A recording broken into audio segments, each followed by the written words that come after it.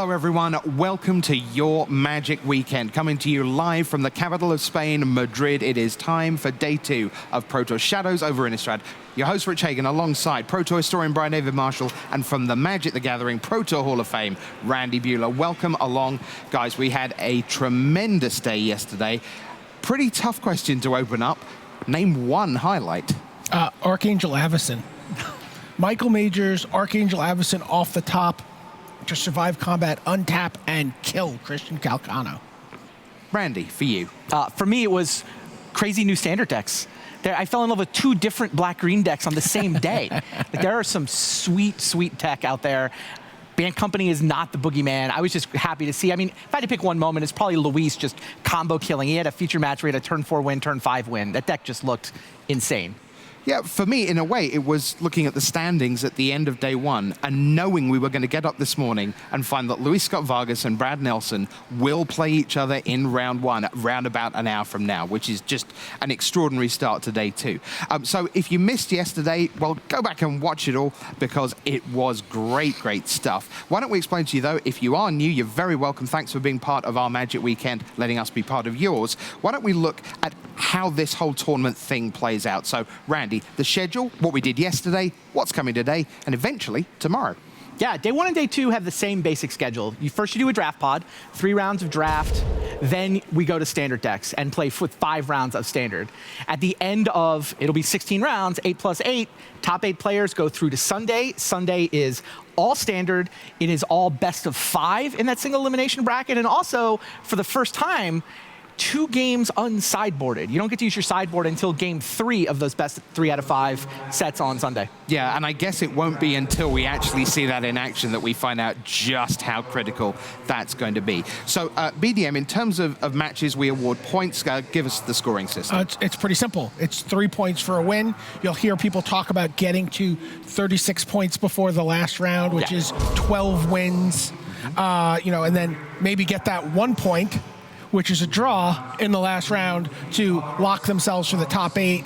That's where you obviously get no points for a loss. And what you're really looking for is, 12 and 3 and 1, 13 Some of the 12 and 3. fours usually get in, but not all of them for sure. Yeah, maybe 1 or 2. So, Randy, a couple of important matches in the first round today. Jeremy Dezani and Shota Yasuoka played in the Swiss last night in Constructed and drew. So they're 6-1 and 1. And because they're in the same pod, it looks like they will play first thing this morning as that's well. What spares work. So that's with this weird draw. Meanwhile, for Luis Scott-Vargas and Brad Nelson at 8-0, the winner there, if 12 wins is the rough bar, the winner of this first round match needs to go 3-3 through rounds 2 through 7 today to then shake hands in the last round. The loser then is back in the 4-2 and needs to put up a good run. Yeah, there's actually a little bit of a scary thing too. 8-0 on day 1 of the Pro Tour, it's a little bit of a curse, not psychologically, but if you lose that match, you can get paired against somebody who was 7-1 and 1. So like your 0-1 deck that didn't quite work out sometimes has to play against a 1-0 deck that did. And it's actually depressingly easy if you talk to like a Luis or a Brad to put up a bad result after an 8-0. Yep. So, I mean, what would Brad Nelson take today, for example? Yeah, I talked to him this morning, and he was just like, 1-2 is the goal. I just don't want to 0-3. Wow. Just get me to Constructed at 1-2. Well, look, this pod is insane. Yep. This is a guy who played the World Championships last year, and he's like, this pod is harder than any of my pods at Worlds were. Well, you are going to see Alan Wu, Dan Lanthier of Canada, Luis Scott-Vargas, John Finkel, Katsuhiro Mori, Seth Manfield, Valentin Mackel, and Brad Nelson. 8 come in, only one of them goes 3-0. Well, let's see how the cards fall out. It's time for the day 2 draft here at Pro Tour Shadows over Innistrad.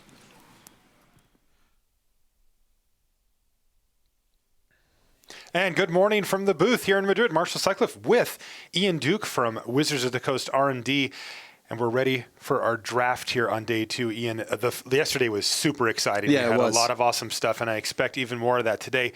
Let's set the table. Let's see who we're going to see. I got to say, this is one of the most stacked pods I've ever seen in my years here in the booth at the Pro Tour. It is absurd. Look at this.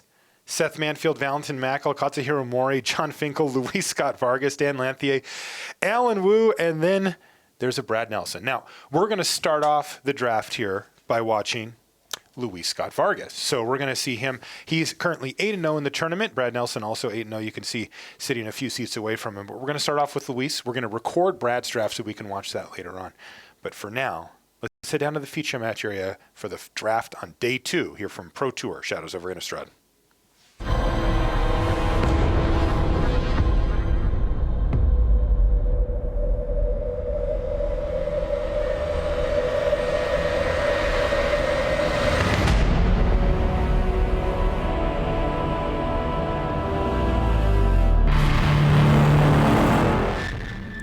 Hello and welcome to coverage of Pro Tour Shadows over Innistrad. I'm Marshall Sutcliffe in the booth with Ian Duke, and we are all set for our draft here on day 2. This will be the last limited action of the day and of the tournament, in fact. 3 rounds will follow, but for now, we get to watch Hall of Famer and player in the tournament, Luis Scott-Vargas, manage his way through the Shadows over Innistrad draft. He's got a lot of strong opinions on the draft format. He's got a few decks that I know he happens to like, and I'm really curious to see where Luis goes here. Yesterday, he drafted Black-Red Vampires, and it was an amazing deck. He gave it a 10 out of 10, and he did really well with it. He looks like he's opened up a Lightning Axe here, Ian. Yeah, Lightning Axe, just one of the best red uncommons, one of the best uncommons, period. Great way to start a draft. It's a powerful removal spell with a lot of synergy bonuses added on. He's got a Pious Evangel for his double face card. I will remind you that the players are playing in sleeved cards here, so they do not have to do the whole reveal thing. This was done just to make sure that the playing field was evened out for all of the players, as it can be a little tricky to see all the way across the table. Mm-hmm. And our tournament organizers received some feedback from the Grand Prix prior. So they are sleeved here, and it's drafting kind of like on Magic Online. Yeah, that's a very, very similar comparison. Lightning Axe is what Luis Scott-Vargas takes.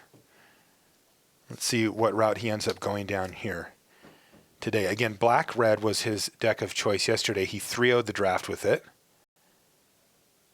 Yeah, and Lightning Axe could lead you into Black-Red. It does have synergy with Madness cards, which are centered mostly in black and red. Yeah, he's picked up another very powerful uncommon here, Ian. He's got a Nearheath Chaplain pulled to the front. One of the better uncommons in the set. Yeah, I totally agree. It's just, pretty good stats and then the great value out of the graveyard as well.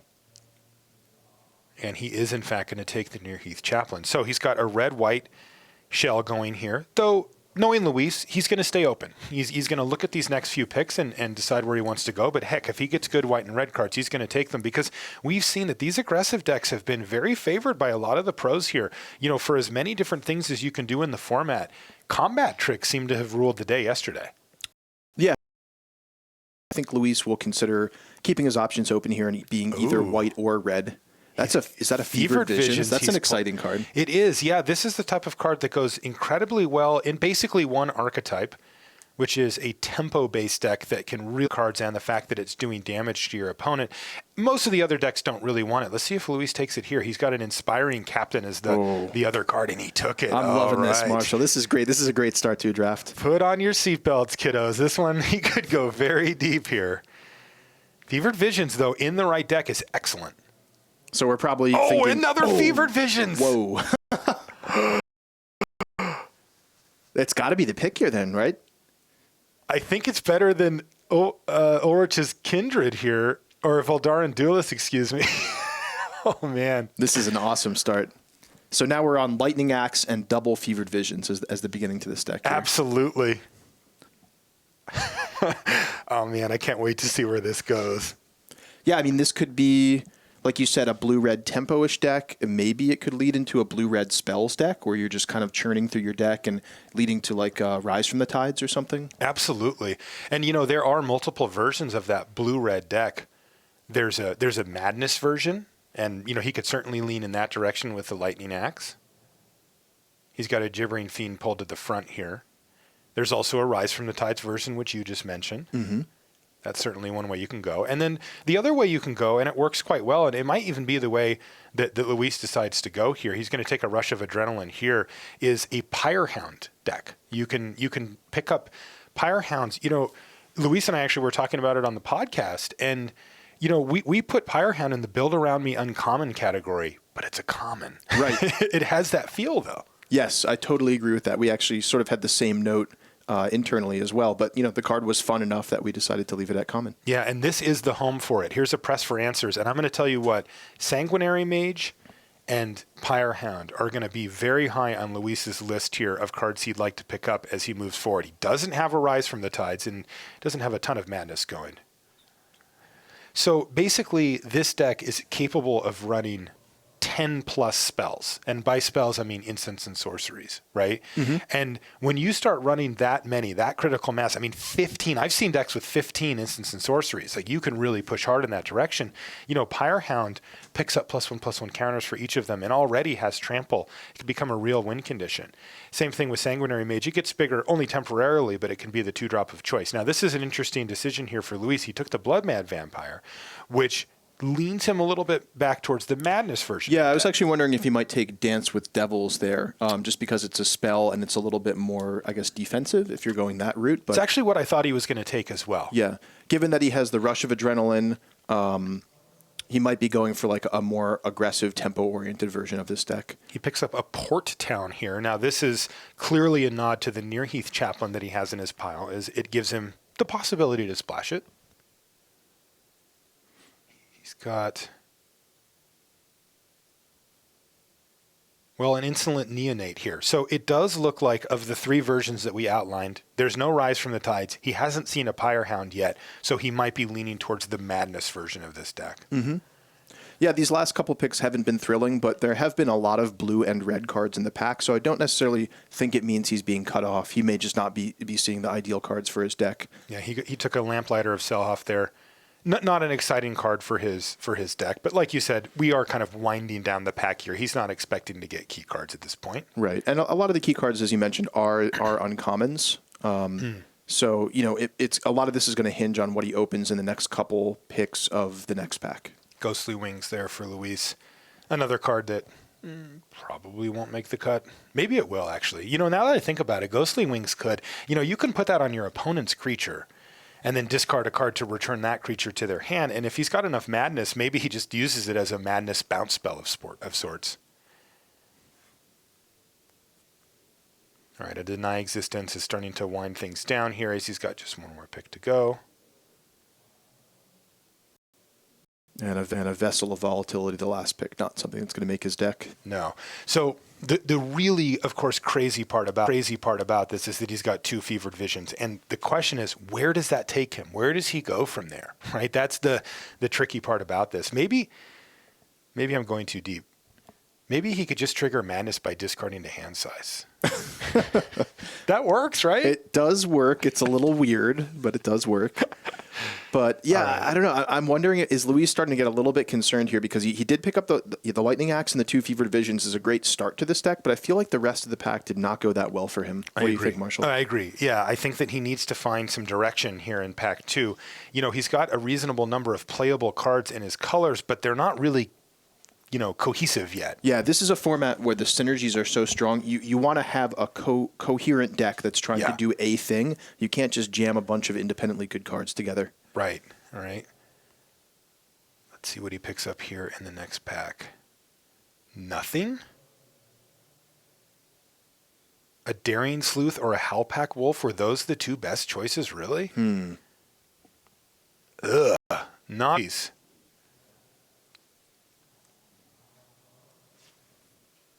Yeah, I think he was really looking for like a directional uncommon or rare there. Exactly. His rare was an Ulvenwald Hydra, the mythic rare. He's going to take a Daring Sleuth here. Yeah, Daring Sleuth is not really what he wants. If he can get it transformed, it's decent in his deck just because it has prowess on the other side. But, that's still sacrificing a clue is going to be pretty tough for him to actually get it transformed into Bearer of Overwhelming Truths. All right, let's see if he picks up something a little better here.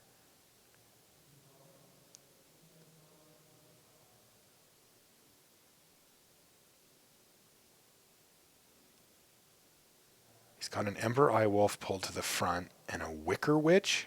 Oh, no. Yeah, these are not ideal cards for him to be picking this early. Wicker Witch is good at triggering Delirium, but that's not something that's key to his deck so far, especially being in blue and red.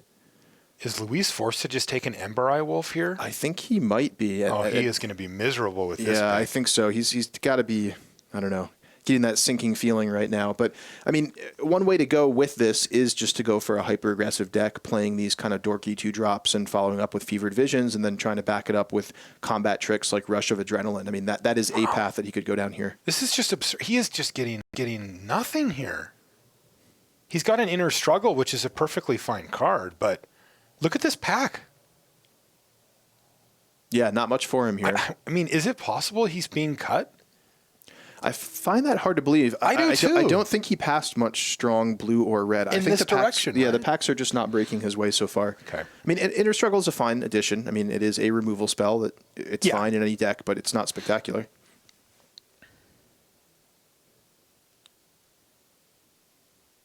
All right, we'll see if things turn around for Luis. Again, he 3-0'd his draft yesterday with a very aggressive deck.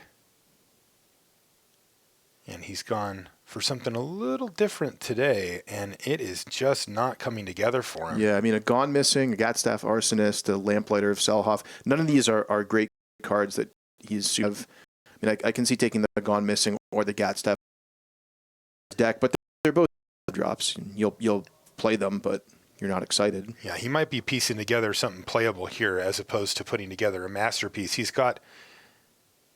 There was a deadweight in that pack as well. Mm-hmm. You know, not that it was really on Luis's radar, but now he's looking at a Stone Quarry here. Again, just keeping the opportunity to splash for white. He does have a Nearheath Chaplain. Yeah, and that's pretty real, actually. I mean, sometimes when you end up with a deck that's not super cohesive, the next best thing to do is to try to be powerful, and splashing, powerful off-color cards is a good way to do that. He does have that Nearheath Chaplain, right? He does.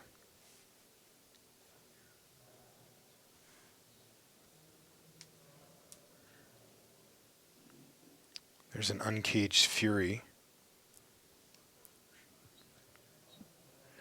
Sounds like the player directly on Luis's left, which is Dan Lanthier, is in blue, but not red. And so interestingly as well, one of the things that a lot of the pros have been saying about the format, and I've certainly found true for myself, is that you can split colors with another player, and you want these cards and I want these cards, and actually be quite happy to sit next to each other. Right, that is a characteristic cool of these high synergy formats. Right. All right, now here's all the red cards. Now he just picks a bunch of them up here.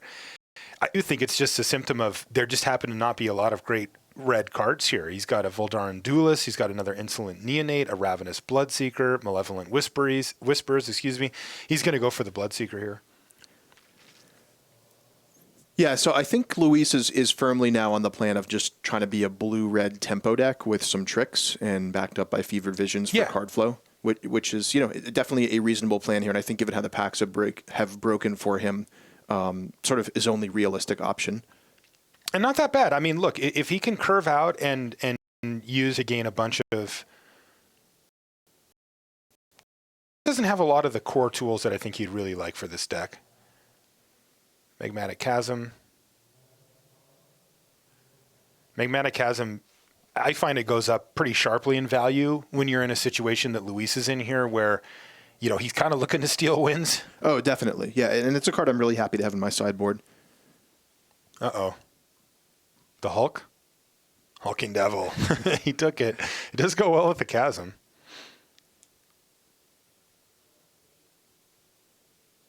Sometimes you just have to cobble together a bunch of brutes to get it done, Marshall? Wow. Jeez. A+. That was great. I mean, I know we're watching Luis draft, but that was inspiring. Macabre Waltz here for Luis as he winds down pack number 2.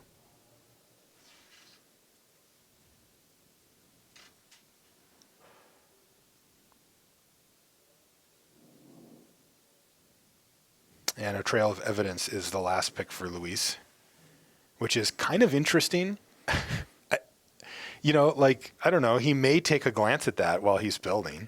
Yeah, he might. This is one of those build around rounds that's a little farther out there, in my opinion. I haven't seen this work too well, honestly. No, it's not very good. Yeah, there are decks where it can happen, but it's definitely on the fringes. Yeah. And I don't think it's going to be something Luis will actively want to have in his deck here.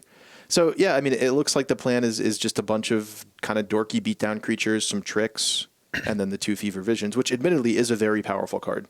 You know, there are times when you're just on the play and your opponent's playing maybe a slower blue-green deck or something, and they just can't empty their hand. The card is Cantrip, Howling Mine plus Black Vice in a way. Like, wow, that was a lot of lingo. A lot of lingo. Cantrip, Howling Mine plus Black Vice. Also a little bit of things. Yes.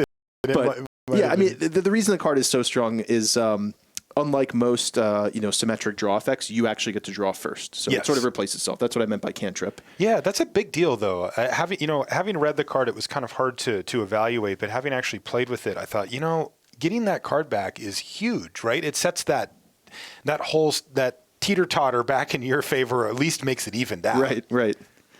Okay, it looks like Luis is on to his third pack here. Oh, there's a Pyre Hound. And I believe I saw an Aberrant Researcher. Yes, I did. Okay, so these are some great cards. Forgotten Creation as well. Yeah. Wow, this is a tough one. I think he could go pretty happily with any of these. The Researcher hits very hard, and he does have enough spells to actually get it transformed. Yeah, but the Pyre Hound is a solid choice in deck like this. I think I like the Researcher the best out of these 3. Okay. Although they're pretty close. I think that he doesn't actually have that many spells in his deck right now, and the Aberrant Researcher, it's just a Snapping Drake, right? It's just a 4-mana 3/2 flyer, which is fine as far as the floor for the card goes. Quite good, actually. Yeah. Yeah, Luis agrees with you, Ian. He's going to take the Aberrant Researcher here. See if he can't get something back out of that pack, maybe. Yeah, there's always a chance the Pyre Hound comes back around. I mean, you need to be doing a very specific deck to make that card work. Somewhat unexciting pack here for Luis. He does have another Nearheath Chaplain, and if he's committed to splashing, then he could take it. It's a great card, but it is a little tough just because Luis is going to be playing like a Plains and a couple of dual lands to make these things work. Yeah, it looks like it's enough better than the rest of the cards in the pack, though. Yeah, the only other competitor was Skin Invasion, it looked like. Oh, yeah, that's a card I like, but you really need to be able to block to make that card work. Right. And his deck doesn't seem that good at blocking right now. There was also attack very, very well. Yeah, very true. But Nearheath Chaplain, again, it's in the top, near the top of the uncommon heap in this set. The card's absolutely fantastic. Near the top of the uncommon heath, Marshall. As it were. And here's a Just the Wind now for Luis. This is what he was hoping to pick up way back in Pack 1 and Pack 2. Yeah, Just the Wind, a great card. I think a card that has risen a lot in people's estimation after playing with the format a bit. Just those bounce spells are so powerful when they don't cost you a card. If you're able to madness that, for value otherwise, either off a looter or some other activation. A Lightning Axe. It's great tempo play. Yep. Yeah, it's just been a pretty tough. I mean, the blue just hasn't been flowing for him.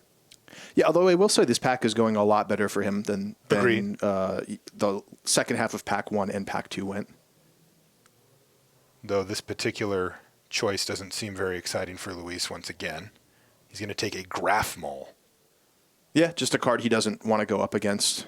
We talked about this kind of Fevered Visions tempo plan being powerful against a blue-green deck, but, Graph Mole, a card that he would not want to face in such a situation. Is that another Fevered Visions, really? I like it. So help walk me through this, because I've never seen even 2 of them in one deck before. Do they get better in multiples or worse? They get a lot better in multiples. So how does it, talk us through how it actually plays out. So first of all, having multiples in play is just better because what you're trying to do with this card is make it so your opponent can't play out their hand quickly enough. They end up with a lot of cards stuck in their hand and then they're taking damage. Now, if that condition is met where they can't get below 4 cards, each of your Fever Visions is dealing 2 damage to them. And also, once you play your first Fever Visions, it makes it more likely you'll draw into your second and then to your third. So they work together in multiple different ways. I see. And of course, it makes it more likely that they're going to have the requisite number of hands to take damage because they're drawing multiple cards. Right. Love it. Okay. Win conditions acquired here for Luis Scott-Vargas. He's got 3 Fevered Visions. Yeah, that's actually a pretty big pickup because in a 40-card limited deck, I mean, your chances of playing that on turn 3 are, with 3 copies in your deck are actually pretty reasonably high. If someone in the chat can get out the hypergeometric calculator. I got it right here, buddy. You got it? Okay. I'm not kidding either.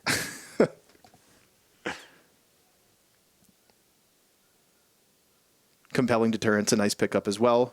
Even just casting this as a bounce spell is great with Fevered Visions, right? Because what you're trying to do is tax your opponent's mana so that they can't empty their hand quickly enough. And in some sense, like if you have, say, 2 Fevered Visions on the battlefield, casting Compelling Deterrence on your opponent's creature is just like a removal spell because they're not going to ever run out of cards, right? And they're going to have to spend their entire turn replaying it again, whereas they could just replay something else instead.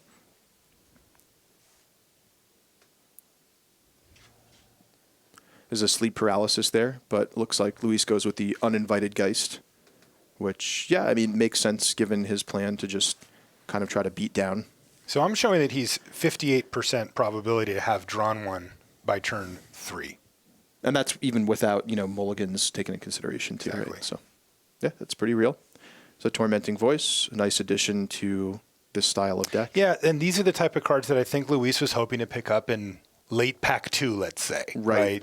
But it looks like he's had to turn the corner a little bit on the deck. Their Skin Invasion came back. I don't know if he wants it here. Like you said, not perfect in his list.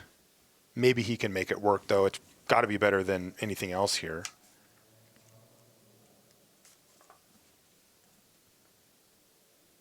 Another thing to keep in mind as we work our way through the rest of these last few picks here, Ian, is that not all draft pools, right, of all the cards that all the players open are equal, right? Sometimes there's just a lot of awesome cards opened up in a particular pool, but since they're random booster packs, sometimes there's not.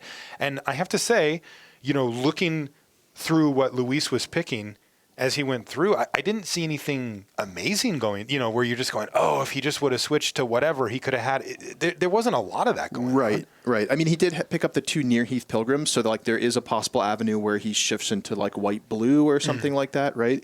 But again, yeah, I agree with you, Marshall. I didn't see any standout cards in other colors that if I were in Luis's seat, I would have moved in on those. Yeah, and it makes it interesting from a big picture perspective as we take a look at Luis one last time as the players start packing up their cards, because you start to think, well, Luis's deck is kind of weird. It might be very good. I've never actually seen a triple Fevered Visions deck, I can't say I have don't know for sure, but I think maybe this isn't I don't think this is going to live up, for example, to the deck that he played yesterday. Yeah, which had Olivia and, a whole bunch of awesome stuff. But at the same time, his list is going to be relative to the other lists at the table. It's that simple. And that is something that's easy to overlook, because sometimes you look at your deck, you're like, I'm not really that happy with this, or it's going to take a lot to get this to come together. But then you have to remember that you're playing against the rest of the cards that went through you. And sometimes they're not that good either, and your deck could be relatively quite strong. Yeah, I mean, we talked about he was sharing blue with his neighbor passing left, right? So that also could have caused problems for Dan Lanthier as well. Yeah, totally. So that's, of course, possible. And on top of it, the fact that he has triple Fevered Visions is just a huge question mark.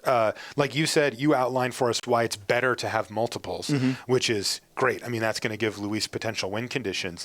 But there's also this thing where you're casting these Fevered Visions, and your opponent's turning creatures sideways, and they might be able to race, right? I mean, the Fevered Visions does kill pretty quickly, but if you take turn 3 and turn 4 off to cast the Fevered Visions, for example, and your opponent casts, a decent creature on turn 3 and turn 4, they're going to outrace you unless you can deal with their creatures. Yeah, I don't think Luis wants to go up against, say, a white-red aggressive deck or black-red vampires, especially with lots of discard outlets, which is another factor here for Fevered Visions as well. But if he's playing against blue-green, blue-black, green-white Delirium, those decks just might not be able to beat Fevered Visions at all, right? Totally. He's got 3 of them. So, yeah, I don't know. I didn't go his deck has an angle to it, and I've never seen a deck like this before, I have to say, right? Triple Fevered Visions, you rarely get 3 of any rare, and this is a very special rare to get 3 of. So I'm really curious how this deck plays out, and I hope we get to watch at least one match with Luis. Yeah, I'm sure we will. And I'll tell you what, after the players are started to build,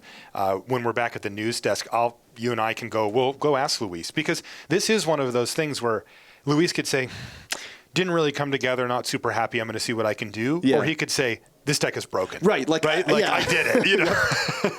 Yeah, I was thinking the same thing. Yeah, and it's hard to say, again, because we have this question mark that is Fever Visions, where you're just like, if he built his entire deck around a rare that he has 3 copies of, that could work. Like, that's an absolute, you know, we ran the numbers, right? He's going to be seeing Fever Visions by turn 3 the majority of the time. And like you said, that's not even including mulligans, you know. So big question marks here for Luis Scott-Vargas' deck, but it looks like they're ready over in the news decks.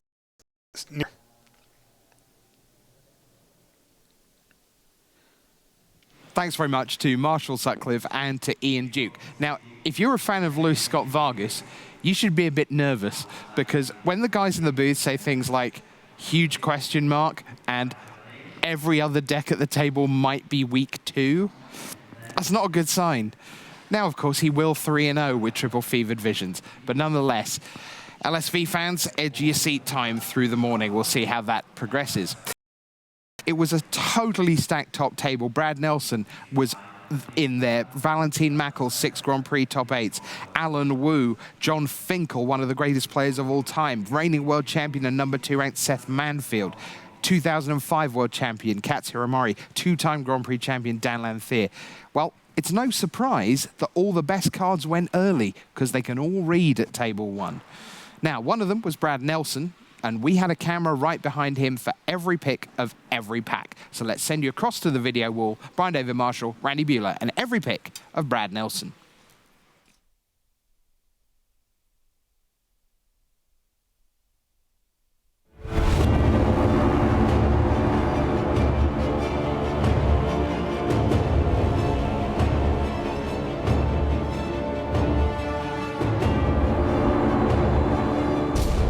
Hello and welcome to the Tournament Center here at Pro Tour Shadows over Innistrad in Madrid, Spain. I'm Brian David Marshall. I'm here with Pro Tour Hall of Famer Randy Buehler, and we're going to watch a draft. Let's take a look at this table, Randy, because this is a juicy one. What's going on as you sit down and look at this table? World champion, player of the year. World champion. Both. Yeah. This season, I will say, though, Brad Nelson, if anybody has the plum seats, I mean, Alan Wu has played a couple Pro Tours in a row. I mean, he's qualified, but relatively new. I don't know if that means Brad's got an okay seat. Brad's also, I know, talked a lot with Valentin. This is insane. Let's just look at some packs. Yeah, much like Luis Scott-Vargas, I have a fever to watch some draft picks here. Let's take a look at Brad Nelson as he opens up his first booster pack of Shadows over Innistrad. All right, so what are we seeing here, Was that a Randy? Fiery Temper that went by? I think there might have been a Soul Swallower. Yeah, it was. Okay, there we go.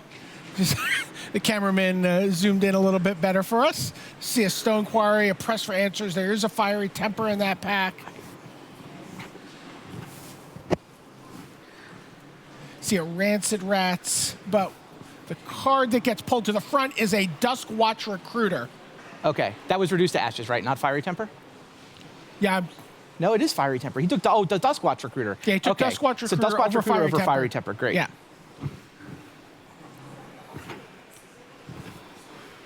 Wow, that's a great pack to open. Yeah. That Those are some nice choices. Sorry, I was having trouble reading the glare a little bit. But Duskwatch Recruiter, basically the best non-rare in the set. yeah, I mean, you can make a case for Pat Guardian. You can make a case for Near Heath Chaplain. But I have Duskwatch Recruiter #1, so a great open. I also know that Brad thinks green is the best color. I mean, he's totally open. His draft strategy is to have the people around him tell him what colors to get into, and then just draft. Does not want to force anything in particular.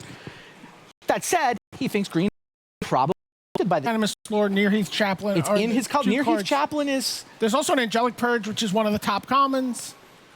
Wow, that's a Near Heath Chaplain. Yeah. Okay, it's enough better than the Sage that he's willing to go into a second color for it.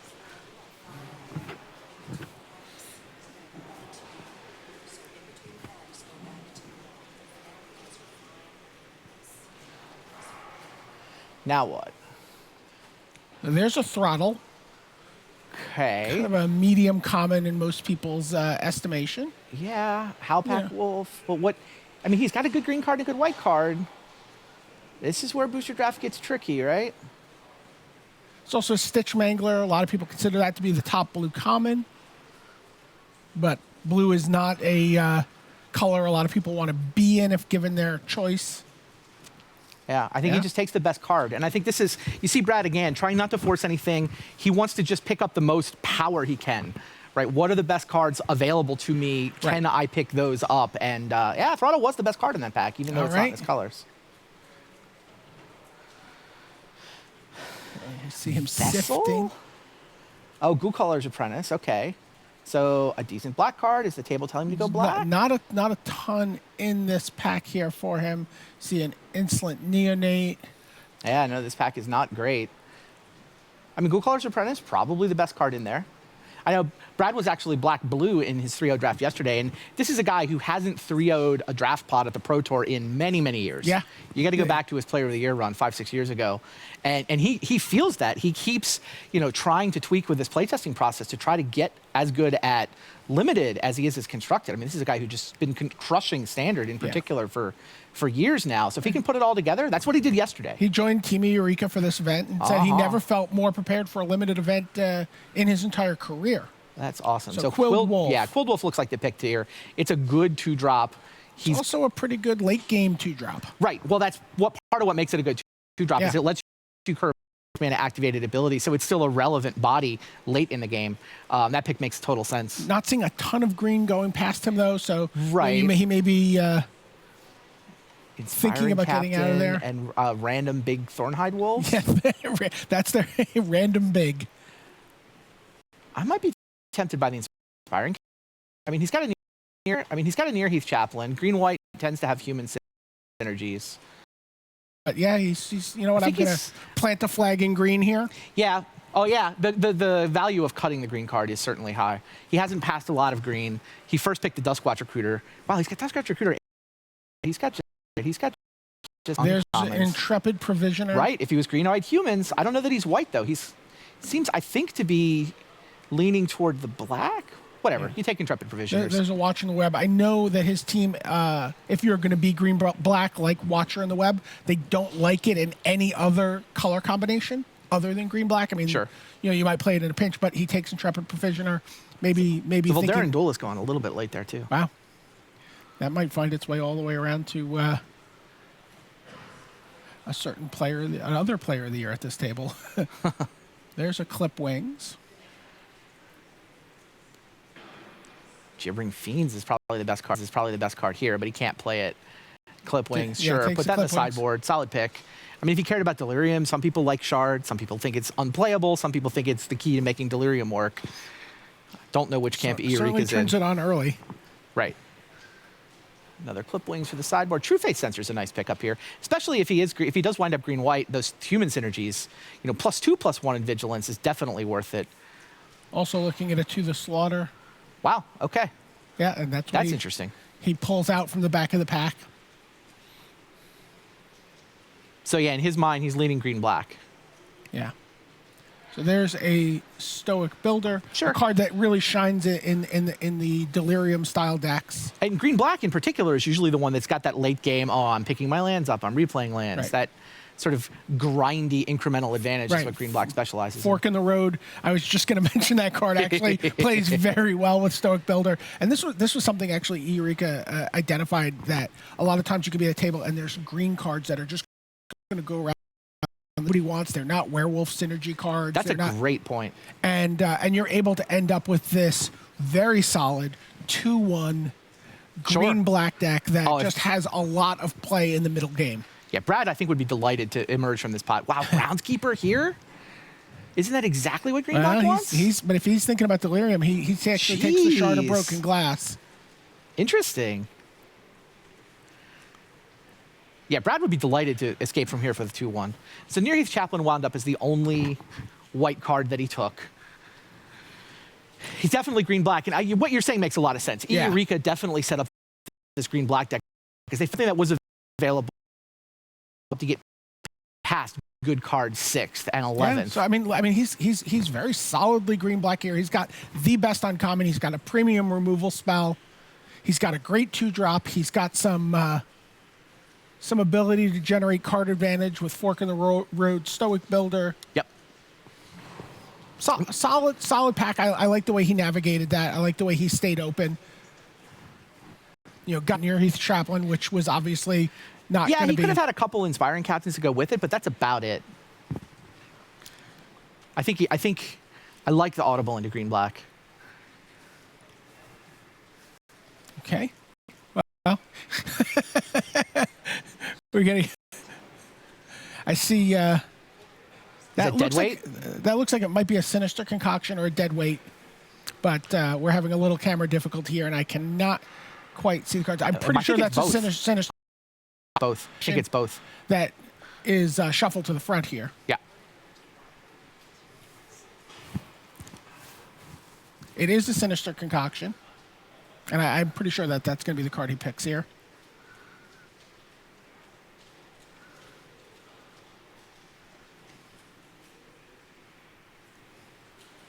Okay. And fixed. Sorry about that, folks.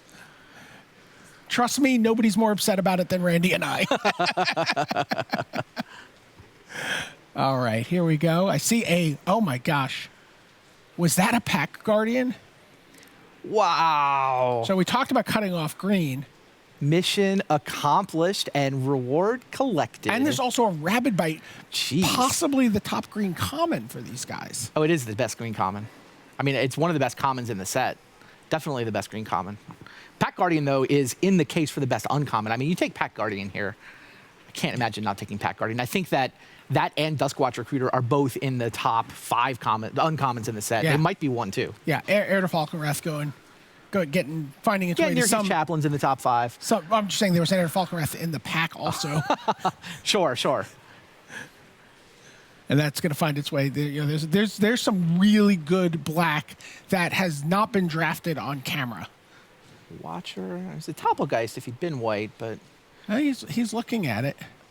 interesting. How often does the Eureka plan call for splashing? The third color.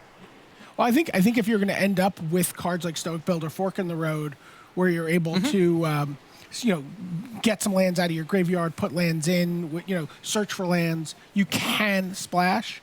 So it's Ghoul Caller's Accomplice, Biting Rain, or Toppelgeist. It looks like. Yeah, Ghoul Caller's Accomplice seems like, I don't think like he needs to splash. He's got a good solid green-black deck going. Pack Guardian's double green. Here we go. There's a Griff's Boon. Yeah, Videl and the Duelist joins the rest of the vampires that are circling the table. Griff's Boon is a very good card, although again, he's right to the front of the pack for him. Is he reconsidering reconsidering white? I think that's just a card that It if is you're by going to be far a the best card delirium in this deck, pack. also if you just have a light splash, you can mill past it and then just have it steal a game for you. Playing it out of your graveyard for 4 mana. He's also right now. He can do He will get It'll one. come. Interesting. Silver Strike. The white cards are open. Yeah, Yeah, the that white, seems to be what Brad is identifying here. it's There's a little late Thornhide though. Wolves He's in ignored so green. many of them. So it's Thornhide Wolves or Silver Strike, and it looks like he has takes Silver decided Strike. that it's I think he Silver takes Silver Strike. Yep. Interesting. So going back into white now that the people on their left are saying, look, it's here. And he kind of had to read that it was open in the first pack. A little bit. I mean, he did get past near Heath Chaplin, so the guy on his right is probably not white. Apothecary Geist. Look at Fork in the He's Fork like, in the well, he just forked in the road in his draft. He's like, okay, well, I might be a little white. Let me play this card here. Yeah, this gives him an opportunity to make sure he gets either his double green to get his Pack Guardian that's a good out, point. or to have a land in hand for the Pack Guardian so you get maximum value out of it, and also find his white for Interesting. a Are both possible our splash. featured drafters going to go 3 color? I'm pretty sure Luis is splashing the white in his blue-red. Another. Murderous Compulsion and Hinterland Logger. Jeez. Brad's like, why couldn't these be in separate packs? Why couldn't one of these have been in one of the last couple packs? Yeah, I want both Murderous these cards. Compulsion is a card. Obviously, right? another top common in there. Yeah. I mean, Hinterland Logger, Greetings. because it's a 2-drop, it's a solid card. It's going to show up in a lot of good decks. But Murderous Compulsion, I think it's just a higher power level. I think when Strong you Corp get Mentor floating to the Vampires player. There's a Moldgraph Scavenger, which Sure. is a nice card to buy you sometime. You talked about not having a lot of 2-drops, and it can hit really hard in the Delirium decks. Agreed. Green-black's probably the deck where that card's at its best, right? Yeah, oh, absolutely. And it's a card, you don't even play it in a lot of decks. Like, No. Green-White Humans isn't interested in that. The Werewolf deck isn't interested in that card. Is it the Watcher coming around? Oh, Kessig Dire Swine, sorry. Macabre Waltz. Macabre Waltz. He doesn't have a lot of beef at the top of his curve, so goes Yeah. for the 6/6. So I take the Kessig Dire Swine, although the dream of Macabre waltzing back a Oh, Pack yeah. Guardian is a nice dream. Could get another one. Veteran Veteran Cathar. Cathar, jeez. Yeah, that was There's- in the pack he took the Pack Guardian out of. Oh, I didn't even notice. That's Yeah. another great one. Yeah, And- it was floating back there, and And now the came white, back around. if he has white mana in his deck, that card is spectacular. Yeah, there you see a Stoic Builder, number 2. Sure. I think flavor draft wise, you have to take the Cathar's Companion after you take the Veteran Cathar, but we're not playing by those rules today. Sure. Okay, Expose Evil.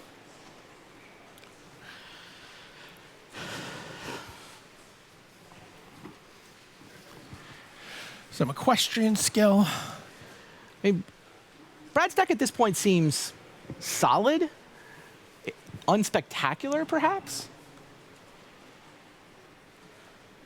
but solid. So this is a deck I know that this group liked a lot. They feel like they really know how to draft. Mm-hmm. They have a plan for it. It really does involve the back of the pack. You know, it really is like thriving on like a late Watcher in the Web yeah. and the Stoic Builder Fork in the Road plan. And The Watcher didn't come back. no, it He doesn't did not. have any It did yet. not. Like, I feel like I get that plan, but I have felt like the back of the pack, it has been, I'm going to dabble in some white cards. Like, the plan hasn't come together great. Yeah, I mean, solid. He's got a good collection of cards. There's a reasonable plan here of, you know, blocking and eking out some incremental advantage, and then maybe and a couple bomb on commons. I mean, Right. just having Dustwatch Recruiter and Pack Guardian. like, So I'm the in. dream is the Dust Like, Watch I'm gonna recruit beat into somebody. Pack Guardian. Right, I'm gonna beat somebody with these cards. Maybe a couple somebodies. Yeah. No, this is I think you talked about the idea that Brad coming into this draft would have been very happy with a 1-2. Yeah, he limited skills, does have a ton of confidence in his standard play and his deck. Right. And it's really relying on that isn't Ever After, and that is a Rabid Bite. Wow. There's a Gloom Widow in the pack as well that could very well make its way around the table. Good. You Rabid Bite here, right? Yeah, I mean he is going to Rabid Bite. Very, He's you know- thinking about that Ever After, but Rabid Bite's just great. I mean, unlike a lot of the green quote-unquote fight cards, you're not actually fighting, you're just dealing Yeah. damage. it's a sucker punch. Yeah. Yeah, happily takes Yeah, it's a good card open. that is right at the top of their common pick order. Right, Yep. it was right on top of their spreadsheet. Yeah, most people have Fiery Temper, Rabid Bite, and Yep, then those were the 2 cards written on the board. Yeah. So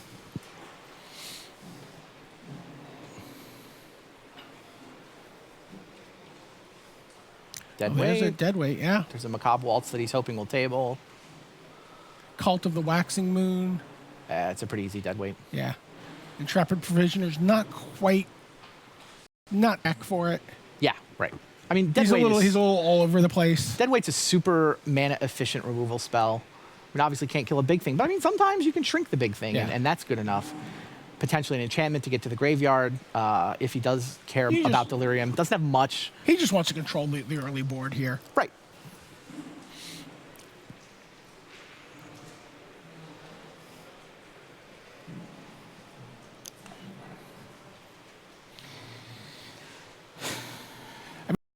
I think at this point in the draft, Brad is certainly much happier Gloom Widow. than Luis was at this point in the draft. Yeah. Gloom Widow, solid curve filler. Can't block, but 3/3 for 3. that's just, like Brian Hacker said a million years ago about Fallen Ascari. Why would you want to?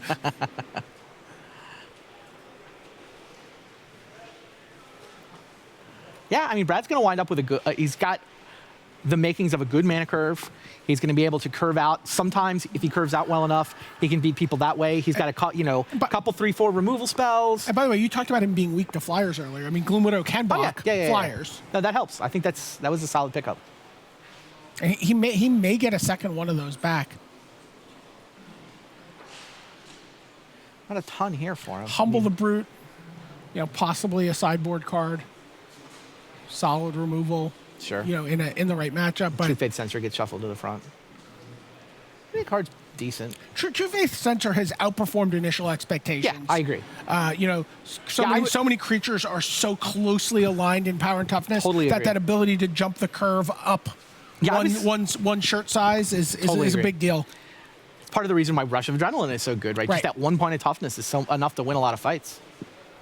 There's a Crow of Jeez, Dark Tooth Tidings. Collector. A Tooth Collector, wow. Sure, sign me up. Tooth Collector seems great. And there's a Watcher in the Web. But, again, I think his eye here is on a really, not dying to some insane aggro deck in the first few turns of the game. Yep. You can sometimes kill two. You kill a Hinterland Logger, and then you get into combat, and that thing eats something else. That's just a 2/1 creature, and if you get Delirium, it can be great. It's another Crow. A couple white Delirium creatures, but I don't think he's going to want the white splash. I don't think it's going to be worth it. I don't think he's going to do it. There's an Aim High. Oh, Aim High. He doesn't have much in the way of combat tricks. It's reasonable. It's also an instant if he does decide to care about Delirium. She doesn't have very much. So the Rats? Yeah, I like Rancid Rats a lot here. I mean, he wants to block in the early game more than he wants to attack, but I think Gloom Widow 3/3 for 3 is just so much more than 1/1 for 2. It's really do you want to block or do you want to attack, right? Attack. I'm in. I agree. Attack. Parentheses, block flyers. Right. There's a Sanitarium Skeleton. Is Autumnal Gloom good in his deck, or is that card just...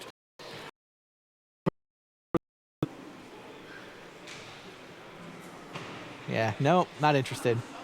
But 4/4 triple hexproof. That backside looks so tempting. It's just so difficult to take the turns off Right, needed to get it into play, and then 3 to turn mana it have on. no impact on the board. Yeah. Yeah. Farbach Revenant. I think Brad's going to be happy with this deck. Yeah. I mean, this deck looks maybe good. Not great, but good. Trap Provisioner comes around. Somebody else is sucking down the Watchers in the Web. He's not going to wind up with those. It's funny. Yeah, I think this is a solid B of a draft deck in my mind. Yeah, and that's basically what he wanted. Yep. Gets a sideboard root out. Yeah, I still don't know if green black or green white would have worked out better. I mean, I feel like there was a solid green X deck Why either not way. both? Well, there are reasons. Because reasons. But his green black looks fine. I mean, it looks good. I think he'll be happy with this deck. He does have the option to splash second shard if he cared about it, but I don't know that he does. I think he's certainly far happier with his draft deck than Luis. Although Luis maybe. Luis is capable of winning games with his draft deck too. He's going to beat somebody. He might beat a couple somebodies. Yeah. I feel like Brad has good power level. He just has a lot of very good cards in his deck. He doesn't have a ton of synergy. Right. It's not like he's got, I've got the plan and I've got the archetype and all my cards make each other better. He's got, he's kind of got a pile of cards, but it's a pile of very good cards. Right. Including 2 of the best uncommons. It's like the bus depot. Right? Figures from all different sections of Innistrad have come together. Sure. They're all going somewhere for the hot. Give me a grade on the draft deck. Yeah, B. And give me a grade on drafting the seat. Probably also a B. Okay. All right, there you have it. B stands for Brad. Brad Nelson. He's going to be in the feature match area playing that deck against Luis Scott-Vargas very, very soon.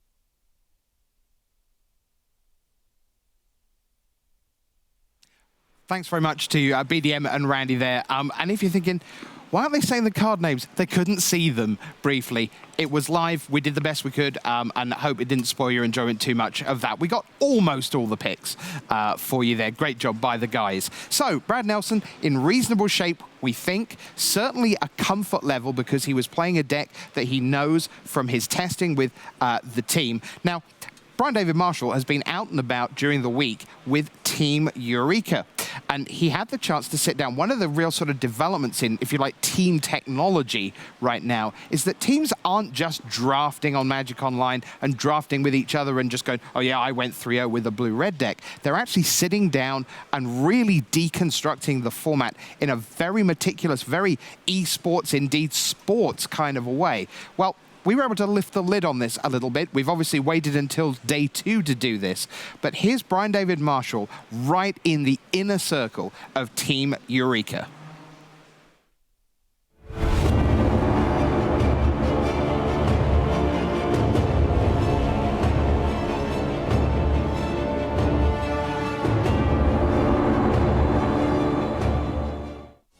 Team Eureka is basically a culmination of many years of trying to get to a team that works in a mature way, that everyone is on the same page. I think the first time we met was basically Proto Dublin. It was a group of Germans, Hungarians, Matej and Austrians. So we met earlier this time. It was Proto Brussels, where Martin Deng won. Yeah, we started out as Team Tomo. We coined it the name in Brussels, the Proto that I won. Before that, we were just like a bunch of guys coming together, and like we changed the team from Pro Tours to Pro Tours. Like whoever was qualified just like hooked up their friends. And so I joined the team in Vancouver. Seems to be a trend to join the team and win the Pro Tour. So from Tomo that have more of a lean back a view of the Pro Tour. You know, you hang out with friends and you play the Pro Tour and you have a really good time, and that's fine and all, but I think we wanted something more. And after Vancouver, we had enough players to have a team for at least one more year with Gold and Platinum. So we decided to rename it and get more structure into the team. I think within Eureka, I think we found a great balance where the transformation was that we just found people that we think would work, and we were just adding people that would follow this line that, yes, dedicated to week preparation, structure, respect, camaraderie, that would just combine all these things, and there would be no drama, no tension between the players. I got onto it pretty early, which was really lucky, because considering the players that we are now rejecting from the team because we don't have room, and I'm still like here way worse than them. But it's pretty great to be on the team. I got in because and then I just managed to stay on the Pro Tour and therefore stay on the team. Maybe the worst, or at least one of the worst players on the team, but I still get to learn a lot, and I put a ton of work in here. I'm just a workhorse. I test all hours every day, and I just want to improve. And then Martin won that tournament, and that really helped by getting more people into the team. So we got like Jo Larsen, Magnus Lanto, Matej, a lot of really good players, Pierre Deschamps. So that, and then when we got these more experienced players from that have played a lot of teams, the structure got better. Like the leadership part a lot, so we're definitely without a team captain, but I do a lot of the organization stuff and make people reach the same goals and try to hold meetings and stuff like that. And that's something I really enjoy, and I think together we really do some great things with the team. We start the day at 9, kind of like a business meeting, and you go through what happened last day, talk a little bit about that. And now every time that there is like an argument, everyone looks at me, it's like, what does Fabrizio think? It's like, come on guys, like we're all at the same level. Like it doesn't matter that it was me winning the GB, like we can keep arguing or discussing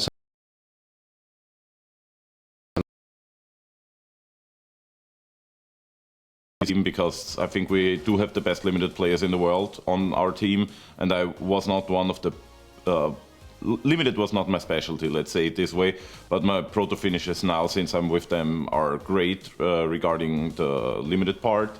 I just knew they were good players. They were willing to work like as hard and in a very organized way which like fits very well my playstyle. Like I need things to be like pretty clear cut.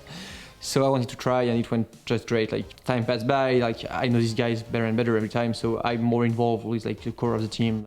But yes, I am one of the new members on the team, and I have found a role as someone who builds the spreadsheets to take care of all the results and keep track of all the statistics, as well as someone who, well, sets up some computer simulations to optimize mana bases, things like that.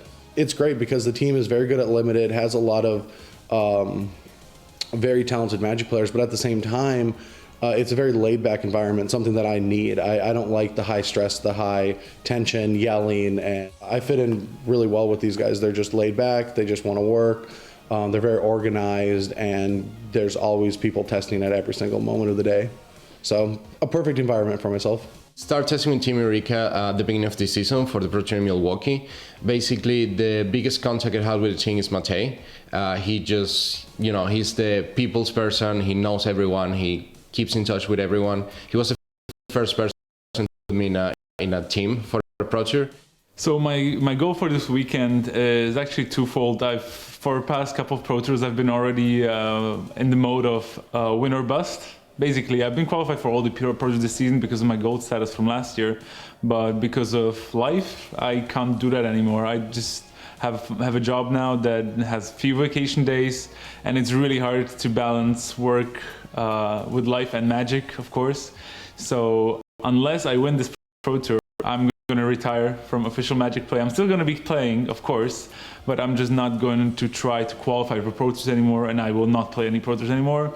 Yeah, if I win, I'll keep going. But yeah, there's so much upside to just keep going. But second place, and I'm retiring. It was definitely a group of people I can call each one of them a friend.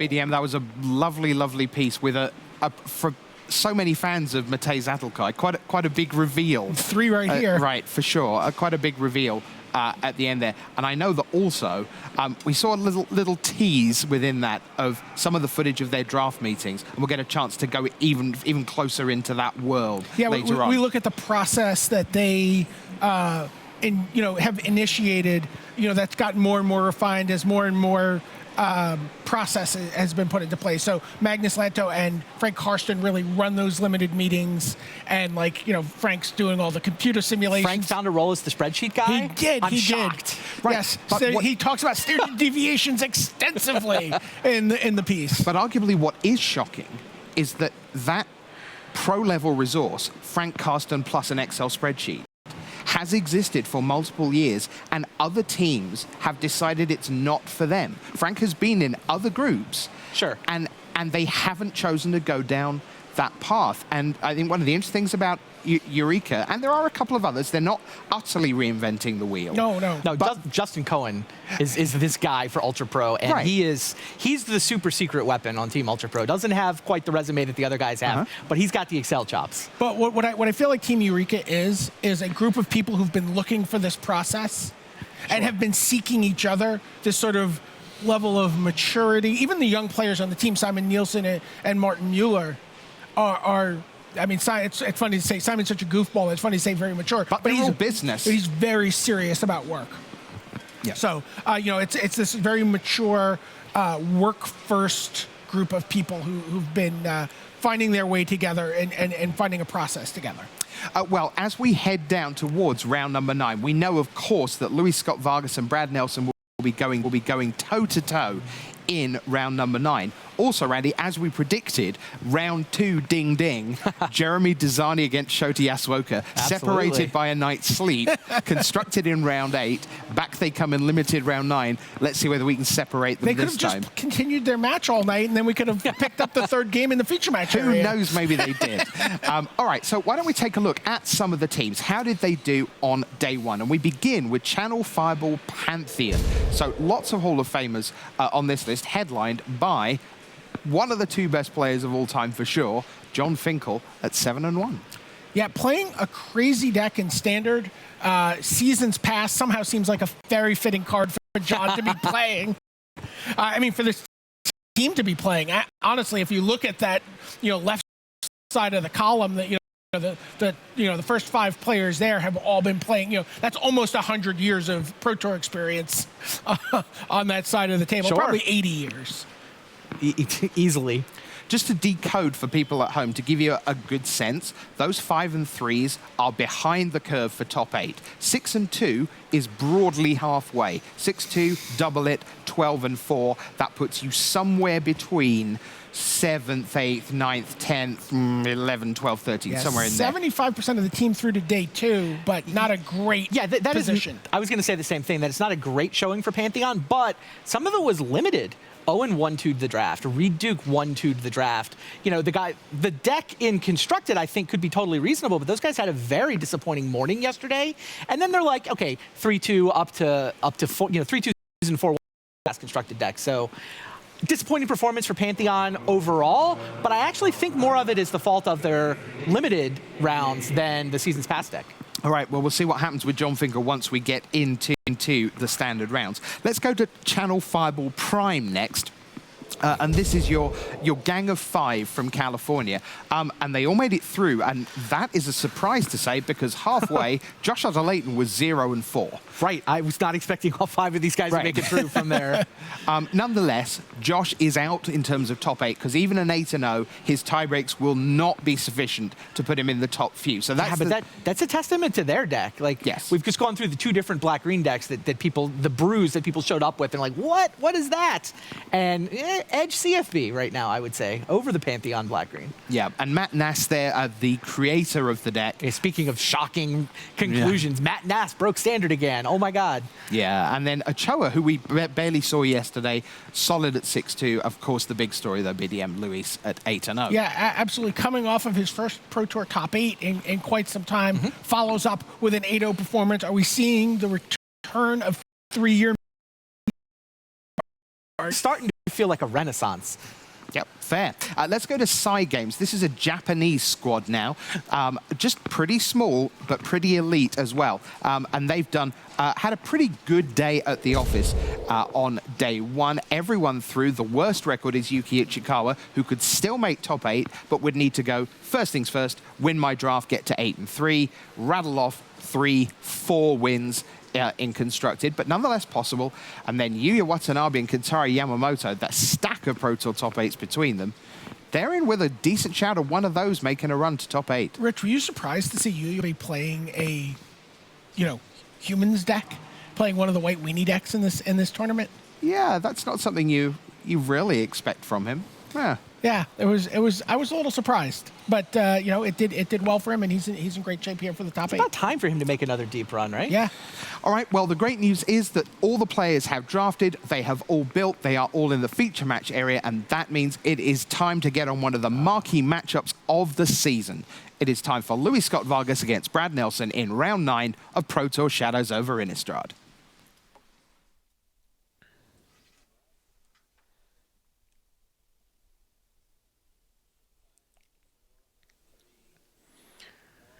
Hello there, and welcome back to the booth here in Madrid. That's Ian Duke. I'm Marshall Sutcliffe, and, well, we kind of did it, right? We got to watch Luis Scott-Vargas and Brad Nelson draft, and now we get to see them play against each other. Let's head down to the feature match area for round 10 here from Madrid.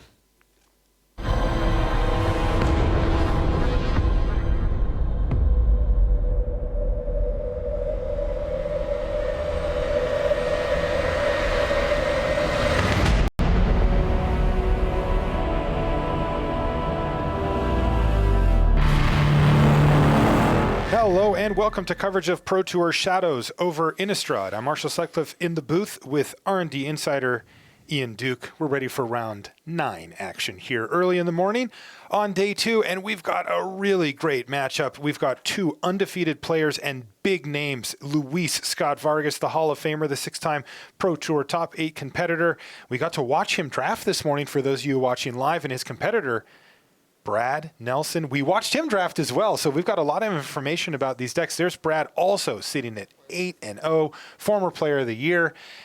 And let's get underway here. Now, this matchup is going to be pretty interesting. Luis is kind of out on a limb here. He's got a crazy deck that might work really well, but also might kind of fall apart on him. On the other side of the table, Brad Nelson is playing a much more straightforward build. Yeah, we took a look at Brad Nelson's deck list right before we began here, and it just looks like a rock-solid black-green deck. Like, not a lot of synergy, but just a bunch of cards, some great uncommons, some good removal spells. Whereas Luis's deck, Marshall and I covered the draft of earlier, and yeah, it's a pretty kooky experiment. He has 3 copies of the rare Fevered Visions, which hopefully we'll see at some point throughout the match here and kind of walk through how that works. Yeah, that's one of the really kind of cool cards. By the way,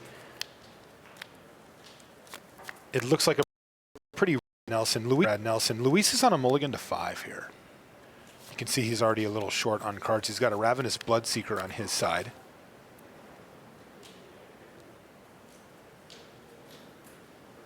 And a ton of cards in hand still for Brad Nelson. He's going to play a Fork in the Road here. He's got a Duskwatch Recruiter in his hand, one of the better uncommons in the set. Maybe the best.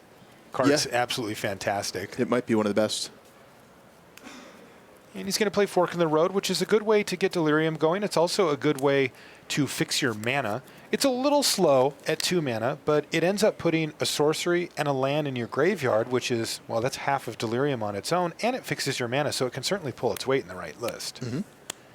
Gatstaff Arsonist is the play for Luis Scott-Vargas. No attack with the Bloodseeker here as the Quilled Wolf is holding it at bay. And we see both players splashing white here in their decks. Actually, both for Nearheath Chaplain, one of the top white uncommons. There were at least 3 in this draft. Yeah, and they all ended up with these 2 players. Luis has got 2. And there it is, Duskwatch Recruiter. And this is a play that you'll see sometimes.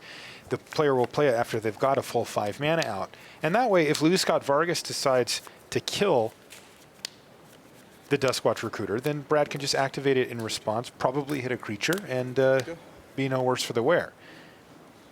As it stands, what's happening here is Luis looks like he's just going to pass the turn back. So Brad Nelson is going to activate his Duskwatch Recruiter. This lets him look at the top 3 cards of his library. He can put a creature card from among them into his hand. And, you know, here in Limited, where we play quite a few creatures, you know, generally we're playing 15 to 18, let's say somewhere in that range. You know, maybe in Innistrad it's a little wider of a range, but you're going to hit pretty frequently with a Duskwatch Recruiter. Though it is possible that he has not here. I actually couldn't see if he revealed anything to it there. So now this is an interesting decision here for Nelson because it's his turn. The Arsonists, why are they tapped right now? Well, Luis attacked on his He attacked on his turn. turn, dropped Brad down to 5. Okay, cool. I am all caught up. Yep. So the interesting sequence there for Brad was that if he wants, he can actually activate the Duskwatch Recruiter with that transform ability on the stack. Uh-oh, here's Ghostly Wings. Oh, but a Silver Strike is going to complete a 2-for-1, but not maybe the way that Brad had it drawn up, as Luis is going to discard a mountain to the Ghostly Wings. The Ghostly Wings has an activated ability that you can discard a card and return the card it's enchanting back to your hand. In this case, Luis is going to do that to save his Gatstaff Arsonist. It's also going to fizzle the Silver Strike. Right, prevents the gain 3 life part of that. Now, that did end up being 2 spells played, though, on Luis's turn, the Ghostly Wings, plus he followed up with an Ember Eye Wolf, which is going to transform the Duskwatch Recruiter back. Anyway, what I was saying is, when the Duskwatch Recruiter is going to transform, you can actually activate it if you're not going to do anything else before it transforms on your upkeep, and you maybe even get a card out of it. It turns out Brad wanted to keep up his mana for that Silver Strike, so he didn't. He's going to activate it now on his main phase, looking for some action. And he's found a Stoic Builder. Little combo here. He's even got a Swamp in his graveyard, which he can grow back. Stoic Builder lets you take a land from your graveyard and put it in your hand when it enters the battlefield. Otherwise, it's just a 2/3 human. And this turn really showcasing the power of that Duskwatch Recruiter base 4 basic lands and a Pack Guardian. And Pack Guardian, admittedly, a powerful card, but this could have been an otherwise very even game where Brad was sort of running out of action. But as long as that Duskwatch Recruiter is on the battlefield, Brad's just going to keep going and going through his deck, finding more action. And Luis, unfortunately, looking like he's running out of gas. Of course, having started on a mulligan to 5. Yeah, interesting play there from Brad Nelson as well. You saw that he took the conservative line here of playing his Pack Guardian on his turn. That meant that he didn't open the door for Luis to counter it. He also is trying to maximize the chance that his Duskwatch Recruiter transforms, though he knows that the Gastaf Arsonist is in Luis's hand and is very likely just to come down on his turn.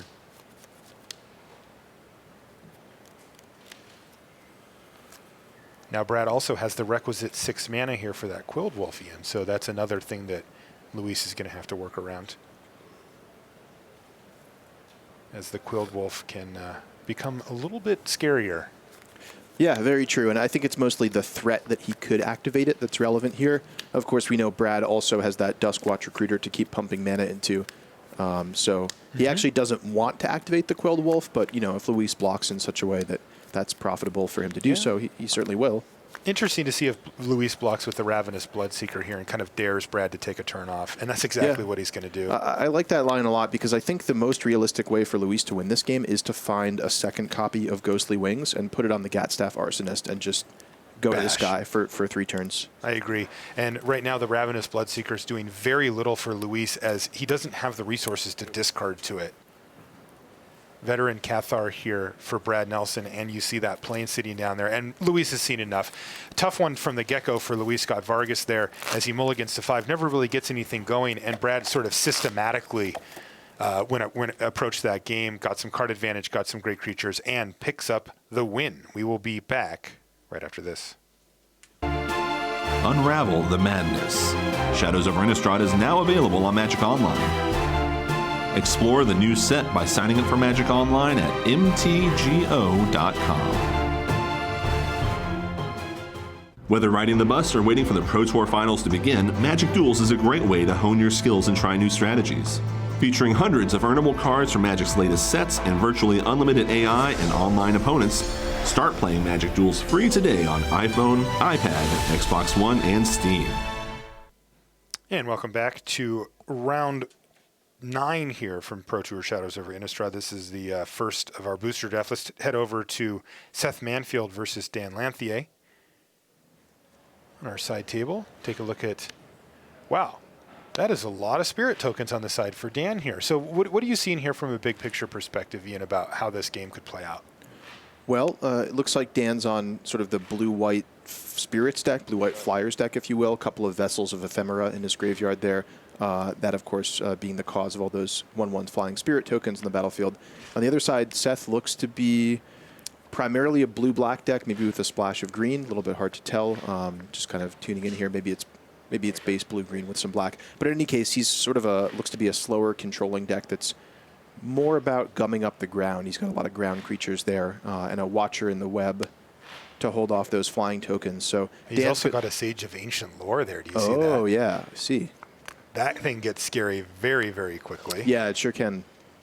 Sage of Ancient Lore it has power and toughness equal to the number of cards in Seth's hand. When it enters the battlefield, you draw a card, which is kind of cool too. But if it gets transformed is when it gets really nasty. It becomes Werewolf of Ancient Hunger. And that has Vigilance and Trample, which it doesn't have on the other side. And also, it counts the number of cards in your opponent's hand too. So you have to add up all of them. And the thing can be, a 7/7 Vigilance Trample or whatever pretty easily. So the big obstacle for this game right now from Dan Lanthier's perspective is that Watcher in the Web. If he has a way to get past that, then those spirits are just going to start sailing in for damage.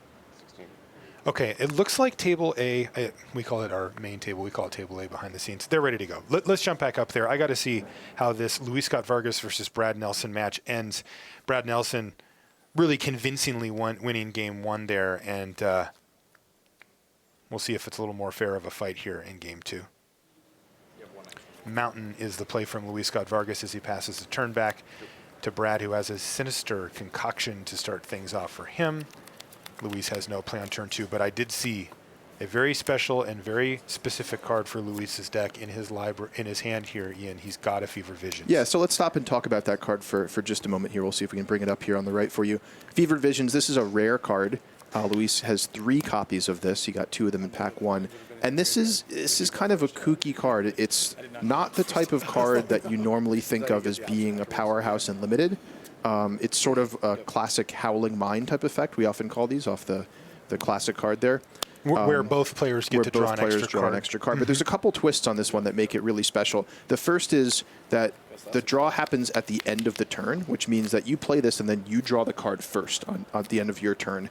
And on your opponent's following turn, they don't draw until the end of their own turn. So they don't have that extra card going into their main phase.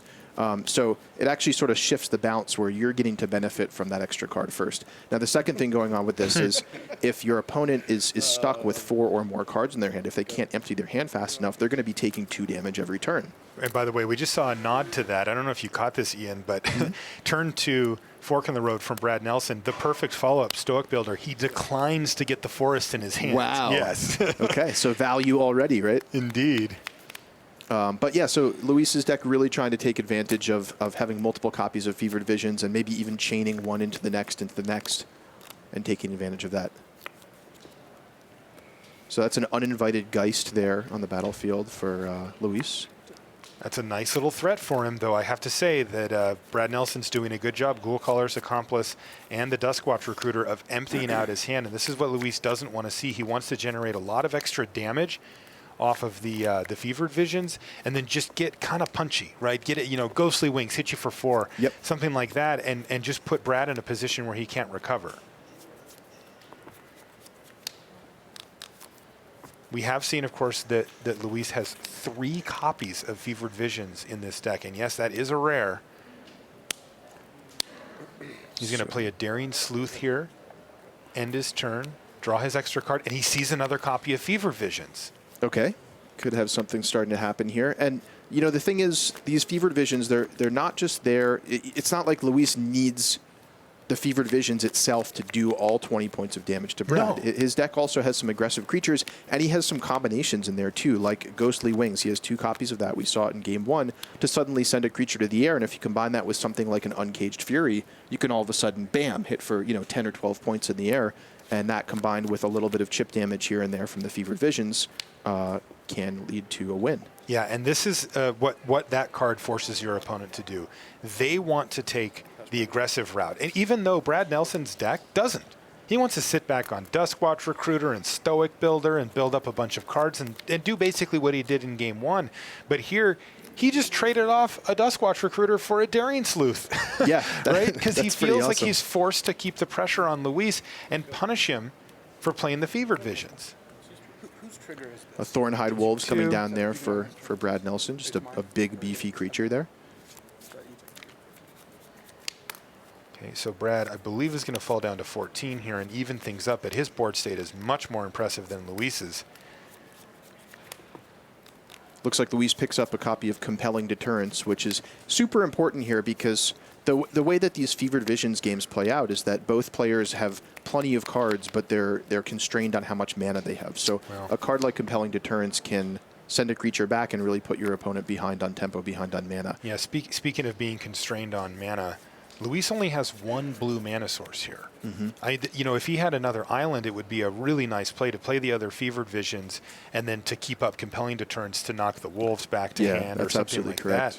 And he just can't. He has to decide to play which blue cards he wants to play per turn and what else he can do. You see he has an Uncaged Fury in his hand as well. Again, this deck is capable of just getting a big hit in sometimes. And he is going to take this opening here and get in a big hit of damage. Yeah, so that's 6 damage from the Uninvited Geist, +1/+1 and double strike. And then now it turns into an Unimpeded Trespasser, which is a 3/3 creature that can't be blocked. So, yeah, this is putting Luis in actually a pretty fighting position. Very good. And it's also making life very difficult for Brad as far as getting his hand size down below 4, as it puts another card back in his hand. He draws his card for the turn. And then remember, it's going to trigger, the Fevered Visions is going to trigger on his end step. And it's pretty likely that he takes another couple of damage here. Yep. And Brad's also a little bit constrained on mana as well. He does have a second swamp in his hand, but if he wants to stop and answer that unimpeded trespasser, that's at the expense of maybe replaying some big creatures or putting some more pressure on Luis. So also, this game's going to be tight. Yeah, and speaking of tight games here, the Sinister concoction that he may want to use here actually puts him from 7 to 6, which is pretty relevant when you're taking damage in chunks of 2 from a Fevered Visions. Yeah, that is true. On the flip side, though, it does allow him to discard a card, which isn't the difference this turn between taking damage and not taking damage from the Fever Visions, but it's close. It could be. Great point. And here we go. Sinister Concoction is going to take down the unimpeded trespasser here. And that knocks Brad to 4. And, we know Luis has an extra Fevered Visions in his hand, so if he can survive the following turn's combat, which it looks like on board he can. He can. He would be at 2, though almost anything. Pump spell, aim high. There's a lot of cards that would get Luis here. Yep. We'll see if... Has he still not found a second blue mana source yet? He's got Ghostly Wings. He's going to discard to return it to the hand. And he's going to make 2/1/1 flyers because the card he discarded was Nearheath Chaplain. Love that play. Very, very creative, making use of his mana. Even though he's stuck on blue, he still found a way to spend all his mana that turn. And this also puts the pressure on Brad. I mean, he's got lethal in the air. He can also just take this 4 and not worry about it. Right. He's really worried about Grotesque Mutation here, I think would be the card that he'd hate to see. Yeah, and I mean, that's not a commonly played card, especially in a deck like Brad's. I mean, they play it. Yeah, sometimes, yeah, sometimes. Lifelink's good. Brad should fall down to 2 life here. And so Luis finally finds his second blue, and this is... he has a Just the Win in his hand, and I think he needs it. Yeah, I think he's going to be able to play Just the Wind. He's also got to press for answers. I think Luis is in a good position here. He can lock down the biggest threat from Brad and then play out the other Fevered Visions. Brad's at 2, actually, so maybe he needs the other Fevered Visions. No, he doesn't. I think he's going to leave up Just the Wind because Just the Wind will also put an extra card back into Brad's hand. So it makes it extremely unlikely that he'll be able to empty his hand and go down below 4. Right. He does have a lot of mana. But yeah, it is going to be difficult for Brad to... He's got 5 cards in his hand right now with 8 mana available. Right. Well, we'll see. And remember that Fevered Visions checks after Brad draws his cards for the Fevered Visions. So he needs to get to 2 cards? To 2 cards, right. And actually 1 because of the wind? Because of Just the Wind? Well, if he goes down to 2 cards, yeah, he'd have to go down to 1 card, right? Now let's find out here. Brad is going to do his absolute best to just empty his hand. Luis says, bounce your wolves, then you'll draw a card. Yep. That'll put you at 4 cards. And that does it. Luis Scott-Vargas pieces together a win here somehow, some way. And I do think that it's tempting to look at that game and think, oh, wow, Luis really found some weird line. No, I think that's exactly how his deck's going to win if it's going to win. Yeah, and that wasn't even a particularly great draw for Luis. I mean, it was good in the sense that he had the Fevered Vision early, but like Brad had a good draw. He was curving out, playing multiple cards a turn, and Luis was constrained on blue mana there, which is his primary color. So I think as well as that game went for Luis, I think it could go even better in this third game. Okay, let's jump back over to the table that we checked on momentarily before, Seth Manfield versus Dan Lanthier. I can also tell you that you may have noticed John Finkel and Valentin Mackel walking away from the feature match area. That was John Finkel beating Valentin 2-0. Also, Jeremy Dezani finds himself at 6-1-1, up a game over the Hall of Famer Shota Yasuoka from Japan, also at 6-1-1. And once again here, Ian, this can be overwhelming. Right, we jump in on a game and there are so many permanents and so many things happening. It looks like this was that same game that we left before. How do you start to even decipher what's going on here? Well, great question. I mean, just kind of looking at the 2 decks and zooming out for a sec. I mean, it does look like Seth's deck looks like it's more controlling. He's got bigger green creatures on the battlefield. I see an Ulvenwald Hydra there. So you can already get a sense that on the left-hand side, there's a bunch of big green creatures and sort of things gumming up the ground. And on the right-hand side, we see some blue and white spirits and flyers. So you already get a sense of, I think Dan Lanthier is the aggressor in this matchup, right? He wants to fly over and get in damage with his little flying spirits. Whereas Seth, I think, wants the game to go longer and kind of top things out with these big green bombs. And it looks like we're in a position where Seth is attacking with a bunch of big green creatures, and Dan looks to be on the back foot, trying to line up the best blocks that he can get. So I would say just kind of big picture here, we're looking at Seth maybe having turned the corner and trying to start ending the game with his more controlling deck.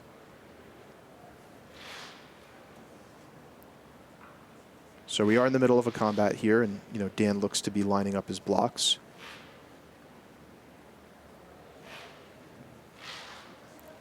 Dan at 13 life and under a lot of pressure from these big attackers. Probably just trying to figure out the right combination of, preventing a little bit of damage to himself, but not losing too many creatures in the process. Because I think if Dan wants to win this game, it's going to involve keeping as many of those flying creatures on the battlefield as possible and starting to attack through and get some damage. However, I do believe that Watcher in the Web is still on the battlefield for Seth. I think it's underneath that row of 3 untapped creatures, sort of at the top of the screen. Yeah.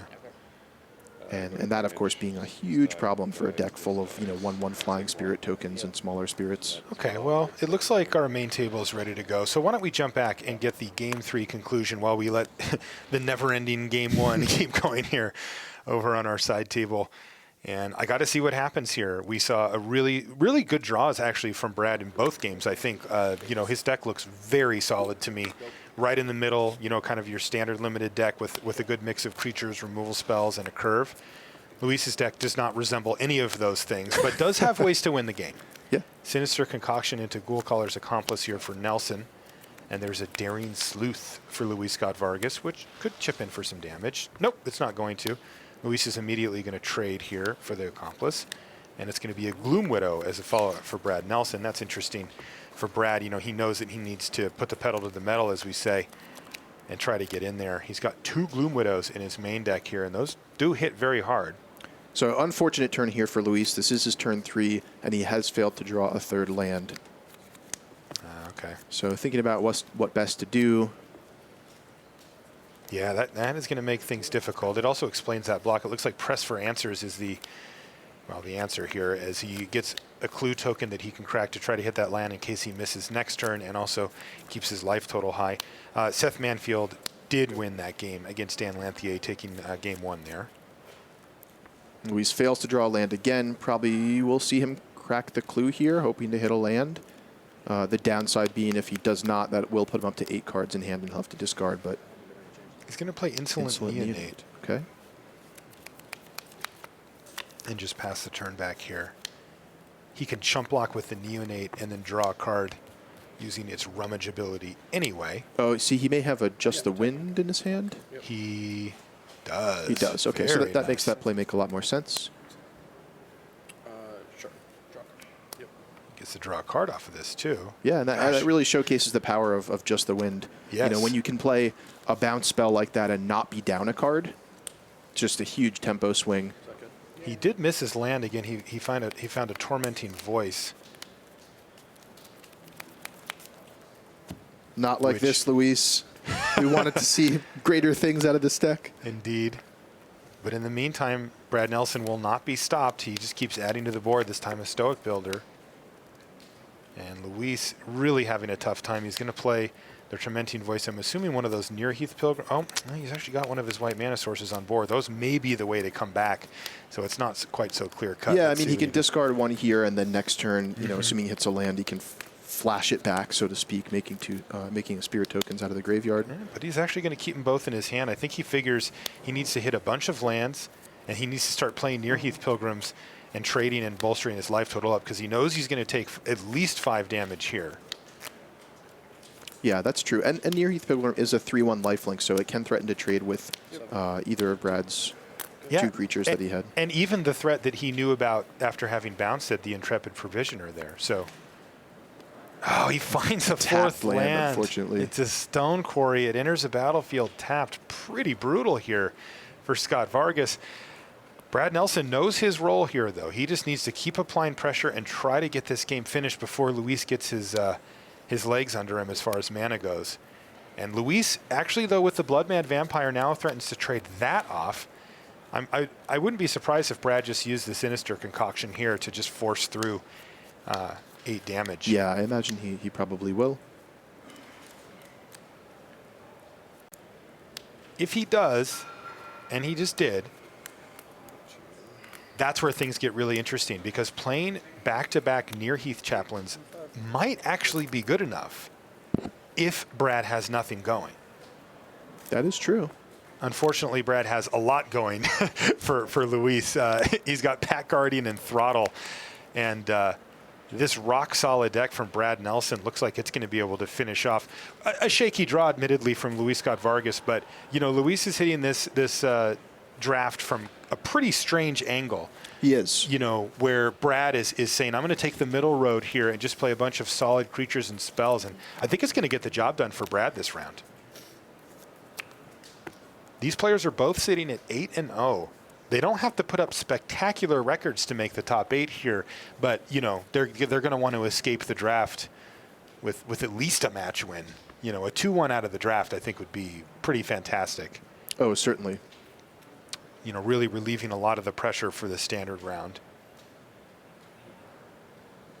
I know both of these players really like their standard decks. We're going to be getting to that later on in the day.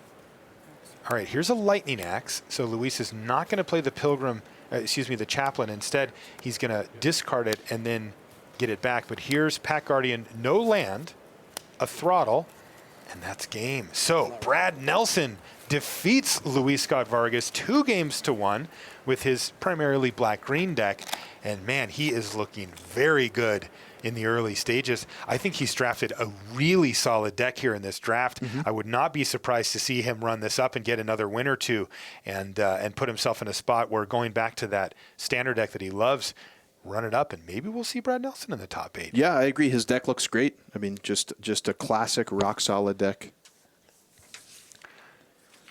All right, so this is game 2. On our back table, you see Jeremy Dazani from France versus Shota Yasuoka from Japan. And yeah, as we come in here, Jeremy Dazani's the one who's up a game. Dazani has a really interesting take on this limited format, Ian. And I think most limited formats, I had a quick chat with him. You may get a chance to see that today. But he doesn't like green, so he doesn't draft it. That's interesting. I've heard, I think, talking to players, there's a lot of varied opinions on what's good and what's not in this format. But most commonly cited best color that I've heard is green. Me too. Yeah, so really interesting. I found that very surprising, but also just the approach is interesting. He just basically ignores the green cards. And so when he's practicing and when he's drafting, it narrows things down to just 4 cards, and he can kind of focus on that. Find a very interesting approach. Yeah, there is a school of thought that's like, learn to draft a few different decks, but draft them really well. Just get great versions of them. And, you know, if you do that for 3 or 4 different archetypes, maybe that gives you enough flexibility to navigate the draft enough that you can find something that's right for your seat. Exactly. All right, so Morkrit Necropod there. Kind of a weird one, but a nice finisher. Big stats, 7/7 Menace for 6 mana. You know you're going to get a downside on that when you read it, and you do. Whenever it attacks or blocks, you have to sacrifice another creature or land. But it's huge. Yeah, and curiously enough, there are times when that's not downside, right? Sacrificing a land can get you to Delirium late in the game. Totally. Is that a Seasons Pass for Shota Yasuoka? Can't quite see it. Yeah, it looks like it is. Wow, that's great. So he's getting a land, a 1-mana spell, a Rancid Rat, so a 2-mana spell. Oh, unfortunately for him, though, the other 2 cards in his yard are actually 2 mana as well. So not the greatest value here. Just a 3-for-1. Yeah. But that's still good. I mean, there are plenty of limited formats where 6 mana draw 3 cards is, you know, something I'll play sometimes, and Seasons Past has a lot more upside beyond that. Plus, it goes on the bottom of his library. I've seen games play out in this format where that clause that says Season Pass goes on the bottom of your library can just prevent you from ever decking yourself, right? You just get down to like the end of your library and you just start looping this, getting tons of value. Ever So it's After actually does pretty that real. as well. Yeah, that's right. In fact, we actually saw your brother Reed do that at the Grand Prix in Barcelona last week. Oh, no He kidding. was playing in a pretty epic game against William Huey Jensen, and it looked like Reed was really up against it, but then he just started playing Ever After and getting his creatures back and not getting decked. So I think the players might be waiting on a ruling. Maybe Dazani's asking if he's allowed to get a land with Seasons Past, which he is. Costs 0. 0 converted mana cost, so you're allowed to take that.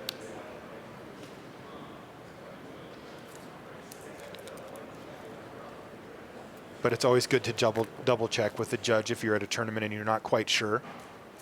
And that's what happens here. So Shota Yasuoka passes the turn back to Dazani. Dazani's got a Rancid Rats, an Olivia's Bloodsworn, and a Vampire Noble.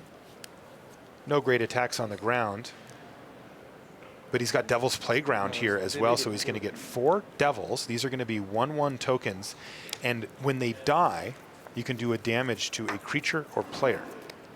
They can really help finish out a game, and they're excellent little blockers too. Those Devils have a lot of value. There's 2 different cards in the set that makes them, and this is the rare version that makes 4 of them. Wow. It's a lot of damage. Yeah, that's a super big deal, right? Because Shota has that... the Morkrit Necropod? The Morkrit Necropod, and that has Menace. So I think what he was hoping to do is maybe, get Dazani lower on creatures to the point where he can't block that or has to, put 2 creatures in front of that, and then the Moldgraph Scavenger gets through. But those Devils are really going to cause some problems. I'm assuming that Yasuoka has Delirium, especially after sacrificing that land, though there's a chance he doesn't. He does not, actually. He's only got 2 different types. So this is kind of a crazy attack. He's attacking with the Moldgraph Scavenger, which is a 0/4, and really kind of putting the fear in Dazani here. So we see Grotesque Mutation and Confront the Unknown in Yasuoka's hand. So a couple combat tricks here. Also Jace's Scrutiny. So 3 instants that could go to his graveyard at any time. So he doesn't have the ability. He's basically hoping that Dazani just doesn't block the Moldgraph Scavenger. He's going to have to double block the Necropod. That is not a legal block currently, but he's still working it through. So we could see something here like Jace's Scrutiny on the Rats, reducing its power, right? Yeah, that's a great way to get over a little tiny Death Toucher. Yeah, so this has Menace, and Shota Yasuoka is going to point that out to Dazani, that he can't single block the Morkrit Necropod. He is going to have to put another creature on it. And I also wouldn't mind seeing Shota cash in that Grotesque Mutation, right? Because that would be 10 points of lifelink.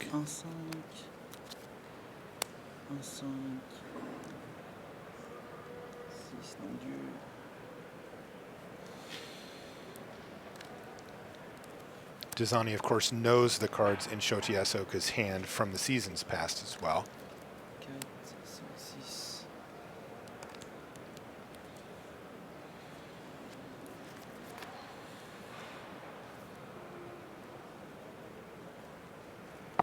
Okay, there's the pass, and we're going to see Jace's Scrutiny here on the Rats. That's going to reduce its power to, well, in this case, -3. Generate a clue here for Yasuoka. May just crack the clue. Here's the Grotesque Mutation.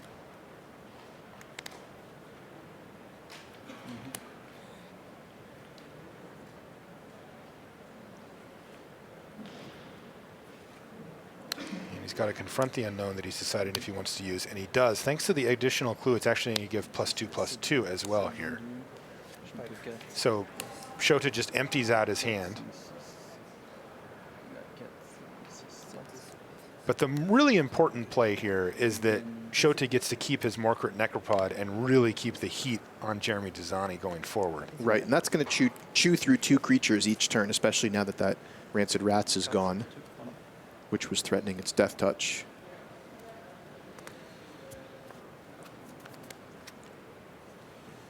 Yasuoka up to 13 life. It seems unlikely that Dizani's going to find a way to get in for 13, though there are 2-card combos in this format that can do it. Malevolent Whispers, Steal Your Necropod is pretty scary.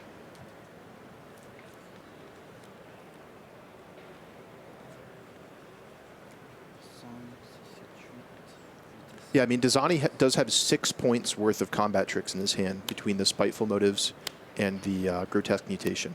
Ah, okay. And he's actually going to just fire it all off here on the Vampire Noble. So that's what, a 9? He's going to gain 9 here? Looks like he's going to gain 8. 8, yeah. That's an Olivia's Bloodsworn, right? Thank so you. 2 yeah, power. Thought it was a Noble, sorry. Yeah, yeah. So that's going to put him up to 11 and Shote Yasuoka down to 5.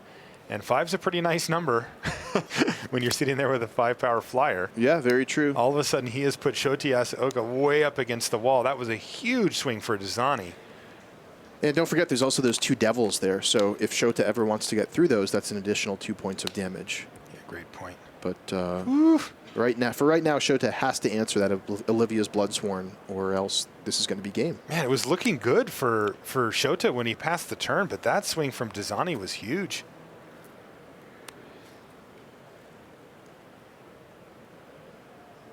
Oh, looks like Yasuoka did pick up a copy of Rabid Bite. Off of that clue. Yep.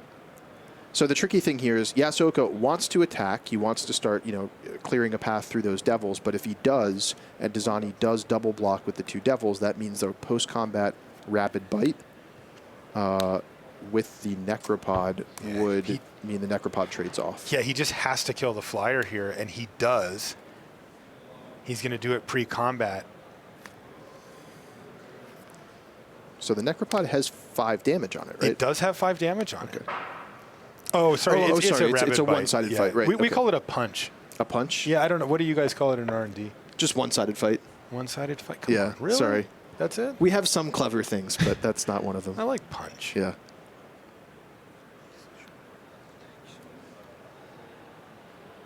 So this is actually looking really good for Shote Yasuoka again, because now he's at 5. He could be at 3 by the end of this turn, but Dizani's going to have to come up with some way to get hasty damage in. Yes. Dizani's deep in the tank here. This also is not quite a lethal attack from Yasuoka, right? He's attacking for 10. Let's see, land, sorcery, instant creature, yes, so it's 10 damage. So taking a look at Dizani's deck list, one of the cards that could really turn things around for him would be Malevolent Whispers, but he does not have access to that.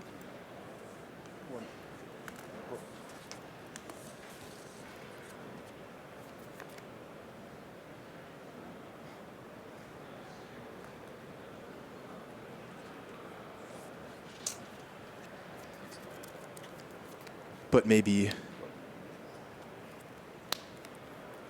he does have a copy of Ember Eye Wolf in his deck.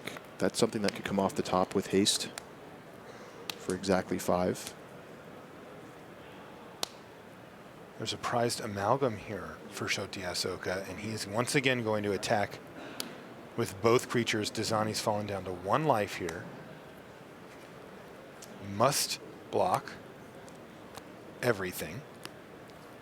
Do 2 to you. So Shota's down to 3. Dizani this was has to be a huge hand, draw, and he draws finds Mountain. nothing. So this is going to be a game 3. Wow, that was an intense ending to that game. Very, very close. Yeah, it was. Very, very close. Any one little step on either direction, and it could have gone the other way. But Shote Yasuoka does, in fact, win the game. And that means that we're going to get to see a game 3 there.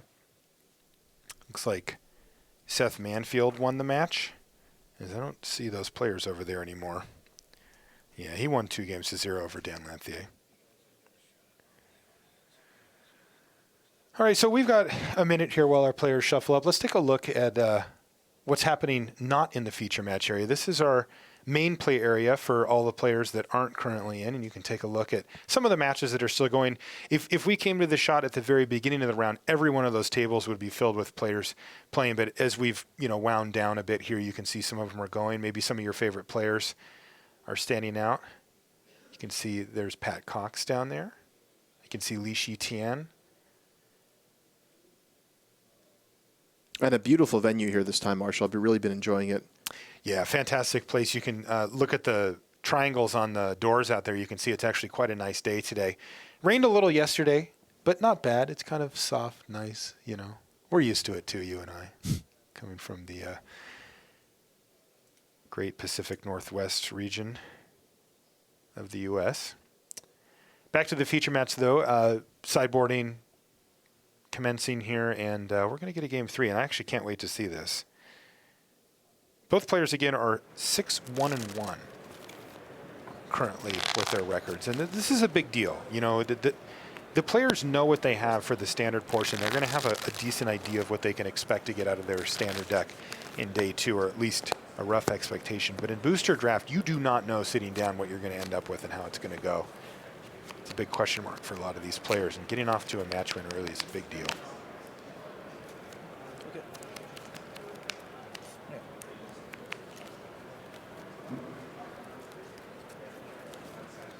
Looks like a mulligan here for Shota.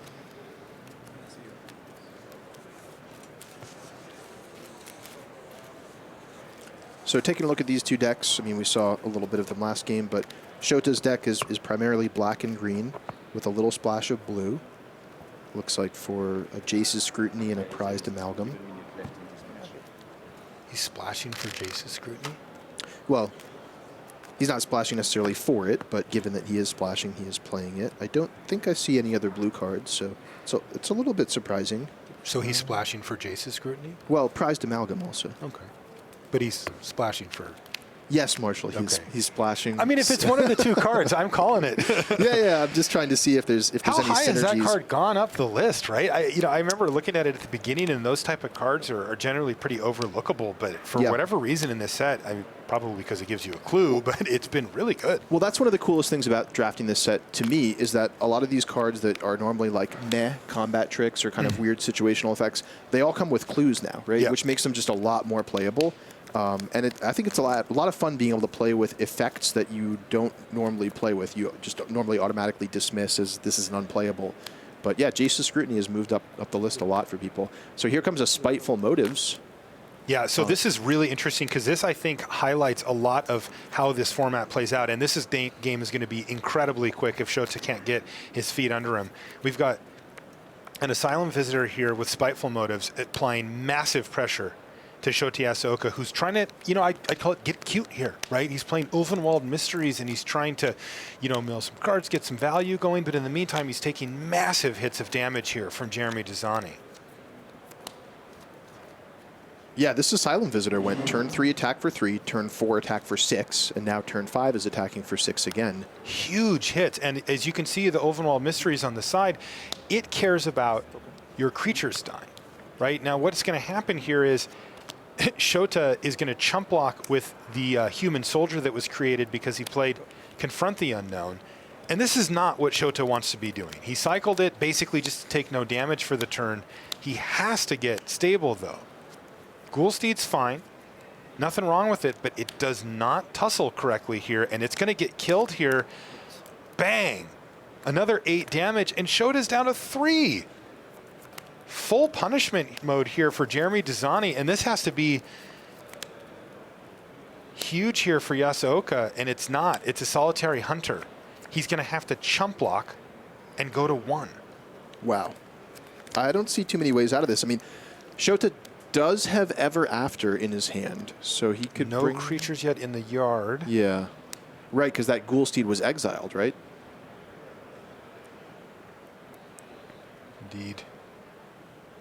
It absolutely was exiled, Ian, and this is not looking good here for Yasuoka. We saw a pretty intricate last few turns of the last game. This is much less intricate and much more punch you in the face from Dezani. Yeah, and this may reveal a little bit. You talked about Dezani's color bias here. I mean, he may have just decided that instead of being a green deck that's fiddling around with Delirium and Self-Mill and all these other sort of dirtily type strategies, that he's just going to beat down, right? Right, and look at Yasuoka's hand.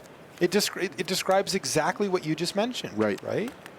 these incremental card advantage, slow. I mean, I'm not going to lie to you here, Ian. I love drafting those type of decks, but you got to respect Dizani's approach here. You know what you don't want to see when you're at 1? What's that? Devil's Playground. Oh, no. I can't imagine anything. Yeah, that's going to do it. He plays a land and passes. And Dizani, with the just blitz there of Shota Yasuoka in Game 3, earns the match win.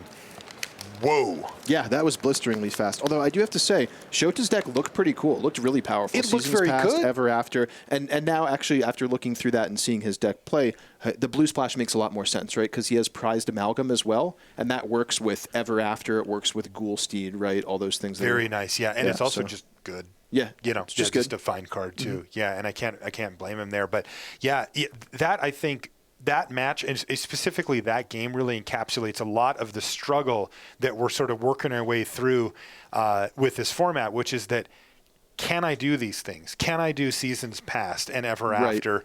And can I set up Ulvenwald Mysteries to go long and get me a bunch of cards and creatures and things that are moving forward?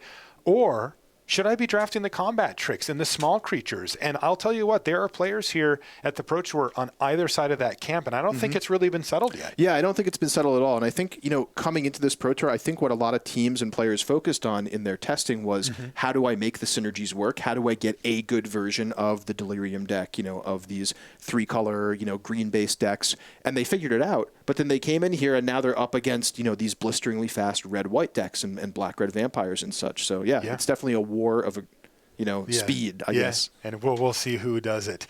All right, so it looks like we're going to be heading into round 10 next round, and that means, once again, we're moving our way through the booster draft portion here. We're going to play 3 rounds of booster draft. We've just put 1 in the books, and we've got 2 more to go today before switching over to standard for 5 rounds.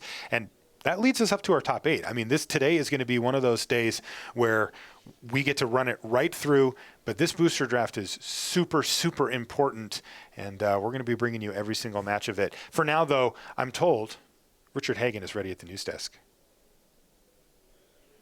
Thanks very much to Marshall. They're closing out round number 9. So some results then. John Finkel 8-1 over Valentin Mackel, you saw. Brad Nelson 9-0. Luis Scott-Vargas 8-1. Seth Manfield 8-1. Dan Lanthier 7-2. Now, Steve Rubin played against Mike Majors. That was a good one. Rubin wins that one 8-1. Max Molish in the battle of the relative unknowns. Max Molish 8-1 over Taria Kakumai 7-2. I mean, still good resume, but not one of the giant superstars of the game. Then Christian Calcano, he's up to 7-2. Andrea Mengucci up to 7-2. The man with the best names in Japanese Magic, Yuya Nakamura, up to 7-2. That's Christian Seibold to 6-3. But out on the floor for us as we go deep into round 9 is Brian David Marshall. He's got a very special guest. BDM, who are you with out there? Thanks, Rich. I'm here with 2-time Pro Tour top 8 competitor Andre Strasky. Andre, you just beat a Hall of Famer this round. How'd your draft go? I think going pretty well. I'm drafting red-green. I had drafted red-green werewolves, which is like one of my favorite archetypes. I'm kind of trying to force it. I had it in my first draft yesterday as well. I feel like the green cards are really strong, and overall the werewolf team is like one of the best archetypes you could be in. How much of a change-up was it not revealing double-face cards if you want to draft the werewolf deck? I think it makes it kind of worse because you can just like force it strongly if you just... In our house drafts, for example, before we knew about the rule, I, for example, first pick 2-1 for 2 as a second pick. Hinterland Logger. Yeah, the guy, and like my teammates laughed at me, but I feel like you just send a signal to your neighbors that you're in the green-red archetype, and they will like stay away from it. So I think it made it slightly worse, but the archetype is still very strong. So.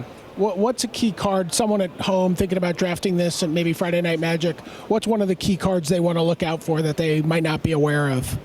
I feel like you just need a lot of werewolves, and then, for example, the 2-mana werewolf removal. Like, you deal damage equal to the power of your werewolves. I don't know what the name. So that card's pretty strong. And overall, you just want to have a good curve, bunch of werewolves, some removal, some combat tricks, nothing special. Do you feel like drafting the deck changed a little bit with Fabrizio and Terry doing so well with all the very aggressive combat tricks? Has it been a little harder to get those cards?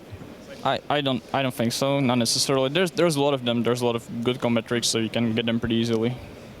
how's your season going this year, and like how do you feel going into round 10 here at 7-2?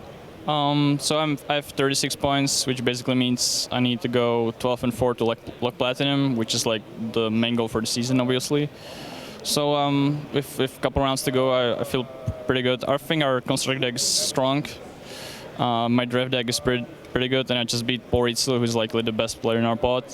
So I feel pretty good with my chances. Okay, and you're still working with team face-to-face games? Yes, it has been a blast. Once again, we had some new members, Steve Rubin and Brian Brown, and they were like the guys who basically built the deck I'm playing. So thanks, and it was amazing.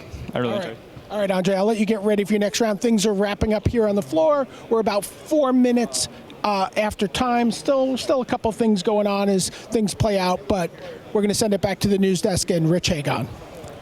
Thanks very much to Brian David Marshall. There you see them out on the floor with just a few matches remaining in round 9. Well, if you want to be a winner on Magic Online, we've collected all the data over the last few days and found the perfect picks for you. So hopefully you saw our friendly color pairs yesterday. It's time now for part 2 of the Magic Online draft archetypes.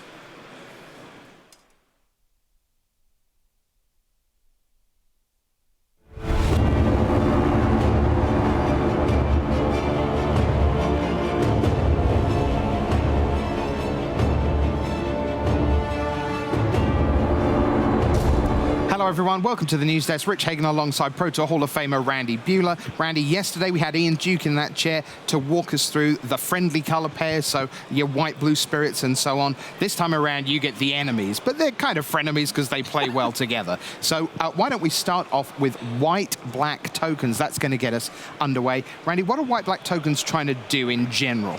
Yeah, this is not one of the stronger synergies that's baked into the set. Some of these archetypes can be very linear. You really want everything to commit. White-black, it's kind of a value deck. You're sacrificing things. You're getting tokens. Cards are giving you value back out from the graveyard. But a little bit of a sacrifice theme is kind of the biggest thing going on. Some tokens as well. Right, okay, so why don't we take a look at the top 5 commons that you are drafting in your Magic Online draft deck. So here they are. So you've got removal in Deadweight, removal Angelic Purge, removal Murderous Compulsion, removal Throttle, and then all the value with Dauntless Cathar. No surprise to see plenty of removal in the top commons. Yeah, no, veterans of Booster Draft, no. You got to take the good removal spells early if you want to get them into your deck, and you want to get them into your deck. Dauntless Cathar as the one creature on this board. I think that is the best common creature across these 2 colors. It's a serviceable body when you just summon it, and then it's also giving you value back from the graveyard when you trade it off or sacrifice it. How big a deal is the sacrifice a permanent on Angelic Purge? Is that just kind of designed as a little stop sign on turn 3? Is that what that's for? I think that the design's really elegant because delirium matters, and the ability to get an extra permanent into your graveyard is actually, and sometimes it's an advantage. Sure, you don't want to sacrifice a land on turn 3. That's not the right plan, but I mean, sometimes you want to sacrifice a creature on turn 3 because they've got some super scary thing. More often, you're developing your board early, and then you get to turn 5, turn 6, turn 7, you've got to deal with a troublesome permanent, and you kind of also want to see, what do I really want in my graveyard? I've definitely sacrificed enchantments to it just to turn on delirium. All right, fair enough. So those are your top 5 commons. What about the uncommons? And I should do the legalese bit. These are the cards that you've been drafting in winning Magic Online draft decks. You see it at the bottom there, among the draft winners on Magic Online, and 1st through 5th. So these aren't first picks, these are in the top 5 picks. So you see Tooth Collector on screen there, bound by Moon Silver, near Heath Chaplin. We've also got the awesome flavor of Sinister Concoction and Kindly Stranger. Yeah, and these are all good cards. You start to see the Delirium kick in. It's also interesting that don't read this as Tooth Collector is the best uncommon. Right. Read this as Tooth Collector is the uncommon you're going to wind up taking early the most often. Because people don't really pass Kindly Stranger. People don't really pass near Heath Chaplin. If they do, grab it. But you're not going to see those cards at 5th pick. So you kind of see this thing where if your white-black deck was successful, these are the sorts of cards you were taking 3rd, 4th, 5th. Yeah, and when you see that I got 2 Tooth Collectors, you think, okay, that explains why I had a nice white-black tokens there. All right, and so that's your uncommons, and that's your white-black. So enemy color pairs, we move from white-black two completely new colors. Let's go to blue-red. And in quotes, spells matter. Randy, do spells matter in blue-red? Absolutely. I do not remember drafting this decks that had this many instant sorceries in them before. Like, I want 15 in my blue-red spells deck. This archetype is very linear. Like, when you go blue-red spells matter, you have to commit. You have to say, you know what? If I can get away with only playing 5 creatures, that would be great. Probably you're going to wind up with more like 10, but yeah, 50-50, you didn't commit enough. I don't like the 12 creature, 11 spell, commit, move in. Right, and I think that's really useful for people who haven't drafted decks like this before, because we go out of our way, especially for newer players, to say all the time, hey, look, creatures are what Limited's about. 17 land, 14 15 creature, 16, 8 spell. Exactly. That's a good recipe for starting. Right. This is not your everyday ordinary draft archetype. This is definitely a little bit off the wall, and I think it's awesome. And there are a density of spells that are worth drafting. Like, basically everything with the word investigate on it is playable. All right. Just if it says investigate, you can take it, you can put it in your blue-red spells deck. Well, let's investigate. Here come the top 5 commons that you're drafting in your successful Magic Online draft decks. Fiery Temper, well, of course, because that's removal. It's just the best common. Just the Wind. Niblis of Dusk, well, of course, Niblis of Dusk, yes, it's a creature, but it's a creature that loves you to be playing spells. Absolutely. Sleep Paralysis, and then Stitched Mangler. Yeah, Stitched Mangler is often just going to slow the game down, and it's funny. The common, which is the most important to the Spells Matter archetype, is actually not on here, because you don't have to take Pyrehound in the first 5 picks. You can actually get your Pyrehounds later, because no one else wants them. Right, it belongs only in your deck. Yep. Yeah, so that's your top 5 commons. Let's have a look at your top 5 uncommons. Reckless Scholar, Geist Blast, Lightning Axe, yes please. Kessig Forge Master, which is one of my favorite cards in the set, and Inner Struggle you see on the right of your screen there. Yeah, both Reckless Scholar and Mad Prophet are good if you get a lot of Just the Wind, a lot of Madness cards.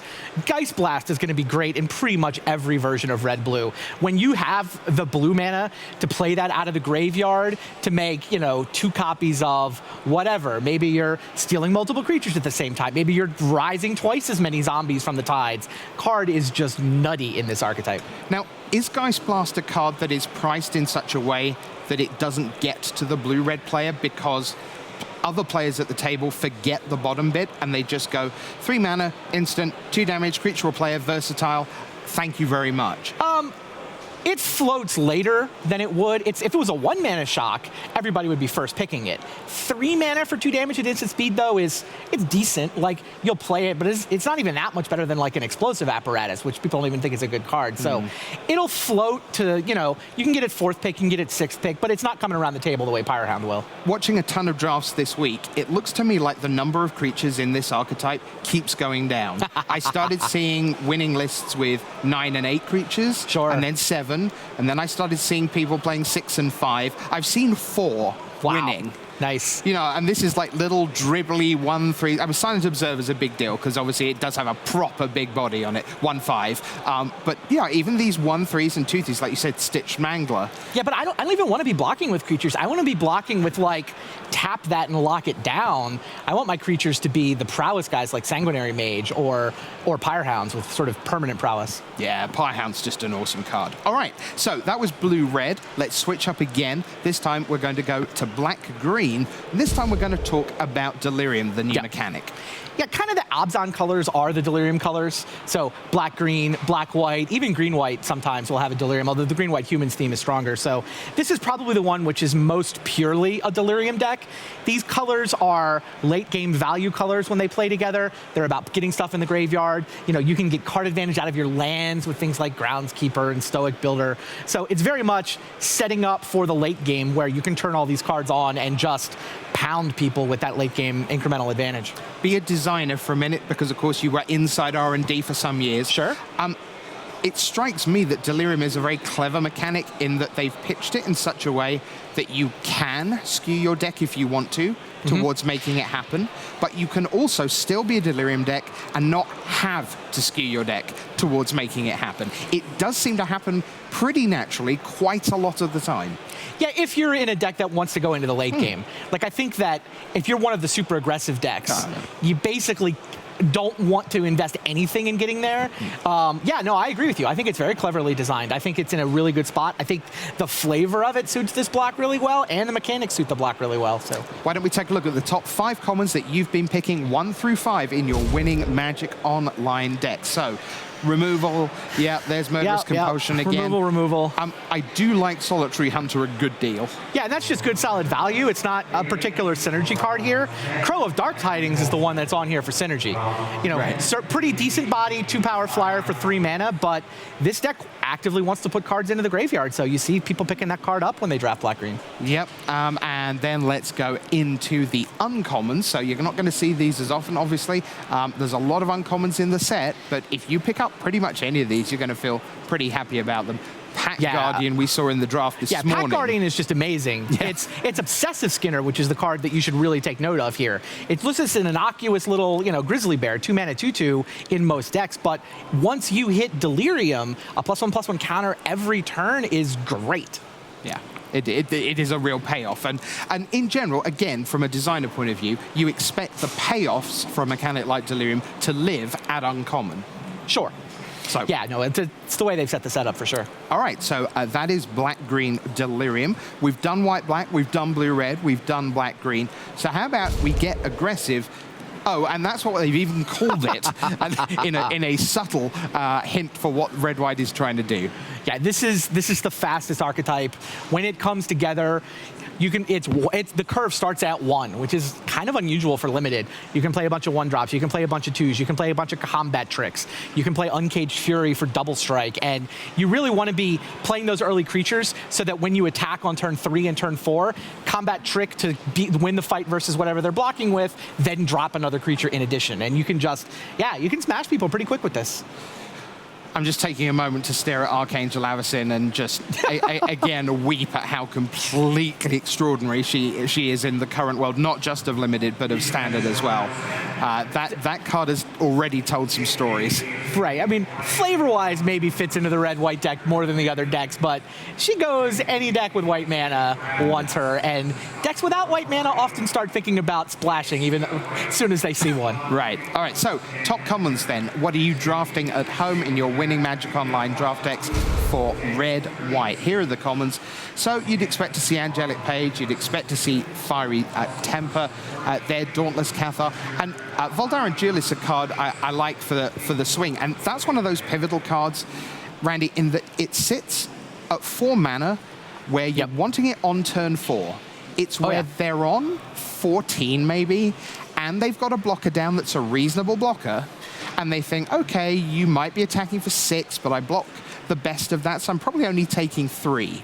And then the turn 4 play is Voldaren Duelist. Yeah. It's like your 1 blocker can't. Now you're taking 6 plus the 3 from Voldaren Duelist. A turn 4 Voldaren Duelist is often functionally game in this archetype. Totally agree. I mean, I think there's a lot of these 4-drops in this set. Inspiring Captain can play a similar role. Right. The Intrepid Provisioner in Green-White Human set can play a similar role. But I think Voldaren Duelist is the best of those 4-mana creatures. And this is the archetype where it's at its best, which is kind of bad news for the Vampires players. I think the red-black Vampires players are like, couldn't you have made her 3/1, something where she'd float to me and people wouldn't keep stealing my dream card? Yeah. Yeah, the red-white deck steals it from the Vampires player all the time. Well, serves them right for being bloodsuckers. All right, let's move on to the top 5 uncommons that you are drafting at home in red-white. Near Heath Chaplin, there's the Forge Master again. Yep. Breakneck Rider, Abyssinian Missionaries as a card that's very popular. And Bound by Moonsilver, that again seems one of those really neat, elegant cards. White has had pacifisms and arrests and so on. Yeah, but again, that sacrifice, that ability to put things in the graveyard with Delirium makes it a clever design. But you know what? Just the vanilla version of it, even before you start thinking about sacking, is great. Remove the blocker, attack through. Not a ton of synergy cards there, because the archetype is really about just having a good curve, having combat tricks. So you don't have these, uncommon build around me's. You just want all of your cards to be individually good at doing what they're supposed to do. This is the archetype, of course, that Fabrizio and Terry took to victory in Grand Prix Barcelona. But a card that is missing from our lists here so far is Rush of Adrenaline. Right. And what was interesting to me about that deck that Fabrizio built in the top 8 last weekend is that it was sort of a combo deck. It had a combo kill multiple times during that top 8, and that's not something that's apparent from what we've just shown you there. Well, it's another one where, I mean, we're looking at the cards that are picked 1st through 5th, but really good draft decks are getting good cards 8th. Like, you don't need to take Rush of Adrenaline in the first 5, or at least you didn't need to. Maybe Fabrizio's going to skew the stats. You know, we look at next week's Magic Online stats. Maybe the card does creep up into the top 5. But when you're in an archetype and there are cards that you're the only one who really wants them, that's where you really can make a living in Booster Draft. Now, Rush of Adrenaline, I think people are coming to realize is good enough. Pretty much all the red decks kind of want. Even blue-red spells will sometimes play that card with 8 creatures in the deck. Right, yeah, because I mean, as soon as you get to say, as a defensive trick, you save your 1/3 and just go, there's the 4th point of toughness, it gets to block again next turn. Or, I mean, how good is the Rush of Adrenaline Uncaged Fury combo kill on a prowess creature? We've seen that in Standard for the last year, right? Yeah. So that's red-white aggression. We haven't left them till last deliberately, just because we don't like Brian David Marshall. It's time for Simic, or green-blue. Let's take a look at Clues Matter. Yeah, this is another one that really, you want to commit. When you're going green-blue, you want to get the payoff cards. You want to commit to being able to generate a lot of clues and really take advantage of those clues. It's definitely a high synergy archetype. Little on the dirtly side. You know, you got to make sure that you keep drafting your low drops. You don't get run over by the aggro decks early. But then when you get to the late game, you're the one who has that inevitability. I do love what you said there about don't get run over early. 2-drops are not, if you like this archetype, 2-drops are not sexy, but my lord, they let you play the game long enough, and that's important. Let's take a look at the top commons that you've been drafting in the blue-green archetype. So we have Sleep Paralysis, Rabid Bite, you see in the middle there, Byway Courier. I love the art on Byway Courier. And that's exactly, you just want to block and trade, right? 3/2, you know, it comes down early enough that I can trade with a really decent-sized creature, but now I'm just up a clue. You know, I'm up a card in the long game, and this card has helped me stabilize and survive to get there. And the top uncommons, let's take a look at those. There we are. Graph Mole, #1, 2/4, so it blocks spectacularly. Life gain, so you live longer. That and the Erdwall Eliminator are exactly where you want to be in this archetype. Absolutely. Green-blue's a ton of fun if you can piece the clues together. And that is the story of our Magic Online draft archetypes.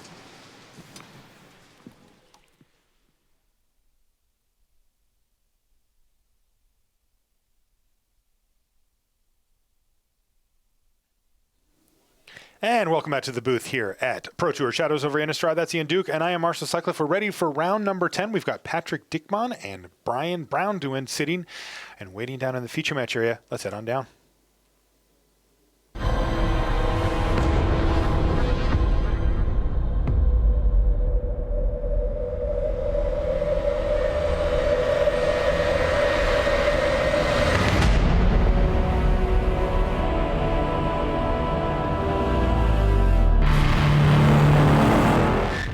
Hello and welcome to coverage of Pro Tour Shadows over Innistrad. Marshall Sutcliffe in the booth with Ian Duke. And we're ready for round number 10 here. We've got Brian Braunduin. Take a look at Brian here. Smile on his face. He's ready to do battle. His opponent on the other side of the table, Patrick Dickmann from Germany. And it's all smiles in the feature match area here. But this is serious business for these players. They're both at 6-3 and really need to put together a nice run here if they're going to keep their top 8 dreams alive. And we've got a heck of a matchup here, at least from what we can see from their hands. Take a look at Brian Braunduin's. He's got 2 Mind Rack Demons in hand. Is that possible? Yowzers. That's a nice one. But now, this is really interesting here, Ian. So a Thing in the Ice has hit the battlefield for Patrick Dickmann, and we're going to get used to that because he's actually got 3 copies of that card in his list. 3? Yeah, Thing in the Ices? I did not misspeak. I'm double checking the. Holy smokes! I'm double checking the deck list here just because that is such an unbelievable number for a powerful rare like that. But I'm going to look here. 3 Thing in the Ice. So yeah, we're going to see turn 2 Thing in the Ice pretty consistently here from Patrick. Tap this, get a clue, remove a counter, and your turn. Looks like he's going to press for answers to keep a Sanguinary Mage tapped down, get himself a clue, and critically remove a counter from Thing in the Ice. Yeah, let's take a peek at Patrick's hand if we can. Okay. So he's blue-red. And this gives you a little sense of what his deck is all about. He's also got Rise from the Tides there, so he's very much in this blue-red spells archetype.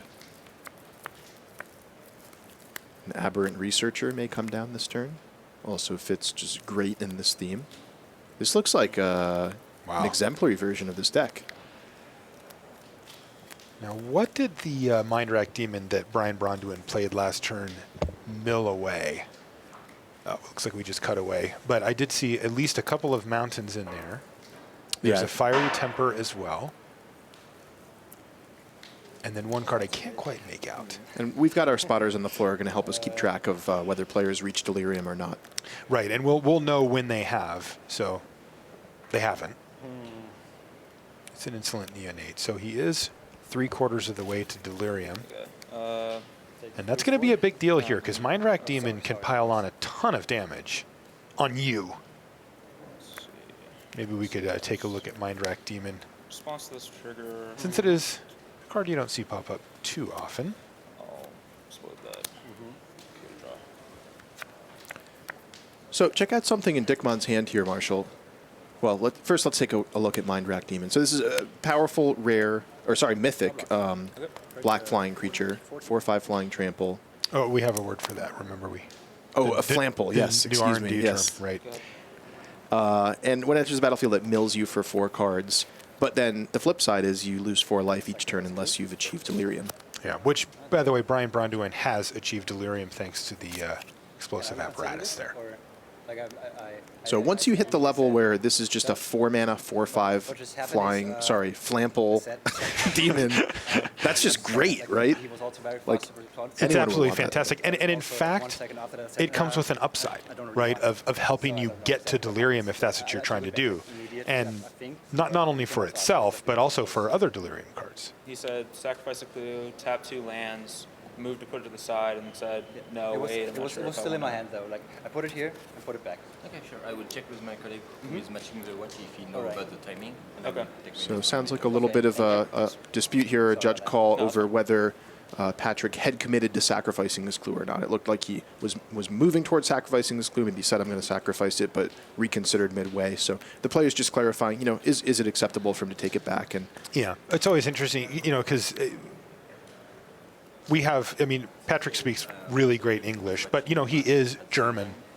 English is not his primary language, and so it's always good to make sure that when we get the judges in there that we can let's listen in. Okay. That's fine. I won't go. Thank you. So it looks like Patrick was able to reconsider and sort of move backwards. Okay, so he's still got the clue token. He's just going to play a land and pass the turn back to Brian Bronduin. So let's take a peek at Brian Bronduin's hand here. Looks like a second copy. Yeah, second copy of Mind Rack Demon we saw in his opening hand. That is absurd. Yeah, it's non-legendary also, so the beats are going to be very real here. And there it is, Mind Rack Demon number 2 for Brian Bronduin, and it's resolving. Oh, this cannot be good news. And then note there's also a Macabre Waltz in his hand too. So even if this initial wave of Mind Rack Demons can be dealt with, there's more on the way. However... Wow, this is crazy. Patrick Diekman has just played 2 spells targeting his Thing in the Ice. Rise from the Tides. And he's going to play Rise from the Tides now. Yep.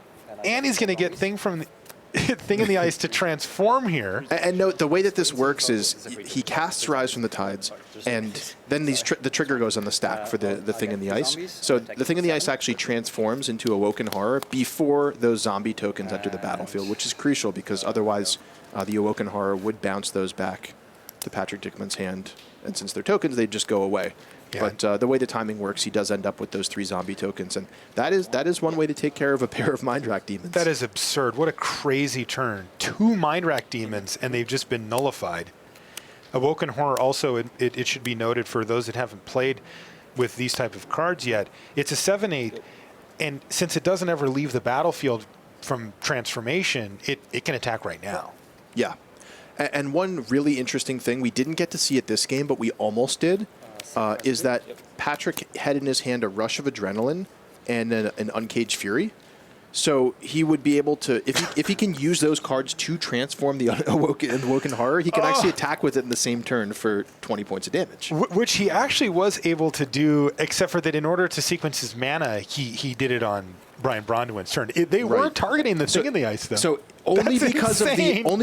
of the immense pressure of back-to-back Mind Rack Demons was he able to was Brian Branduin able to stop Patrick Dickman from taking that line of play? He was going to attack for 20 if left unchecked there? Yeah, in the same turn that he's also bouncing all of the creatures, right? So like automatically goes unblocked, and even if it didn't have trample as well. So really powerful combinations here possible from Patrick Dickman's deck.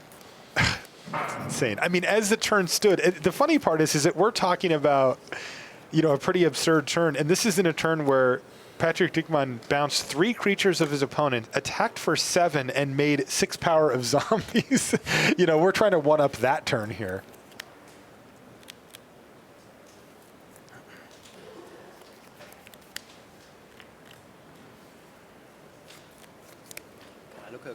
Take a look at your graveyard while And this is Patrick Dickman saying, hey, do you mind if I look at your graveyard?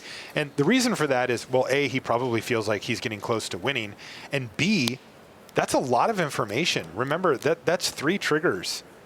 There's, 15 cards in the graveyard there that Patrick Dickman gets to know about going into games 2 and if there's a game 3. Yeah, 2 cards. 2 cards. BBD's not done yet, though. He replays the Demon. He's got a Sanguinary Mage that can chump block. He does have Dickman down to 10. Okay. He's going to play Neglected Heirloom. Put the Sanguinary Mage. On one of our back tables as well, quick update, Yuya Watanabe. He's up a game over Emmanuel Gershenson. So keep an eye on these as they go. I can tell you we've got John Finkel versus Dan Lanthier as well. And Katsuhiro Mori and Brad Nelson are fighting. We'll be checking in. Thank you.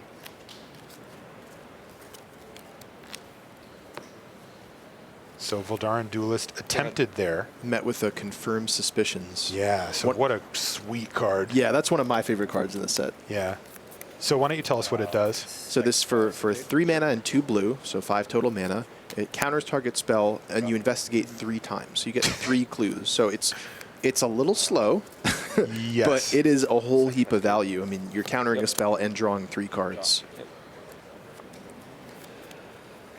It also looked like Brian Branduin may have had lethal damage up had that not been interfered with, right? 4, 7, 8, 9, and then 10. Wow. Attack. Attack now. Block. Drop. Thing in the ice. Number 2 for Patrick Dickman. Wow, Patrick, this has been an insane game from him. This is just... Oh, okay. Like, BBD has played 2 Mind Rack Demons. He's played another one again, and he just put up a potentially lethal attack that was thwarted once again by Dickman, who's just hammering away with this Awoken Horror.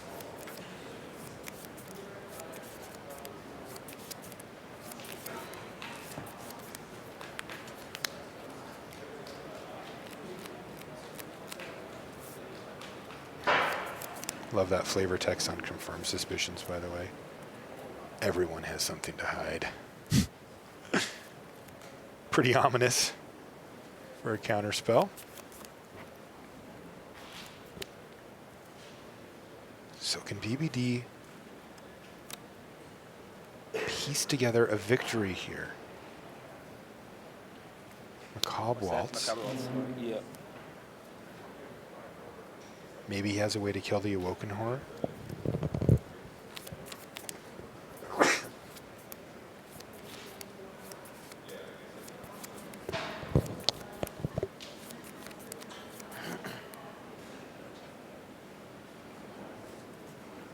Let's target these 2.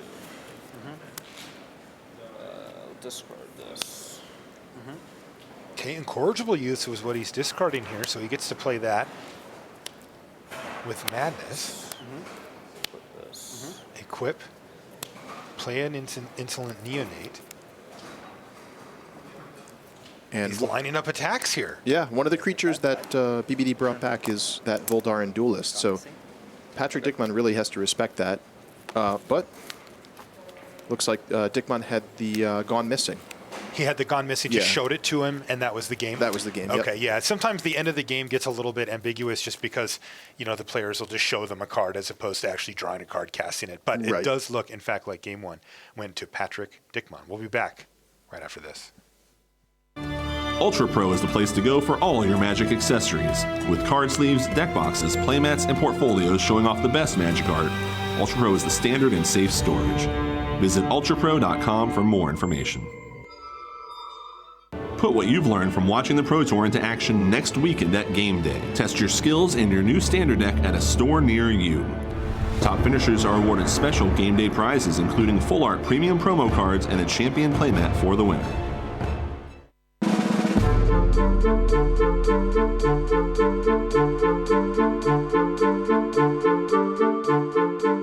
Magic is kind of the only thing in my life that I ever wanted to be good at, that I ever dedicated my time to, and I just haven't really stopped.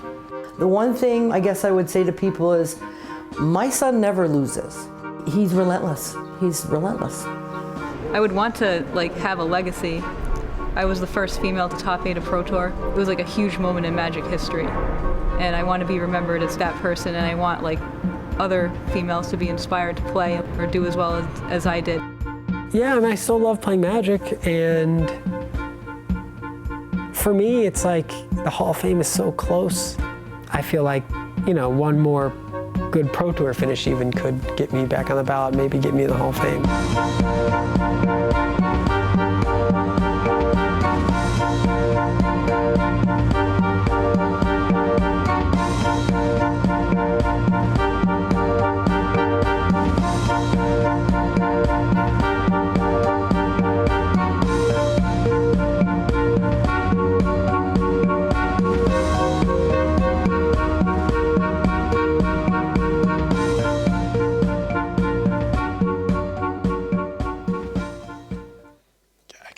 To see that enter the battlefield. Yeah, it's going to be great. Excited for that for a while.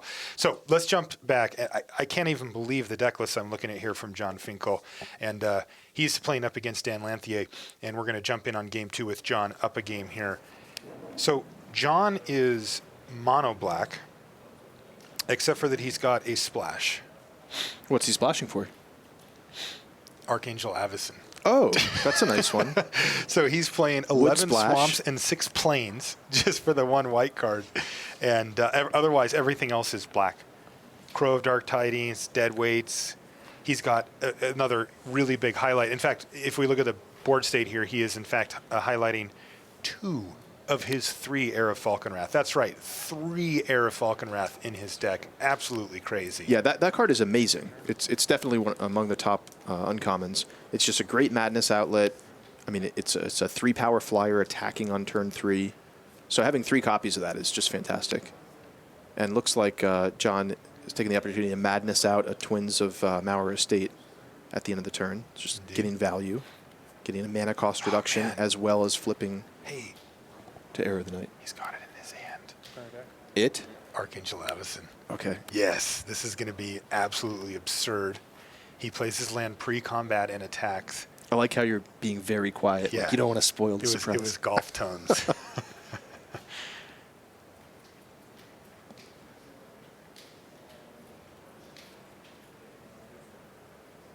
Lanthier has to go in the tank here and try to figure out what's going on. Yeah, we saw a little bit of Dan's deck in a look-in last round.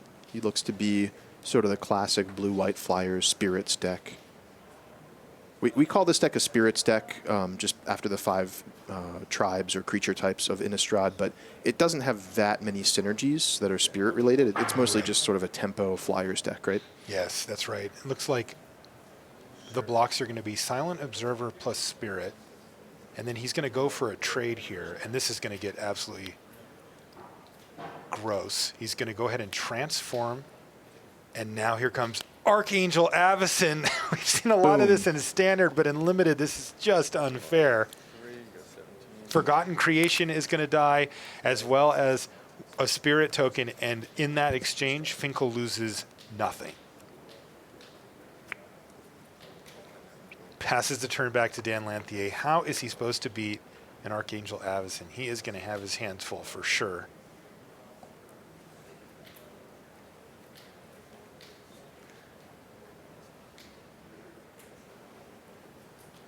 So our main table is just about set to go, but you know what? I'm not leaving. I got to see this. This is game 2, and Finkel's got Archangel Avacyn's 2 Heir to the Night and the Twins of Maurer Estate. Yeah, this deck looks nice. This is ridiculous. I wonder if he picked up an Archangel Avacyn in pack 3 and was just like, well, I was going to be mono black, but now I'm going to do this. Yeah, you know, I think that might be the case. I was actually talking to Gabby Sparts, who was doing the spotting for this draft, for John's draft, and she said, you know, she thought he was actually in black-green, at least for the beginning of the draft. So I think he may have been starting out on that course, and then he just had enough black cards and opened the Avacyn that he's like, this one white card is just better than all my green. Yeah, she was right. He's got a Pack Guardian, a Quilled Wolf, a Thornhide Wolves, and a Lambholt Pacifist of the notable green cards that are sitting in his sideboard. How many cards are left? 3. So Vessel of Ephemera there for Lanthier passes the turn back to John. As you can see, by the way, on our main table, we're just kind of holding them for a minute here while this match goes.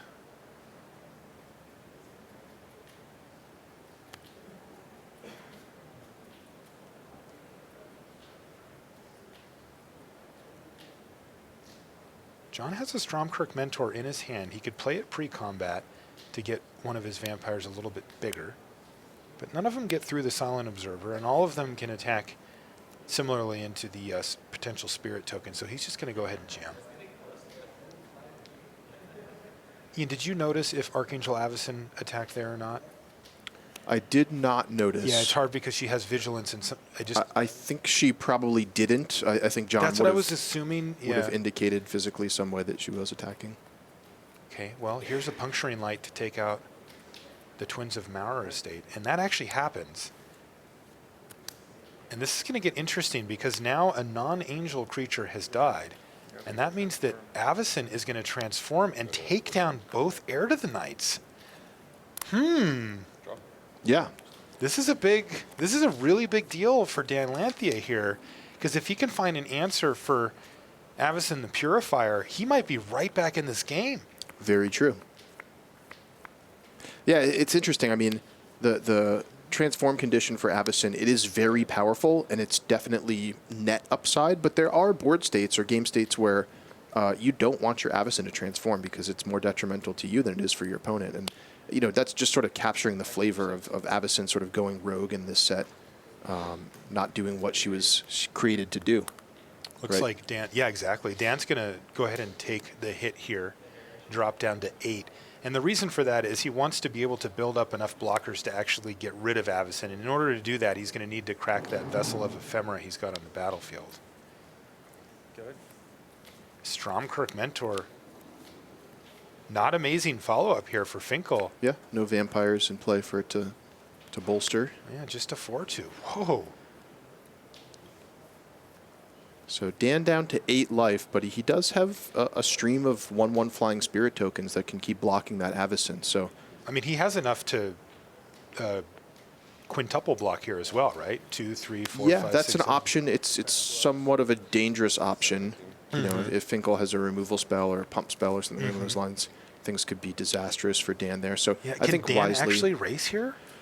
I think chumping Avacyn is a better plan than trying to multi-block, at least in the short term here. Yeah, in the short term, it makes a lot more sense. I just wonder where it goes in the long term. You know, like, because he can chump for a while, but he does have to find a way to actually win. And, you know, the things he's chumping with are also his win conditions. Yeah, it's true. Murderous Compulsion is going to take down the Emissary of the Sleepless here. I think here it's a case of Dan knowing his deck better than we do. For sure. We can take a look through the deck list, but I imagine he has some removal spells that can deal with Avacyn, or maybe like a bounce spell or something like that. Totally. That's a better option than sort of going all in on the quintuple block. Makes a lot of sense. I'm looking through his list now. Unfortunately for him, I do not see any of the white removal spells that you would hope to see to take care of a huge 6/5 flyer. He's got removal spells that are more geared towards small creatures.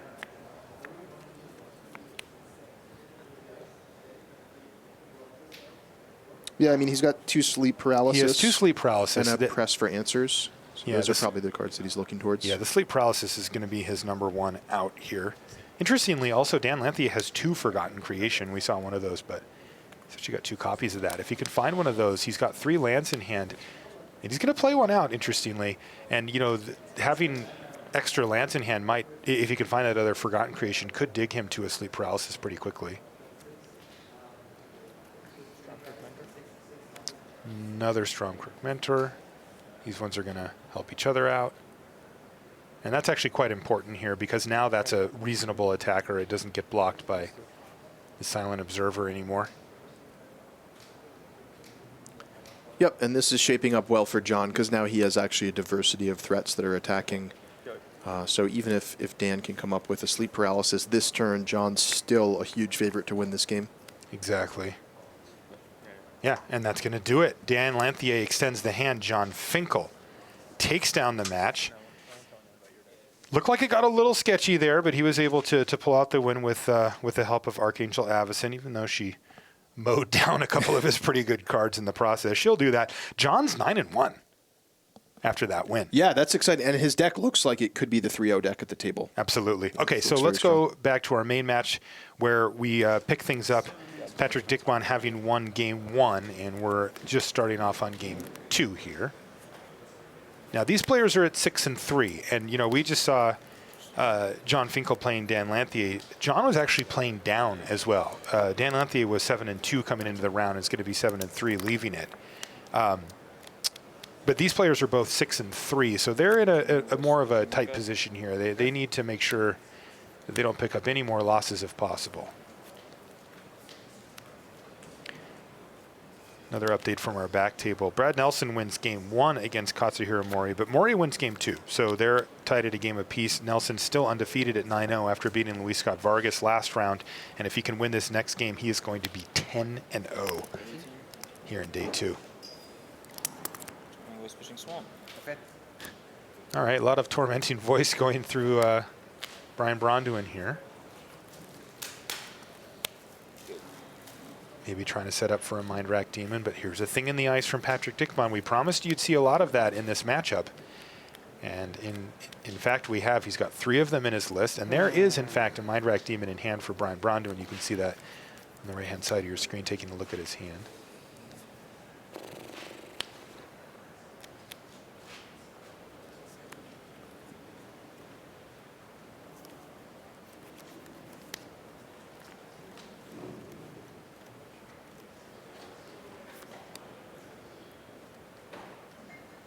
Pair of Fiery Tempers in hand as well. Interesting. Press for Answers is really just a way for Patrick Dickmann to get a counter off of the Thing in the Ice and maybe get a card. Interestingly, BBD's deciding if you'd like to sacrifice his Neonate right here to prevent the clue. Ah, I see. In response, I'll sacrifice it. And he is going to do that. Okay. I think Dickmann's still probably happy with that. He still gets a counter off his Thing in the Ice. Hey, and he killed the Neonate. Right. I don't know that the Neonate was going to be the big game winner, but it could matter. All right, and here's Mind Rack Demon for Brian Bronduin. All right. Surely he has Delirium at this point. He already had 3/4 of it just after those tormenting voices, so he just needs something other than a sorcery, a creature, or a land. So let's take a quick peek at Patrick Dickmann's hand here. Okay. Looks like he's got a couple rushes of adrenaline, so some spells that can start taking counters off his Thing in the Ice. And Gone Missing. But then he also has Gold Knight Castigator, so yet another rare or mythic rare in this case. So both these decks looking just chock full of powerful cards. So there's the Gold Knight Castigator. Risky business here, but it could do a ton of damage. You know what? He doesn't actually have Delirium, Brian Bronduin. Really? Yes. After all those cards, I mentioned the 3 types that he had. He still has those. Now, he's going to take 4, but he does have a pair of Fiery Tempers in his hand. I see. So but that could be really relevant here because look at Dickmann's hand. We talked about last game how Rush of Adrenaline, these combat tricks, work really well with Thing in the Ice because you can attack with it the turn that it transforms into Awoken Horror. So BBD going down to 16 here puts him ever closer to a turn where Dickmon just goes like rush of adrenaline, remove these counters, attack you for 13, right? Exactly. You saw also that Patrick Dickmon played the Gold Knight Castigator and did not attack with it. It does have haste, but he just left it back to block. 4 damage, I'm going to Fiery Temper Castigator. All right, so Fiery Temper the Castigator, and so that does 6 to it. Yeah, remember Gold Knight Castigator takes double damage, and you also take double damage. Right, and so is the trample going to carry over then as well? Like the extra double trample, however you want to put that? 6 to the Castigator.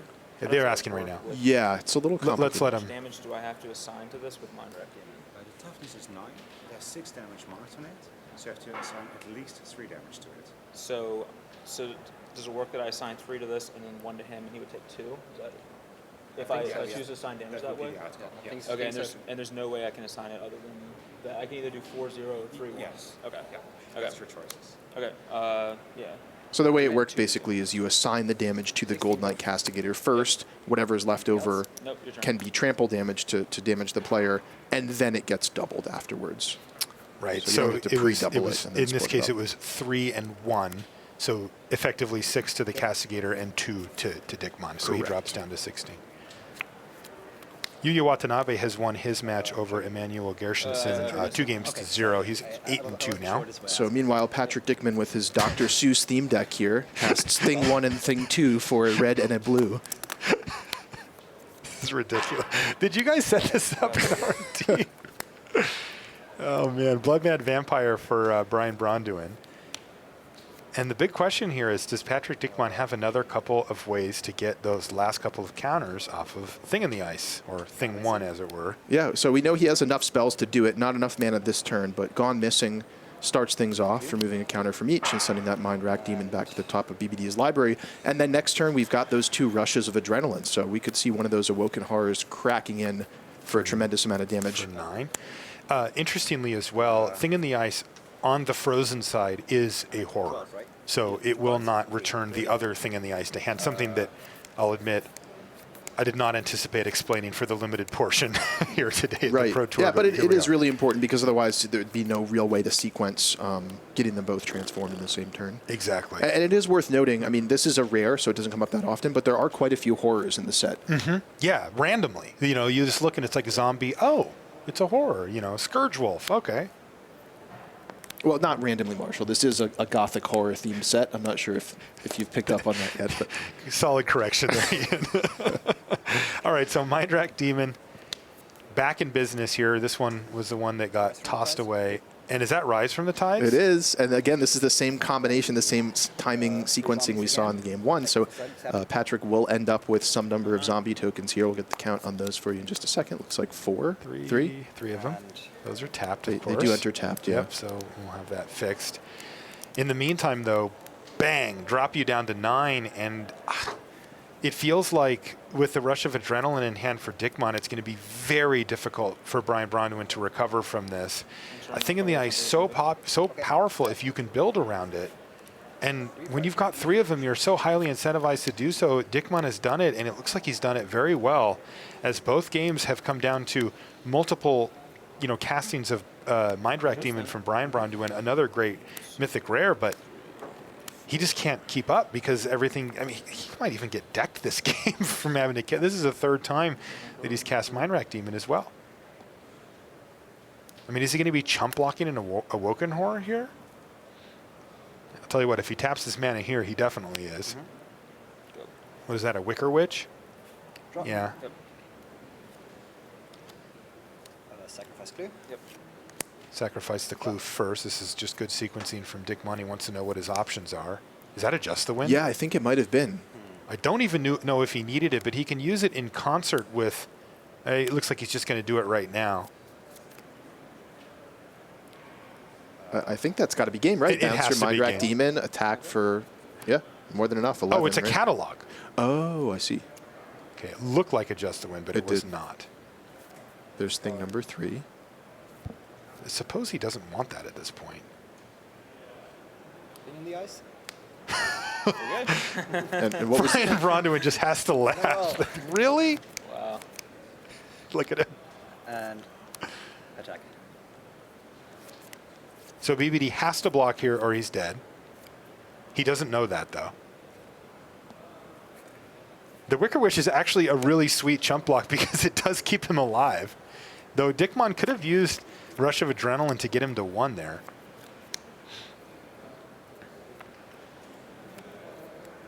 Patrick decided not to. You see the look on BBD's face when he discarded the 3rd thing in the ice.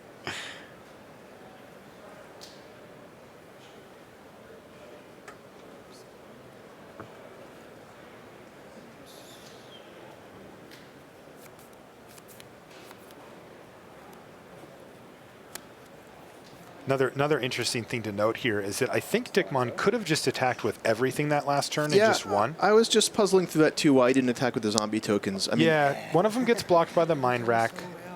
The thing in the ice gets chump blocked, and then he just uses Rush of Adrenaline, and that's lethal. Yeah, or the Mind Rack Demon chumps the Awoken Horror and Wicker Witch trades with a zombie, which wouldn't be lethal that turn, but you're still super happy if the Mind Rack Demon chumps your Awoken Horror. Yeah, right? I think it was just a misstep from Dickmon. Remember, BBD was completely tapped out, so he had perfect information, but he's probably realized it now. But it's also just one of those cases where, like, when you're so far ahead, like, I mean, Dickmon's, he's in a great shape this game, right? Yeah. And sometimes it's really hard to optimize when you're really far ahead because you're just thinking, like, you know, I've got this, I just need to not do something stupid. Well, now he's going to, you know, this is probably the point where he realizes, okay, got to tighten up, right? He doesn't want to let a great game slip away from him here.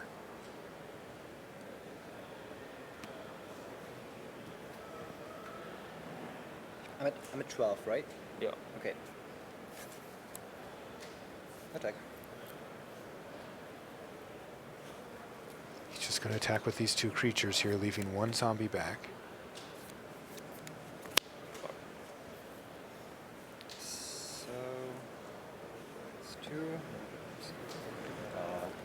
So we should see the rush here. Okay, so here's the Rush of Adrenaline.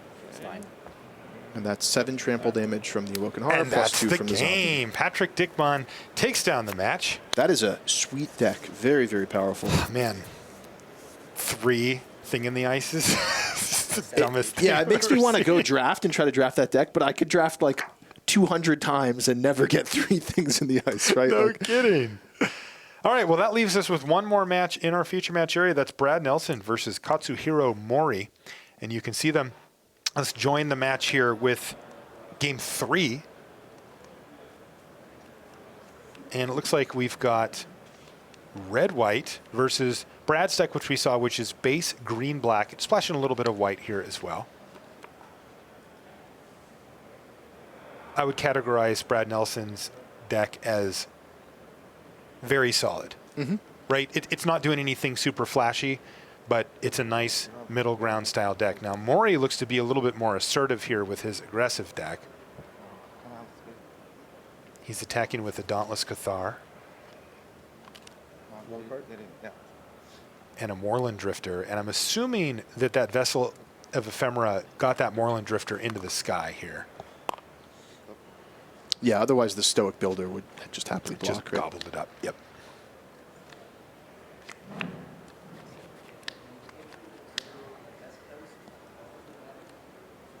So Brad's sitting on a still pretty healthy life total. I imagine he gained some life off of the Near Heath Chaplain, right? Yeah, I see one in his graveyard. That's also the 2/1/1 Flying Spirits. That's where those came from.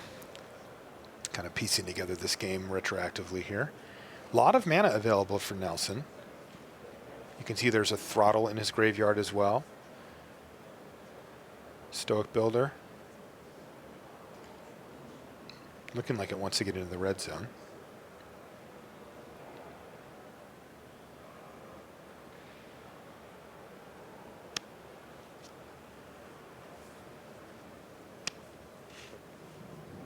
He's just going to attack with everything.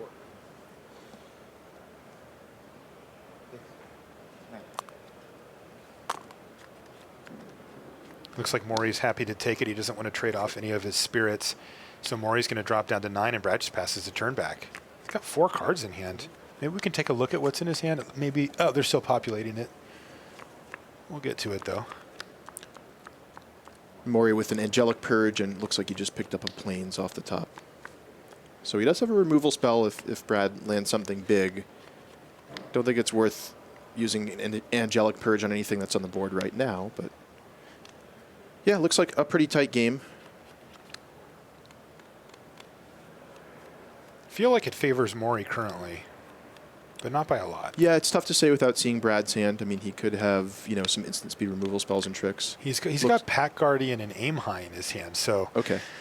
Take back what I said. I like that Pack Guardian. He's also got a pair of Swamps, so he can make the 2/2 wolf friend, as it were. So, yeah, this looks actually pretty good for Nelson. Yeah, and then there's also Aim High to take out the Moorland Drifter or something, if need be. Mm.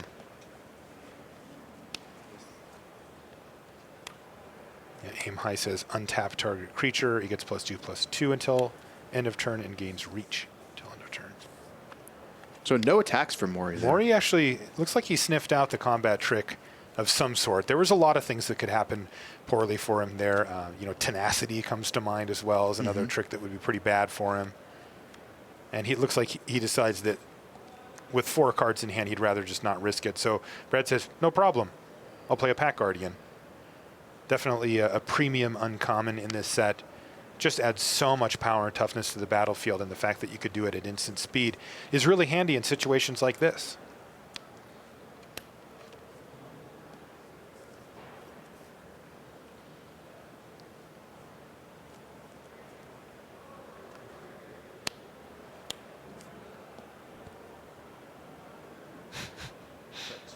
I just... Going back to our previous match, somebody says, all good things come in 3s, I guess. That's pretty bad. All right, looks like everybody but the Pack Guardian is going to hit the red zone here for Brad Nelson. Doesn't seem interested in trading it off for the Dauntless Cathar.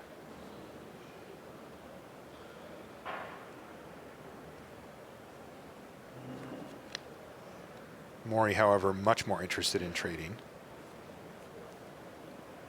than he was last turn. Wonder if we'll see Aim High on the Spirit token that's being blocked by Moorland Drifter. It's an interesting decision for Nelson because he'd love to keep the Spirit token and like if he knew that it would resolve, he'd probably go for it. But it is quite risky here with a bunch of open mana from Maury. What does Maury have, 2 cards in his hand? Yeah, Maury's been low on cards for a while, and you might feel if he has a combat trick, he may have been more aggressive on the previous. So yeah, I don't think there's necessarily a lot to fear here. Looks like he's going to go for it. Indeed, Aim High. And in fact, there is nothing to fear here, as Maury only has sorcery speed removal in his hand. And this makes sense because like you're going to want to use the Aim High on defense at least anyway to take out that Moorland Drifter if it does attack. So might as well do it here and save the Spirit token. Yeah, that makes a lot of sense. And there's the Angelic Purge to take down the 4/3 there. So things kind of settling into a board state where neither player has a ton going on, but I'd still have to say this favors Brad Nelson here. He's at a slightly higher life total, and I have to imagine his deck is just a little bit more powerful in the late game based on what we saw from it earlier and just based on the fact that red-white tends to be very aggressive in this format. Yeah, it does seem to be the case. Well, nothing great here, a fork in the road for Brad Nelson. His Pack Guardian, of course, exiled, and he's left with just the wolf that it brought along with it. He would love to see, and he's got a lot of, you know, just a 5-mana creature of any type, and he's out of gas. Is Nelson. Yeah, I mean, this is anybody's game from here. All it takes is one good top deck for Maury to just get right back into the game.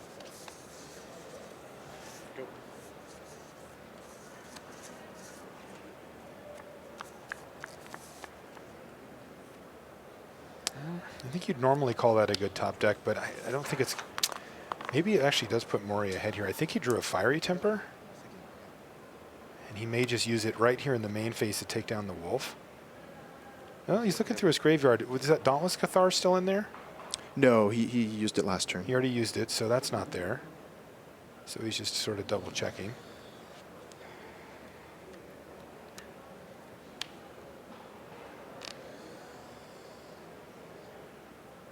Yeah, this is always a tricky situation. Like, you don't want to use a premium removal spell like Fiery Temper on a 2/2 wolf, but being at 5 life, the chances are really high that you're going to eventually have to use it on the wolf anyway. And if you just like take 2 hits and then use it on the wolf, you just feel awful, right? Because now you're at 1 and anything is a lethal threat. Absolutely. Is that a Pyre Hound? Yeah, it's a Pyre Hound for Maury, and Brad Nelson looks like he's running out of gas very quickly. Stoic Builder is not what he wanted to see off the top of his library, and his life total is going to plummet here. Yeah, and so the game really evening out, or maybe even turning back into Maury's favor here. Okay, well, so far Maury hasn't found an instant or sorcery to get the Pyre Hound above the Stoic Builder, so it is actually going to do a reasonable job of holding it back. And Brad's only going to take 1 for the turn. Not too terrible, all told. But he still has that pressure on him of needing to find some action.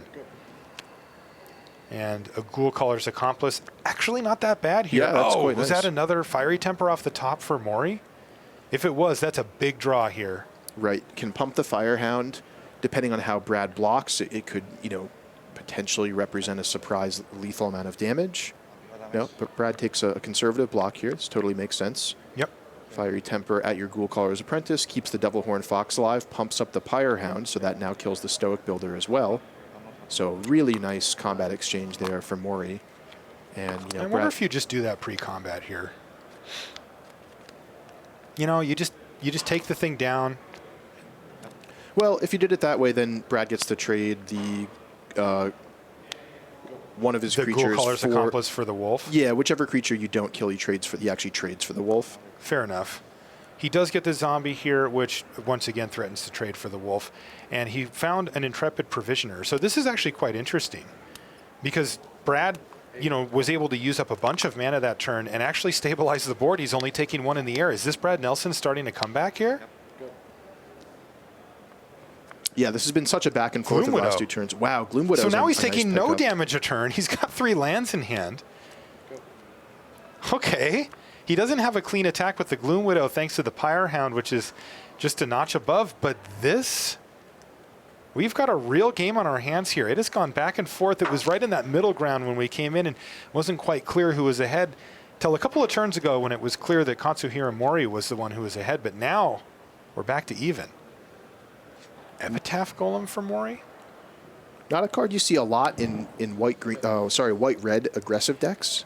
I've never seen it in a white-red aggressive deck, at least not yet. But yeah, I mean, maybe Mori's deck is not as aggressive as we were giving credit for.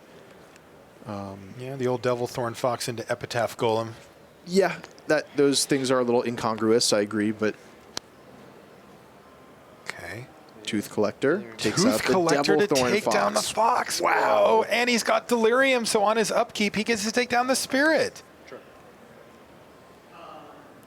Yikes. Epitaph Golem is going to put Fiery Temper on the bottom of his library, but from what I can see, he still has a,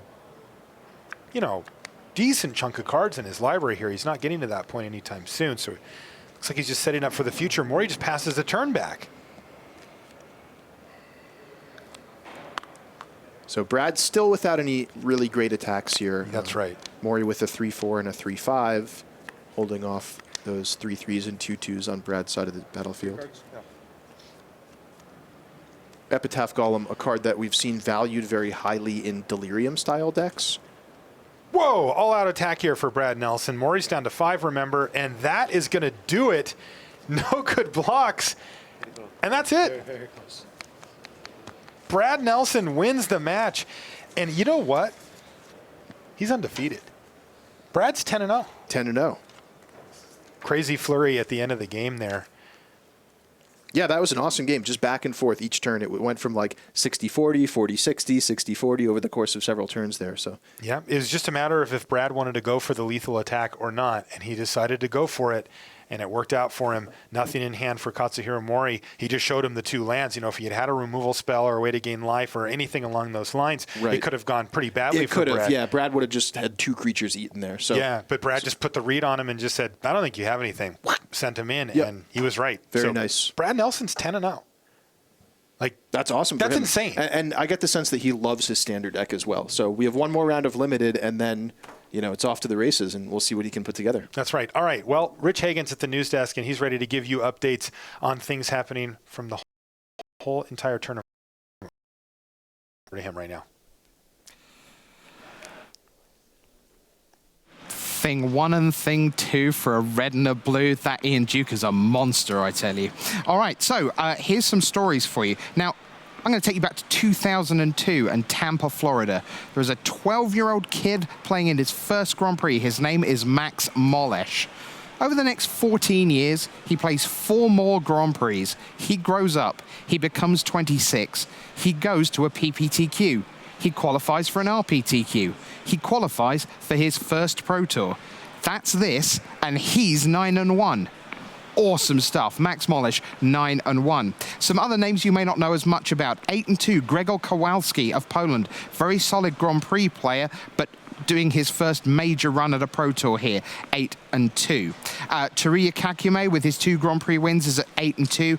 Yuki Matsumoto from Japan, an amazing Grand Prix conversion rate, 75% win rate, 11-5 at Magic Origins was his first Pro Tour. He's back again. He's in the 8-2 bracket. Lots of very big names up at the top of the standings. But what's still going on out on the floor? You see, with time's ticking down, we're almost at time, but somebody will still be playing. And if someone's still playing, that means Brian David Marshall is still watching. BDM, what's going on? All right, Rich, hang on. Yeah, under 20 seconds left here in the round. And as we walk, I wanted to get an idea of what some of these boards are like, that where these games are going so long. All our feature matches have been going quickly. There you see a Call of the Bloodline. Sanitarium Skeleton has been fueling that for a few turns. Now it's in play. It's been fighting off a pair of transformed Abyssinian missionaries. Call of the Bloodline, by the way, also in play all the way over here. Oh, it looks like that match just resolved, but Call of the Bloodline seems to be a signifier for a long match. Here we see Mate Zadelkai playing against Robin Dolar. These guys are still playing another Call of the Bloodline in play. So this is really a card that lets you go long if you get some of the enablers, whether it's a groundskeeper or a sanitarium skeleton, to keep fueling it. But you see lots of vampire tokens, lots of lifelink. Maybe you get an indulgent aristocrat and you can make your team big. Here we see another match. We see Willie Adel, the Hall of Famer. He's playing. No Call the Bloodline in sight, but it is white-blue versus blue-green. So not a lot of removal. And there you see, again, life gain is a factor here. There's a graph mole in play for Willie Adel. I don't have a clue as how he's investigating, but neither does he right now. He's probably eaten them all up. Here we see some of the matches are all wrapping up. And let's just swing around and see if there's anything else going on the other side. Down in the lower end of the standings, we see at least one more match ongoing. I don't know this. Oh, this is just they're just settling a grudge match there. It looks like, and it seems like that's all that's really going on out on the floor. Oh wait, we have Bram Snepvangers, the Hall of Famer, still playing at table 71. Let's take a look at what that board looks like. See white-red versus white-green. See a Slayer's Plate across the table, an Apothecary Geist. All right, well, that gives you an idea of what the board states have looked like here on the floor with one round to go and limited at Pro Tour Shadows over Innistrad. If the game's going long, there's probably a Call the Bloodline in play.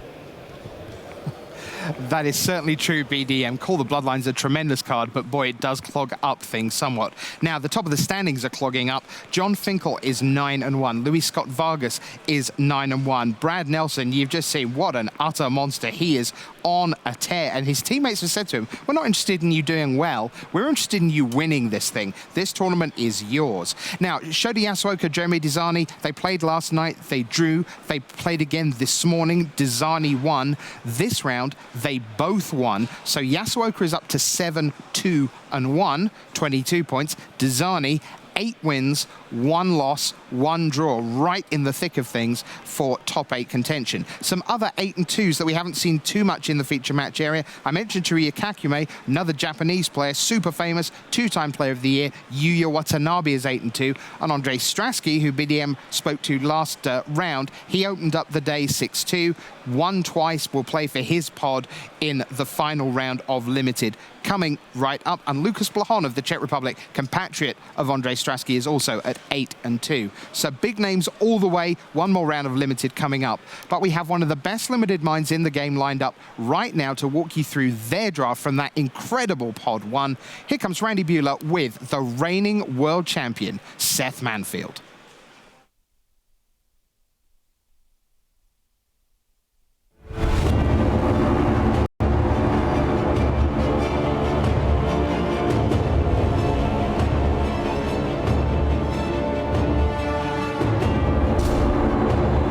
Hello and welcome. Randy Buehler here with Seth Manfield. Welcome, Seth. Hi, Randy. Seth is #2 ranked player in the world right now. He's the reigning world champion and 7-1 overnight. Owen Turtenwald had, he's having his worst Pro Tour in a while, which for him means he'll probably still finish in the money, but it's already out of top 8 contention. Yeah. Somebody's going to make a run at passing him for player of the year. You're the guy in the best spot. And 1-1 so far today. So is that something you think about at 8-2, about leapfrogging Owen and getting that player of the year spot? I mean, Owen's having a killer year. So I think in a normal year, like last year, I would be maybe on top or right there.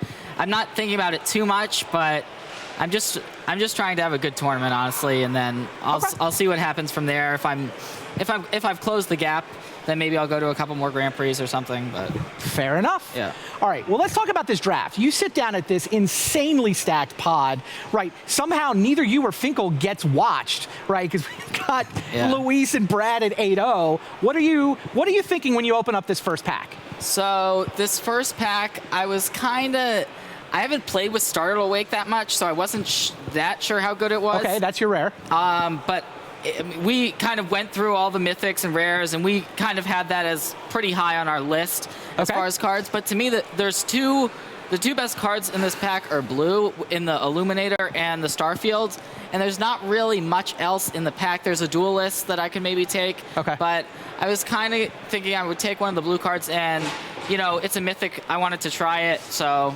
I wanted to try it. Yeah. Why not? Day 2 of the Pro Tour. Let's try Startled Awake. Okay. Now, did that color the way you were expecting when you look at this pack? Now, are you thinking I want a Startled Awake deck, or I'm in blue, or what are you thinking? I just knew it was going to take some work to make the Startled Awake where I want it to be. I knew I wanted it to be more of a controlling deck, and that could just be my win condition. Mill 13, okay, the game's over, sort of thing. Sure. So that being said, I would still be willing to abandon it if I needed to. Sure.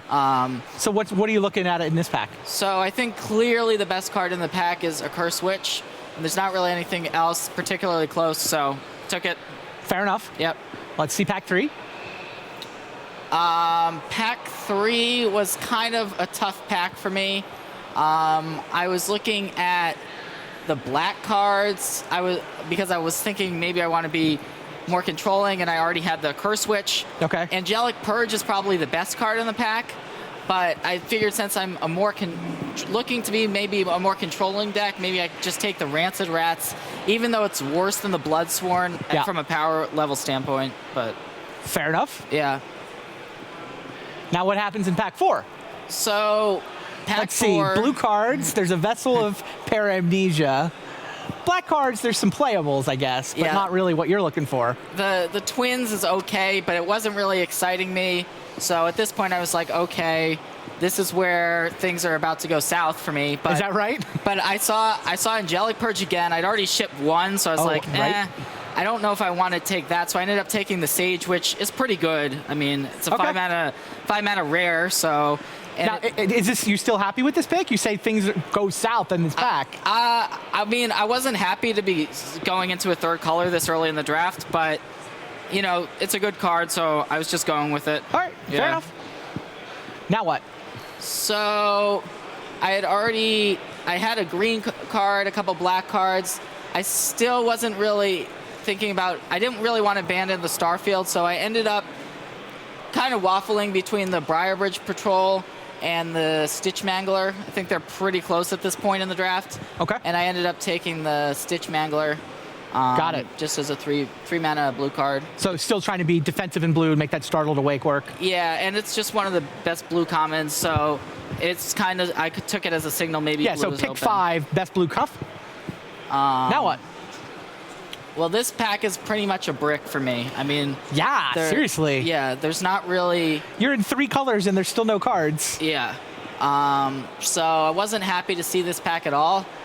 The Vessel is probably the best pack, best card in the pack. I took Aim High because it's playable and maybe a green deck that I put together. Did you end up playing it? No, it was just in my sideboard, so. Okay. Yeah. Pick 7. Pick 7. I took the Farbog Revenant. It's kind of a filler creature. I thought it would be better than it is. It's a 3-mana 1/3 that sometimes you can get the lifelink bonus off of it. Sure. But I was kind of unhappy to see all these probably white cards that I should have been taking. Maybe if I had taken that first Angelic Purge. So way back in pack 3, if you were Psychic or if you had it to do over again, you're like, all right, Angelic Purge into the white deck. Yeah. And then I took Woodland Stream. I was actually pretty happy to see that because I didn't even know if I was 2 colors or maybe 3 colors. 3. Yeah, so. Okay. So that's all the packs. Now here's what you wound up. I don't know if anything else came around late. I know you got a Fleeting Memories late that came around. Is that something you were thinking about? You've got the Startled Awake to deck them. Is Fleeting Memories a consideration? Yeah, I was thinking about the Fleeting Memories. You need more in your deck than just mill cards, though. You need a lot of supplemental cards to be able to hold the ground early. But sure. Yeah, if I got more clue stuff, I was definitely interested in the. And then Watch from the Web seems like it might make the cut. Yeah, I was actually happy about that pretty late. Makes sense. Yeah. Now here's pack 2. Tell me a story. All right, pack 2. Once again, it's a weak pack. I mean, like, I believe I took this Stitch Mangler because it's probably the best card in the pack, honestly. But Indeed. It was just a bad pack overall. So. Okay. So good, solid defensive creature in blue. Yeah.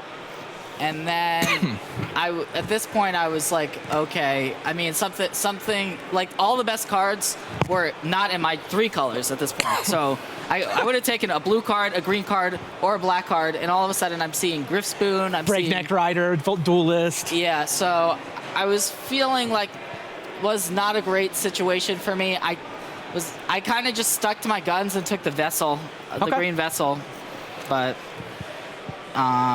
pick 3. Pick 3.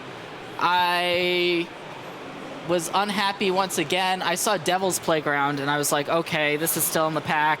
I'm just going to take it. I don't know what's going on. There's literally 0 cards for my 3 colors once again. Sure. So I just took the best card, and I was like very frustrated. Okay.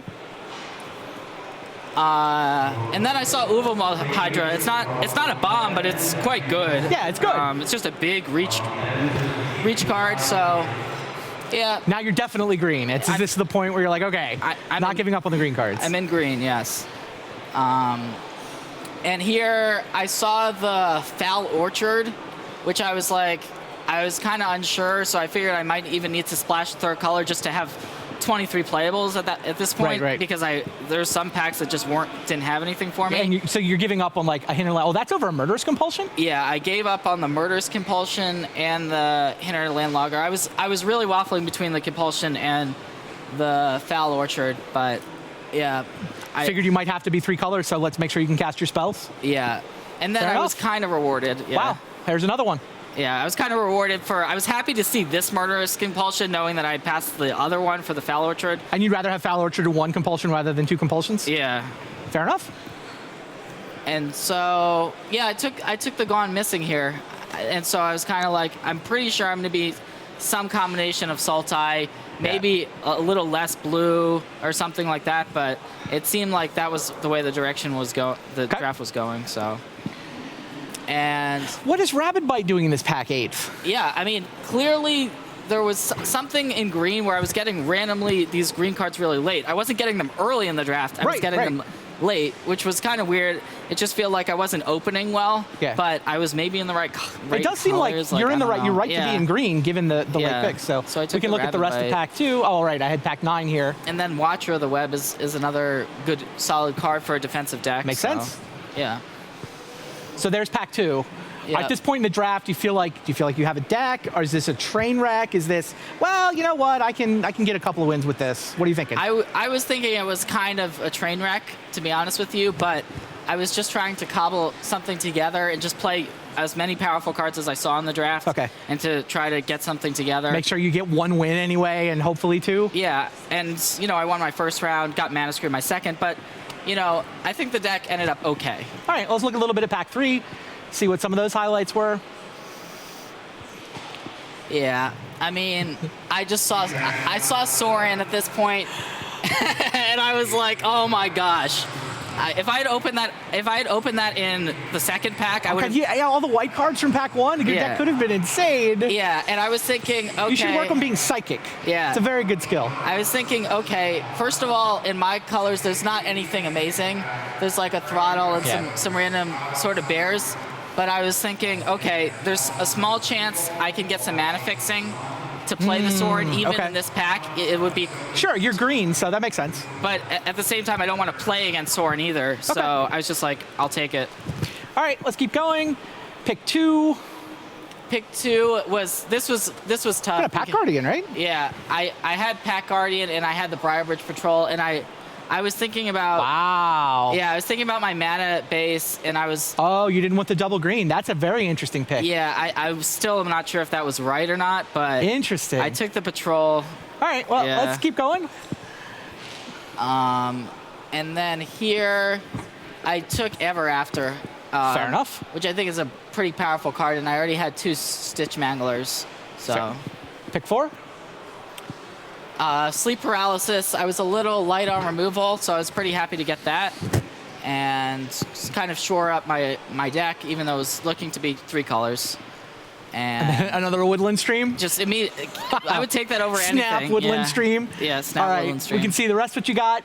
It wound up being just solidly 3 colors, but with enough dual lands that you can hopefully cast your spells enough. Yeah, like 7 of each color, like 7 sources of each color sort of thing, so. All right, that's Seth Manfield walking you through what to do when the draft doesn't quite work out. He's got 1 win. He's going to go play this round and find out, is it a 2-1? Is it a 1-2? Either way, you're still in top 8 contention going back to Constructed, so nice work. Good luck the rest of the way.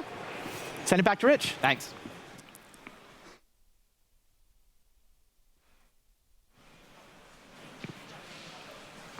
Thanks very much to Randy Buehler and Seth Manfield. They're one of the best players in the world and really knows how to explain what's going on in Limited. Well, someone who's been at the very top of the heap is Jeremy Desani of France, your Pro Tour Theros champion from 2013, of course, and he is putting a really great run together. He's 8-1-1. He's in the feature match coming up. Why don't we hear from him first thing this morning? On the eve of day 2 here at Pro Tour Shadows of Innistrad, I've got Jeremy Desani. Jeremy, you finished 6-1-1 coming out of yesterday. Exactly. A very nice start. Where do you think it puts you as far as top 8 might go?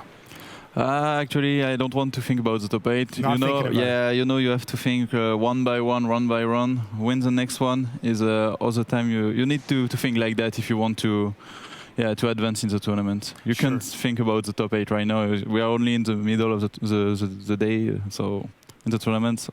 Yeah. So right now you're focusing on your first booster draft. Yeah, exactly. Of the day here. And what are you thinking about for booster draft? Is your confidence level high? Yeah, I'm very confident. I practice a lot the format, and I just want to skip a color. I don't really like green cards in this format, so. You don't like green? No, I don't really like. I think the cards are okay or good, but the deck in general are pretty bad. It's pretty hard to come back when you are playing green cards. If you're behind during the game, it's pretty hard to come back. So I played a green-red deck in Barcelona, and each time I meet a green-red deck, if you don't have a good start or if you have mana issues, it's pretty bad for him. It's pretty hard to come back into the game after that. Of course, yeah. So now, I don't play that. You're playing an Abzan Aristocrat style deck, or excuse me, an Abzan Company deck is what I meant to say, in Standard. Who did you test with to make the deck, and what do you think about it? So my team is with Raf Levy, as usual. Like during the free last year, I tested with him, and MTG Min card, plus Saito-san. So we built the deck with Raf, as us two. And we start with a pretty interesting ally March of the Tomb deck. March from the Tomb deck? Yes, exactly. That's where that deck started? Yeah, with 4 Zulaport and 4 ally Woodren when coming to play. And non-to-cost. Healers and Zulaport Cutthroats? Okay, that sounds pretty spicy. It was pretty good, but you need to add the key card. We played, of course, Collected Company, and the game without Collected Company was... Yeah, it was different, a little grindy and not easy sometimes. So the deck evolved. At the end, we chose to play better cards in general, like Avacyn, and we had a color. Mana base is pretty good because you are playing 8 pen lands. So this means you have a lot of untapped land.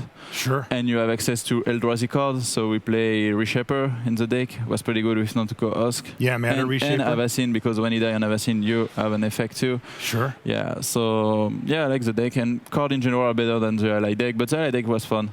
And so do you feel like you've made the right choice here this weekend with the Collected Company deck? I think it's the right choice for the metagame with Bond Company and Human. I think both matchups are pretty good, but the other team found some decks, and for example, the green-black LSV play, the green-black Aristocrat, I think it's pretty bad for us because we have no removal. We just can play creature and wait for the death. So I think it's pretty odd. And maybe the green-black control. Pantheon from the Pantheon. Yeah, I don't know the matchup, but I don't think it's really good too. Okay. So it's good for the game, for the deck against the deck we wait for, like Human and Bond Company, but against the other brew, not sure. Okay. Well, good luck today and day 2, Jeremy. You. Thanks very much to Marshall Sutcliffe and to Jeremy Desani, 2013 Pro Tour Theros champion. BDM, the top of the leaderboard, is starting to get stacked. Why don't we take a look at our overall leaderboard here on the second morning of Pro Tour Shadows over Innistrad. We have 1 round of limited to go, to remember, and 1 perfect record. And BDM, we've got Brad Nelson. There you see him top of the heap at 10-0. And then look at those 9-1s. Hall of Fame, and Max Molish in his first Pro Tour. Wow. Throwing himself, inserting himself into the Rookie of the Year race with a strong finish here for Max Molish, someone who you said has been playing for quite a while, though. Yeah, he was 12 when he played his first GP in 2002, but he's only played 5 lifetime. He's got 35 GP lifetime matches, something like that. There you see Desani currently clear in 5th. And Pro Tour champion, world champion to round out the 6th. Crazy. And he is in feature match action this round. But we will begin with the matches. They just keep on coming. Let's send you to Brad Nelson against John Finkel. And that's to win.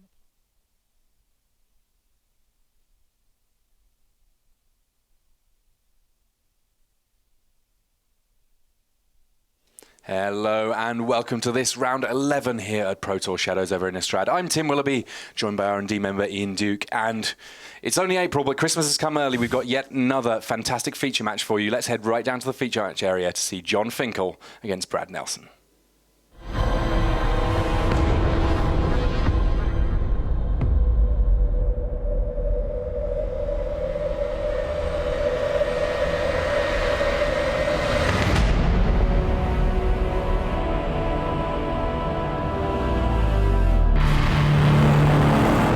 Hello and welcome to round 11 here at Pro Tour Shadows over Innistrad. I'm Tim Willoughby here with Ian Duke from R&D, and we've got some great feature matches for you. And this, the last of our draft rounds here at this Pro Tour.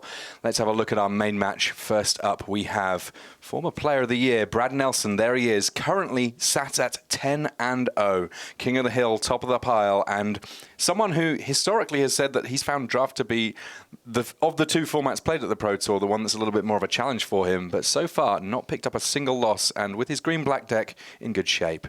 On the other side of the table, he's a Hall of Famer, he's a legend of the game, arguably the best player of the game, certainly in the conversation, Mr. John Finkel. He's done it all, and he's at 9-1 with a very strong, virtually mono-black deck in.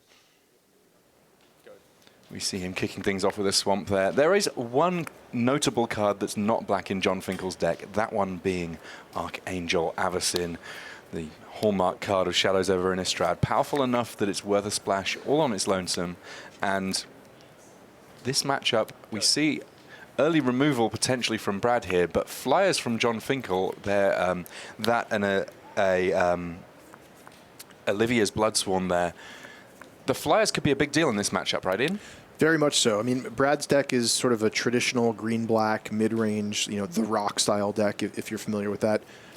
He doesn't have a lot of defense against flyers. He does have some removal spells, but if John gets off to a quick start with one of his 3 Heirs of Falcon Wrath or Olivia's Bloodsworn, as we see right here, yeah, that can really end the game quickly, and there's not that much that Brad can do about it. He's not a speedy deck. He can't really come out with an offense on his own, and he doesn't have a lot of ways to block flying creatures or trade with them. No Watchers in the web for him. I mean, one very interesting potential thing we see here is there's a Tooth Collector in Brad Nelson's hand. If he's able to get Delirium, and a Fork in the Road certainly going to help with that, then consistent -1/-1 counters, -1/-1 to creatures, could be a very big deal against John's deck. Already seeing it taking down Olivia's Bloodsworn. With Delirium, that could very easily spell good night for a large amount of the creatures that John's looking to get into the air with. Yeah, even without Delirium, that was just a huge play right there. I mean, Brad played a 3-drop, 3/2 creature and took out John's 2-mana creature and then traded with another. So, yeah, really, really nice defensive sequence there from Brad Nelson. Yeah, traded there with the Vampire Noble. I can't help but wonder whether or not he's going to rue that a little bit as the Crow of Dark Tidings comes down. That another flyer, 2/1 flyer in the air that has milled John for a couple of cards. He's fast approaching Delirium himself. Meantime, also Sanitarium Skeleton hitting the board on the ground. Unlikely that that one's going to warrant a removal spell from Brad because, of course, it can come back from the graveyard pretty much whenever John has the mana available to spend on it. So taking a peek at Brad Nelson's hand here. Does have a Veteran Cathar and a Throttle in hand. Is that a second copy of Tooth Collector? I'm not quite sure, but we have got a Gloom Widow here, which is one of the few ways of dealing with flyers that Brad Nelson does have, and that one potentially big against the Crow there. But in the meantime, it's Stallion of Ashmouth time. Once Delirium becomes a factor for John Finkel, that will mean that he's going to be able to get in for potentially quite a lot of damage on the ground. There is the ability to pay a black and 1 colorless to pump +1/+1, the sort of expensive fire breathing once you have Delirium. So Rabid Bite there, enough to deal with that Stallion before it gets active though. So Brad Nelson really drawing his cards in exactly the order that he needs to be able to make an impact on this game. Gets a hit in to make it 17 points apiece and follows it up with, well, one of the big reasons for him to be splashing white at all there, a Veteran Cathar. So he can pay 4 mana, admittedly quite a lot, but he can give his humans Double Strike. And even though at the moment he only has 1 human on the board, Double Strike, a really board impacting ability. Heir of Falcon Wrath there, the play from John Finkel. And now we might see that Brad Nelson wants to think about using that precious removal spell that he dropped onto the battlefield on the early turns of the game. He doesn't necessarily need to worry about removing creatures on the ground. He's quite good at getting creatures dealt with on ground in play, but Sinister Concoction in play is something that he can potentially use there. As it stands, though, a dead weight was able to do it. And John Finkel here not really able to get a lot of early traction in this game. Yeah, indeed. It looks like that Brad has had a pretty nice draw insofar as it matches up against John's deck. We've seen a lot of removal spells. The Tooth Collector, of course, we saw earlier in the game was instrumental. And Brad also with one of his 2 copies of Gloom Widow, which is one of his few ways to block and trade with flying creatures. So really nice draw early on here from Brad, and we'll see what John can put together as far as getting back in this game. Now, if you're John in this spot, you can see that Sinister Concoction's in play. How much does that impact on how you choose to play out your threats? I mean, in general, it does have a big impact. You sort of want to pace out your threats and make sure that you're not allowing the Sinister Concoction to hit your sort of big finisher. But the way this game is played out, John doesn't have anything left, really. So he has no room to play around the Sinister Concoction. He just has to play out his hand and hope that it's good enough to hold off Brad until the game can reach a point where maybe Brad misses a few draw steps, just hits some lands, and John can get back in the game. I mean, the ideal thing would be if John can bait that Sinister Concoction onto a weaker creature and then top deck something like his Archangel Avacyn. That would be a way for him to get back in the game. Yeah, as much as John knows that removal spell's there, he also knows that Brad does not know the full contents of his deck, so potentially he can still put something together just by playing carefully off the top. Sanitarium Skeleton, yeah, pretty safe attack there. He can get it back whenever he wants to. And the 1 point of damage on may become relevant somewhere. Getting a card in hand to be able to discard a Sinister Concoction of his own. Interesting. Yeah, and we may see this take out the Gloom Widow so that Crow of Dark Tidings can start getting in through for some damage, and then that in turn may pressure Brad to use his own Sinister Concoction on the Crow, which would lead to an opening for John to top deck some big threat. Just a quick update from one of our other tables. We've got a number of important matches going on in this feature match area. Christian Calcano is playing against Shintaro Ishimura. Those guys both at 7-3, but Calcano hunting down the Draft Master title here at this Pro Tour. One Pro Tour left after this one, but he was already in a great shape, having come out 3-0 in the first draft. And with Thiago Saporito having picked up at least one loss in this draft, the door kind of opened for Calcano to come through. He's a game up against Ishimura, and Thiago Saporito also in our feature match area up against Craig Wesco. So meanwhile here, Brad Nelson taking a fork in the road to search out 2 swamps. Doesn't really do much for him given the current board, but thins out his deck a little bit, which is relevant as the game goes on. Brad sitting on a copy of Throttle in his hand, as well as the Sinister Concoction on the battlefield. So he's got John's next 2 big threats covered. We'll see here if John decides to pull the trigger on his own Sinister Concoction and take out that Gloom Widow. And Gloom Widow now coming in. That has to signal to John that Brad is willing to start using removal spells on his flyers instead, simply wanting to getting damage here. So we see a double block on the Veteran Cathar, which can give itself double strike for 3 and a white. Does do so. And now we'll see maybe John use the Sinister Concoction as an option. Yeah, at this point, once Brad's tapped out, he knows that it's not going to get any worse. And since Concoction, unfortunately, that just milled Archangel Avacyn. A big issue for John there. Obviously, he had no way of knowing that the top card of his deck is probably the most powerful card in his deck, but the most powerful card in his deck now in the graveyard. And I'm not sure that there's much that John can do to get that one back. There is actually, he does have a copy of Macabre Waltz in his deck somewhere, so it's actually somewhat a good thing for him to have Archangel Avacyn in the graveyard as opposed to a random card, in case he does hit that Macabre Waltz later on. Unfortunately, the surprise value of Archangel Avacyn now no longer quite there. Gloom Widow potentially able to get some hits in. The life total is now 9-10, so kind of hanging in the balance here. And a Ghoul Calls accomplice from Brad Nelson as well, so we may see dueling ghouls at some point.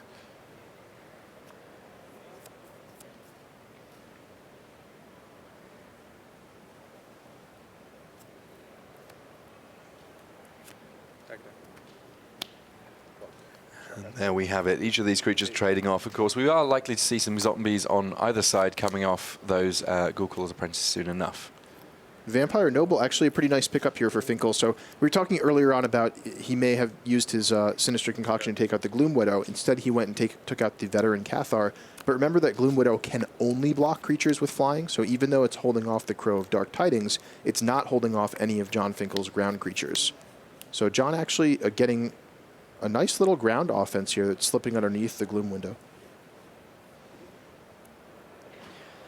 One of our other tables that we have going on here is Max Molish, and in his first Pro Tour up against Jeremy Dazani. Max currently on 9-1, Dazani 8-1-1, but Dazani up a game there. We may be able to give you a little bit more detail on that, show you a little bit of that match later on in this round.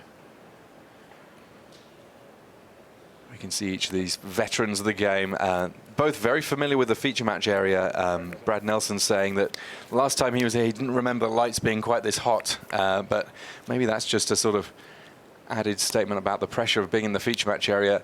A strange kind of pressure when you're 10-0. You know that you're in great shape, but at the same time, it will sting all the more when you pick up that first loss.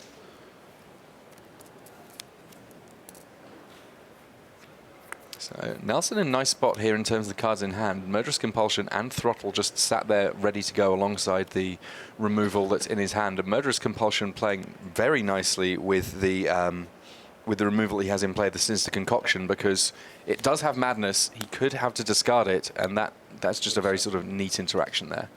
In the meantime, Deadweight finishing off Gloom Widow, and here we see the comeback. Murderous Concoction and Sinister Compulsion teaming up to mean that John Finkel really doesn't have much of a board either now after a flurry of removal spells. That's all right, trigger for my Crow. And it's just that lone Sanitarium Skeleton just getting in there. Tenacious. The Sanitarium Skeleton just will not go away. And Brad Nelson, he's taking his servings in single points, but sooner or later he will be done for if the Sanitarium Skeleton is not dealt with.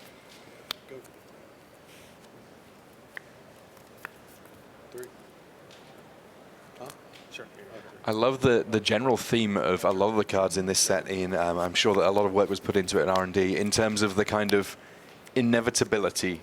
You can see the Sinister Concoction in play, and it's scary because of the potential it has rather than what it's doing right now. And I think Sanitarium Skeleton right now kind of doing a similar thing. The fact that it won't go away is what makes it scary, rather than the fact that it's a gigantic monster.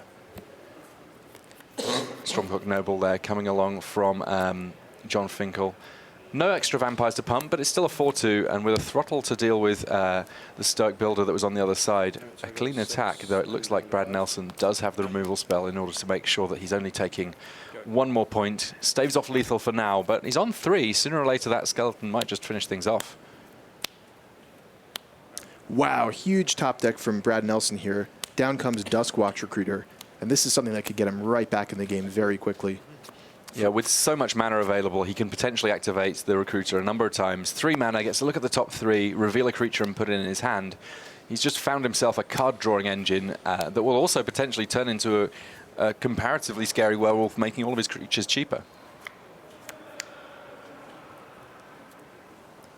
So punches traded back and forth here. John Finkel, he's got Brad down to just 5 life, but without much of an offense now that there are creatures on the board for Brad, and potentially quite a few creatures, and Nearheath Chaplain being revealed off the Duskwatch Recruiter end of turn.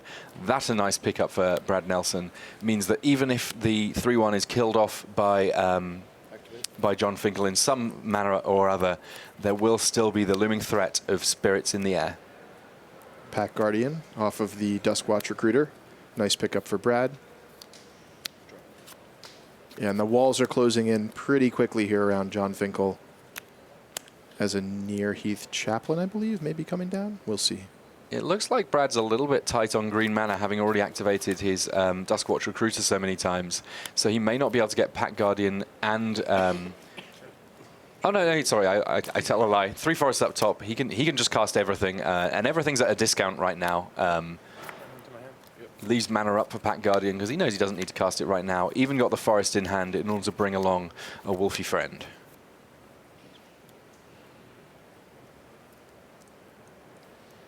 Sanatorium Skeleton briefly made it to the graveyard.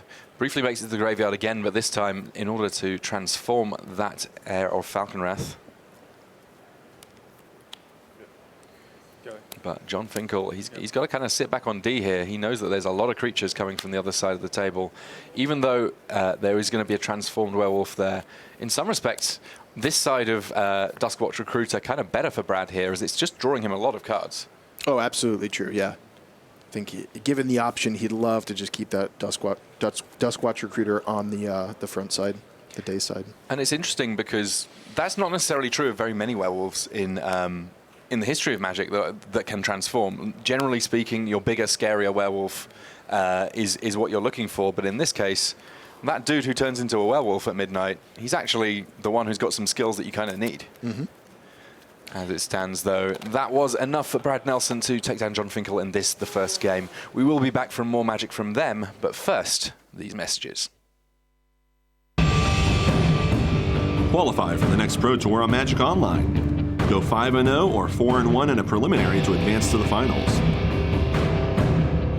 You can see the full schedule at mtgo.com.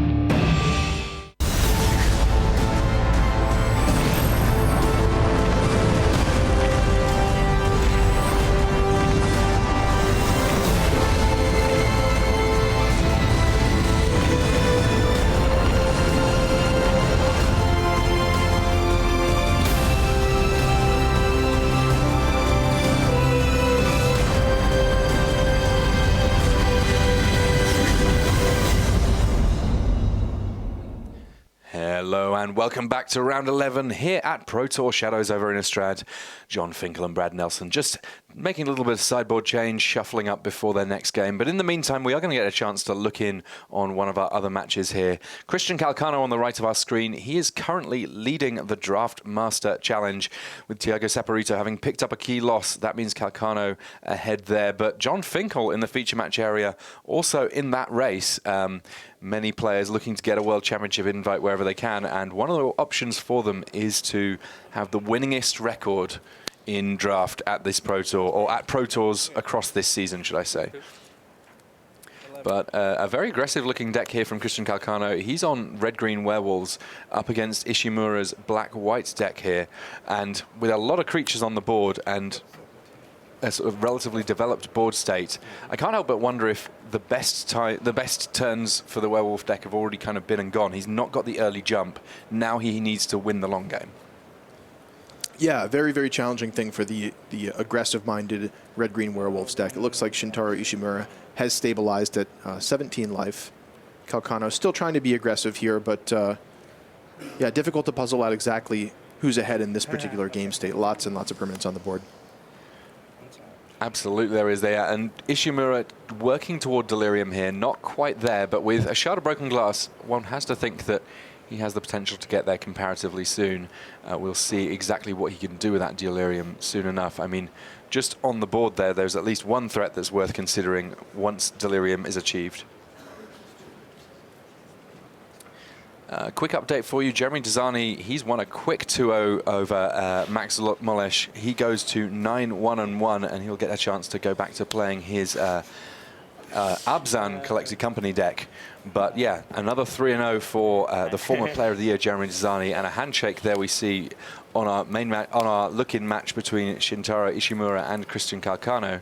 Looks like Ishimura able to just piece together what he needed there, as Nelson and Finkel still shuffling up, just presenting, so we'll get a chance to see every moment of that match very shortly indeed. Update on the back table as well while we're just getting familiar with what's going on in our feature match area. Currently, Craig Wesco, a game up against Thiago Saporito. I'm sure that's something that Christian Calcano, who's been very carefully monitoring the Draftmaster standings for basically the history of the Draftmaster award, will be kind of pleased about.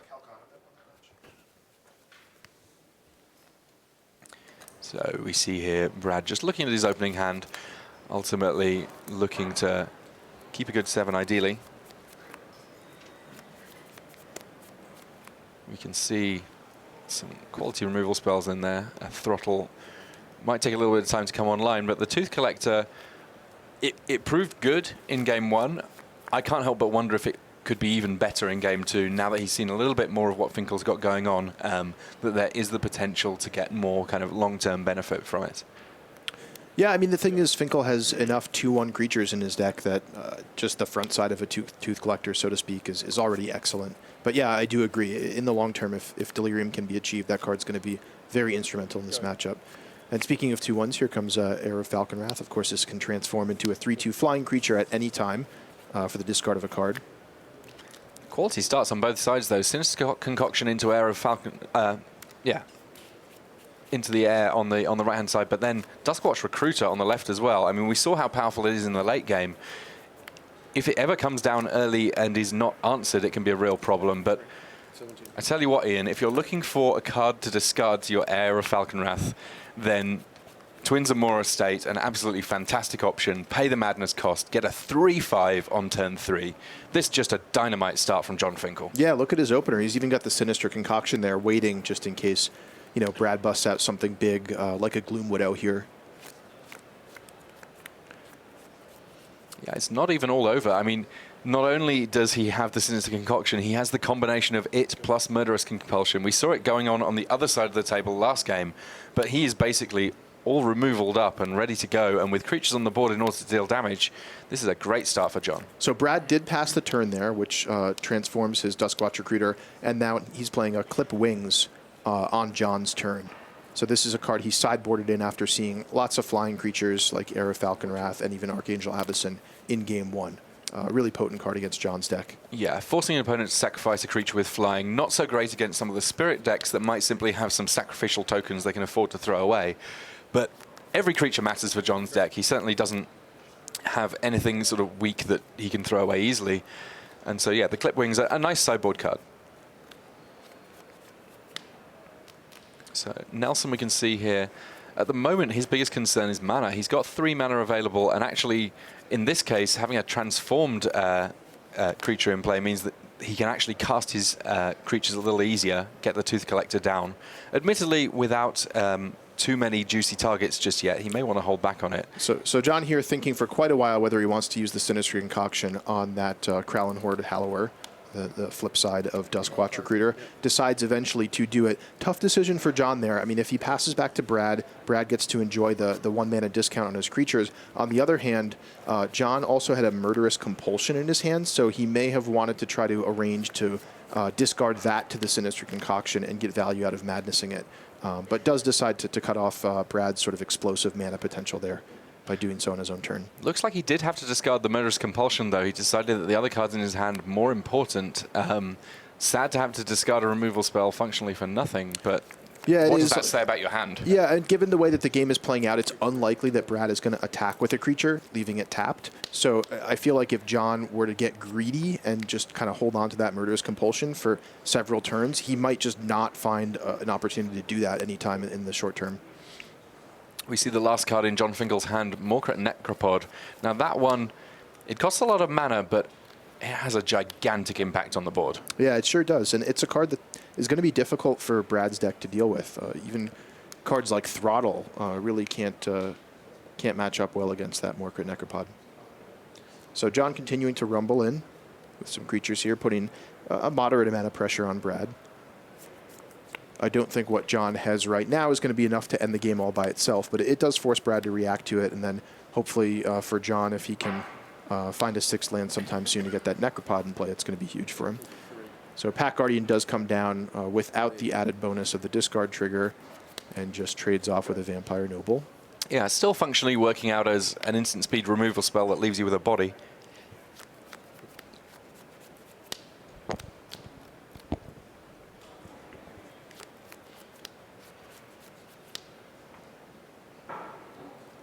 Biggest creature on the board now does belong to Brad Nelson, but how long will that last? That all kind of depends on when John Finkel finds his 6th land.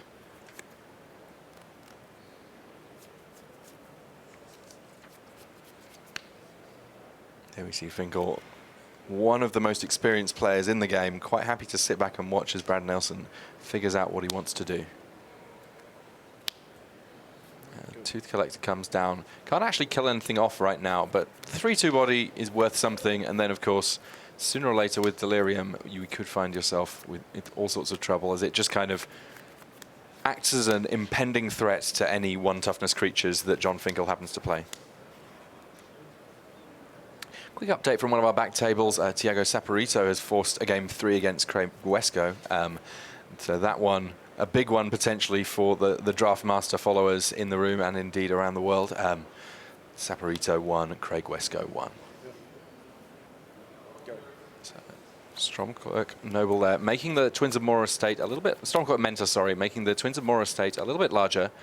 Starting off at 3/5, already a fantastic blocker, but 4/6, suddenly we're talking, well, Pack Guardian, not a big deal anymore. Yeah, but John does decline to attack there. If you were to attack into a 4/3 and a 3/2, Brad could double block and take down the Twins, only losing 1 creature in the process, which is not a good trade for John. Yeah, the Stormcloak Mentor might actually be more tempted to attack simply because it's always going to be trading pretty much any time that it's fighting, and he may as well get the board a little clearer. Yeah, certainly next turn, I think John would be happy trading in those creatures, if the board stands as it does. Meanwhile, taking a look at Nelson's hand, he does have a couple of removal spells in his hand. He's got access to a Rabid Bite and a Throttle, as well as a Stoic Builder and a Near Heath Chaplain that he can't cast yet because he doesn't have white mana. So the Builder comes down for no value, just a 2/3 creature, and Rabid Bite takes out that Stormcloak Mentor. Yeah, Brad on 8 life compared to John Finkel's 19. He's very much been on the back foot, but has kind of stabilized a little bit here. Not as many great attacks available for John Finkel. But here comes the 6th land for John, and that means Morkret Necropod. This is a 7/7 menace creature, which means it has to be blocked by 2 creatures. It does cause John to have to sacrifice a land when it attacks, but it's just going to be an enormous creature that's really going to be devastating toward Brad's board.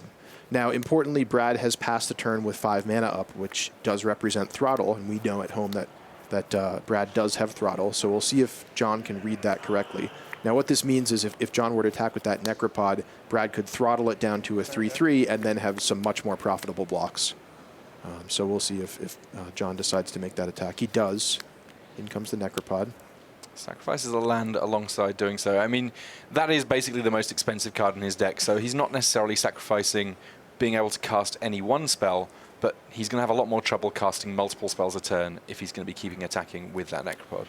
So Brad deciding his blocks here. Now, importantly, Brad also has to think about what if John has a throttle, or what if John has some sort of trick or removal spell that could throw off my block. So, you know, both players really having to think about what could go wrong for each of them in this combat step here.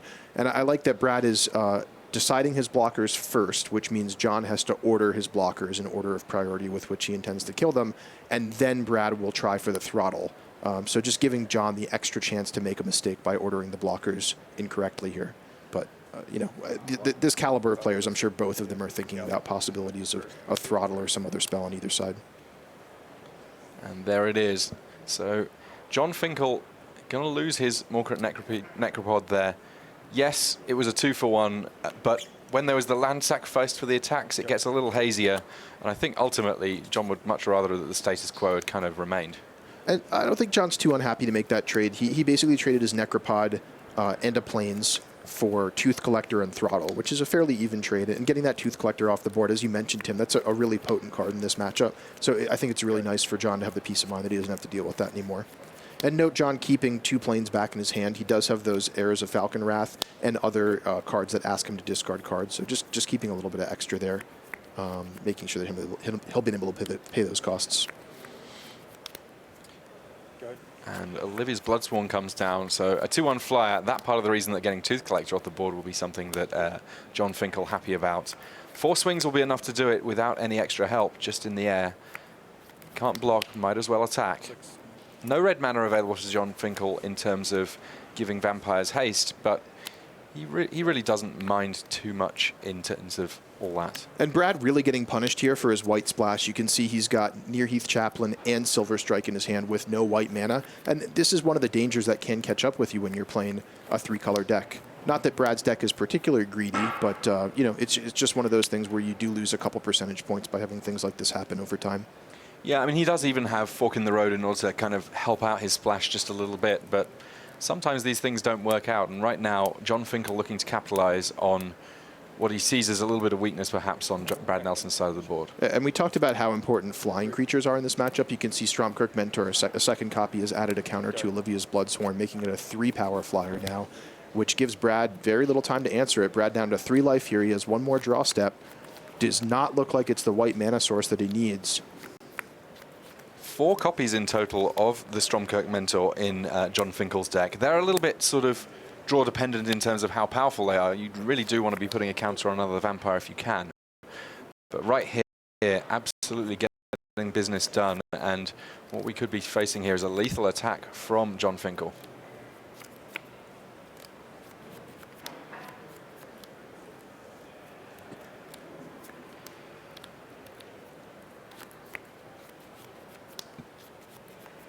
More mentors, more +1/+1 counters. This one going on the... Oh, John Finkel having a little think here. Yeah, so he's now got 3 vampires, each with a +1/+1 counter. And just to be safe, coming in with overkill, as we call it. He's not going to need to deal damage with all of these creatures in order to win the game. The only non-lethal threat coming in being that zombie. It looks like Brad Nelson has picked up a copy of Aim High. I believe that was his draw for the last turn. So he actually, he was not bluffing here. He has a way to answer that Olivia's Bloodsworn here. Just the 1 mana untapped, though. Yeah. Not quite enough to cast the Aim High, and that enough to force a game 3. So really nice play by John there that he decided to distribute his +1/+1 counter, diversify his threats, and attack with everything. Had he just come in with the Olivia's Bloodsworn, Brad would have simply cast Aim High, blocked it, eaten it, and then the game would have gone on. So really heads-up play by John there. So we will see a game 3. It looks like on our back table we've got some shuffling up going on as well. Tiago Saporito there playing against Pro Tour winner Craig Wesco. We know that Wesco loves a white deck when it comes to constructed. Has he done the same thing in draft? Well, we're going to have a little look in and find out. So there's Craig Wesco on the left of our screen. Starts off with a Plains. No massive surprises there. The same thing happening from Tiago Saporito. It looks like both of these players on a green-white deck of sorts, but no early plays from Wesco, and that opens the door to a Duskwatch Recruiter from Tiago Saporito. If there's nothing from Craig here, then this could be a comparatively quick game.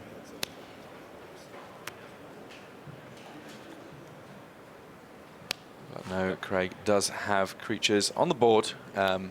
Makes life a little bit trickier for Thiago Saporito, but it looks like Saporito may be looking at going a little bit larger. Gets his big wolf down. I mean, there's lots of different ways of going with wolves. Some of them are actually werewolves, and some of them you just get wolf bonuses simply by their naturally being wolves, if you will. But yeah, the Graph Mole, if he's sacrificing clues, it's going to gain him life. As it is, it's simply a 2/4 beast. Meanwhile, we've seen Nearheath Chaplain all over this feature match area. One of the premium uncommons in the set. And I mean, Luis Scott-Vargas perfectly willing to splash white just for 2 copies in his deck. Good in play, good in the graveyard, just good in general. Duskwatch Recruiter there being activated by Thiago Saporito, looking for creatures. And he's got options there, I believe. Checking out an Unruly Mob. Is that what he's going to be revealing? We'll find out soon enough. There it is. The Unruly Mob, one of those creatures that looks pretty low impact for quite a bit of the game potentially, but if you leave it around long enough, sooner or later can build up momentum and attack for an awful lot of damage.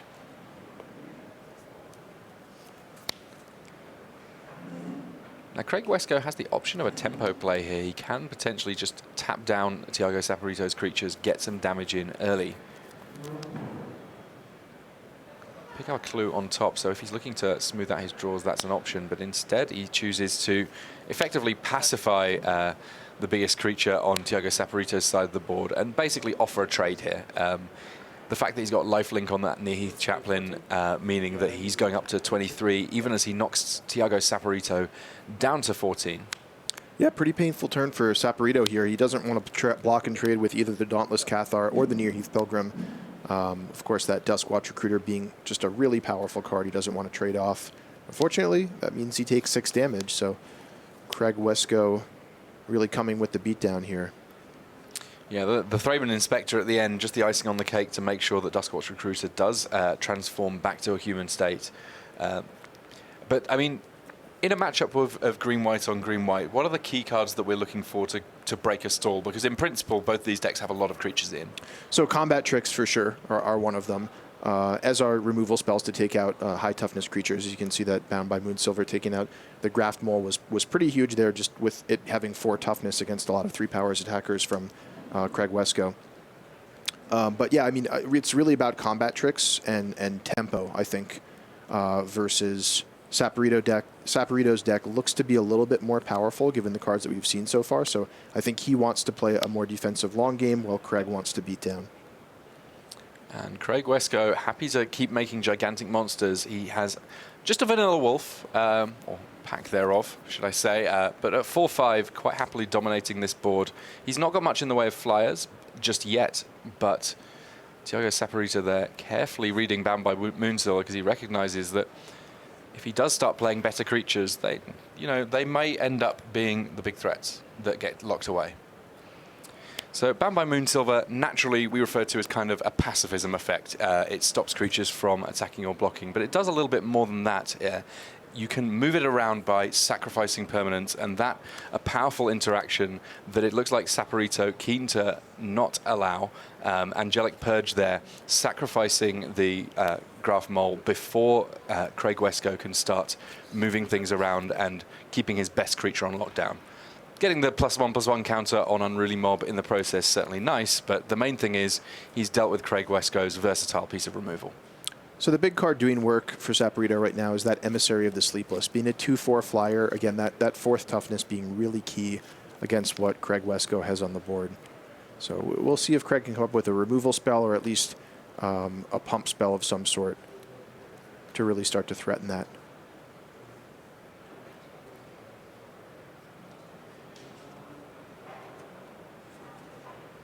Wesco, one of the most experienced players when it comes to playing White Weenie decks in existence, basically. It's been his preferred archetype for about as long as Magic has existed, and no big surprises to see him making the most of it in I would imagine both constructed and limited here at this event. They're tapping down creatures, getting in a hit here, and getting a clue on top. Clues just kind of smoothing out the draw of this green-white deck. Yeah, so Craig using Expose Evil there to take out that Emissary for a turn, tapping it down, with Puncturing Light being the other card in his hand. And again, Puncturing Light dealing 3 damage to an attacker or a blocker is yet another card that doesn't match up well against that Emissary of the Sleepless. So getting in some damage here, but we'll see if Thiago can stabilize things behind that 2/4 flying blocker. Got a quick glimpse of Thiago's hand there, and it looked rather like he was a little bit flooded on creatures. So, flooded on land, sorry. So he's going to be very happy to be able to be using Duskwatch Recruiter to find creatures. Finds a Nearheath Chaplain of his own, and that's a really big draw for him, because not only does it mean that he's got a life linker as well, so he's going to be able to redress the life balance just a bit. He can trade that off and then start making spirits and put himself in just a really solid position to be able to do some work in the air to actually close out this game. Right now, bit of an uphill struggle, though, with 26 life points for Craig Wesco to just 8 for the Brazilian. And Craig previously empty-handed, but did have 2 clues. Sacrifices 1 to pick up a card and a draw step for the turn. Looks like he drew a forest there, and the card off the clue was a non-land card. I can't quite see what it is here. I believe that there's a mob coming down, but first he's going to be drawing an extra card. 2 copies of Unruly Mob. Initially, as we say, just a 1/1, but whenever any creature on your side of the battlefield dies, that Unruly Mob getting an extra +1/+1 counter, and at some point those really do add up.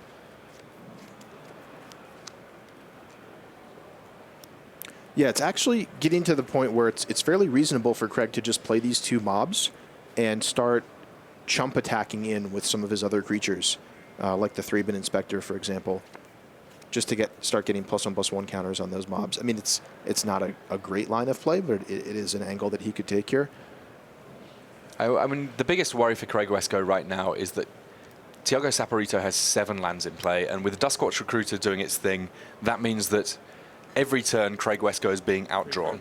Right, which is why I'm inclined to say that I think Craig needs to make something happen relatively soon. So, you know, if he can find a way to cash in his Nearheath Chaplain, make some tokens, and start just attacking with them and getting counters on his Unruly Mobs, that is a way that he could close out the game over the next couple turns here. So we'll see how he maneuvers that. It does look like our main matchup is just about ready to start, though. I kind of want to jump back there just so that we can see how the finale between our undefeated Brad Nelson and our incredible John Finkel plays out. We will get updates for you of how that back table match is going so that you're well aware of exactly what's going on between Craig Wesco and Thiago Saporito. But for now, let's jump back to our main match. On the left of our screen, Brad Nelson. On the right, John Finkel.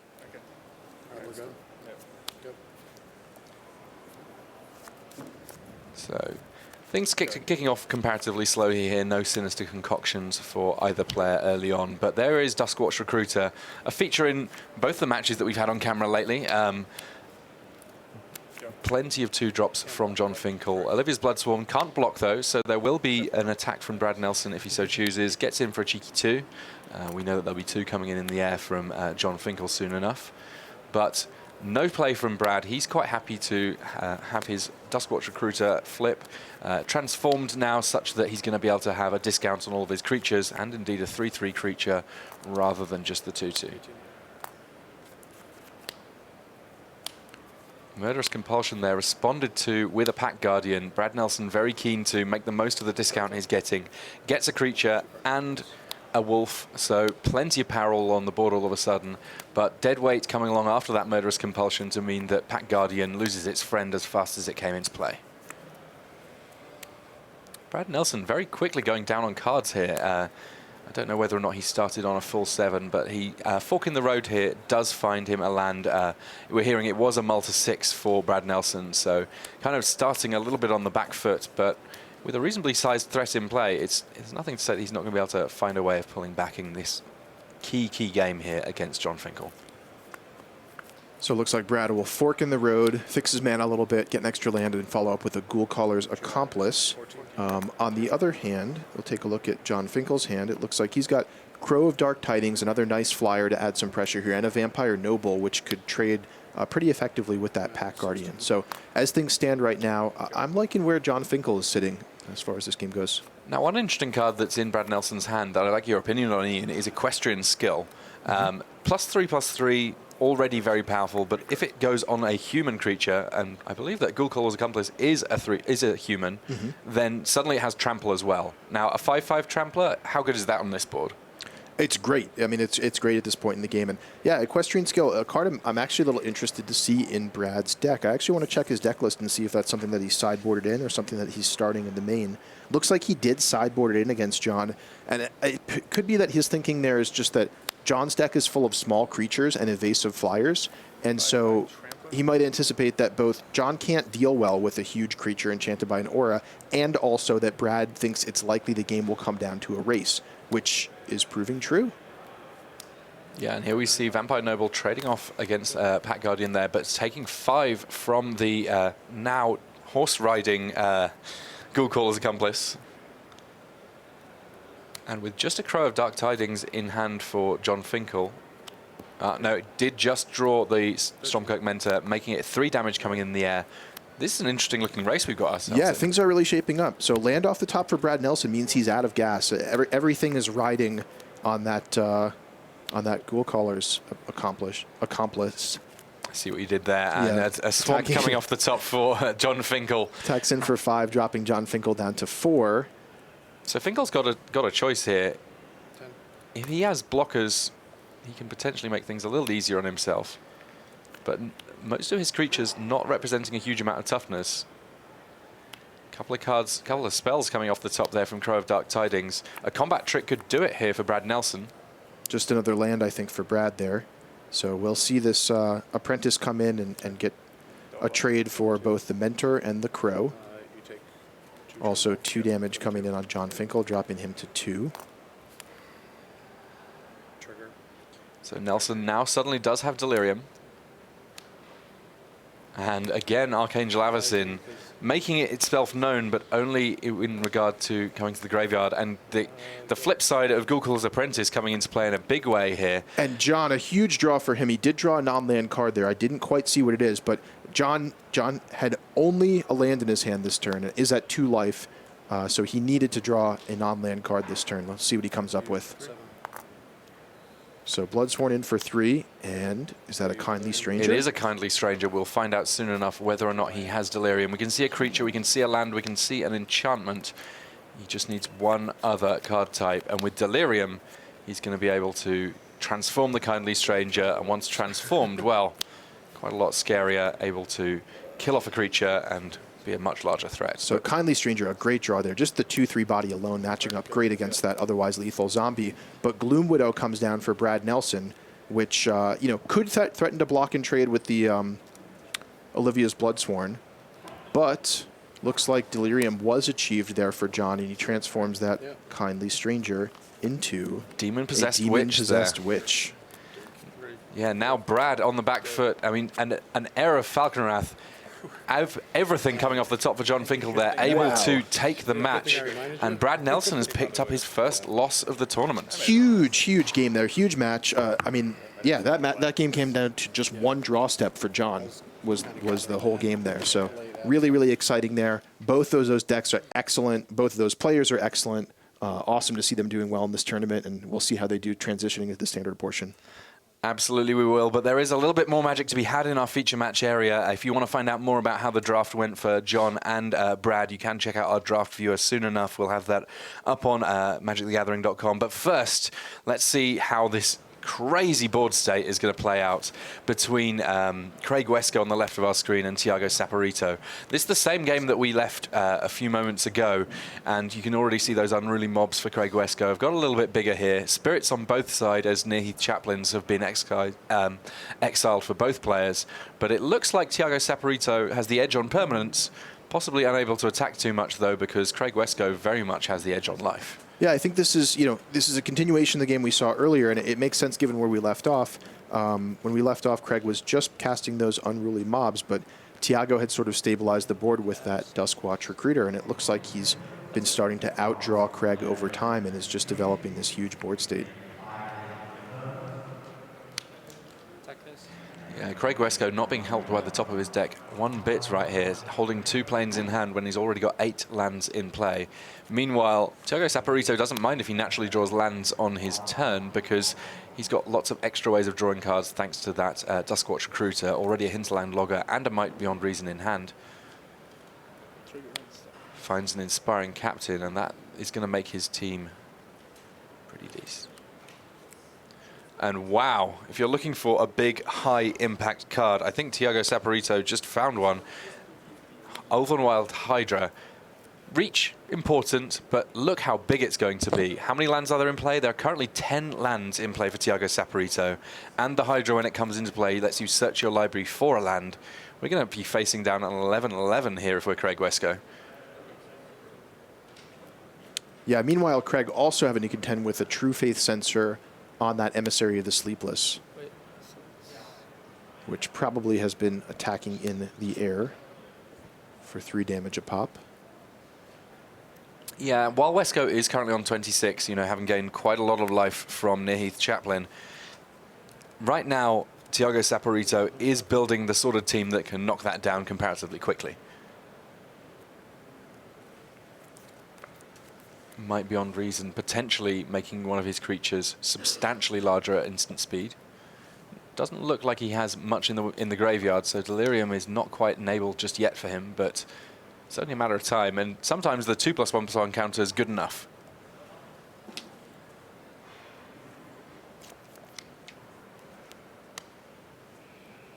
Wesco, meanwhile, plenty of cards in the graveyard, and indeed a few exiled by the looks of things.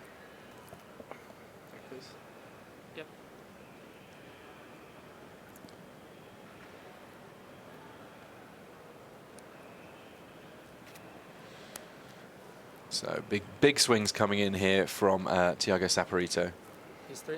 Meanwhile, leaving back enough blockers that his 11 life points should be comparatively safe. Helped, of course, by the fact that Neheath Chaplin coming in, he will get a chance to gain a little bit of life from that one. There we can see it. It's dangerous in play as a 3/1 lifelinker for 4, but even more dangerous in a way, the fact that after passing away from its graveyard, you can just pay 2 and a white, exile it to make 2 1/1 Flying Spirit tokens.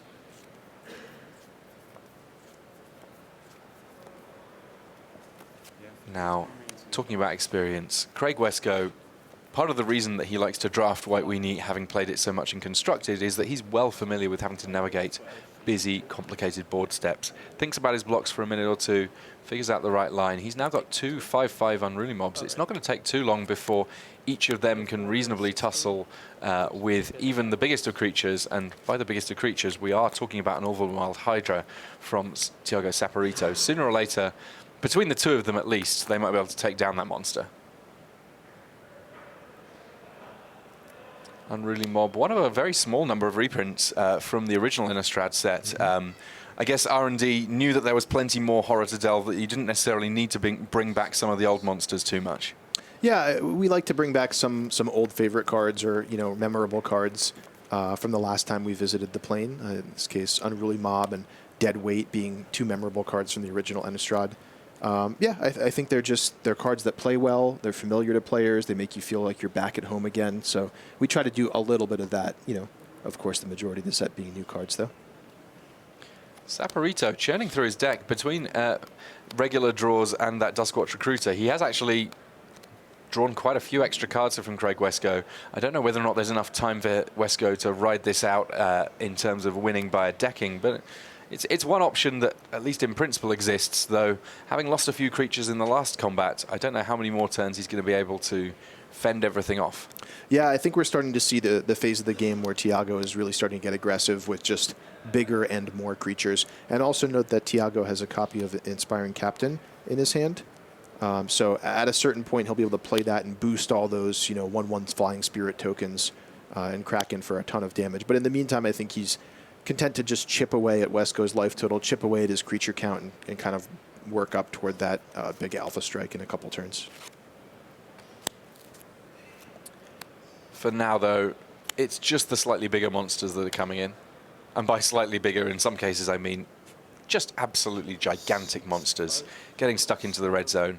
Ulvermide Hydra leading the charge, but there's also a few flyers in there, and it feels kind of sad that Kessig Dire Swine just doesn't even get a look in terms of the most powerful large creature on the board, but very relevant that it is a 6/6. It doesn't look like Thiago Saporito quite has Delirium based on what we can see of his graveyard there, so doesn't currently have Trample, but if it were to gain Trample, then suddenly it may in fact be more relevant than the Ulvermide Hydra.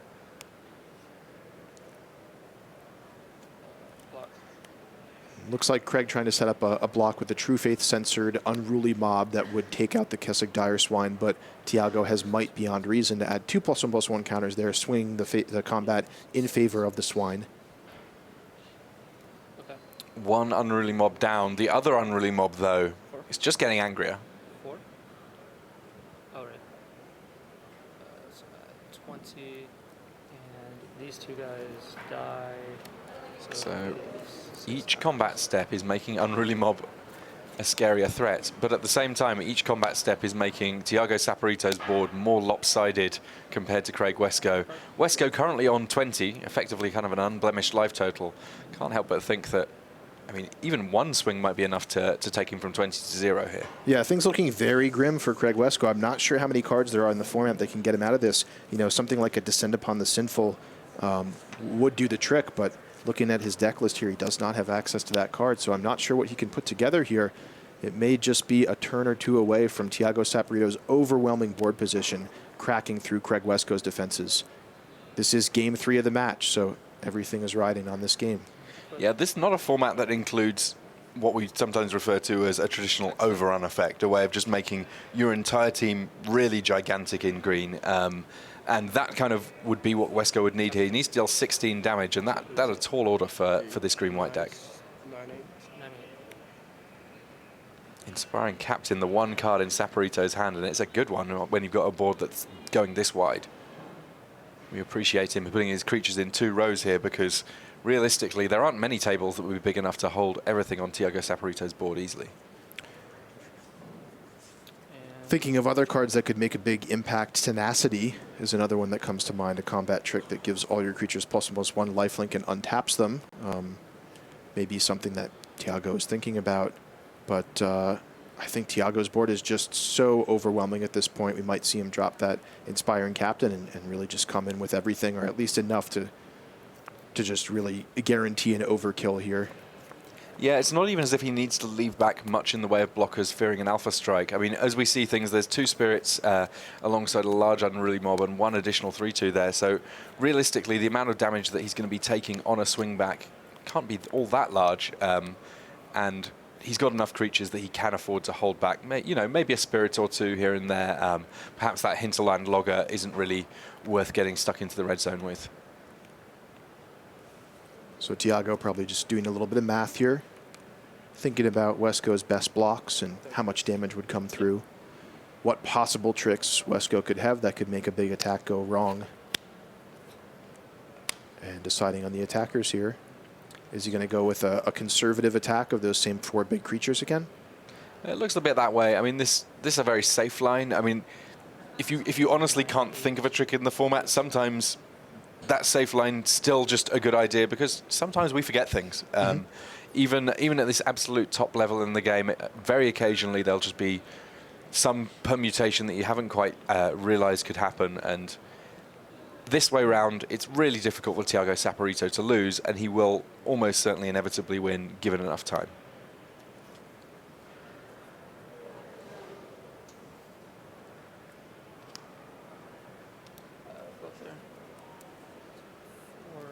So the biggest threat's being blocked by Wesco, who is now dropping below 20. Meanwhile, a Clue coming along alongside more Unruly Mob counters.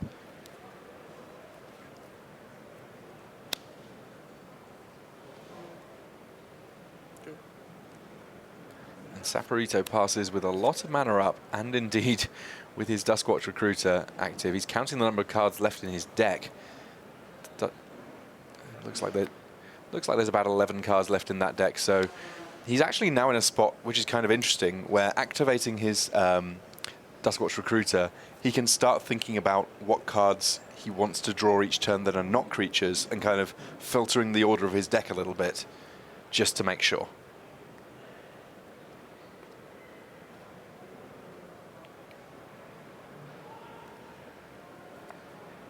There we see Duskwatch Recruiter. Then you look at the top 3 cards of your library, reveal a creature card from among them, put it in your hand, and then put the rest on the bottom of your library in any order.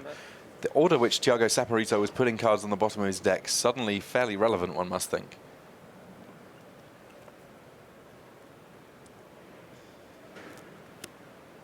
Now, a Declaration in Stone, a big pickup here for Craig Wescoe.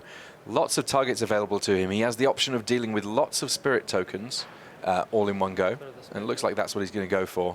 Declaration in Stone, removing all creatures of the same name, and if they're not tokens, then you get clues equal to the creatures that you get rid of with Declaration in Stone. They all get exiled. As it is, spirits are tokens, no clues for Thiago. He's going to have to settle for drawing cards by spending mana with his Duskwatch Recruiter. I don't think he minds too much.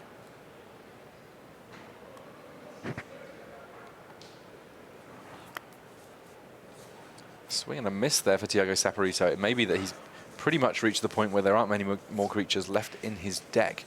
Certainly plenty of them on the battlefield right now.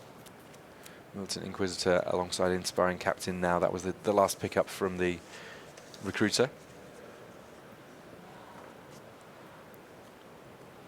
So that Declaration in Stone was a nice step in the right direction for Craig Wescoe, but I don't think it's going to be enough here. Again, I think it's just all a matter of time until Thiago feels safe enough committing to a huge attack here. Looks like this is turn 0 of extra turns. So each player having 3 more turns to play, but I think that will be enough, most likely, for Thiago to end this game. It could even happen this turn if he decides to attack with everything. I've been playing the last fast, so I'm not going to concede if we go to time. Just letting you know now. Draw.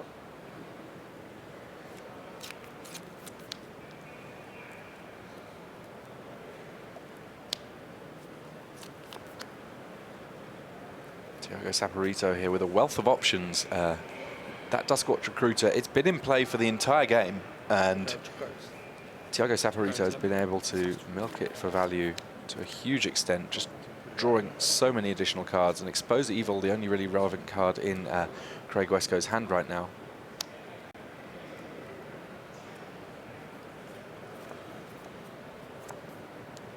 He has got the option of tapping 2 of the creatures that Thiago Saporito has, so in principle here there is the option to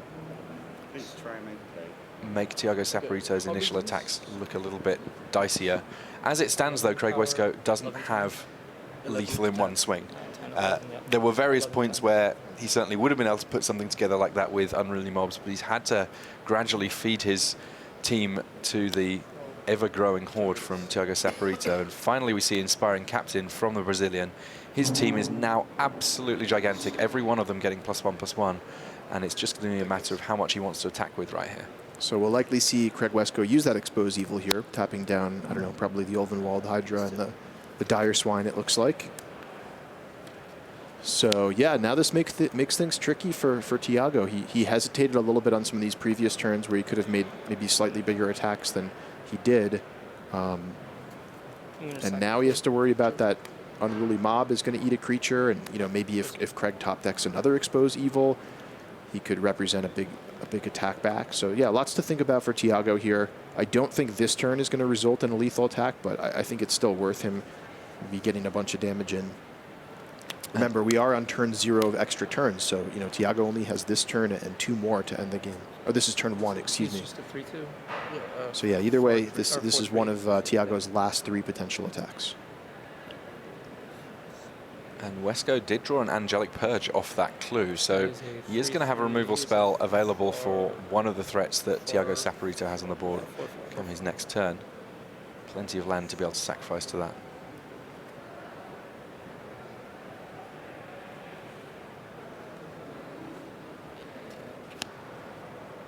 So use 1, 2, 3, 4, 5, 6, 7, 8, 9, 10. I have enough paper and this trigger. Ah, all right. So I'm going to block here and take 10. Craig Wescoe dropping to 6 on that attack.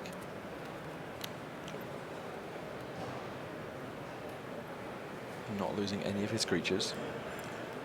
You see that die there just indicating which turn of turns we're on. So each player having a relatively even split here. Obviously, exactly when time call does impact on the number of attacks you have to work with.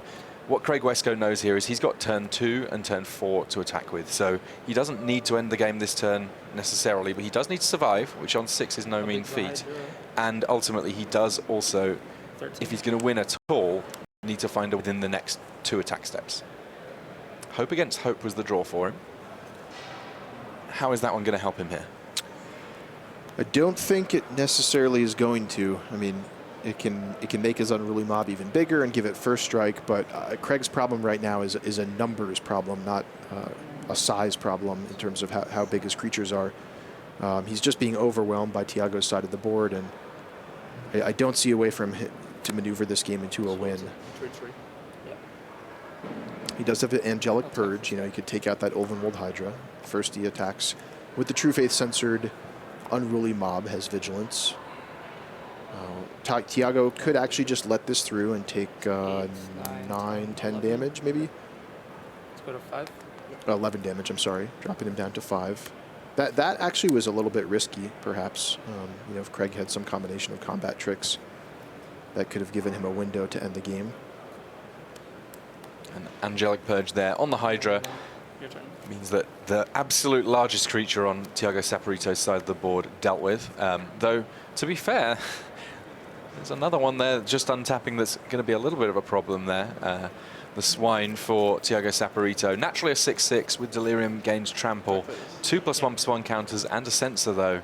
It's a very, very sizable attacker. And here, Tiago Saporito says, yes, it's turn 3. Technically, I have one more attack step, but that was a big swing. I'd kind of just want to get in some damage here. And he's got an Expose Evil of his own. And that enough to get the handshake from Craig Wescoe. Tiago Saporito, in an epic Game 3, does pick it up. Still very much in the race for the Draft Master title. Yeah, that was a challenging game. Really clogged up board state, really long game. A lot of decisions for the players there, but Tiago does close it out. So, yeah, good for him. And, yeah, as you mentioned, Tim, he's in the running for Draft Master this year as well, right? Yeah, Tiago Saporito now advancing to 7 and 4, so not necessarily in the sort of space where top 8 of the Pro Tour is necessarily going to be easy for him. Welcome back, by the way. Tim Willoughby here alongside R&D member Ian Duke. But all of these players are now going to be thinking about Constructed. Our draft rounds are finished for the day. There's going to be 5 rounds of Standard before our top 8 is determined, and a little bit of a break, but they're all going to be trying to make sure that they're focused and ready for, in many respects, the 5 most important rounds of this Pro Tour. Let's find out what's been going on elsewhere in the room with our news desk and Richard Hagan. Thank you very much, Tim Willoughby. Thank you very much, Ian Duke. Yeah, great stuff. My word, that was grindy. And Tiago Saporito, remember that match when we come to Sydney and we're crowning a Draft Master? That could be where Tiago Saporito put himself in pole position. We will crown a Draft Master early on day 2 in Sydney. But right now, what a prospect when we come back from lunch. Luis Scott-Vargas, Brad Nelson, John Finkel, co-leaders of Pro Tour Shadows over Innistrad. Jeremy Dizani is clear in 4th place with only 1 loss and a draw. Those 4 will be paired up in some combination when we come back from lunch. But we've got a ton of great stuff coming your way. And we begin as we put a bow on our limited coverage from the weekend. We ask 6 players to come in and lift the lid on their process for delivering the best draft decks they could find. So here together are all the Shadows over Innistrad limited lessons.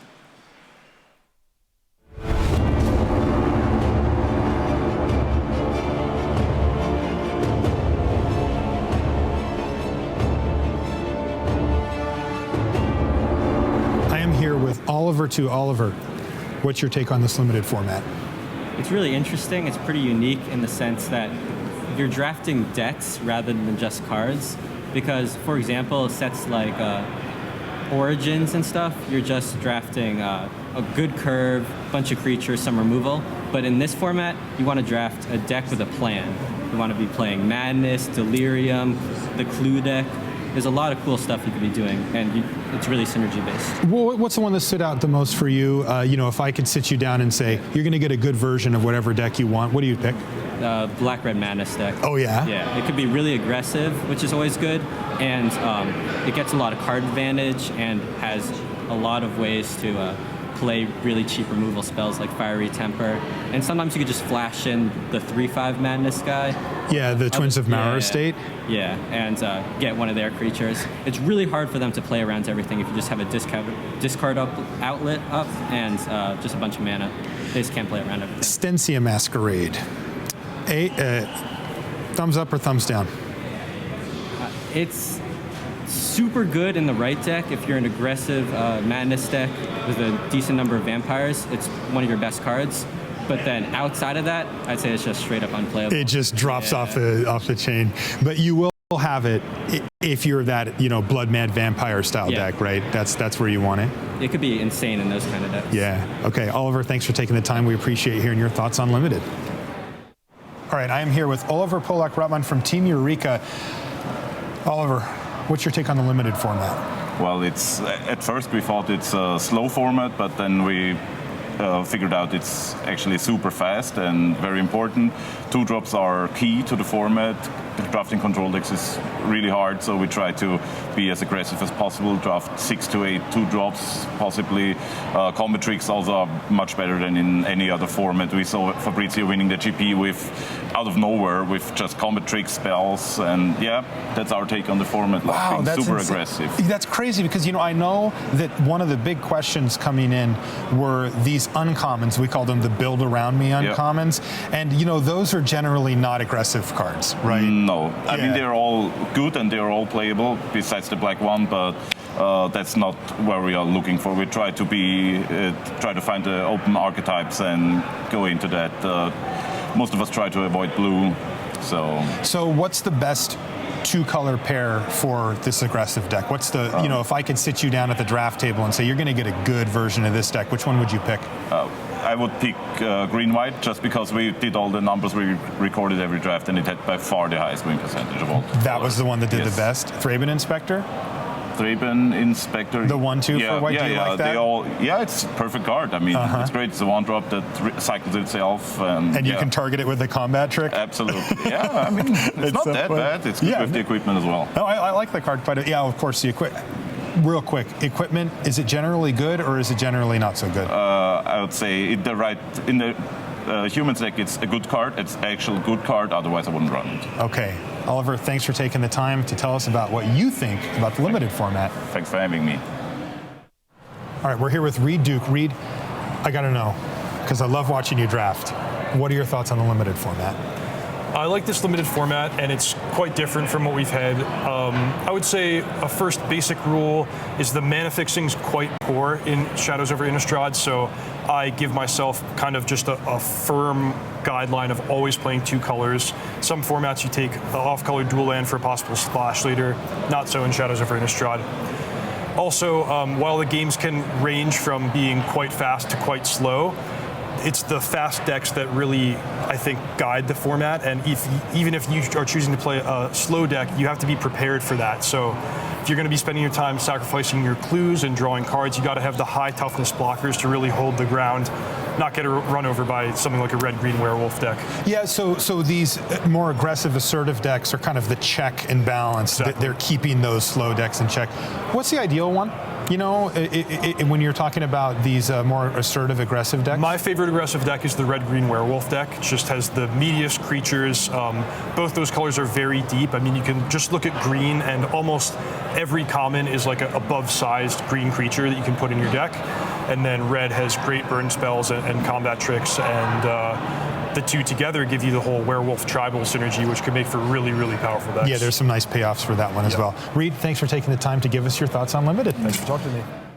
Pascal Maynard from Team East West Bowl. What is your take on this Limited format? I like green a lot. Green? Green I think is the best color, not close. And then I think it's followed by white and then red, and then far away blue and black. Okay. And I don't like drafting blue. I think it's too gimmicky. I also don't think I drafted it enough to be confident drafting at the Pro Tour. The only blue deck I like is the Rise from the Tides deck. Oh, you do like that one? Yeah, I think this deck is very, very good. Now that's usually blue-red? Blue-red or blue-black. Blue-black too, yeah. okay. So I really like that deck, so if I was going to draft a blue deck, it would be that one. Any Naya combination, so white-red, red-green, green-white, I'd love to draft any of these decks. How would you categorize these decks generally? Are they more assertive, looking to end the game pretty quickly type decks, or are they long game? The red-white is looking to close quickly. The red-green and green-white can go a little bigger, but they're still just pressuring you all the time. So, and just have the bigger creatures. Yeah. So they can't afford to go late game because even like the black grindy deck's not going to have creatures matching your creatures. So that's why it's so good. Like the werewolves too, right? Yeah. I mean, they get real big in the late part of the game, and sometimes early as well. That happens as well. Yep. You said you thought that the blue stuff was a little too gimmicky for you, right? And you're talking about like the build around me type cards, right? Yeah. So too slow? Is that what you mean? Like you're just not doing enough at the time? You have engines, but it's not closing the game. Yeah. So like you're doing all these stuff, but they're so small. You're making like Call of the Bloodlines token with your Sanitarium Skeleton, but you're still just having 3 4s and 4 5s in front of you. Like what are you going to do? You're eventually just going to lose. You can pay 4 mana for your 1/1 all day. I'll just keep attacking. Draw your +2/+1 trample thing, and you're going to die. Yeah. Like I don't know. I just think it's not good enough. I think there's a way to draft those decks, and it's potentially good. Okay. But it's not what I want to be doing. Okay. Pascal, thanks for taking the time to tell us about Limited. Appreciate it. What is up, everybody? I've heard that before. I'm with Luis Scott-Vargas here. Luis, what's your thoughts on this Limited format? First of all, it's great. That's my first thought. Good fun. There's a lot of fun here. And second of all, there's just a lot of different decks and just really different ways to approach the format. So one of the things that really struck me and that really drove this point home is we were doing our limited meeting for the team, and we'd laid out all like the red commons, say, and we had like them all ranked in different tiers. And I pointed out that just about every single red common was differently ranked depending on which deck you're in. You have cards like Senseless Rage, which are good in Madness, or Blood Mad Vampire, which are good in Madness. You have cards like Voldaran Duelist, which are good in any aggressive deck. The one exception is Fiery Temper. That's just a great card. Just good. But then you had all these other cards that really varied. Like you had Pyre Hound and Sanguinary Mage, which were great in the blue-red spells deck and kind of unplayable elsewise. And just looking at how these cards, were different based on the different decks there, and that just kind of sums up this limited format. When it comes to speed, do you feel like this falls into a category of being fast, slow, everything's represented? What do you see when you think about speed? It's a little strange where most of the decks are slow. Some of the decks are really fast, though. You have red-green werewolves or red-black vampires. You're going to end up, if you think that you can do nothing till turn 4, you're going to end up, in a bad place.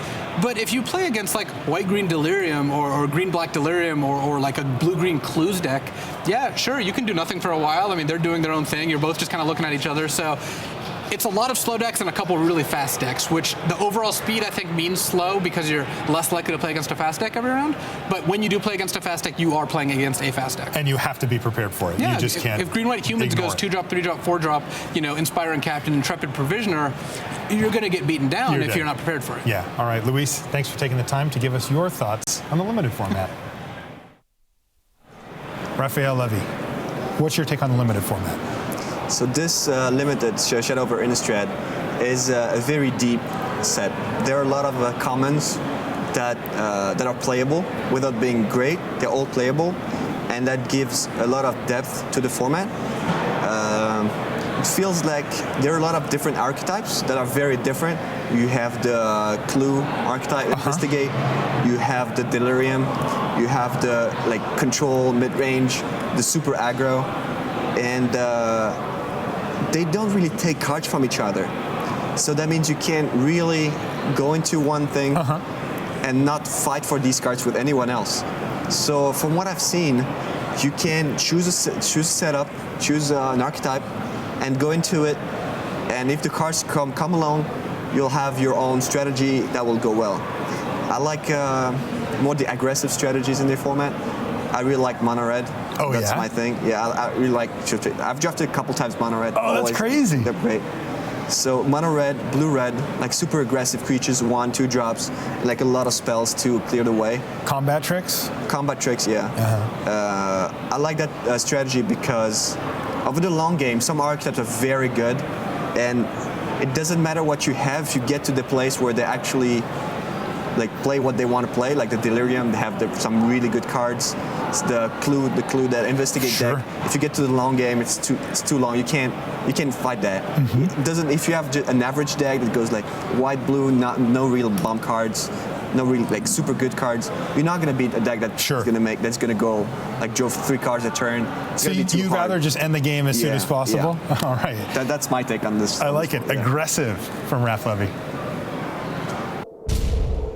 Thanks very much to all the pros who took part in that. Great to get a sense of what they believed coming into the weekend. That was shot on Thursday night, and that's what the teams arrived at. So now you've got a sense of what the Pro Tour as a whole, if you like, thought about SOI Limited coming in. The limited rounds are done. Now it's standard all the way. In just a moment, we'll be talking with Randy Buehler about the shape of standard coming out of yesterday. But just to remind you, if you're just joining us, we've had a terrific morning, and 3 co-leaders are here at Pro Tour Shadows over Innistrad. Hall of Famer Luis Scott-Vargas, Hall of Famer John Finkel, and former Player of the Year, the Grinder from 2010-11, Brad Nelson. In 4th place, right behind them with only 1 loss, but a draw thrown in there against Shouty Yasuoka, is Jeremy Desani of France, former Player of the Year, Pro Tour Theros champion. Those 4 will collide in the first of 5 rounds of standard. And remember, for those players, they can get to 12 wins with a round to go, 36 points. That's the most likely place where they will then be able to get in to the top 8 with a handshake in the last round and an intentional draw. But we'll see how things play out. Right now, though, it's time to focus in on the state of standard.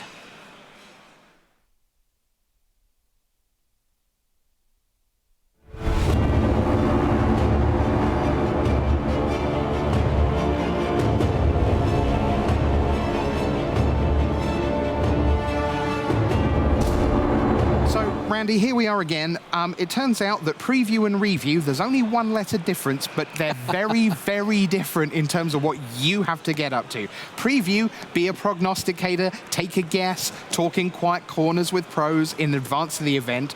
Review, well, then it's almost too much information. We give you 400 decks from yesterday. We give you 250 decks from today. Well, luckily it wasn't given to me. Right. I want to give major props to Toby Henke and Mark Calderero, right, who cataloged all the deck lists, crunched all the numbers. If you like numbers, if you really want to get that sort of analytical view on what's going on in Standard, we've got numbers for you. Yeah, it's Buehler metrics at its finest coming right up. So, what was the expectation coming in? Yeah, I think coming in, everyone knew Bant Company was doing well and at the Star City events. Mono White Humans was doing well at the Star City events. I think there were a couple people who were a little afraid. What if it's just going to be those decks kind of running into each other all day? Luckily, that is not what we've seen. Not even a little bit. Well, maybe a little bit. But that's not the answer. That's not the story. All right. So why don't we see what the whole Pro Tour field, that's every RPTQ, every Mitgo PTQ winner, every Platinum Pro, this is the metagame breakdown from day number 1. And if we take a look, you will find that Bant Company was indeed the most played deck by a goodly margin, more than double the next place. Yeah, this is a pretty a breakdown into every different distinct archetype. So you see Humans is actually 2 of the top 4. Mono White Humans did show up in big numbers. There's a fair amount of ramp decks. There's Mardu Control. There's Goggle decks. Esper Control, a lot of what people were expected at the top of this list, but then you look your way down, you're like, Black-Green Aristocrats?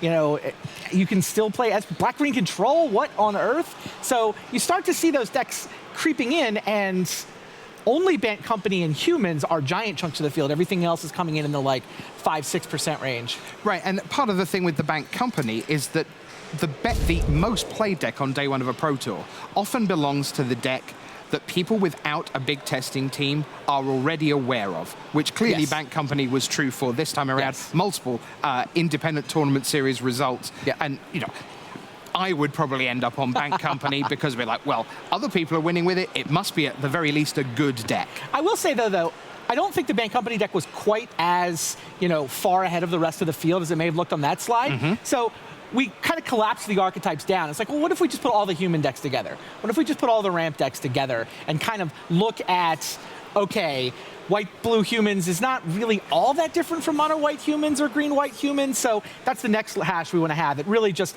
looking at the day 1 field. Okay, so let's collapse the archetypes down. That sounds painful. No one wants a collapsed archetype. Here is the day 1 metagame collapsed. Yes, and you see those humans decks are almost 20% on day one, and the ramp decks are almost 10% on day one. You know, Coco pretty much, by far, the vast majority of the Coco decks were Bant collected company decks specifically. So just a, you know, it's not a terribly different read on the metagame, but I think it's important sometimes to, you know, how you categorize the decks can affect the analysis. And you kind of almost have to look at it two different ways to see the complete picture. And also, when you look at something like Black-Green Aristocrats, that isn't a percentage of a field, that's a team. Exactly. It's like, what percentage of the field is Pantheon anyway? Right. So that's day one metagame. Where do we want to go next? The juicy stuff. Okay. Day two. Let's look at who advanced. Let's look at who got to 6-2, and that 6-2 or better column, I mean, conversion percentage is important. Did you get through to day two? Right. Par for that conversion percentage is 62%. 62% of players get to 4-4. Okay. So that's par. If you're under 62%, you failed. Like, that deck was a mediocre choice, or maybe even a bad choice. Right. You see Bant Company at 56%, it advanced less people than it, quote unquote, should have. Right. But that advancement has also, of course, got the draft rounds colored in. So I looked at the 6-2 decks are better, where you had to do well in constructed to get to that 6-2 or better mark. And yeah, it's still Bant Company as the most popular deck in that 6-2 metagame. There's 51 decks, I believe, at 6-2 or better coming into the day. Right. Yeah, these numbers are just all interesting. You see Bant Company still number one, but with a really weak conversion percentage. Mono White Humans at 70%.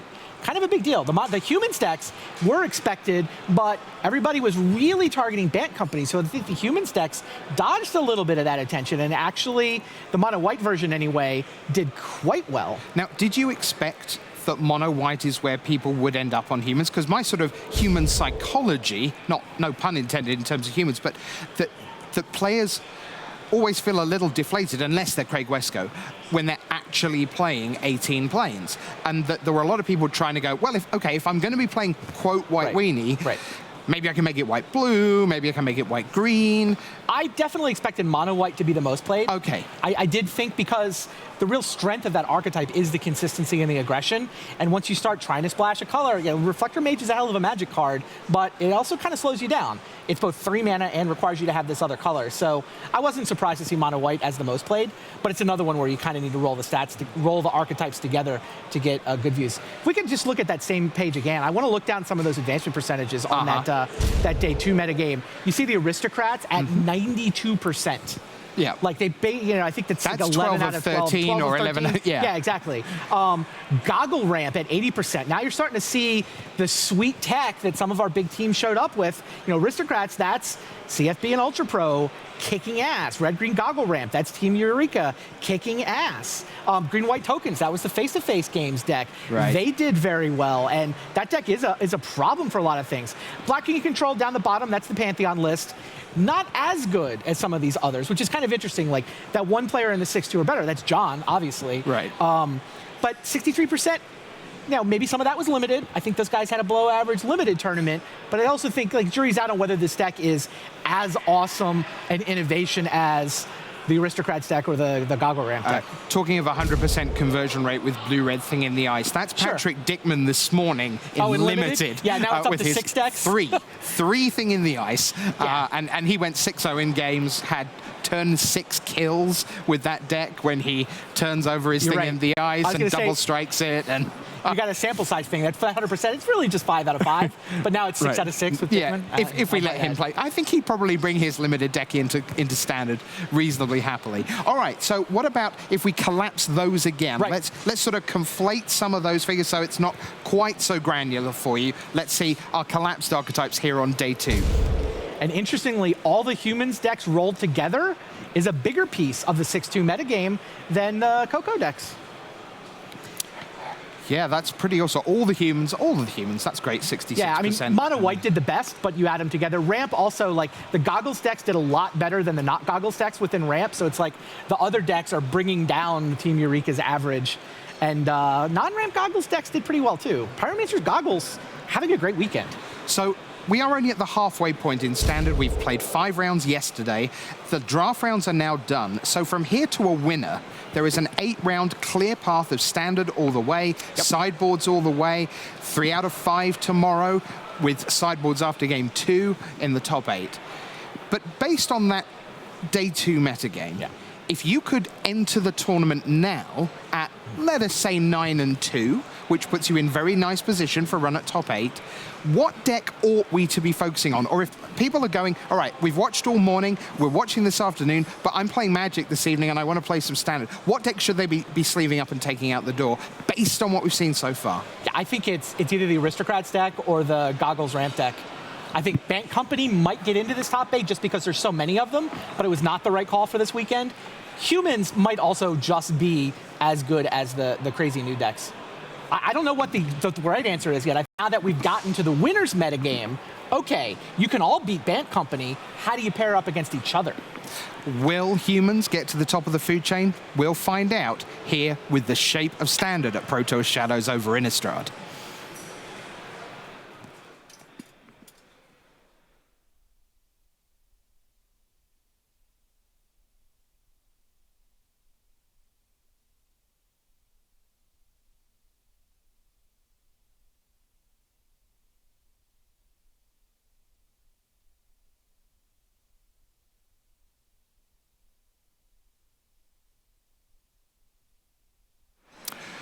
Well, we're almost at the end of lunchtime. Players will be getting ready for the start of Standard, but right now it's time to take you back to Seattle, to the home of Wizards of the Coast. It is time for part 2 of our series as we get to go inside R&D with all the good stuff, the men and women who make Magic the best game on Earth. Here comes part 2 of Inside R&D.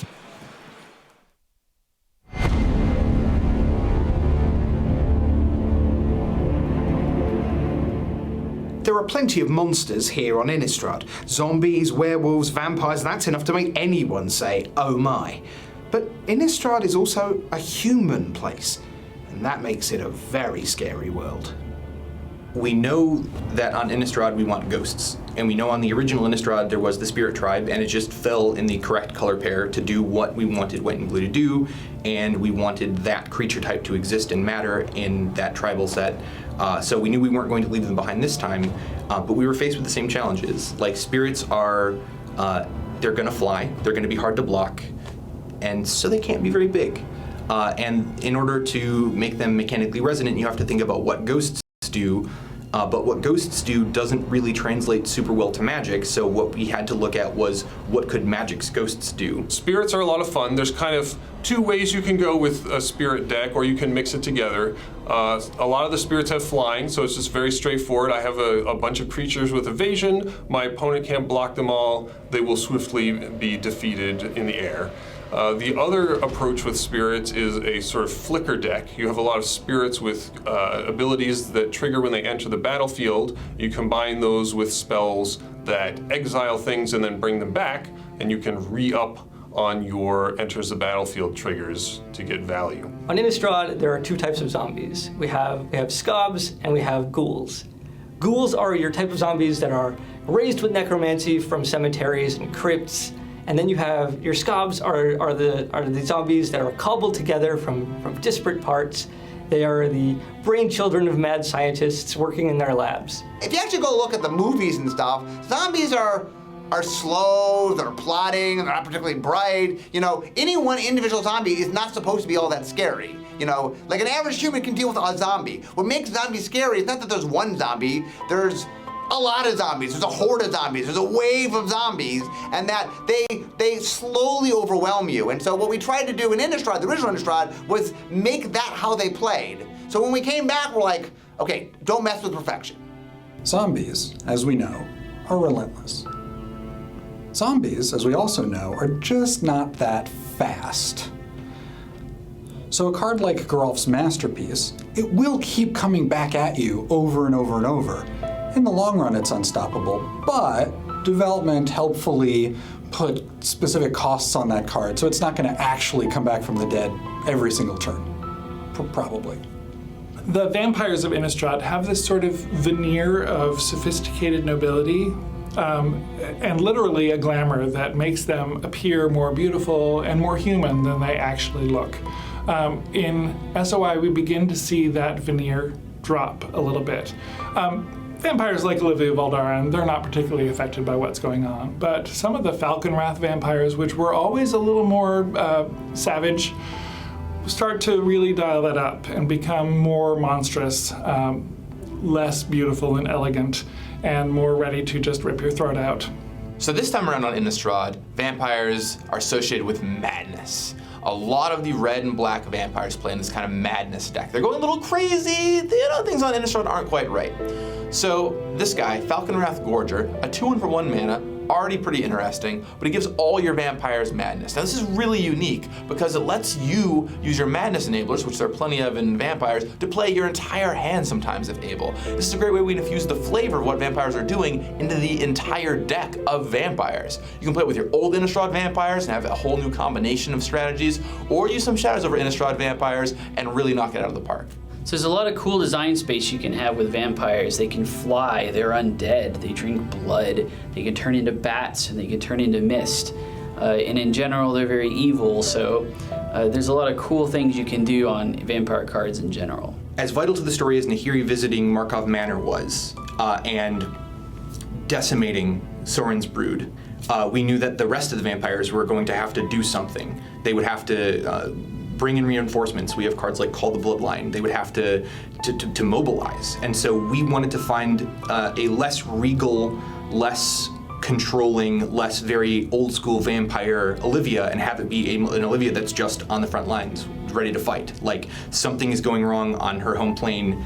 She needs everyone at the ready, and her brood or her lineage rather, in the set is doing a lot of madness. So like specifically the Valdaran bloodline, most of those vampires have madness, and so we wanted a madness enabler, we wanted a vampire lord, and we wanted it to be powerful. Last time around, Olivia was very impressive, very powerful in a lot of formats, and so we wanted this Olivia to live up to that lineage and also represent the new vampires on Innistrad. We knew we were doing werewolves. In fact, one of the reasons that Avacyn going crazy was kind of important is we wanted to undo the thing that had turned a lot of the werewolves off being werewolves. We wanted the werewolves back. We wanted to be back in Innistrad. So one of the big questions was, okay, we knew they were double-faced cards. I mean, that was a given. But like, oh, are they supposed to be a little bit different? Are we supposed to somehow have them change? And so we looked into it and we said, no. Actually, the thing we did the first time worked really well. Let's make more werewolves, but we'll fill in the gaps. What didn't we do last time? How could we take the deck? We looked at the deck of werewolves and said, okay, what do you want that we didn't give you, and then try to fill in the gaps. Werewolves and Shadows over Innistrad are basically exactly the same as they were in original Innistrad. So you're going to want to get your werewolves out, and then hopefully your opponent will stumble and won't be able to cast a spell, or maybe you'll take a turn off and activate some abilities of some of your creatures, and then your werewolves will transform onto their more powerful back face and just start smashing in there. They're very large for their mana cost, and it doesn't take long to do some serious damage. So the double-sided card, Gear Reach Bandit and Vildenpack Alpha. This is something that werewolf decks have kind of always wanted. The trick with werewolves, of course, is you have to get them to transform. If you can't get them to transform, they're going to be kind of smaller creatures. But if you can flip this one over and transform it, then all of your werewolves will get to transform when they come into play.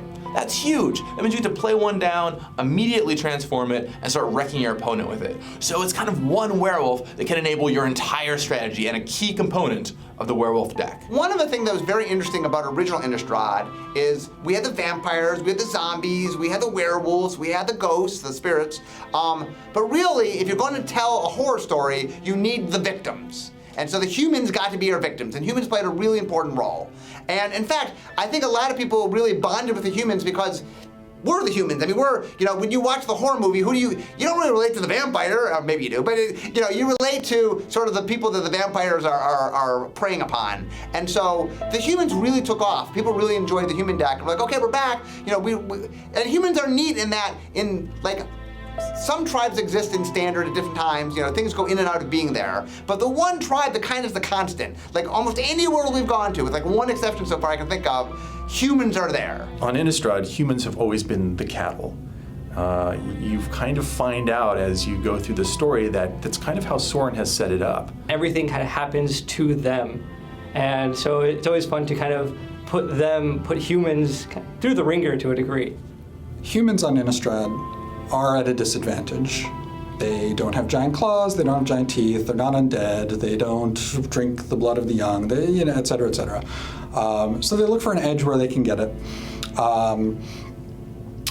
They have equipment. This is a theme that existed in the original Innistrad. We brought it back. We're exploring it a little bit here. Maybe not as much, but definitely there's still equipment that help the humans. Humans can just wield a shovel better than a zombie can. We also have some humans doing some kind of arcane experiments with harnessing the power of spirits. You're going to see some, I don't know, Geistbuster technology in here that's pretty interesting.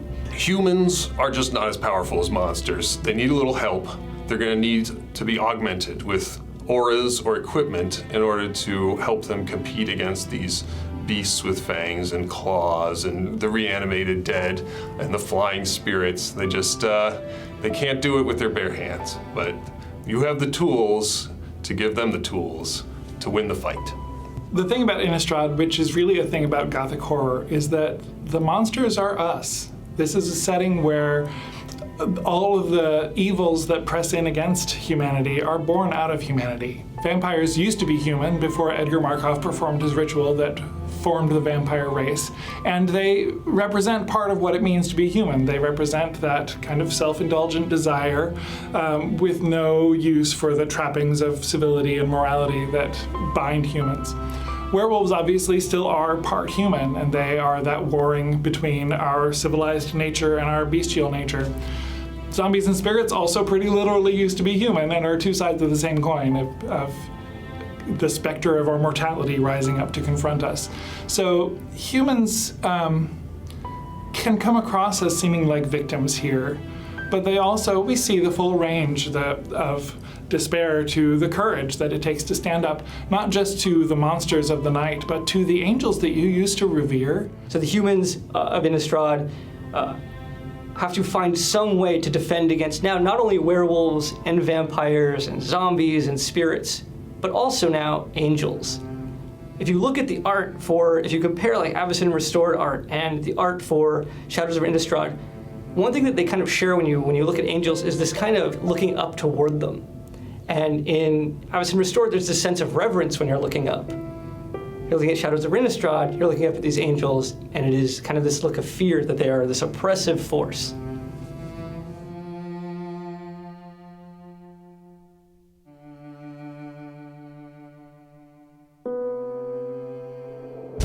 Just having a little shudder there. I was just going to say that last little shot actually really creeps me out. Little bit spooky. All right. This is not spooky, this is just spectacular. Why don't we take a look at the leaderboard for Pro Tour Shadows over Innistrad as we head down the stretch. 5 rounds. No, not that. We don't want the metagame yet again. We want to tell you who is leading the tournament. And right now, that is Brad Nelson. There you see him at 10-1. Luis Scott-Vargas at 10-1. John Finkel at 10-1. Jeremy Desani has already played Luis Scott-Vargas, so they cannot be paired this round. I believe Luis Scott-Vargas is up against Lucas Blajon, who's down there in 7th. Right now, everyone from 12 upwards, or indeed from Shota Yasuoka upwards in 13th, has a loss to give, because 12, 3, and 1 should see you safely into the top 8. 13 and 3 certainly should. So that's where we are right now. All those players have it in their own destiny. The 8 and 3s, if they lose their 4th match, we generally say, BDM, that 4th loss takes it out of your hands. It doesn't mean you can't make the top 8. It makes it tough. It means you're going to go to tiebreakers. There's going to be a scrum of players at X and 4, and in fact, there are times where it does not make the top 8 at all, but we could see someone get in, and it's usually 1, maybe 2 players, and then a pack of people tied in what I like to call a virtual top 8, which is not nearly as good as a top 8. No, but it does at least guarantee them some column inches a few days later on MagicTheGathering.com. So why don't we take one more look at those standings for you, just to get locked in your favorite players. Everyone on that page right there is in with a great chance, but I can tell you that right now we are about to see a real heavyweight clash. Why don't we get you to red-green goggle ramp with Brad Nelson against the black-green control deck of John Finkel. Yeah.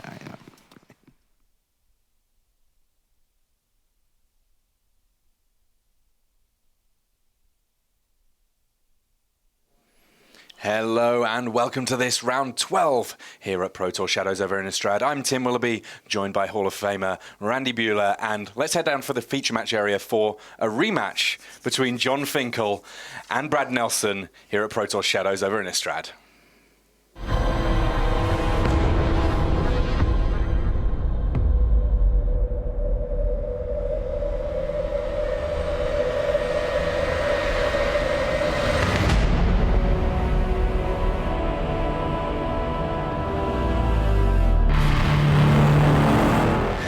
Welcome to round 12 of Pro Tour Shadows over Innistrad. I'm Tim Willoughby, joined by Hall of Famer Randy Buehler, and we have a rematch on our hands. Last round, Brad Nelson was undefeated and in the last round of draft played against John Finkel. This round, Brad, he's up against him again, but we have constructed decks in front of us. Now, Randy, these are two kind of new decks. How on earth is this matchup meant to go? I don't know. I'm not sure anyone in the world knows how this matchup goes. I'm not even sure this matchup's ever been played before. Well, Goggles ramp against seasons past? Settle in. We'll find out. Yeah, these decks both have very singularly unusual game plans. The Goggles ramp deck not necessarily doing much in the early turns beyond getting extra mana accelerants on the board, but some of its late game just massively powerful. It can cast World Breakers. It can cast Fall of the Titans, it can cast Chandra Flamecaller, and with Pyromancer's Goggles, with its red spells, it can double up on them. Meanwhile, on the other side, John Finkel's black-green control also doesn't have much in the way of creatures, just has Kalatas Trait of Get, like we see in his hand there, but it has a lot of control elements, a lot of discard, and indeed a very, very strong late game in the form of Seasons Past. Fiery Impulse and Kozilek's Return are John's choices with this duress. Kozilek's Return's an interesting one. It's not going to be able to kill Kalatas, but it will mean that there's a way that Brad Nelson can deal with zombies in play. Unfortunately, when Kozilek's Returns in the graveyard, in some respects, it's more scary for Kalatas. And John... Losing the Fiery Impulse. Early doors, he's just looking to get his hand how he wants. Now, discarding Drownyard Temple there to Tormenting Voices, kind of a nice one. That the land that you can pay 3 colorless mana to return to the battlefield at instant speed. So he gets to do a little bit of card drawing, but also potentially some mana acceleration there with that play. Yeah, and John's like, there was no Tormenting Voice in that hand when I looked at it. Oh, there's the other reason to take the Fiery Impulse. It's such a mana-efficient answer for Nissa, which John is now playing. Yeah, and as I say, not loads of creatures, but Nissa, there's 2 of them, Nissa Vastwood Seer. As and when John gets up to 7 lands in play, he's going to be able to transform Nissa, flip Nissa into a full Planeswalker and potentially be able to eke out card advantage that way.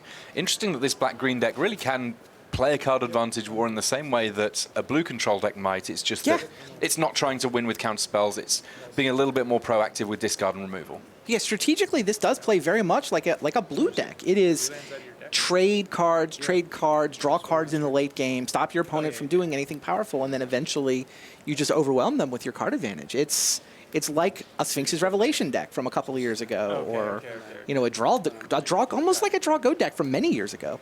It's just not using permission spells as the way to trade cards with the opponent. It's using removal instead. And then you got that one out. Yeah. And then you put that one with your turn. Got it. So Nissa's Pilgrimage there, already with Spell Mastery for Brad Nelson, thanks to the discard from John Finkel getting rid of the Fiery Impulse earlier on, meaning that he is getting lots of extra forests going, both in terms of the ones in play and the ones in hand. Spell Mastery meaning that he's able to search for 3 basic forests, 1 going into play, the other 2 going to his hand. So Brad keeping his hand kind of full, admittedly a lot of that being lands. And things like Dragonlord Ataka in Brad Nelson's deck, not normally particularly exciting, but at the moment, John Finkel actually has a board where he would find himself in a little bit of trouble if that Dragonlord came down, and soon enough, Brad would be able to cast her.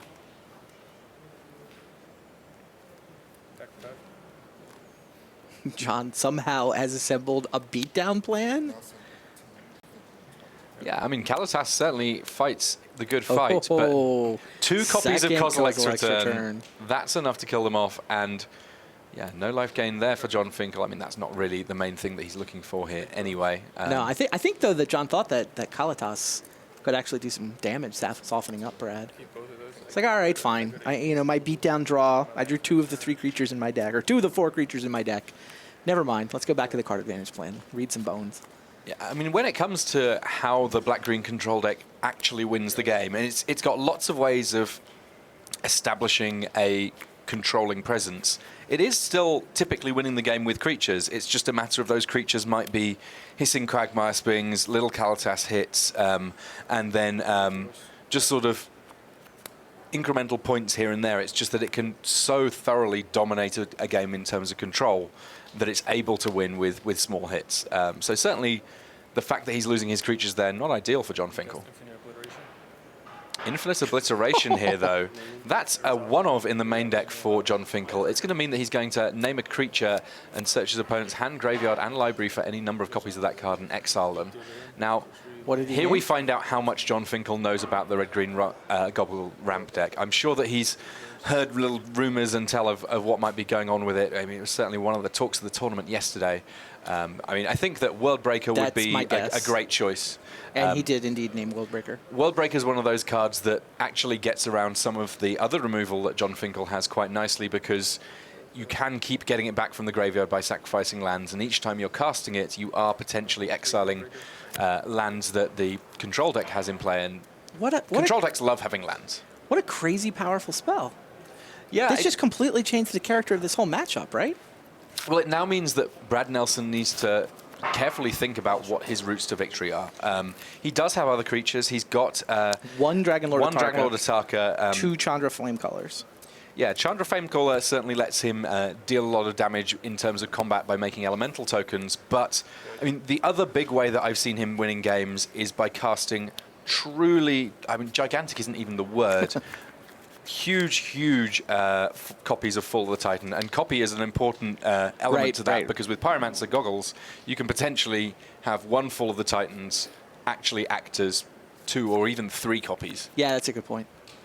I mean, the fact that we've talked about John's deck as a control deck, but without actual permission spells, he can just get 20 points of burn pointed at his head. Yeah, I mean, he can use discard to mean that Brad doesn't have a copy of Fall of the Titans in hand, but he can't do anything to stop Brad simply drawing it. And there are quite a lot of ways of drawing cards for Brad Nelson's deck between Tormenting Voice and... does he run any Magmatic Insight? Yeah, so in total he has 7 card drawing spells. Yeah, he's already gone through like 3 or 4 of those. And here we see a turn where, Magmatic Insight and Tormenting Voice, just casually meaning that Brad Nelson ripping through his deck, and when he finds one of these key spells, he can potentially just end the game very quickly. As things stand, though, he will need a lot of mana to do that, so hitting land drops each and every turn, very important. What's this? 6 mana? This is Pilgrimage. Oh, I got excited. I mean, this is kind of an exciting card. Kind of. It means that basically both of these decks are accelerating to their late gain, and gaining 7 life will mean that the plan of Brad Nelson's to burn out John Finkel gets a little harder. That's true. That's a good point. Let's talk a little bit. God, is that really his plan to beat he beats Fall of the Titans Goggles by just looping Nissa's Renewal and gaining too much life? I mean, that's a relevant thing. That could be how this game plays out. Yeah, let's talk a little bit about what I think is possibly the key card in John Finkel's deck, that being Seasons Past, because that's how we're actually looping cards. Seasons Past, a very, very powerful addition from Shadows over Innistrad that means that the black-green control deck can rebuy a lot of spells from the graveyard once the game gets into the super late stages. Basically, at the point that you cast it, you get to return 1 card of each different converted mana cost to your hand. Here we see it, Seasons Past, Nissa's Renewal, Infinite Obliteration, Kalitas, an Evolving Wilds, and a Duress, all returning to John Finkel's hand. Brad's done. Scoops them up. Seasons Past, I concede. Well, yeah, I mean, he has to think about time as well. Yeah, I mean, he wants to win the next 2 games. If there's going to be another Nissa's Renewal, if there's going to be all of these other things... Well, Infinite Obliteration is going to resolve, and then what's he going to have left? right? Infinite Only burn at that point. Or he's going to be deprived of his Fall of the Titans, and if only Chandra's, but he's not winning that Well, game. No we'll way. find out how he does in the subsequent games soon enough. But for now, these messages. Unravel the madness. Shadows over Innistrad is now available on Magic Online. Explore the new set by signing up for Magic Online at mtgo.com. Ready to take your game to the next level and start on the path to the Pro Tour? Rise to the challenge and test your skills at a local preliminary Pro Tour qualifier. To find an event near you, visit magic.wizards.com/pptq. Hello and welcome back to this round 12 here at Pro Tour Shadows over Innistrad. These players kind of in the final stretch here, but none of them yet able to lock up their top 8. This is the first round of our last 5 rounds of Standard. John Finkel and Brad Nelson, well, they're at their sideboards, but we got plenty more Magic going on. We're going to get a chance to look in on our back table now. It looks like every game has just finished up. So let me give you an update on how the various games are going, given that we have so much shuffling going on. We can see that we have 2 great Italian players in our feature match area. Those being Andrea Mengucci and Marco Camiluzzi. Yeah, that's half the World Magic Cup team. Yeah, big high fives from them as they made their way into the feature match area. Unfortunately, sad faces for both of the Italians, who, normally an absolute joy to have in the feature match area because of all the big smiles. Both of them lost their game ones. Okay, so that's Shota and Yol. And then Steve Rumin on the back table, he won his game 1 with green-white tokens against Kyle Bogomus. Now, a couple of things in terms of the decks that we've got going on in our feature match area. Shota Yasuoka winning game 1 with Esper Dragons and winning it really quite quickly. By the way, I did the day 2 metagame breakdown at lunch, and Esper Dragons was like the bottom deck on the field for day 1 metagame. It's like 10 copies or a couple percent of the field. It got destroyed. No one other than Shota could win a game with Esper Dragons. Well, I mean, Shota can win many games. I'm just saying, it's pretty interesting. Shota is the control master.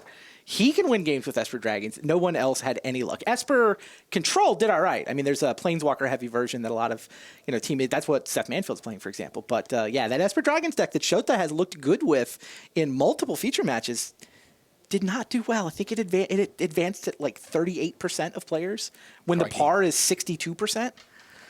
And then, meanwhile, Andrea Mengucci, he's playing against Joel Larson, and Joel, for this event, is actually on the same team as Brad Nelson. They're both on the red-green goggle ramp deck that actually that entire team got locked in on with about a week to go before the Pro Tour even began.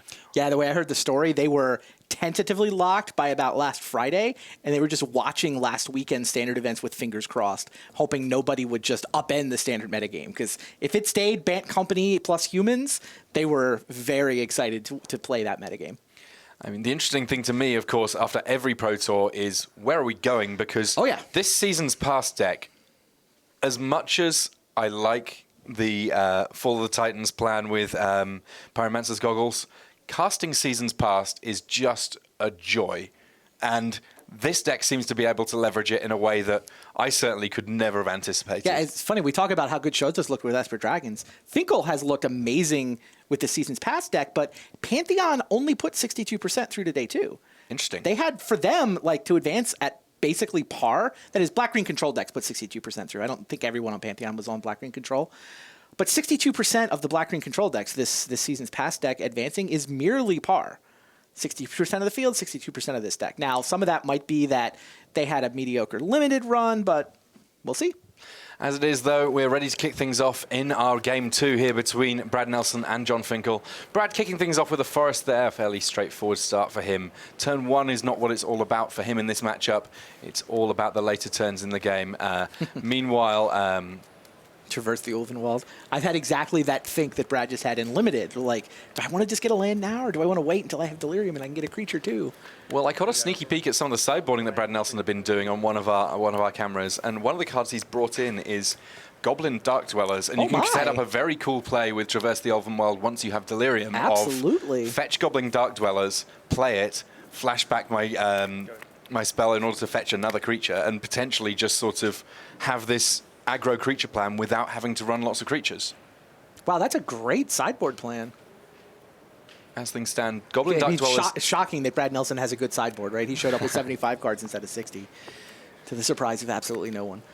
So Tormenting Voice there, letting Brad Nelson draw out of what was a little bit of a land-heavy hand. He's also got a Tireless Tracker here, which means that he is going to be able to go on a more of a creature beatdown plan. We'll see whether or not Finkel's sideboarding has reflected this shift in philosophies, I guess, from Brad Nelson's deck. Yeah, Tireless Tracker into Goblin Dark Dwellers is quite a different curve from what we saw in Brad doing game 1.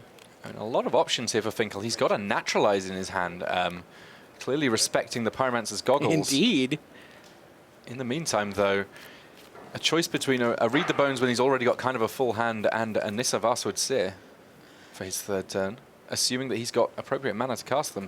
Many of the lands in the black-green deck come into play tapped, and it looks like actually Finkel here sat without a third land. Have a land.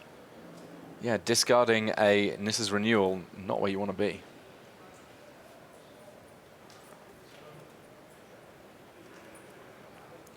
So Nelson here, for now, he's quite happy to just develop his mana base, not going to expose any creatures to removal, because I suppose that he's thinking, well, John's got to have something in that hand. One perfectly reasonable assumption to make is that there could be a whole bunch of removal spells.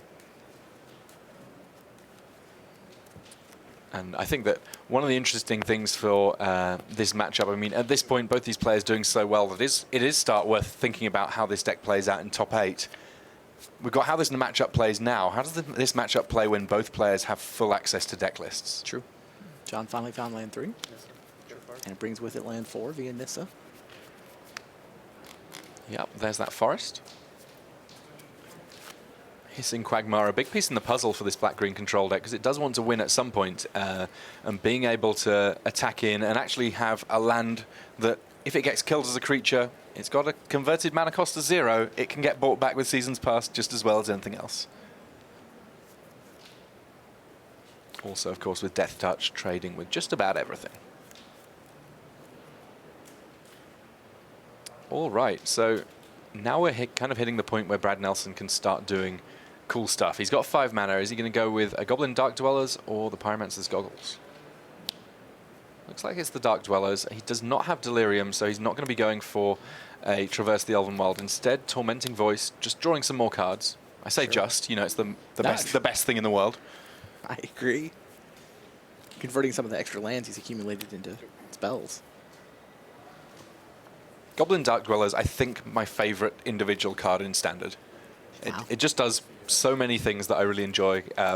Huge amount of value for that 5 converted mana cost, 4/4 Menace, and then the ability to flashback spells in the graveyard, just huge. And there we see Brad remembering that it is flashback, hence exiled. It doesn't just stick around in the graveyard.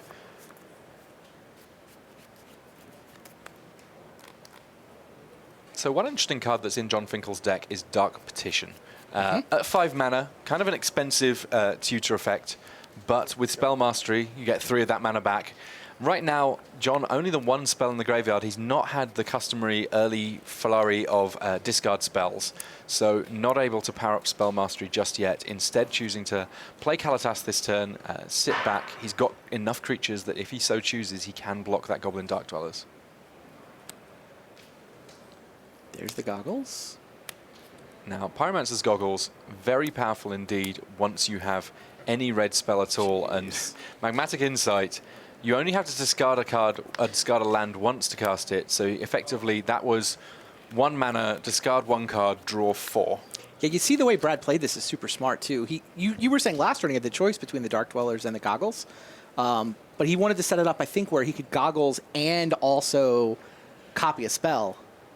Yeah, before exposing it to whatever anti-artifact cards John might have in his sideboard.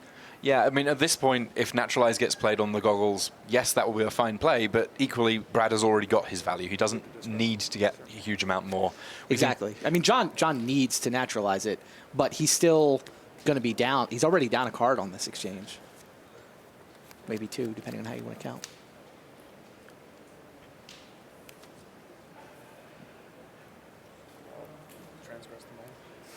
So John's starting off with Transgress the Mind, just to make sure that he's not got even bigger concerns. He sees Chandra Flamecaller, but unfortunately he sees a pair of Chandra Flamecaller. So even though he's going to be able to exile one of those if he so chooses, there is still the imminent threat of a Planeswalker.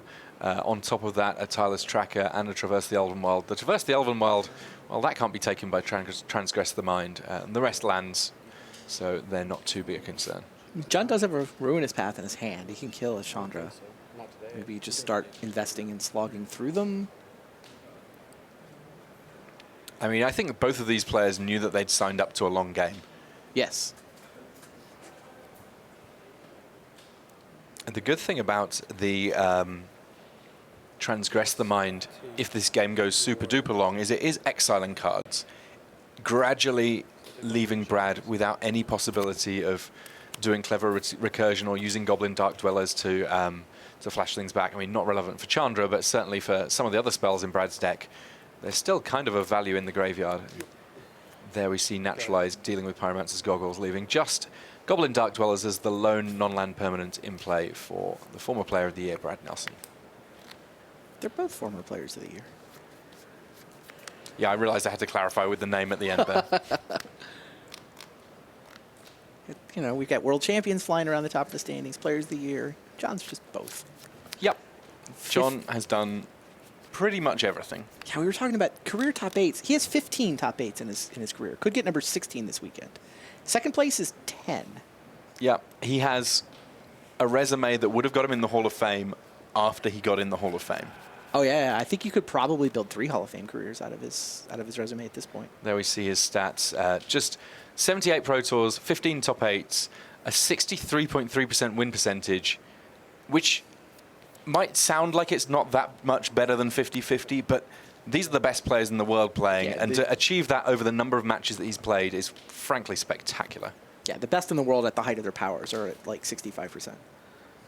John's also now in the lead for the limited master spot at Worlds after 6-0ing limited so far this weekend. He's also near the top of the constructed master standings. He's also approaching his 1,000th match at the Pro Tour. Yeah. So 2 copies of Tireless Tracker coming into play. Tireless Tracker does get kind of better in multiples because they each are making clues whenever a land comes into play, and they're each getting bigger whenever those clues get sacrificed. So they represent some fairly sizable threats that John's going to want to deal with sooner rather than later if he can.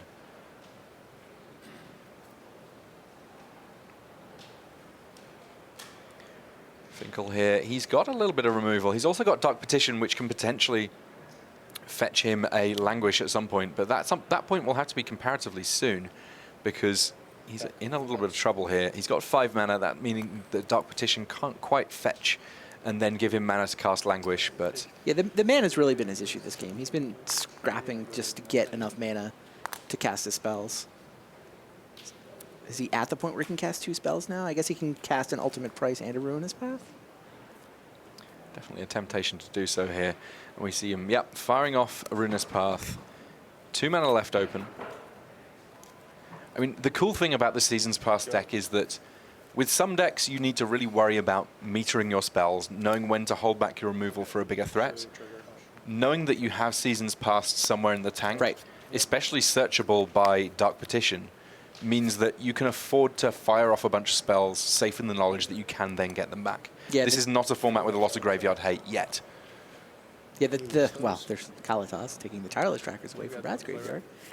I mean, I think John does kind of need that Ruinous Path to deal with the Chandra that he knows he left in Brad's hand. At the same time, though, John is holding a Seasons Past. He just needs a 6th land to turn it on.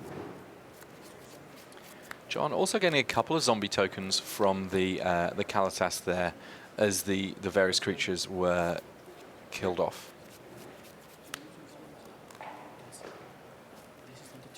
Looks like we just got a quick judge call here. They're just making sure that everything is as it should be. It looks like Forgotten Lifelink, maybe? Possibly. Yeah, look at John's hand. Still full of gas. Yeah, he's got the Seasons Past he needs now. The Seasons Past. So he needs the 6th land is what he needs. And he needs to not get sort of tempoed out. John's deck, I mean, look, we talked about how we weren't even sure this matchup had ever been played before, much less understood how it matched up. John's deck looks great in the matchup. I think that the Seasons Past deck just has a better late game than the Goggles deck. A couple of updates for you from our back tables. It's still misery for the Italians in our feature match area because in blistering fashion, Shota Yasuoka has defeated Marco Camiluzzi, and Joel Larsen has also defeated Andrea Mengucci. Both those matches straight 2-0 victories. Just Kyle Bogomers against Steve Rubin on the back table still going on here, apart from this, our main match. And Chandra coming down immediately, -4 loyalty. That enough to clear the board. There is a zombie in play, that not technically the same zombie. As Kalitas died, the parting gift, a final zombie coming along there. So John able to get in a little plink here and there. I really love the way Brad has sequenced this. Like, you saw him with play the tireless tracker so that he could, you know, one land could turn into 2 clues. He's doing everything that he can to sort of eke all the value out of his deck that is possible. But yeah, he's against a deck with a bunch of removal and Seasons Past. I don't know how he ever recovers. Yeah, because that Seasons Past, it doesn't go to the graveyard even once you cast it goes to the bottom of the library, where you can get it with Dark Petition. You can just loop them forever. Yeah, cast Dark Petition, find Seasons Past, cast Seasons Past, get back Dark Petition, put Seasons Past on the bottom of my deck, keep on going. Only 4 cards this time, but geez.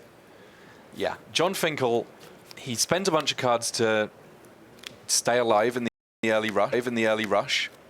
He's now got all of those cards back, and Brad Nelson, I mean, to his credit, actually has quite a lot of cards still to work with. And this is a game where John discarded hand size on turn 3. He missed his 3rd land drop and discarded a Nissa's Renewal. This is that game. I think that 15 top 8 mark, maybe going to 16.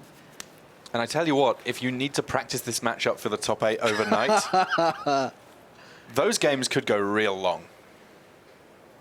Because that game 1 where we saw Brad concede, I don't think you would necessarily see that quite as quickly in an untimed match. Fair. So Traverse the Elden World. I believe that Delirium may be a factor now. I would think so. Yeah, it is.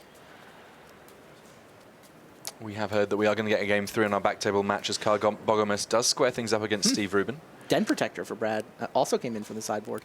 I like his sideboard has got tools that could potentially help him in this matchup. And I mean, it's possible I'm calling this prematurely. Yeah, I very much like the fact that cards are going to be able to come back from the graveyard for Brad as well here. And that part of the reason that I flagged up the Transgress the Mind as being important. Right. Properly getting rid of cards from the matchup entirely, always going to be important. And Den Protector, kind of a known factor, even if this deck wasn't going into the tournament. We can see John Finkel there carefully checking out what's in the graveyard. Yeah, there's just none of those cards are as good as Seasons Past. Yeah, I mean, Chandra's certainly very good, but right now, Seasons Past looking excellent. And once we see John casting Nissa's Pilgrimages and indeed Nissa's Renewal, then we're in all sorts of trouble.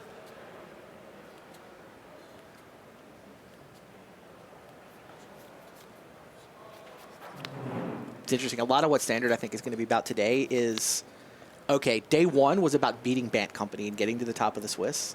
And Bant Company advanced at, only 55%, where 62% is par. But now, what happens when the decks that can beat Bant Company get paired up against each other? That's what we're going to be finding out this afternoon. How do those matchups work? How are you against green-white tokens? How about the Aristocrats deck that Luis and company are crushing it with? Also a very cool deck. I mean, that one designed by Matt Nass. This one designed by Reed Duke and William Jensen. So a lot of pedigree in the deck design that's going on all over the place on our top tables here. Yeah, really showing the rewards of preparation. If you look at just advancement percentages from day 1 to day 2, Goggles Ramp, over 90%. Aristocrats, over 90%. Yep. Like, those were the 2 decks that crushed it the most. Green-white tokens also did well. I mean, mono-white humans did solidly. This black-green control deck doesn't look as impressive on those stats. But if they got here, if they're good in those matchups, it's a new metagame today. This is just a different group of decks that you have to play against. Okay, so we have a Pyromancer's Goggles in play, and that's certainly a big play for Brad Nelson because that one of his big sources of potential damage. I mean, the number of lands he has in play, if he's able to tap Pyromancer's Goggles and cast Fall of the Titans, potentially we could see this game turn around really fast, even with John Finkel on 22 life. He's immediately able to cast what looks like a Tormenting Voice here in order to draw 4 cards. Doesn't necessarily even need the cards from the graveyard quite so much now. He's used his Den Protector here to get back that those goggles. Has drawn a Fall of the Titans, so this could be a big setup here. The tricky bit for John Finkel is that Fall of the Titans will not get hit by Transgress the Mind. He needs a Duress if he's going to take that spell, because in hand, X is 0, whereas, well, when he casts it, X is going to be quite a lot more. Yeah, you know the other thing that's going on here? John did not get the Naturalize. Because he got the Transgress the Mind, that was the 2-mana spell that he got back with that Seasons Past a couple turns ago, which means his Naturalize is sitting in the graveyard. And that could be pretty tough, considering that the Goggles is a very powerful threat. Exactly. Okay, he's going to Transgress first and see what's up. Yeah, all right. Transgress first, and now he sees what's up. Is that Fall of the Titans just lethal already? It's certainly close. I mean, basically, one of the things that Brad Nelson is going to need to achieve is to Surge it. If he casts it without Surge, then he's paying X twice, effectively, and that's not a particularly efficient burn spell. However, if he can cast any small spell first, then all of a sudden, being able to cast Fall of the Titans with Surge and double it, if it's not lethal, it's certainly close. He's got a Tormenting Voice in his hand to be the first spell. But yeah, John, Dark Petition, he knows what he needs to deal with. I mean, Dark Petition for Duress? Quite possibly. I don't think he's got time to go through a Seasons Past here. Could also be a Naturalize, but Duress is probably better. Yeah, he got Naturalize. I use black and Naturalize goggles. Sure. Yeah, I mean, I guess that once you've dealt with the Goggles, Fall of the Titans killing you is really tough. Right. And if he leaves that Goggles in play, it's going to get used on a Tormenting Voice, so. So Read the Bones helping John draw cards here. It does mean the Dark Petition did not get Seasons Past, so he's kind of lost that ability to loop Seasons Past inevitably. He just didn't have time. Like when he used his Transgress, he's like, oh geez, I could die next turn. I don't have time to Dark Petition for Seasons Past to get the Naturalize out of my graveyard. I'm just going to have to use this Dark Petition and solve my current problem immediately. I mean, he does have 4 copies of Dark Petition in the main. Whether or not they've all stayed in is a little bit of a question, but there's still definitely potential for him to set up that loop. And he still has Infinite Obliteration, which means that if this does end up going to a Game 3, if John's already cast Infinite Obliteration, he'll have all of the information as to how Brad has sideboarded for this second game.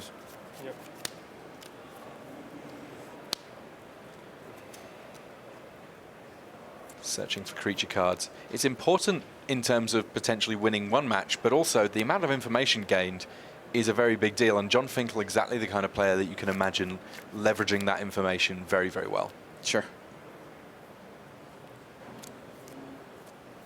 It's funny, it's actually possible that Brad would concede to an Infinite Obliteration just so John doesn't get the knowledge of how exactly he sideboards. This is a matchup that could come up a couple times over the course of today in a couple different people's hands, right? Dragon Lord Ataka in hand here for Brad Nelson. That one that I'm a little surprised to still see in there, though I guess it's hard to argue with an 8/8 for 7 that flies. It looks like a second Den Protector being morphed down there for Brad Nelson, threatening to get back the Pyromancer's Goggles for a 3rd time. Mm-hmm.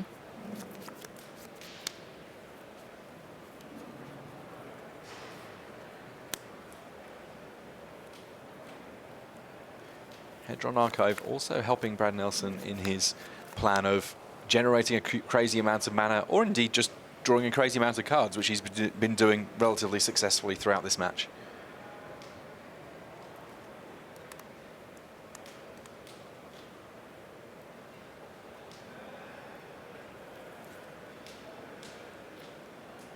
So another Dark Petition here from Finkel. Indeed. Dark Petition? And that is what he casts. Seasons Past time? It's probably Seasons Past time. He gets 3 mana from the Dark Petition since he's at Spell Mastery. And this time round, given that he's already cast a Bigness's Renewal already, he has enough lands in play that even after a season's passed, he may be able to cast a little bit more. Yeah, he'll have 3 or 4 mana left over.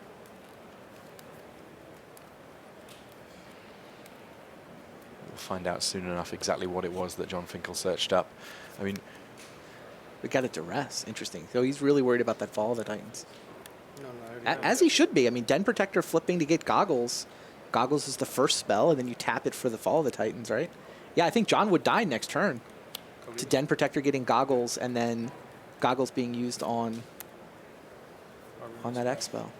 Yeah, there wouldn't be, because Fall of the Titans is an instant, there wouldn't necessarily be much that he could do in response to this is cute. The tapping of the Pyromancer's Goggles. He's going to kill the Den Protector, forcing Brad to flip it now during John's turn so that John has the ability to attack Brad's hand while presumably the Goggles is in it. He gets a zombie for killing the Den Protector. And now, does he have a Transgress or just a Duress? Transgress would obviously be better, but yeah, he'll settle for Duress. I'm guessing Goggles. So what is he? Well, he there is a Fall of the Tarka. Titans too. Right, but the Goggles is... it represents so much inherent card advantage. Like, that Fall of the Titans isn't that scary without Goggles, right? Yeah, I mean, at 14 life, I don't think that Brad's going to be able to get there for a little while, but... Changes this. He sees no target for Goggles, so maybe that's changed his mind. Ultimate Price staying in hand, giving him an answer to Dragonlord Ataka, though given time, he could use Infinite Obliteration on it as well, as a kind of preemptive removal spell that lets him keep his board around. Right now, though, Brad gets to untap.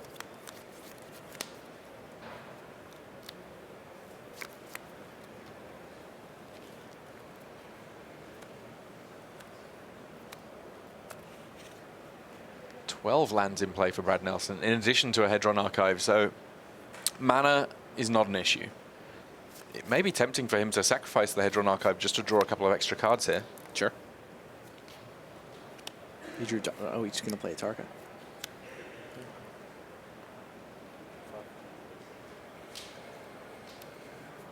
Somehow Dragonlord Atarka is not the most powerful thing going on.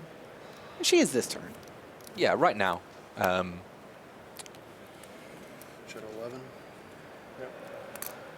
And actually, the ultimate price that John has going on, not the right answer here. Right.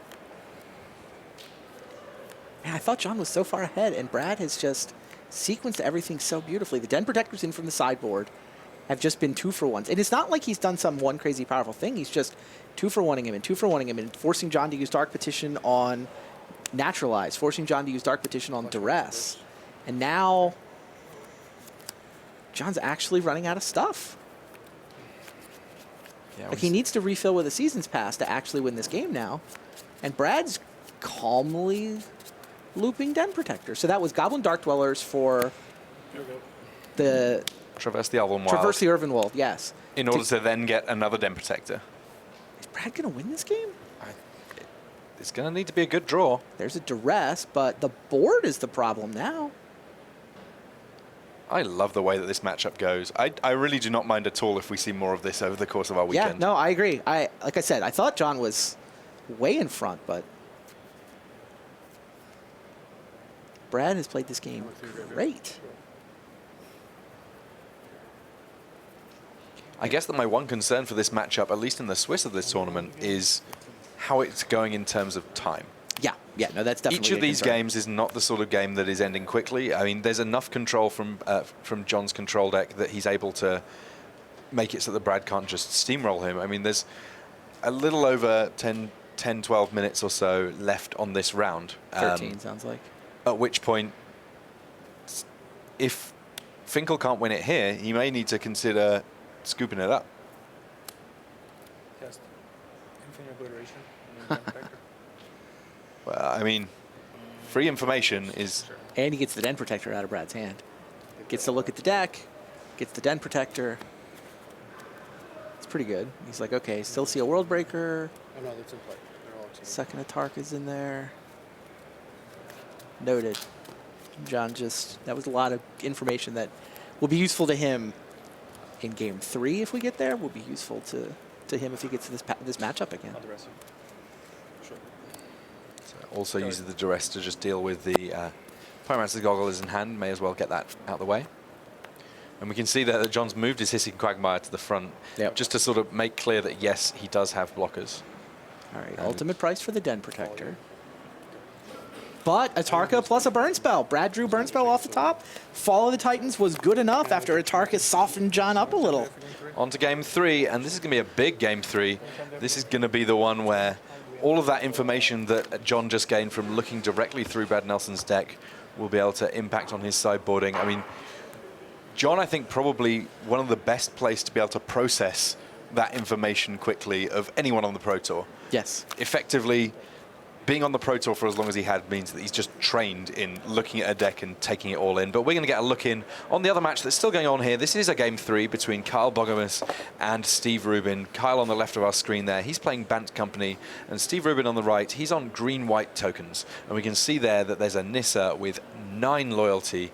That's got to be a good thing for Steve, alongside an evolutionary leap that means that even if there are little bits and pieces of removal being played, reflector mages and so on pointed at his creatures, he has the option to just search up more creatures instead. You haven't seen a ton of this green-white tokens deck on camera, but it's good.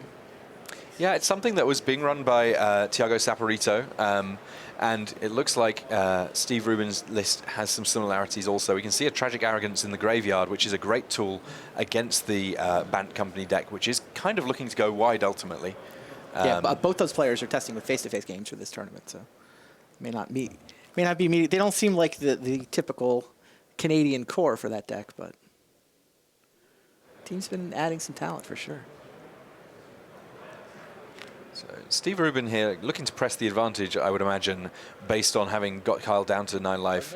He's already got a large Sylvan Advocate on the board. 6 lands means that it would normally be a 4/5, but thanks to Nissa, it's a 5/6 creature.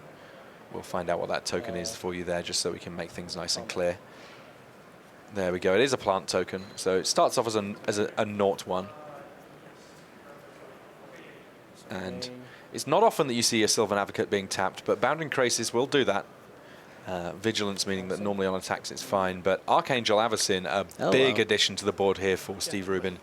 And that enough to elicit the handshake from Kyle Bogomus. Steve Rubin wins that one. He is now at 10-2. Fantastic position for Steve Rubin as we approach the final stages of the standard rounds of this tournament. He's got 4 rounds left to go.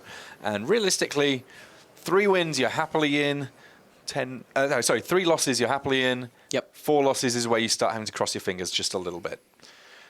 Looks like a quick comfort break for both John Finkel and Brad Nelson. That was a pretty intense game really that they had for Game 2. It really was. Both of these players will be sort of psyching themselves up as much as anything. We can see Brad just coming back to the table here, finishing off his sideboarding.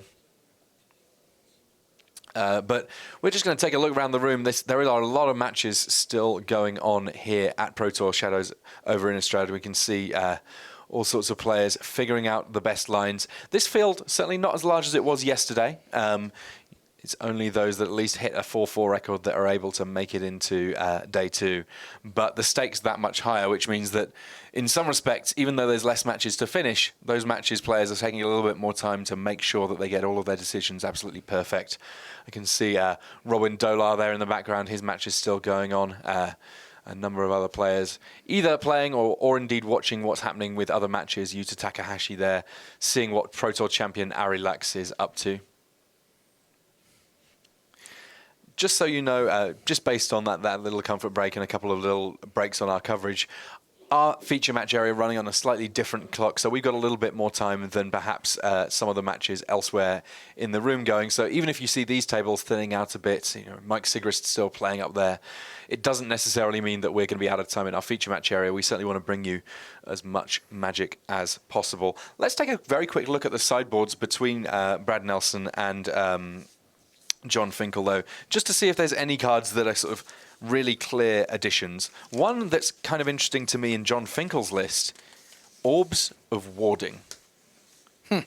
So this is a really interesting card that it does 2 things, but both at a relatively expensive cost.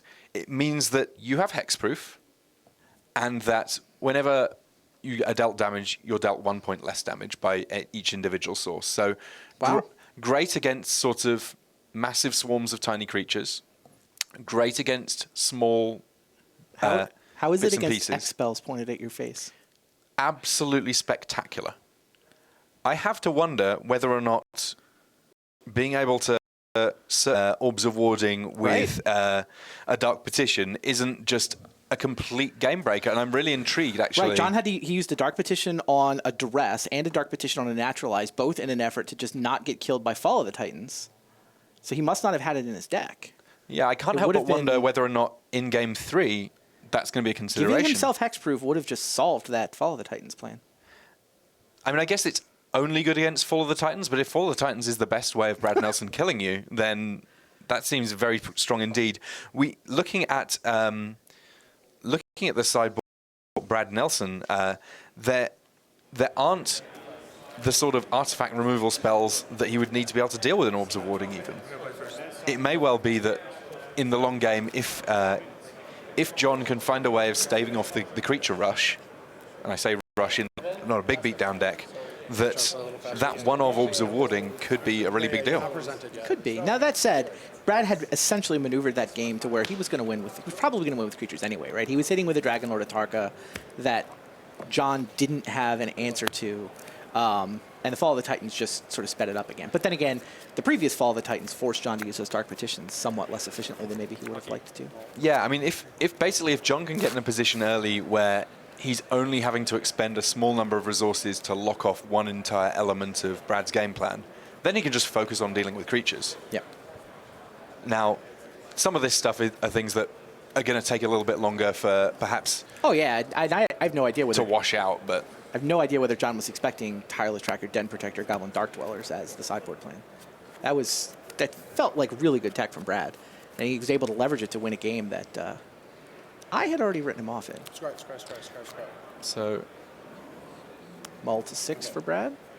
Yeah, and we can see that he's got a good way of getting out of it, both Tormenting Voice and Magmatic Insight, though an early Duress from John Finkel will have the option of taking one of them, or indeed the Chandra Flamecaller sat at the sort of top end of his curve there.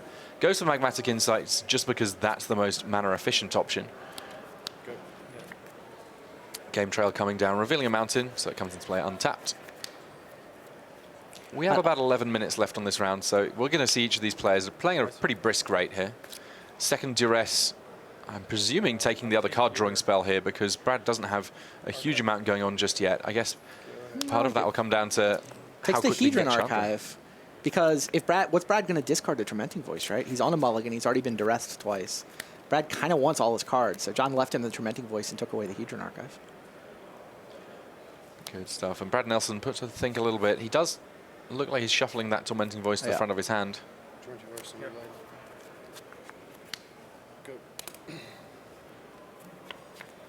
Traverse the Elven World, I believe, was one of the pickups there. And I think he does have Chandra Flamecaller. Yeah, that got hit by Transgress the Mind. So, Fall of the Titans, the draw there for Brad Nelson. But for now, we're on kind of draw go. And when John Finkel is drawing extra cards and scrying with his Read the Bones, one has to think that he's in pretty good shape. It's just going to be a matter of whether or not he can actually win a quick game. Looks like he's got Kalitas in his hand, so he does have a creature that he can potentially start attacking with. Also, plenty of card drawing. Meanwhile, Brad just playing land go for now. 17 to 21. Both players playing quickly. Both players want this to come to a result. John's crying both to the bottom. 2 less life. Go ahead. Yeah, 19 to 17 right now. Den Protector for Brad.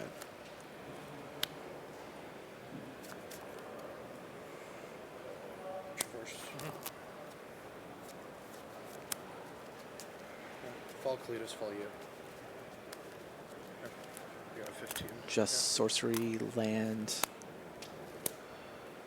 Go. Okay. Yeah, uses the Traverse so that he can surge out Fall of the Titans and kill Kalitas. Makes sense. And here's our first petition of the game. Spell Mastery very much achieved. Spell Mastery seems a little easier than Delirium. Yeah, I would say so. So he's going to get search for a card. He will have 3 black mana floating in his mana pool.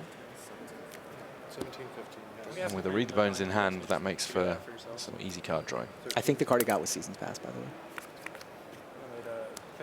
That makes sense. Read. I'll just take those 2. 13. Good enough. Good.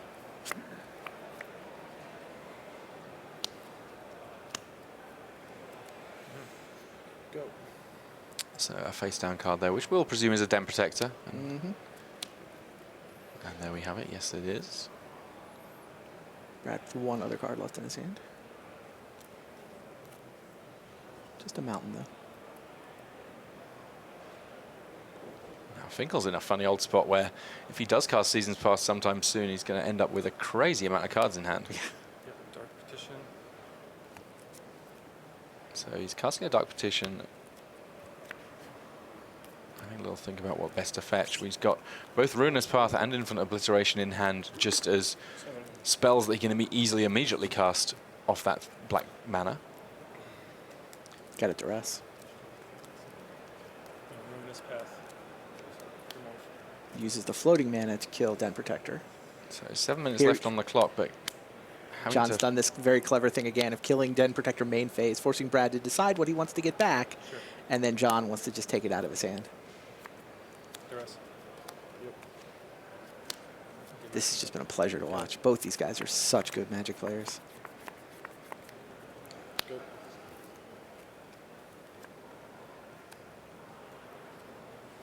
So now we have the big Seasons Pass. Indeed. 1, 3, 5, 4. 2? Is there a 2? Transgress? Yep. 1, 2, 3, 4, 5. These guys goes on bottom. Sure. Just 5. I'll transgress you. Play a land, play that Transgress the Mind. And how many cards does that leave John Finkel with in hand? I think it's exactly 7. Of course it is. Wow. Another Dark Petition to pick up there. Yeah, Brad drew a land, John drew a Dark Petition.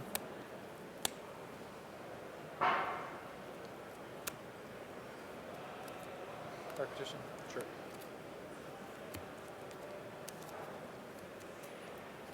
John just needs to close this game out at this point. He's obviously a million miles ahead. Naming Dragon Lord Tarka. Infinite Obliteration for Dragon Lord Tarka.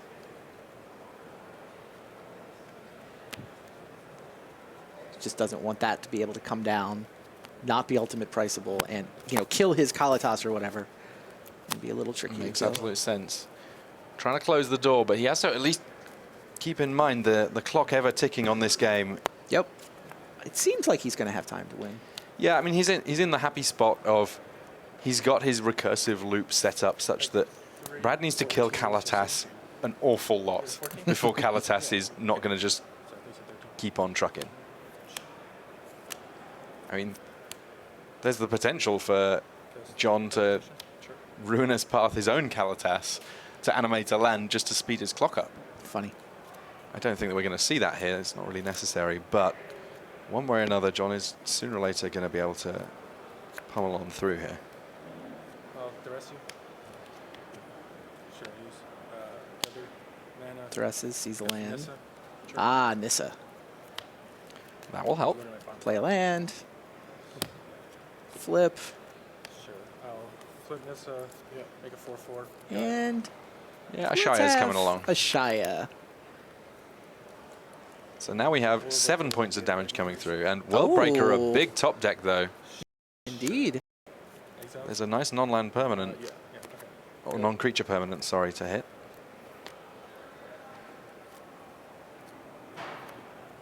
Hits artifact, enchantment, or land, so gets rid of one of John's lands. Yes, Ruinous Path deals with the Worldbreaker for now. Thank you. 3, But 4, 5, 11. Jeez. 11 damage coming through regardless. Go ahead. Wow. And there's the handshake. John Finkel, King of the Hill. We'll see him in the feature match area next round, but absolutely crushing there. And once this Season Pass deck reaches the point where it can happily be casting Dark Petitions into Seasons Past, into Dark Petitions, and within that loop also be casting discard spells and removal, it just seems incredibly powerful. really super duper impressed with how that went from John Finkel. I'm very much looking forward to seeing more of him in the feature match area. And yes, please. Realistically, I think we're probably going to see a fair amount of Brad Nelson in the feature match area too. That only his second loss. Brad Nelson has only lost to John Finkel so far this tournament. It just so happens that he's lost to John Finkel for 2 rounds in a row. And that's actually shades of Pro Tour Kuala Lumpur, where Guillaume Wafotapo basically only just lost to to John Finkel. Of course, John walking away with the trophy on that one. This totally looks like a matchup we could be watching again tomorrow. These two players in these two decks. 100%. And honestly, if that happens, sounds good to me. I'm in. Yeah, completely. It's going to be fantastic. But a lot of interesting plays in that matchup, a lot of interplay, a lot of sort of knowledge gradually being gleaned about how the matchups work, which is going to be very cool. But for now, we're going to send things across to the news desk because there's been a huge amount of action that we want to bring you from elsewhere here at Pro Tour Shadows over Innistrad. There certainly has, Tim Willoughby. Thank you so much for the call there in round number 12. 1 down, 4 to go. So John Finkel, 11-1. Brad Nelson, 10-2. The world number 2 and reigning world champion Seth Manfield is up to 10-2. Luis Salvato is 9-3. But Luis Scott-Vargas is up to 11-1. Now, that doesn't sound too surprising when you think he was 8-0 overnight. But if you watched him draft this morning, how on earth has he got to 11-1? Let's find out. Here he is in the company of our own Brian David Marshall. Thanks, Rich. I'm here with Luis. Luis, how did Standard go for you this round? I won. I beat a Jund deck with main deck Kalidas, which is not something I was expecting to do. And that's kind of a warm-up question, because what I really want to ask you about... Got a fever. Yeah, I do have a fever. What was going on in that draft? Walk us through your emotional state and the state of your deck. So there are some highs and lows. I first picked Lightning Axe, great card. Second pick, Nearheath Chaplain, also a very good card. Third pick, there was nothing good in the pack except a Fevered Visions, a card which I consider very good in blue-red aggro and fairly unplayable elsewise. I took the Fevered Visions, got another one like 5th pick, and it just went, all right, I'm going to draft this blue-red deck. I picked up a couple late red cards. I was feeling really good after pack 1. Pack 2, I first picked Daring 1 with no abilities. Second picked Emberheart Wolf, 2-mana 1/2 haste, so you can pump it. The card is horrible. I don't want to play this card. Like third pick, like Gotstaff Arsonists. I followed up with like Hulking Brute, another Ember Wolf. Like pack 2 of that draft was, I think, the worst pack I've ever had in a tournament. I got no playables. I got like 2 playables out of it. Pack 3, I got another Fevered Visions, and then just built the like most aggressive, bounce-heavy Fevered Visions deck I could. So what are you hoping to do when you open a card like Fever? What do you want that deck to look like? You want to have a good curve of really cheap creatures, and you want bounce spells. Bounce spells are so good when you have Fever Visions because, first of all, you're trading up on mana. You're spending 2 mana to bounce their 4 or 5 mana creature. Also, more cards in hand means they take damage off Fever Visions. Both players have more cards they can use if there's an early Fever Visions. So the fact that you're down a card on the bounce spell isn't relevant. I had 2 Ghostly Wings in my deck, and they were actually great. I would have played 4 in my deck if I could. And then what was when you get done with the draft, where do you grade the deck in terms of, like, what kind of record were you anticipating that could yield? I thought I was going to get, the most likely scenario was, I thought it was like 2-1 and 1-2 were the 2 most likely for sure, and it was actually going to be pretty matchup dependent. Slow control decks have a real big problem with Fevered Visions, and I played against like Seth Manfield, and he had a bug control deck that really couldn't beat the card Fevered Visions. Granted, he got mana screwed against me, so it didn't actually even come up, but... You played against Brad Nelson, who was also playing a 3-color deck. How did that play out? Well, game 1 I rolled a 5 and just never put up any resistance. Game 2 I killed him with Fevered Visions on turn 3. Game 3 he sided out one of his colors and he just sided in a bunch of creatures. He just turned into like a low curve black-green deck, which is very effective against me, and I never played a 3rd land, so that was also effective. So nice sideboarding, but perhaps unnecessary. No, it was a really good plan, so I think it was smart of him to do that. All right, so Luis is 11-1. Or is it 12-1 at this point? 11-1. It's 11-1. 11-1. 12-1 maybe in the cards. We're sending it back to Rich Hagon at the desk. All right, thanks very much to BDM. The players are getting up and ready. As you see, pairings are posted. Right now, though, we are going to squeeze in a deck tech, which could be interesting because it's a control deck tech. Maybe it won't take too long. Let's see what happens. Here comes Ian Duke and our special guest from East West Bowl, Andrew Brown.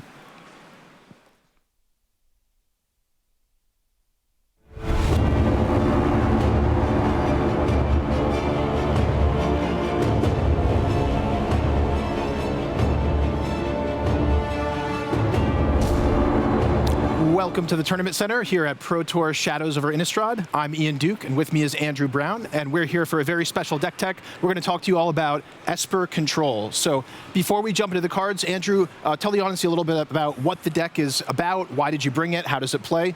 So we originally tried to bring some control decks, but we didn't really want to stretch our mana, so we tried 2 color combinations, you know, white-blue, white-black, blue-black, but they were never quite working out just because of the powerful decks such as Bant Company and White Humans. So after we saw how successful the Bant deck was, we took a page out of its mana base and tried to work that in.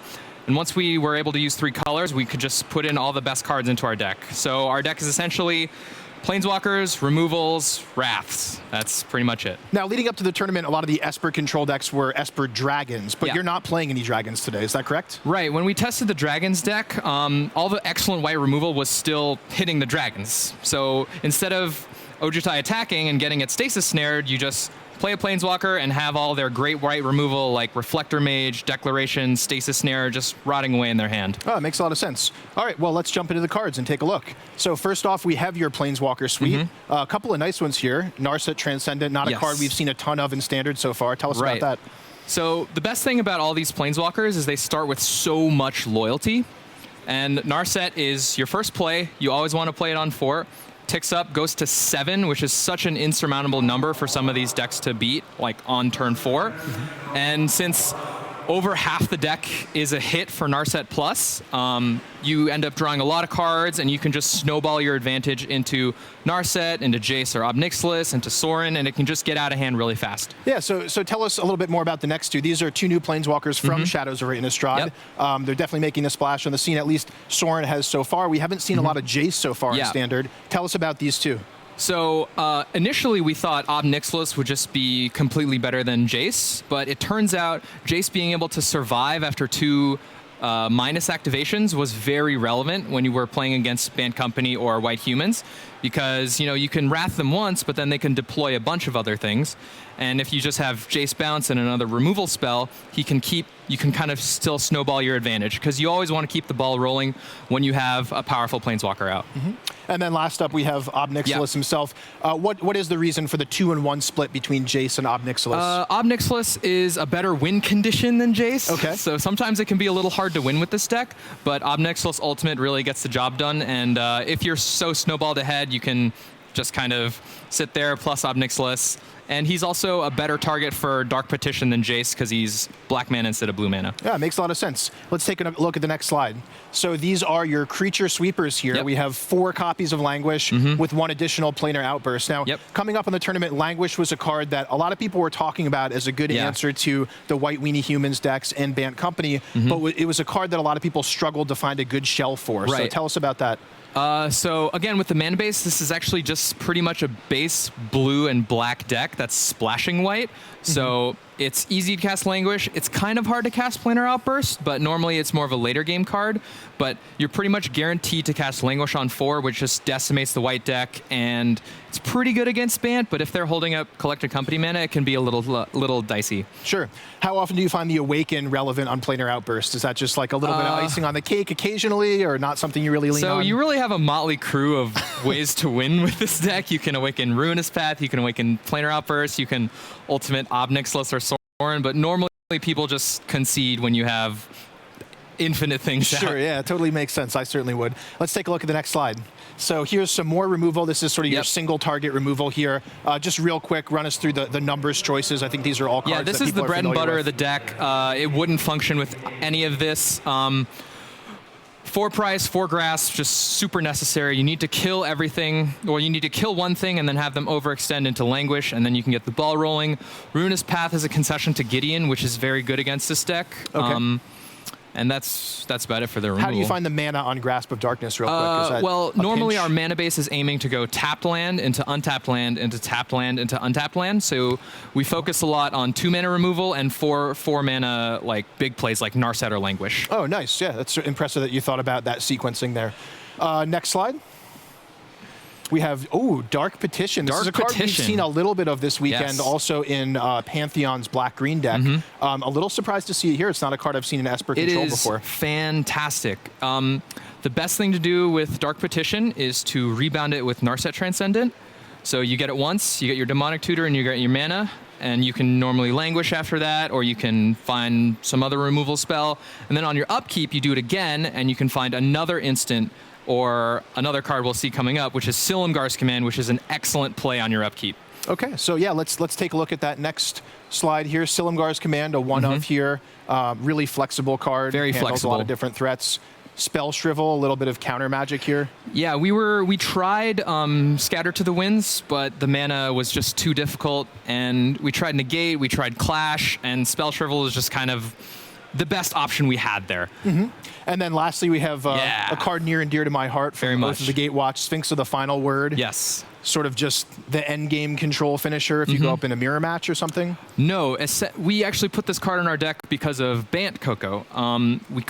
We would be able to control them to where we got to a game state where we had Planeswalkers out, but they have Lumbering Falls, right? We can't deal with a Lumbering Falls. So essentially you slam down this guy, they can't target it, they can't do anything to it. Can't be Reflector Mage. Can't be Reflector Mage. Right. You just have to watch out to kill their advocates so their Lumbering Falls isn't 5/5. Okay.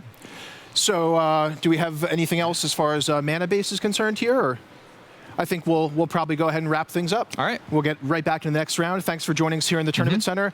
Ian Duke, with me is Andrew Brown, and signing off.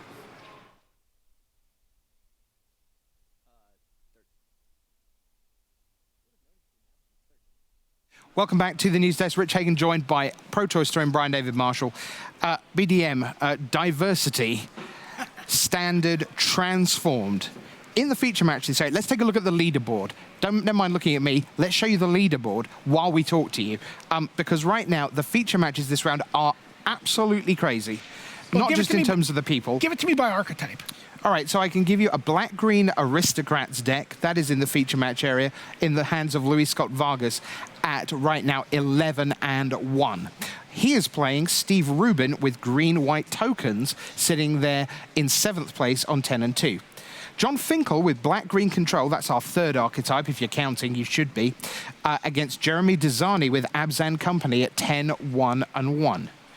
Valentin Mackel is at 9-3, and he is playing Bant Company against Mono White Humans, that's archetypes 5 and 6, with Yuya Watanabe. And then Brad Nelson is up against Seth Manfield with red-green Goggle Ramp against Esper Control. So to get that deck diversity, you just crammed any 8 people into the feature match area you could find? Just basically the closest 8 to the feature match area wandered in, and we thought, that'll do. Does that sound good to you? Let's rock and roll with round 13 of Pro Tour Shadows over Innistrad.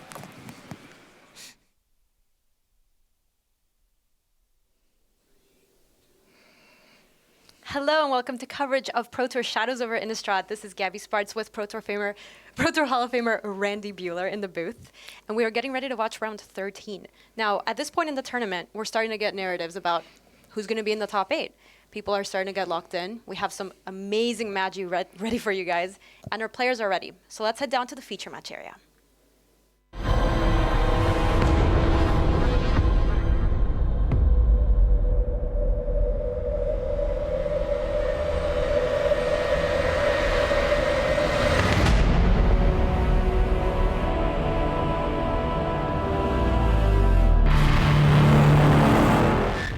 Hello and welcome back to coverage of Pro Tour Shadows over Innistrad from Madrid, Spain. This is Gabby Spartz with Randy Buehler in the booth, and we have a matchup of Luis Scott-Vargas on the left versus Steve Rubin. Now, Luis is playing a cool green-black Aristocrats deck. It's a deck that Ultra Pro has come up with, and it's really something. Over on the right, we have Steve Rubin.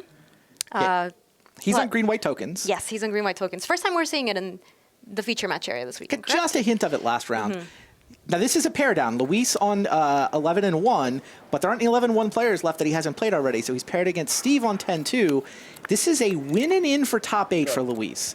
It's not mathematically locked. Hypothetically, he could fail to get a draw over 3 rounds and have his tiebreakers fall apart, but realistically, if Luis beats Steve Rubin right now, he's going to be playing on Sunday. And what's this match mean for Rubin right now? Well, Steve's still very much in contention for top 8. In fact, at 10-2, he's still got a loss to give, but he doesn't particularly want to give it if he can avoid. Absolutely.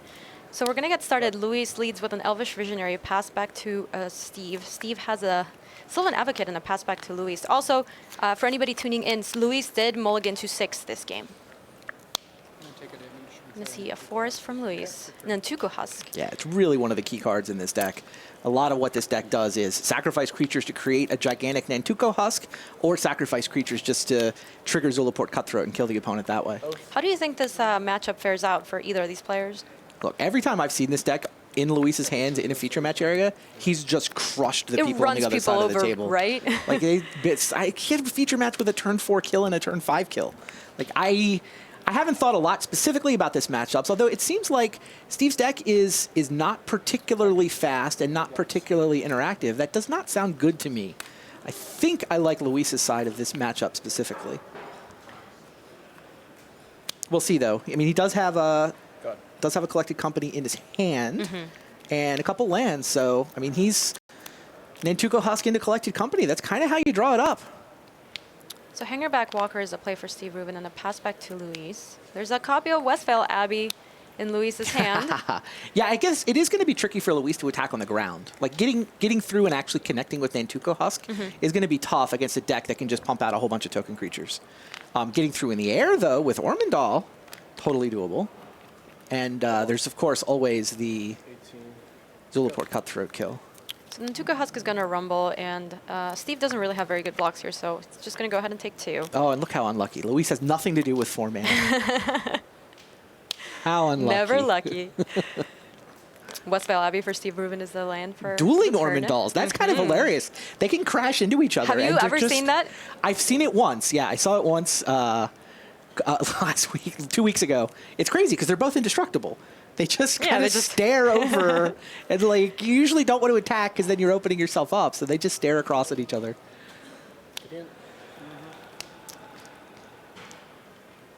Gideon. I can guarantee you one thing right now. What? Twitch chat is asking why you could cast Gideon. Sure.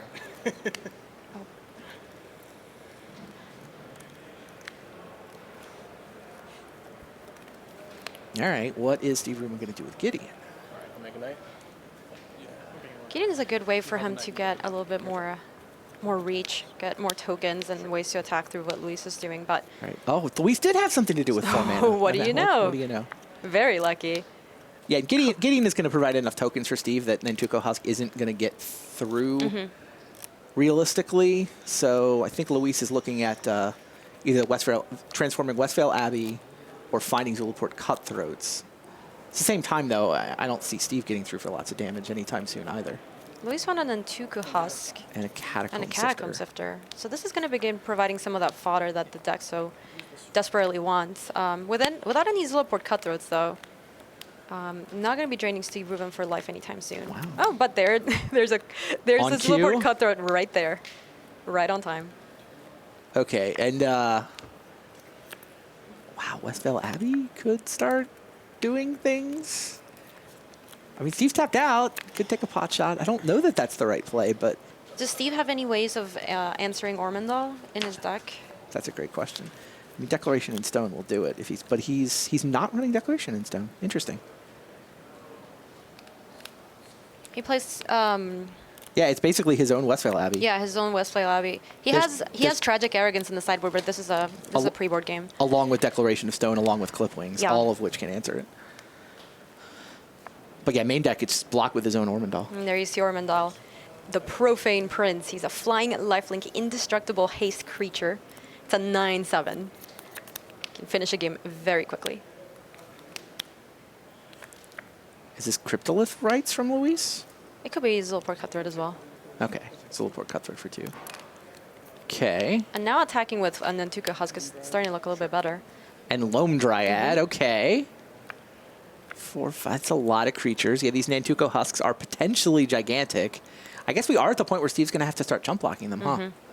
And with 2 Nantuko Husks, Luis can actually slog his way through all those token creatures. Yeah, and the problem with Nantuko Husk, it's such a nightmare to block. So the Nantuko Husk are going to get in the red zone.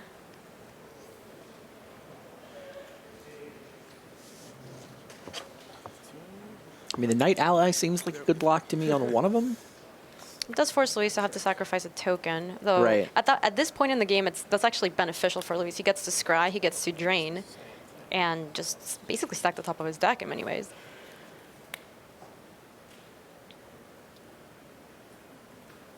Still an advocate trying to figure out if it wants to get in. Steve has no land in his hand, so he's stuck on 4 and only a single white. There's a copy of Avacyn looming that he can't quite get to. He also has 2 Dromokus commands in hand. Obviously, they can't do anything right now as he's tapped out. Fighting anything isn't profitable, and trying to find the Tuca Husk is just not going to work out. All right, Elvish Visionary is the sack. I'm at 17 and you're at 17? Yeah. And Hangerback's just a jump block.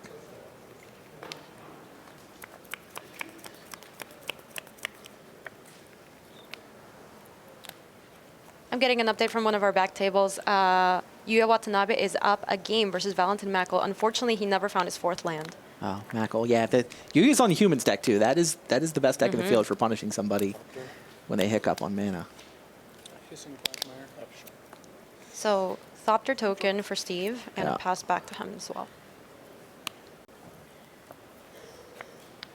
Plains. At least turns on the rest of Steve's hand.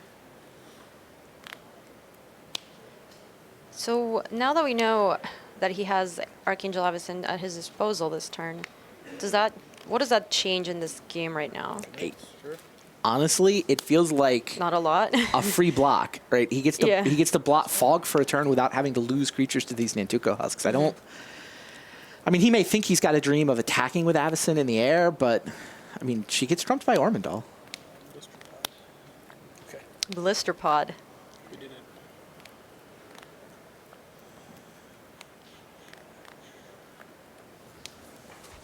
Blister Pod, definitely a card that I did not expect to see constructed anytime soon.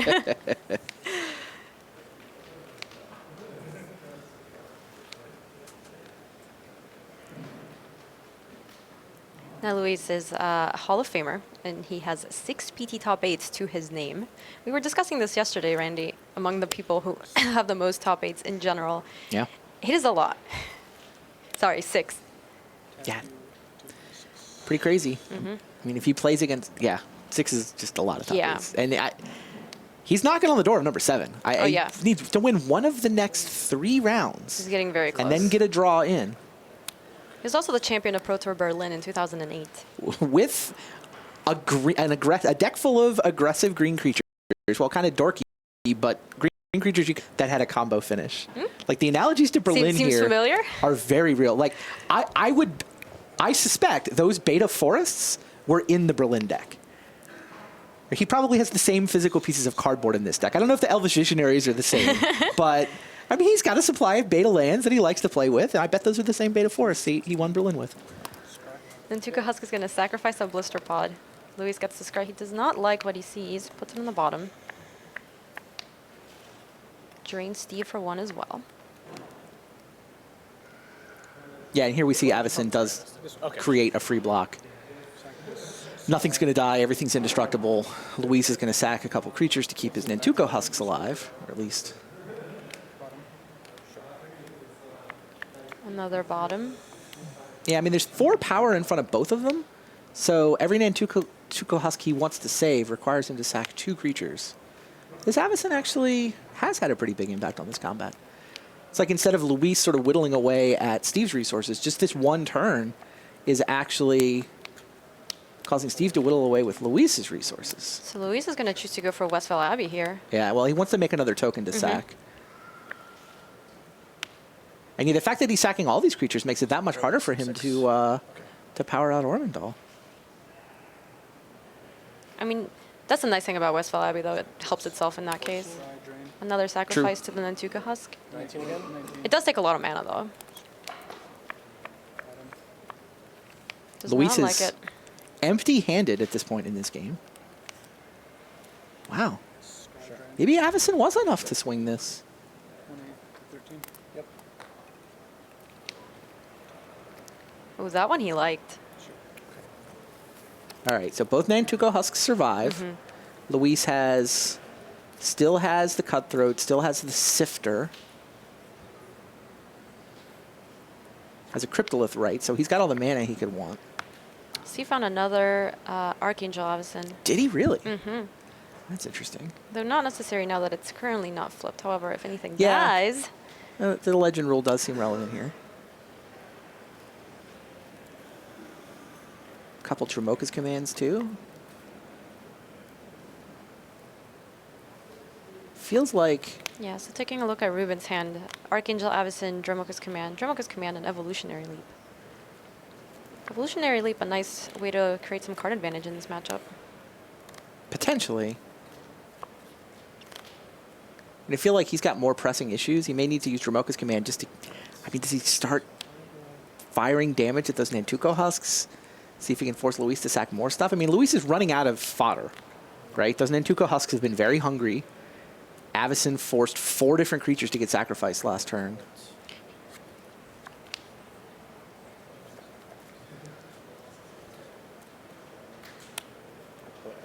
Wow, am I hearing that Seth Manfield has 3 different Planeswalkers in play on the back table? Narsa Transcendent, Obnixilis, and what was the third? Jace, Unraveler of Secrets. Not just any Jace. New Jace. Kind of assembled a super team. That Esper control list is pretty sweet. Dromoka's Command is going to take care of that Zulaport Cutthroat. So that +2/+2's on the stack.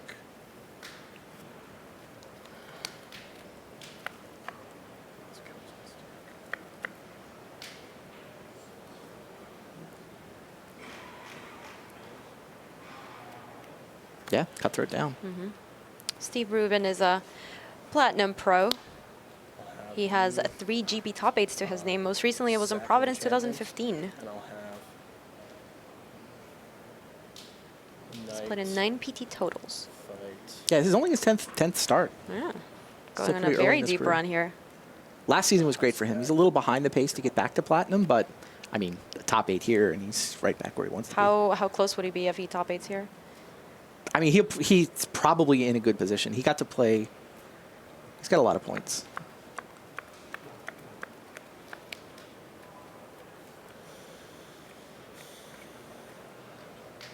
Sounds like he's at 24 pro points so far this season. So kind of on track for gold and kind of thing where, yeah, a top 8. Obviously depends how far he gets in the top 8, but Yeah, top 8 would probably put him on place. It would help for him back-to-back tremendously. platinum. That's for sure. Randy, you did the metagame breakdown earlier, right? Mhm. Was there any deck that you feel is making the run for the deck in Standard right now? Doesn't seem like it's Company. No, it's not Company. Company decks were definitely below average. Those players did not advance at even the average rate of 62%. I mean, the best performing decks were Luis's, this Aristocrats deck, and then the Red-Green Goggles deck the Team Eureka brought to the table. How are the rest of the players playing Black-Green Aristocrats doing? I mean, they basically, all the original CFB guys are through. It advanced over 90%. I can think the short answer to your question. That's very good. We're going to see a big rumble here from Steve. Almost all the creatures are getting in, including Gideon, who ticked up and became a creature for his turn. That is all the creatures, right? Vigilance. Turn them all sideways, even Gideon. And Luis looked like he was in such great shape a couple turns ago, but Steve drawing that land and getting up to Avison has... So the swung Avison the game. triggers Yeah, in the Luis stack just, here. wow. Luis just scoops them up.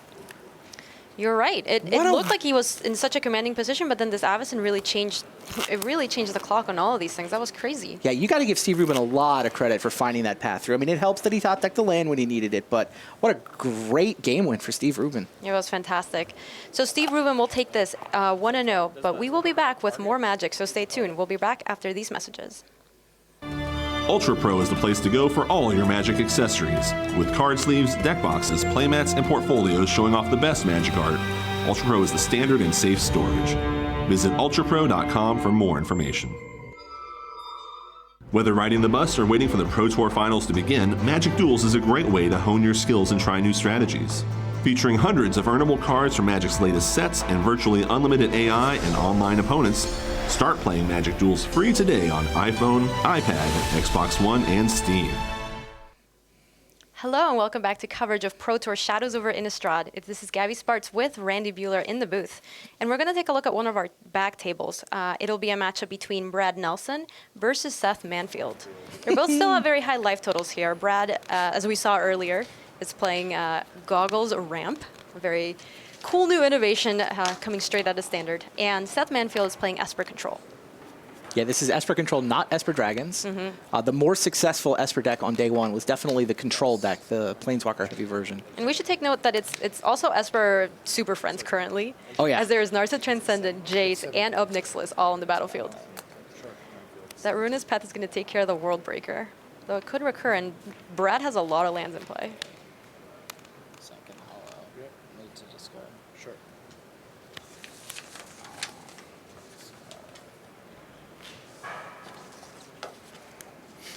If you're Brad here, they may be at similar life totals, but Seth is... Agreed. Yes, he's very far ahead with all his Planeswalkers, though he does seem to have a grip full of cards. Both players here are 10 and 2, so still a loss to give. Basically need 2 wins until they can start shaking hands. They got 4 rounds left to play, so. Would 2 wins lock them in? 2 wins and a draw. Yeah. You know, loss, win, and you're in the tiebreaker lottery, but 2 wins and a draw should do it. Response, I will. Recurring Worldbreaker looks pretty powerful, especially against a control deck, but I feel like those 3 Planeswalkers can just kill Worldbreaker every turn for the rest of the game. Oh, it was a Drown Yard Temple sacrifice to get Worldbreaker back. So Brad is targeting lands here. Spell Shrivel is going to force him to pay 4 more mana. Not a card I was expecting to see. Brad is actually, this is pretty clever. He's not really fighting the Planeswalkers. Worldbreaker is just attacking Seth's mana. And if you look at, I mean, Seth has got 7 lands. Brad has 3, 7, 12. He's up 5 lands right now. And he also does not have any planes currently. Seemingly, he's been attacking the planes in this matchup so far. Sure.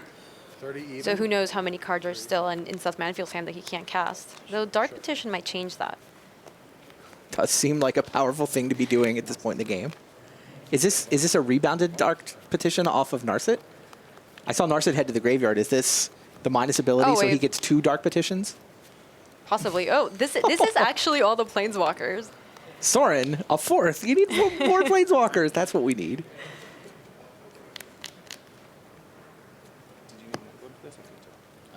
Yeah. Yeah, Soren is unfortunately not something that Seth can cast currently. Though. Oh, it's Narset Emblem. Sorry, not Narset minus Narset Emblem. Okay, so he did have a Prairie Stream.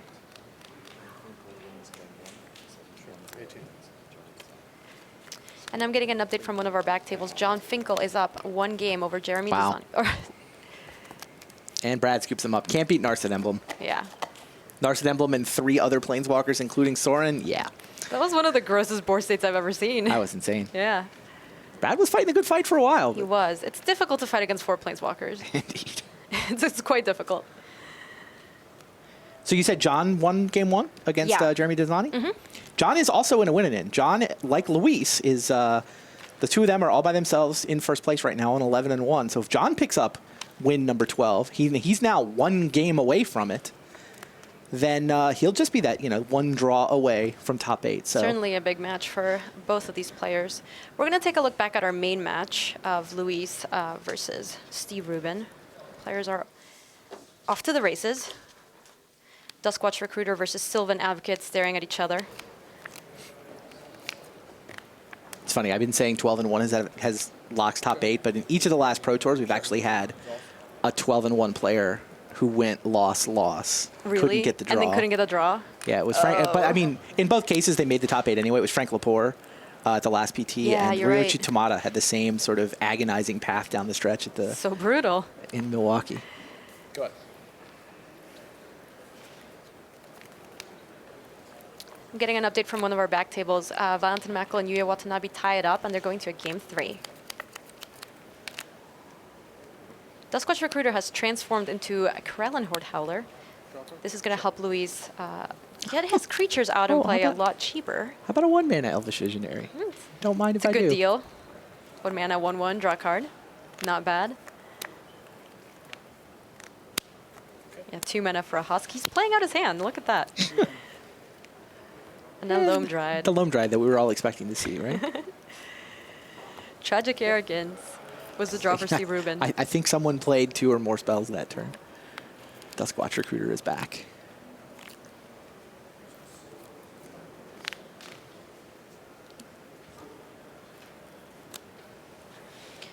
Tragic Arrogance is an interesting sideboard card for Steve. It seems like it could get Luis in some situations, but in other situations he might just stack his entire board and drain him for a ton. What do you think of Tragic Arrogance here? I think I like it. I mean, I think that Luis has the ability to go wide and then either swarm or kind of save all of that food for the combo kill. So Tragic Arrogance can certainly destroy a lot of resources. We saw the last game, Steve basically whittled away at Luis's resources. Blocking Nantuko Husks, and then, I mean, obviously Avacyn allowed him to kill 4 things at a time, but that was a well-orchestrated plan, and it seems like an easier plan with Tragic Arrogance. Liliana is the play for Luis's turn. 3 copies of Tragic Arrogance? Yeah, that is... That's a little tragic, actually. That's the real tragedy right there. That's a pretty expensive hand, too, and no second green mana for Nissa either. Nantuko Husk is going to rumble here for Luis. The Raven Inspector takes 1 for the team.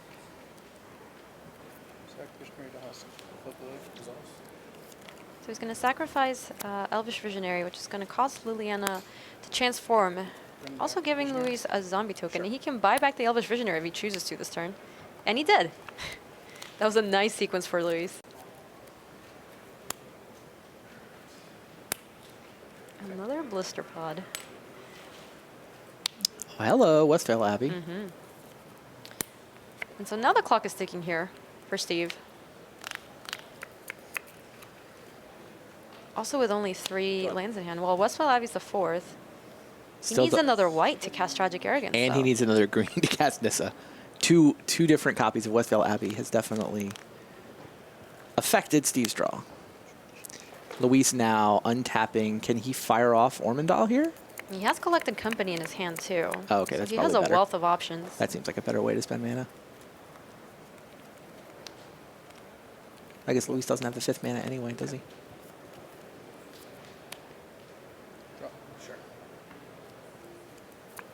Oh, he drew it. Yeah.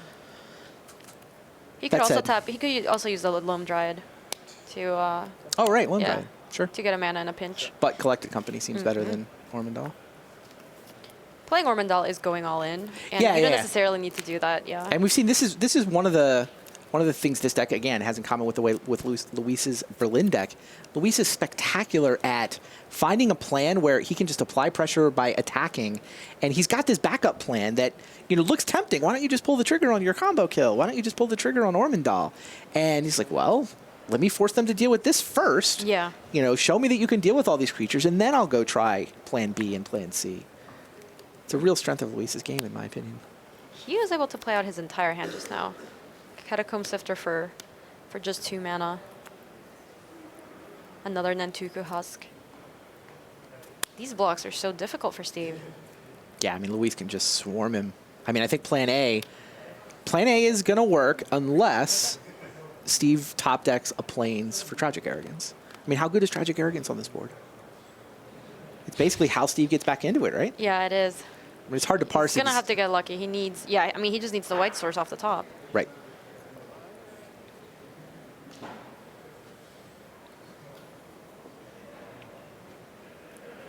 I guess he needs to... Wow, how the cutthroat damage is a real problem, though. Can Steve Blister Pods have never looked so good. Can Steve even survive long enough to top deck a Plains for Tragic Arrogance? He only has a couple turns, tops. Does he have 1 turn? That's my question. How much damage could... If Luis just sacked his board to Nantuko Husk right now, Cutthroat would deal, 1, 2, 3, 4, 5, 6, 7, 8, 9, 10. It's like 11 damage. He doesn't even have to go all in here, though. I think that's part of the thing. No, I'm just saying. I think Steve has 1 turn for Tragic Arrogance. I don't think he gets a second one. And even on that, even when he does cast Tragic Arrogance, he's going to take like 11 as a response. How much would it help him to just draw any untapped land so that he can cast Avacyn? Well, it has to be a Plains for Avacyn. Oh, Avacyn. Yeah, you're totally right about that. So some Thopter tokens here for Steve. Okay, moment of truth. Nope. Yeah, Steve checked. Yep. It wasn't a plains, and you got it. So Luis is going to even it out, bring them both to 1-1. These players are going to go on to a game 3.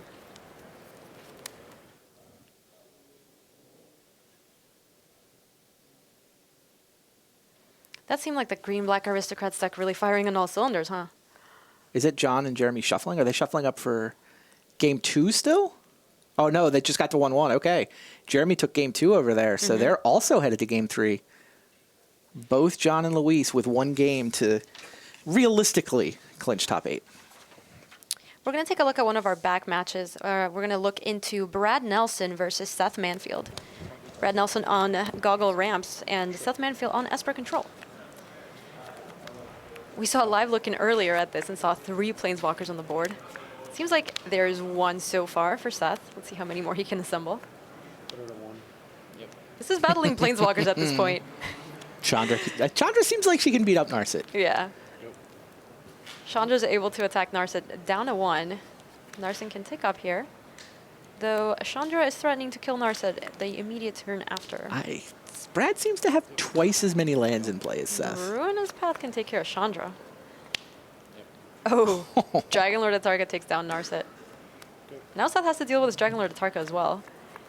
This is a really quick clock. He does have Ruinous Path right there. Sure. Gotta have something in his hand. He's running out of land. He missed the lands last turn. Drew a land this turn, at least. Was Brad out of gas? This happens with the ramp deck sometimes, right? Yeah. You draw a bunch of mana. They deal with, the couple of threats you've ramped into, and that seems to be the place Brad's at right now. Seems like he's out of gas. That is the nice thing about Pyromancer's Goggles and all the Tormenting Voice and Magmatic Insight. It helps the deck refuel in many ways, but currently Brad's sitting on not a lot. This has been a rough little stretch for Brad. He was our last undefeated, right? He was 10-0.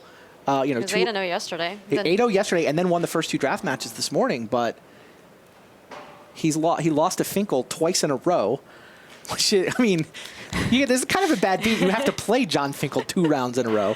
You can't play the same player twice in Standard, is the way these Pro Tours work. But you can play them in each draft pod plus Standard.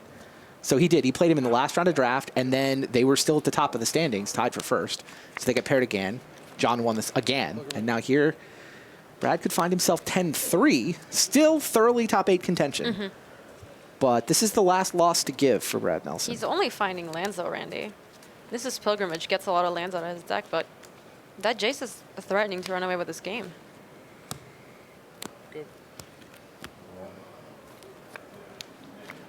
Meanwhile, it seems like Seth drew a Narset.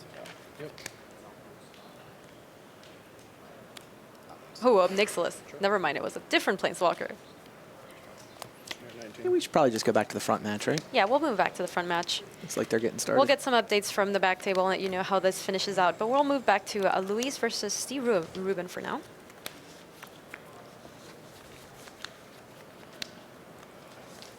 So our players have started Blister Pod again for Luis and Hangerback Walker for Steve. Blister Pod's gonna rumble. Sure. Duskwatch Recruiter for Luis Scott-Vargas. Traverse. Nissa's a pretty good here for Steve. He doesn't have all the creatures that he wants in play yet, but this deck is very good at being able to assemble that.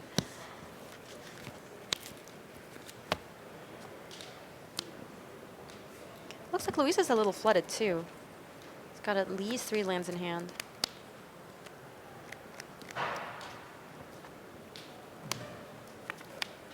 Visionary and a Liliana as well. Thankfully, Duskwatch Recruiter can help mitigate some of that flood, though it could be a little slow given what's going on in this game. Yeah, Steve hasn't really given Luis that much time.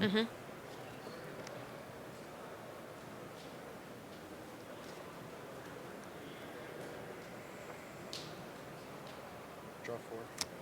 Okay. Yeah, so Liliana comes down onto the battlefield. Both creatures are going to get in. blocks are a little awkward for Steve because it could Right. cause Liliana to transform.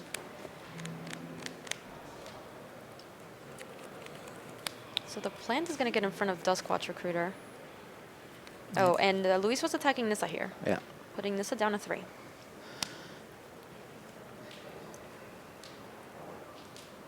Nissa Voice of Zendikar, of course, one of the key cards in Steve Rubin's deck. Synergizes great with all his tokens.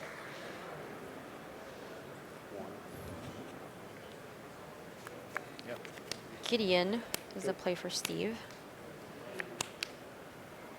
And a soldier token.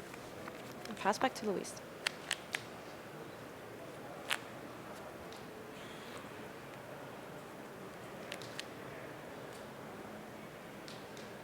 He's going to lead off with Elvish Visionary. Maybe not.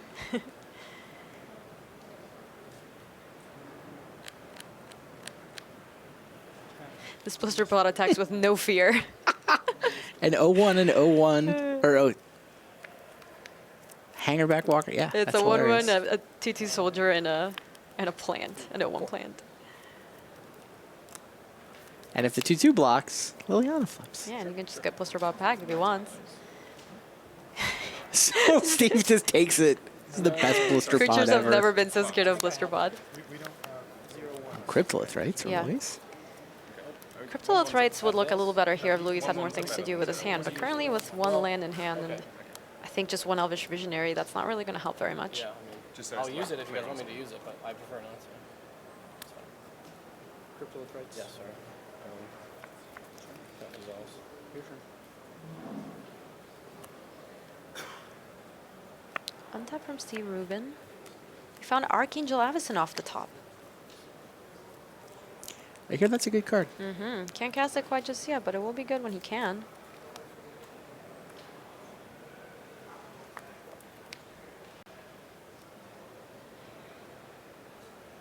Sylvan Advocate.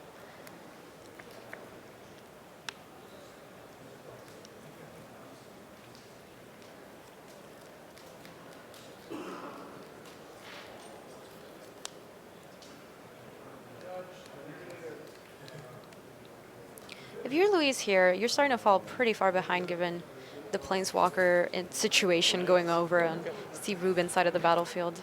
What do you think is maybe his best chance to navigate out of this mess? Well, he's left mana for activating Duskwatch Recruiter. The Cryptolith Rights means he can tap a creature for the 3rd mana. And I mean, I think that he needs to find the key combo kill elements. This is now a board that he's not attacking through this board with Nantuko Husk. You know, maybe he can get enough creatures that Ormondal could become relevant. But realistically, Duskwatch into Zolaport Cutthroat, top deck Collected Company, off to the races. Steve's putting him under a lot of pressure, though. Steve kicked down Nissa. I don't think Luis has a lot of time. He did find the... Okay, there was step 1. Duskwatch recruit a Zolaport Cutthroat. Yeah, he's certainly not attacking into this board anymore. Another Loam Dryad for Luis.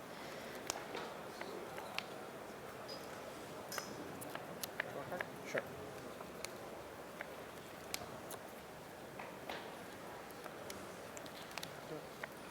Sure. Sure. I'm getting an update from one of our back tables. You might not believe this, but the match that we navigated away from that looked pretty desperate for Brad, he actually won. Started with a Den Protector that flipped and was able to get a lot of things and recur them until he was able to win with a Dragon Lord Atarka. Wow. That's like that game 2 he won against John. Den Protector for Chandra, I guess? Oh, discard your hand, draw a bunch of cards. Yeah, so what he got back was a Chandra, which discarded all his cards, and then he just drew them all again, and from that point he was able to win that match. Or that game, rather. Yeah, so they should be going to game 3 now. Yep. I wonder sometimes how Brad manages to win whatever 70% of his standard matches or whatever the crazy stat is. It's in that sequence of events. Wow.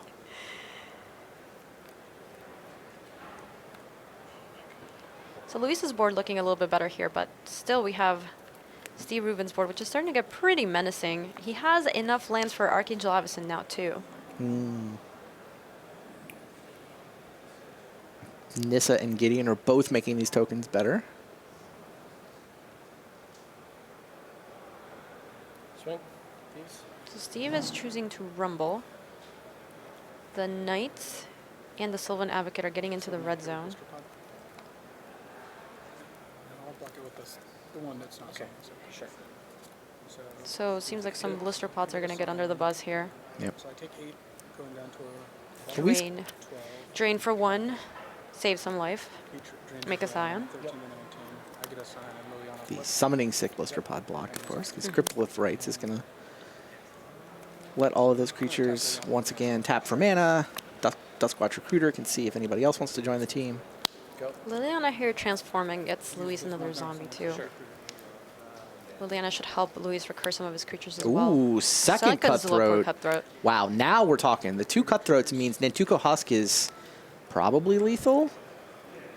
Yeah, I think when you were talking about a sequence of events. Yeah, I said tap that collected company. That was my last piece. Yeah, this is looking pretty good right now though. Especially with Liliana. Look, any of these blister pods too can, or any other creature really, he can start recurring them. Well, here you see Luis doesn't want to let his recruiter flip. He wants to recruit more creatures. So yeah. With the transform trigger on the stack, he taps 3 creatures to activate it. But, oh, and Catacomb Sifter. So he found a Catacomb Sifter that way. There's the second Cutthroat that he recruited on Steve's turn. Here's the Catacomb Sifter. Oh, no, he found a Nantuko Husk in between all of that. Did Luis just win? I think he might be able to. How much There's damage 2 is this? Cutthroats. There's a Husk. He's got the mana for Catacomb Sifter thanks to Cryptolith Rites. Steve Rubin just folds his arms and sits back in his chair. Oh my God, this is insane. In disbelief at what has happened. This is There's a Loam Dryad 2 in his hand. so he can play yet another creature. Yeah. I think there's just Luis so has much got damage. it. This deck is absurd. At the beginning of the game. Yeah. This was starting to look so hopeless a little bit ago. Oh, Catacomb Sifter comes back via Liliana. So there's Catacomb Sifter back with a Yeah, Scion. and now he's- the counting. And now Luis has to do some math here. I think he's demonstrating the math for Steve is what he's doing. Wow. One more creature, and look at Steve, head in his hands. That was absurd. Cannot believe what just happened to him. Randy, this deck looks so good. And then Steve he's smiling. He's almost asking, you have to laugh. Wow. That was absurd. That was very well piloted. And that's a match win for Luis. We think that this most likely locks him in for top 8. He still needs another draw. That is win number 12. Yes. And also, that might be Pro Tour top 8 number 7. That might be. Amazing. Very, very, very cool game. We're going to take a look at one of our back matches, tuning into John Finkel versus Jeremy Desani. So this is a game 3, right? Jeremy has Avacyn. And that's the only non-land permanent in play. John down to 6. We've seen John's deck in action, though. John's deck doesn't really need that many permanents in play for you to kill. For it to kill, it's just like Hissing Quagmire going all the way, or random Ruinous Path, Awakened Land, getting the job done. Matter Reshaper for Jeremy Desani. It's interesting. I wonder if I mean, Jeremy's Obzon Company. He's not Bant Company. Most of the Coco decks this weekend have been Bant Company, but Jeremy's got, you see some Catacomb Sifters down there. You see some Matter Reshapers. He's definitely got, he wanted to play Company, but with more of a grindy late game, right? He wanted the ability to just trade cards and come out ahead. I mean, I think what he had in mind with cards like Matter Reshaper was smashing creatures into each other against the other Company decks, the Bant Company decks in particular, and he figured he could beat them, but I suspect that that's helped him here, too. I mean, John just has to kill these creatures one at a time with removal spells. And you see one Matter Reshaper in the graveyard. You see one Avacyn in the graveyard, but now there's another one of each in play. And John just cast a Dark Petition. And we might start seeing here the very cool sequence of events that John can assemble with his deck, which is recurring Dark Petition and Seasons Past. Yeah, that's where he wants to get. He's got to survive, though. He's on 2 points of life. He is. Languish might be a good get here. Does he have Languish in his deck? Oh, yeah. He does. He has 4 of them, actually. Yeah, he's got to clean this board up. And, I mean, I'm sure his deck has a better late game than Jeremy's, but he has to get there. Jeremy's deck specializes in, he's a little slower and a little grindier than the Bant Company decks. Grasp of Darkness takes care of that Avacyn. He also has a Nissa's Renewal in hand, so he'll be able to gain some life in a pinch.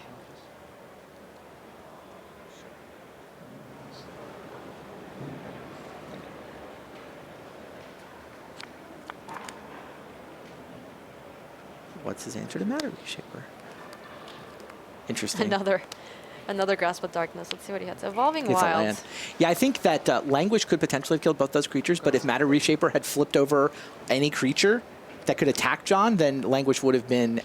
Jeremy would have just attacked for the win. So Yeah, I really like how John navigated that. Yeah, he wanted to spend 2 spells and make sure he wasn't going to accidentally die to a lucky Matter Reshaper flip.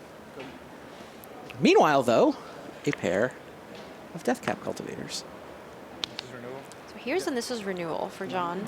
Gain 7 life being the crucial part here. These lands are nice. Yeah, the lands are okay. Gaining 7 life is pretty important.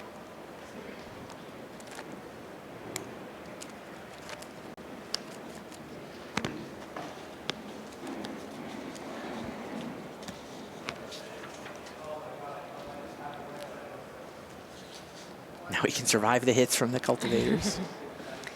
The Cultivators are a little spooky here, though. He doesn't have, you know, other than that Hissing Quagmire, he doesn't have that many ways to answer them.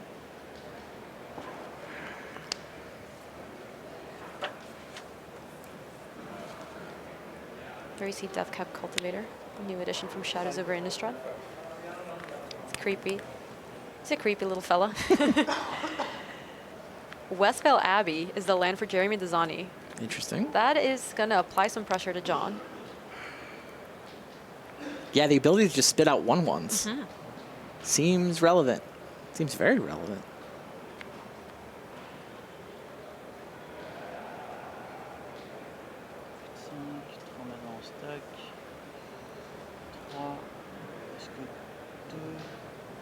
Two cards again? 2 cards.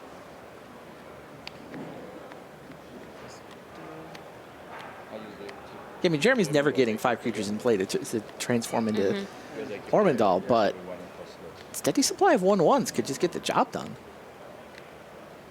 Is John's deck's just soft to this card? What does he have that can deal with an enemy land? Eldrazi Displacer is the play for Jeremy Virulent Dezani. Plague is what he has in the sideboard. Oh, Virulent Plague? Yeah, that'll do a good job taking care of that. Okay. Looks like he found a swamp. Displacer. Seasons past. Seasons past. So 1, 2, 3, 4, 5, 6. I believe he got 6 cards back. I only see 5. Sure. Languish. And Languish. Yep. Wow. Wow. That Nice was little 3-for-1 there. Yeah. Now it's Westvale Abbey. This is where Westvale Abbey shines, though. Absolutely. This is kind of the last thing John needs to deal with. This is a game 3, so presumably he's had the opportunity to bring Virulent Plague in. That, to me, seems like, oh, there's Eldrazi Displacer. That was off the top. Jeremy's Hellbent. That was just off the top that turn. Yeah, so this Hissing Quagmire no longer a blocker here for that 1/1 from Westvale Abbey.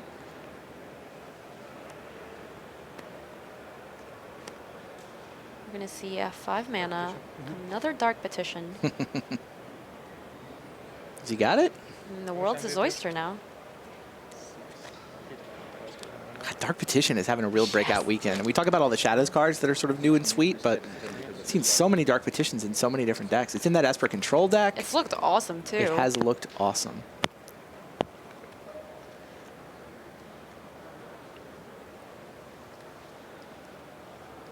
Grasp of Darkness will take care of that Eldrazi Displacer. 1, 2, 3, 4, 5, 6. This is renewal. Looks like another 5 mana. Oh, and this is Renewal. Sure. Gain more life, get more lands out of his deck. 11. No. 13. Doesn't he eventually have to do something about all these 1/1s? Good. Just dead weight. If he can keep recurring Seasons Past the way he has been with Dark Petition, You're right. he can just keep buying them back. He can just kill a creature every turn.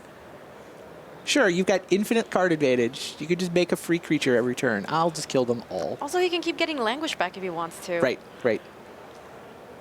Yeah, you're right. This was just a luck. I was worried that those 1/1s were...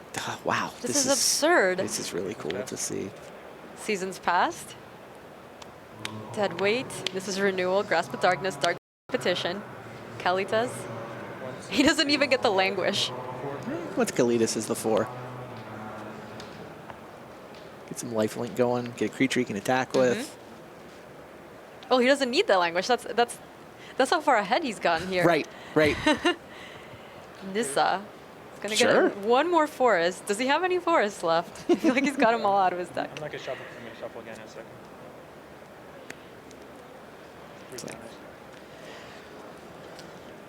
And this is another great engine for card advantage for John.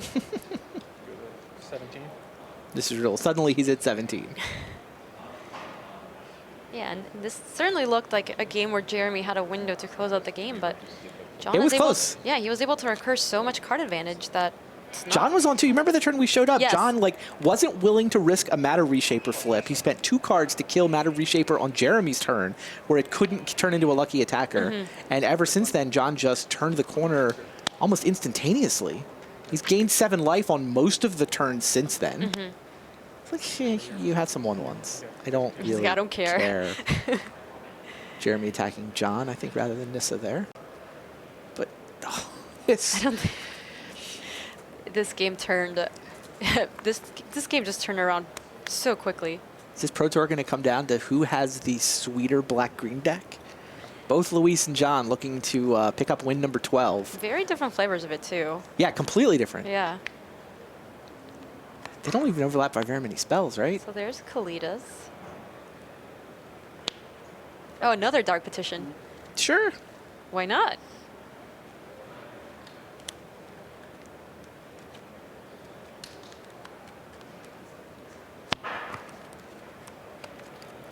He has 3 floating in the pool. So he tutors up Seasons Past, unsurprisingly. Deadweight take care of another tokens. Kalidas comes down to the battlefield.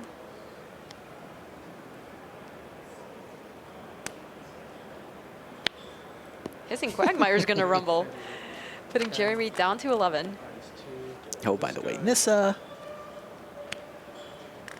Creating an Ashaya token. Good. Sure. Jeremy's going to lose 1 life and get 1 token. At this point, these tokens are just going to start chump blocking, though Jeremy did find Collected Company off the top. That's usually where you start when you need to come back in one of these games, though it's so difficult, given what's going on in John's hand. Okay. Eldrazi Displacer is the play for Jeremy. It's going to need a Grasp of Darkness. But it's going to take out the token, right? Yeah. It's on the way out. He does a little favor on the way out, and he's gone. Tough but fair. Kalitas, Though though. yeah, John still gets a 2/2. It downgraded into a 2/2. Exactly. Another Kalitas for John. And he's just going to keep recurring this. There's no reason not to. Deadweight once again. Seasons Past back to the bottom of the library. Grip full of cards again. Now he has a Languish. Only because there were no 4s left to Yeah. get. Not like he's planning on deploying it, not on this board. Everybody's going to get in.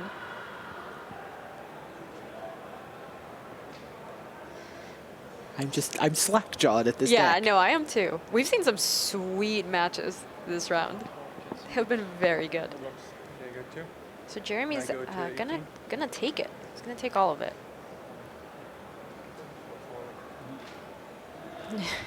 So John has no concern with sending this up to the graveyard because he just keeps recurring everything back. So he's gonna get an Ashaya token. He discards a Kalitas to hand size. There's Collected Company for Jeremy. Let's see what he finds. Sylvan Advocate, 2 Sylvan Advocates.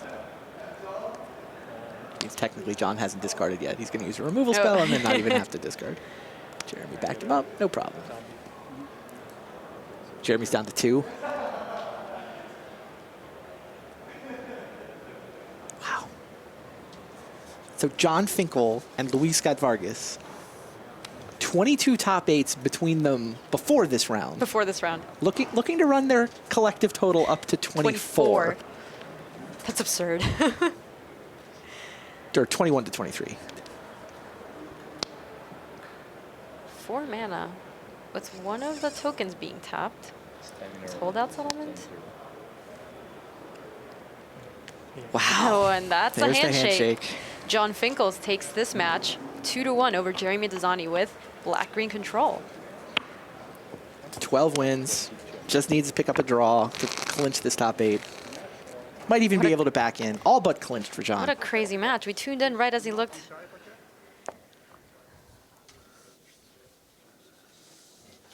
Oh, wow, we get more magic? Seth and Brad, it sounds like, have just gone to extra turns. And we are going to get a little bit more magic in here. They are in extra turns currently. Is this turn 0 then? We'll get a dice. die, yeah. We'll have somebody in the sidelines get us a die and let us know where we are in turns. But the players are currently tied at 1-1. Yeah, life totals are pretty high. It seems hard to imagine Seth winning from here. Maybe Brad can? It looks like Brad. If anybody can close out the game quickly enough, it'll be Brad. Right. Though, with Seth at 20. Right. I mean, World Breaker plus Den Protector. He's gonna start by killing Narset. And I mean, Brad's ability to just use Pyromancer's Goggles and Giant Fall of the Titans, I don't know if that aspect of his deck is still in. And Goblin Dark Dwellers is a good clock too. So Goblin Dark Dwellers was going to flash back Traverse the Uvenwald, but it met a negate from Seth Manfield. Seth had to negate that card twice that turn. You do what you got to do. Yep. Narset coming back down for Seth. No reveal. Oh, and a hand extension. Wow. Brad Nelson takes the match 2-1. Is that a draw or is that Brad winning? And give me first your sideboards, and then your next piece. Thank you. This isn't good. Thank you. Trying to clarify what just happened at the end there. I saw the judge come in as well. Looks like they're doing... Thank you so much. Yeah, I'm just very clear what that is. So that was Brad winning. Yeah, Brad wins the match. That was Seth extending the hand. Brad managed to win it in extra turns. Meanwhile, it looks like there was a deck check. They're coming in and checking the sideboards. The judges are. Wow, Yeah, Brad Nelson. Yeah, but that's going to do it for that round. Huge win for Brad. Especially looking like he couldn't bring it back after that game. We looked in at match 2. He was down a game. He was way behind in game 2. Comes back and wins it. Wins game 3 in extra turns. Still hanging out, right? Not quite in first place, but very, very close, despite just the murderer's row of a schedule he's had. Yeah, no, so he's looking pretty good to make top 8 from Still here has as a well. loss to give. Didn't give it there. That was Seth's loss to give. So Seth needs to win out now. Yeah, very impressive and awesome. We had some awesome matches of Magic this round. Yes, Let's we send did. it over to Rich Hagon over at the news desk. You are looking down on David Ochoa on the right of your screen against Tyler Little. Pro Tour Hollywood debut in 2008, a multiple Grand Prix winner. This is live. You are just seeing the results. Brian David Marshall, what's happening? Well, what just happened is, and they're filling out the slip, David Ochoa won 2-1. It looked like they were not going to have enough time to finish the match, but Tyler recognized that the game was inevitably go in David Ochoa's favor. He was playing Black-Green Aristocrats. He was holding a Zulaport Cutthroat. He had tuned in Tuco Husks in play, and Tyler extended the hand. So sending it back to the desk, where we have a deck tech lined up with Rich Hagon. Thanks so much, BDM. Great stuff. So we're trying to bring you all the action we can. It's all over the room, and we don't need a hype train because right now this tournament is going supersonic. You've got Brad Nelson at 11-2, still with a loss to give. It doesn't eliminate Seth Manfield, 10-3. He can certainly still make it in, and he could be one of those players who might sneak in at 12-4. John Finkel, 12-1. Luis Scott-Vargas, 12-1. But here are 3 players to keep an eye on because these 3 could really change the way the next 3 hours play out. Jeremy Desani, 10-2-1. Mark Jacobson, you're thinking that's the first time you've mentioned him. Well, he's been climbing his way up the standings, 9-3-1. Andre Strasky, 9-3-1. What's significant about those ones at the end is that if any of them get to 34 points, that's 11 wins, 3 losses, and that 1 draw that they've already got at 34 points, if they are paired against someone on 36 in the last round, that 36-point player will want to shake hands and take a point each. That will not happen, and any of those, Desani, Jacobson, Strasky, if they win their next 2, could be the fly in the ointment that utterly transforms the top 8 of Pro Tour Shadows over Innistrad. But someone who is going to have no small say in the outcome of this tournament because he is an extraordinary deck designer and a terrific guy. He's waiting for us in the deck tech area. Ian Duke is with the fabulous Matt Nass.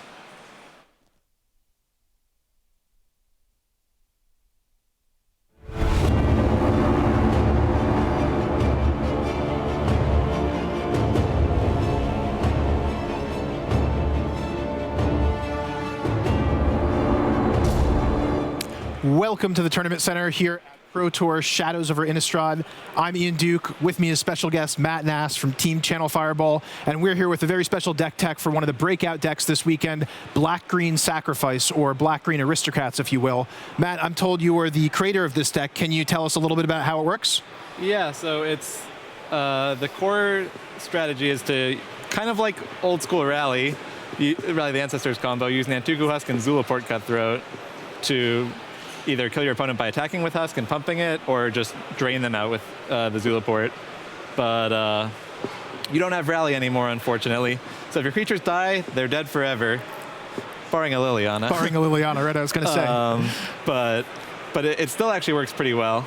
And then it also uses Collected Company to get tutor for those 2 cards and get some other creatures into play to burn them out. So it's kind of a token, sacrifice, life drain type deck with Collected Company as well, right? Yeah, yeah. Very cool. So let's take a look at the first slide here. We've got a couple of 1-drops here. Loam Dryad is a card I certainly was surprised to see show up in the constructed portion this weekend. Tell us about this as an addition to the deck. Yeah, obviously this card isn't as good as Birds of Paradise or Llanowar Elves or any of the 1-drops that have been made in the past. They tend not to put those in Standard anymore, but Loam Dryad is still pretty good.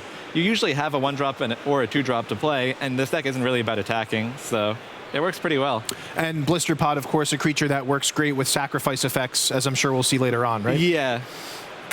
So on to slide number 2, we have a couple more creatures here. Elvish Visionary, Duskwatch Recruiter, a new addition from Shadows over Innistrad, and Cryptolith Rite, which is a card that has really impressed me so far this weekend. Right. So yeah, walk us through these. So Elvish Visionary is just kind of a body that comes with a card. Not too surprising. You can sack it to Husk, do all the stuff that you can do with any creature. Duskwatch Recruiter is really sweet new addition. When you have Cryptolith Rite in play, which makes all your creatures tap for a mana of any color, you can activate Duskwatch Recruiter multiple times a turn, digging for more creatures, and just develop a giant board presence. Yeah, it really gives nightmares to control decks, right? Where you can just keep refilling your hand and live through something like a Languish or a Kozilek's Return. So yeah, great new addition. Also really good in board stalls. Like against Band Company, you both have a bunch of creatures out, neither player can attack. Drawing 3 cards a turn is just really powerful.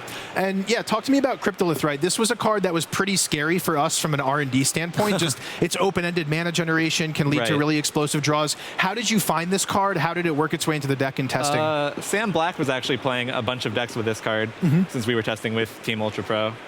And so he was testing like some green-white decks with Secure the Waste in this card and some other things like that. And we tried it at one point in this green-black deck, but we didn't have Duskwatch Recruiter, so we actually decided it wasn't good enough, and then later went back to it with Duskwatch Recruiter and found it was legitimately great. Very cool, very cool. Let's take a look at the next slide.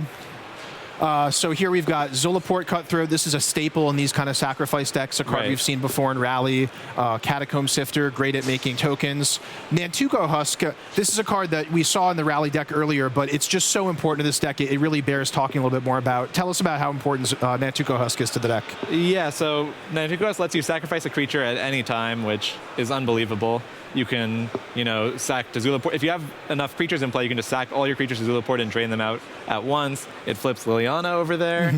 But it also is just a creature that gets to very high power. For example, you can play turn 2 Zulaport Cutthroat, turn 3 Nantuko Husk, and then turn 4 play like a Blister Pod and a Liliana, and it just adds up to 20 damage. So there's probably a fair number of games where you're just attacking for $1 billion with Nantuko Husk for the win. Or forcing them to chump block, which is also great. Yeah, that sounds really important. Now, yeah, Liliana's a really interesting card to me. This is a card that's been around for a while. I feel like people have tried it out in these decks, but it may be proved not to be quite good enough in the old standard. What's made it sort of come to the forefront now and be a good fit for the deck? Yeah, I didn't play this in Rally combo when I played it before because it was double black and it was a 4-color deck. And the power level of that deck was just a little bit higher than this one.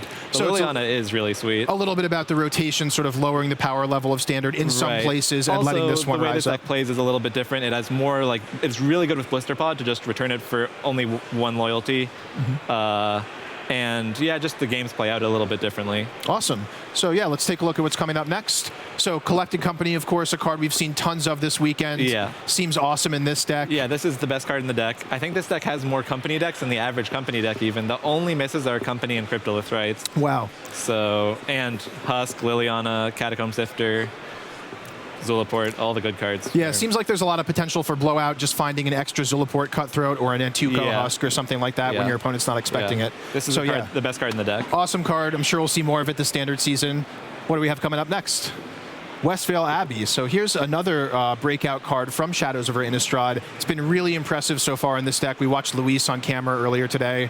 How good is this card? What does it do for you? Yeah, you don't really activate the second ability very often, the pay a life to make a human, but it could come up against the control deck potentially. But the third ability, where you sacrifice to flip it and it becomes a 9/7 flying haste indestructible, is just bonkers. And with Catacomb Sifter, Collected Company, Liliana making extra tokens, it's not that hard to get to 5, and just a lot of 1-drops and 2-drops. It's not that hard to get to 5 creatures. Yeah, when I've seen this card on camera, it's almost like a free enchantment that says if you can get to 5 mana and 5 creatures, you win the game. Almost. Like it's an exaggeration, but the card is really that powerful. And another thing to note is that you can get to 5 mana without 5 lands. If you just have Cryptolith Rites, you can even do it on 2 lands potentially. Just all your creatures tap to sack themselves.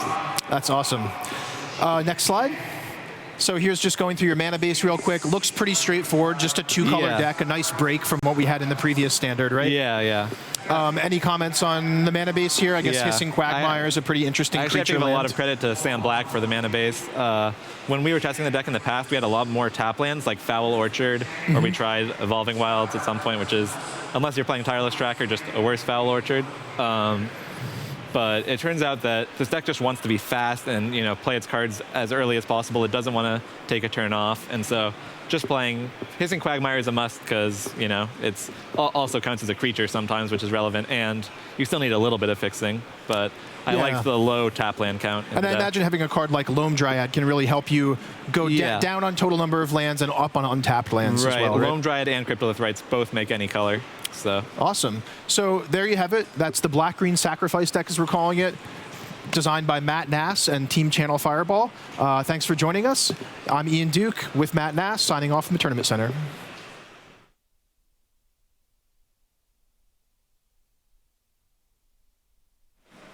Welcome back to the news desk. Rich Hagan here with you as we head towards a pivotal round in Standard. 13 are done, 3 still to go. Leaders at 12-1. I've been joined here at the news desk by Brian David Marshall, and we're going to take a little look at our leaderboard and give you a sense of what's going on here. And when we do that, if we just take a look, I want to ask you, BDM, about someone who is on 10-3 and is in our feature match area coming right up, and that is Oliver Chew. Right now, he is in 15th place. He's going to be in the feature match area, as I say. What do we know about him? Well, we know he's playing in his, I believe, 3rd Pro Tour. He top 16 his last Pro Tour. He is very much in the hunt for the Rookie of the Year race this year. And when I was interviewing him at the end of the previous Pro Tour, independently, both Mike Sigrist and William Jensen, who know him from as a young up-and-coming player from the New England area, said, this kid is the expletive deleted. Right. Well, Christian Calcano lost to him last round, and he shrugged and said, yeah, Oliver's really good. So Oliver is at 10-3. And if I'm just having a quick check here, yes, he is playing Grixis Control. Yes. Having a chat with Dave Humphries from Inside R&D at Wizards of the Coast. So many shades of control deck here at the top tables. Fantastic stuff. As you can see, though, on the leaderboard, 2 co-leaders. Now, remember, they do need at least 1 more point. Not necessarily a win, but they're on 36 points right now. 3 points for a win, 1 for a draw, none for a loss. Scott-Vargas and Finkel there. Now, Luis Scott-Vargas, this round, will face Brad Nelson. So, in theory, if Luis wanted Brad in the top 8, he could go, here, have 3 points. And why would any potential top 8 competitor want Brad in the top 8? Right. He's a monster. He really, really is. So, looks like that will be a mouth-watering clash. Finkel needs 1 more point. And then Yanxiang Che is from Malaysia. Very little Pro Tour experience for him. Just completely outperforming his likely record here. Meanwhile, Jeremy Desani is still in your virtual top 8 with 3 rounds to go. Let me ask you a question. Yeah. When was the last time Emmanuel Gershenson lost? Because I feel like he picked up those 3 losses pretty early in the tournament. He's always a little gloomy. Like a 1 and 3. He's always a little gloomy, but he was looking particularly gloomy early yesterday, and suddenly he is near the top of the pack.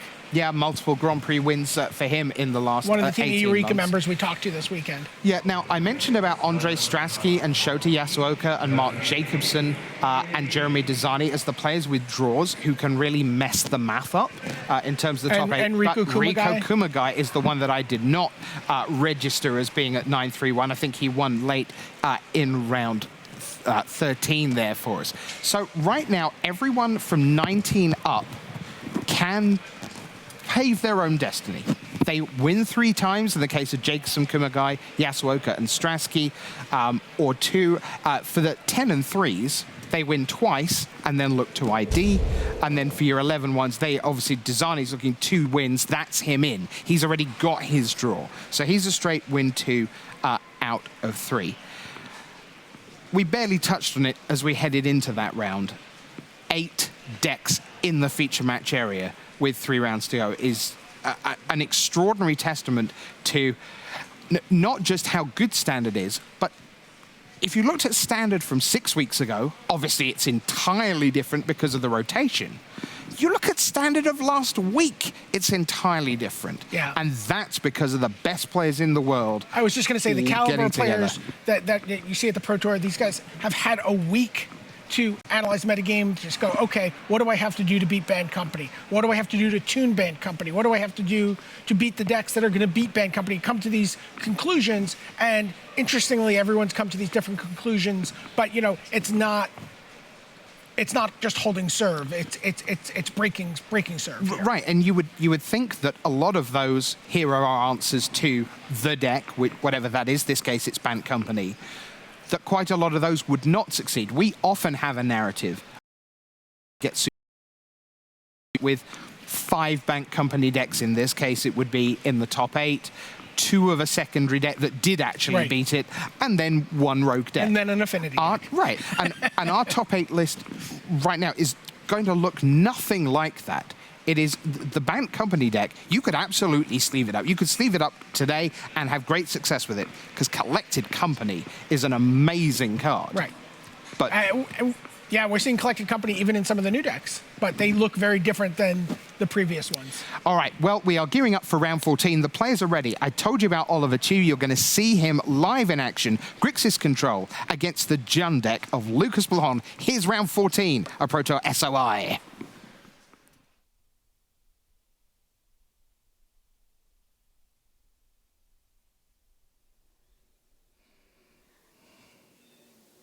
Hello and welcome to coverage of Pro Tour Shadows over Innistrad. This is Gabby Spartz with Pro Tour Hall of Famer Randy Buehler in the booth. And we're getting ready to move into round 14. We have a lot of sweet matches for you this round, so let's get going. The players are ready. Let's head down to the feature match area.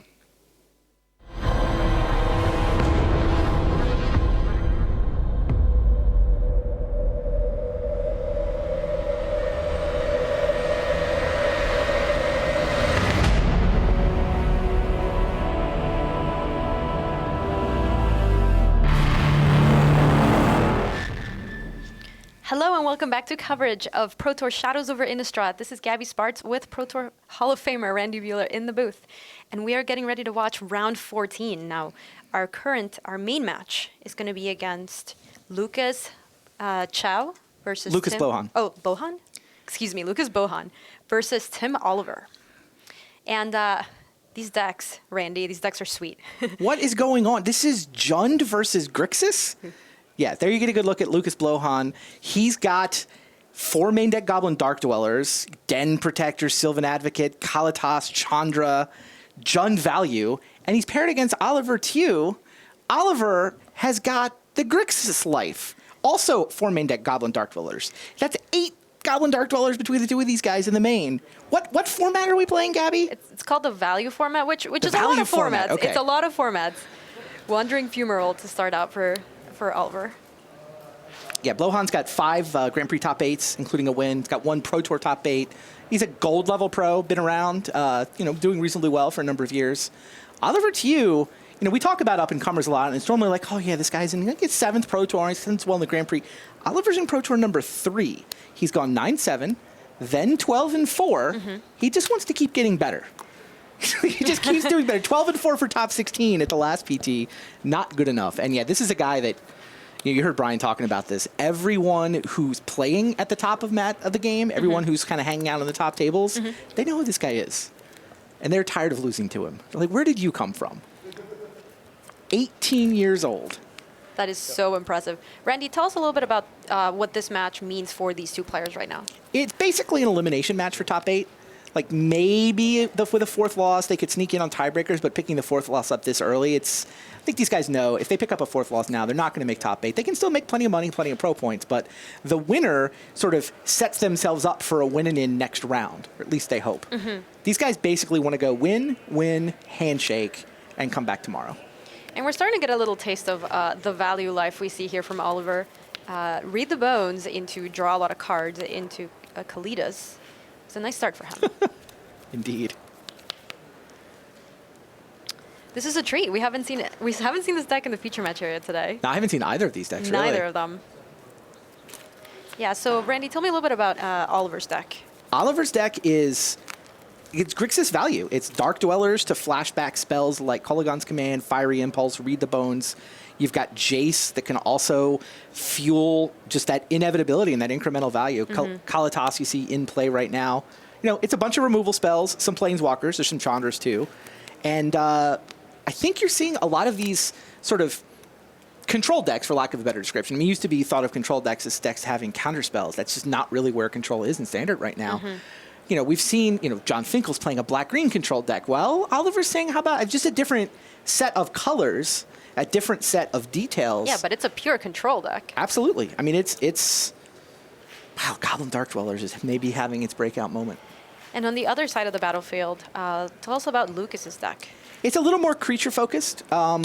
Sylvan Advocate is a 2-drop that can attack and apply pressure. Den Protector is where some of the card advantage is coming from. It's not dissimilar, though. I mean, the decks overlap by Goblin Dark Dweller and Chandra and Kalitas. That's a pretty big overlap. I mean, they overlap by some of the removal spells as well. Transgress the Mind, Kolaghan's Command, Read the Bones. It's really, a lot of the same black and red cards. It's just Oliver has chosen to pair them with blue. Lucas has chosen to pair them with green. We might be gearing up to see a long game here. On tap for Oliver, and Kalidas is going to rumble. Yeah, I do. This game's never going to go short. I mean, I guess somebody can have mana problems, but I see 5 lands on both sides of the board, and they're basically going to be trying to out 2-for-1 each other. Who can resolve more Read the Bones and Goblin Dark Dweller type spells? Well, Jace is the kind of start if you want to start 2-for-1ing your opponent or more. Yeah, I mean, without having watched this matchup specifically before, I feel like the guy who has gone with blue mana for Jace probably has the matchup advantage, and that's Oliver to you. So Oliver's going to send it back to Lucas, but that Jace is going to meet a Fiery Impulse and go to the graveyard, so no more card advantage for Oliver, not in the form of Jace at least. Yeah, there's more shuffle in this deck, right? It's kind of like Sylvan Advocate facing off against Jace. Which 2-drop do you want? Which color do you want? Oliver's going to sacrifice the Evolving Wilds. It's interesting how this tournament has not really been about Jace. I mean, that's a card I think coming into the Standard format, a lot of people were worried. Jace was so good before Shadows in Innistrad came in, before this rotation really transformed Standard. But no fetch lands make Jace a little bit worse. No crazy fetch land mana bases. Mana bases make it harder to splash Jace in your deck. Still good, but I think on balance, not as good as it was a couple months ago. Another Fiery Impulse is the draw for Oliver. No real good targets at this point, though. They could get better later on in the game. Ooh, Fumarol's gonna rumble. Wow. That's a pretty aggressive line here by Oliver. Do you think he wants to finish the game quickly? Sounds good if you can get it to work. He's gonna choose his Flitch, Power, and Toughness. That's a lot of damage coming over to Lucas. 7 points. Sylvan Advocate is a draw for him.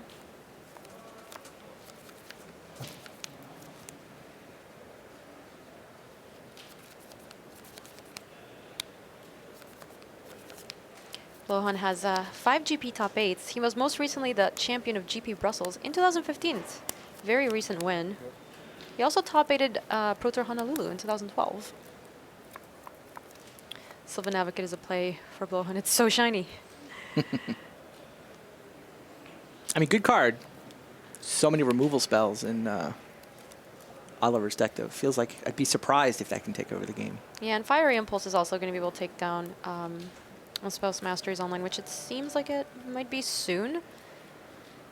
There's only Sorcery in the graveyard right now, I think. For Oliver? Yeah. Yeah, he's got 2. He's got Transgress. He does that? Oh, Transgress isn't there? Yeah. So, yeah, Oh, but Sylvan Advocate is actually it's big. Quite large right now. Think Oliver has an ultimate price? Ultimate price Grasp of Darkness can just remove both of Lucas's creatures.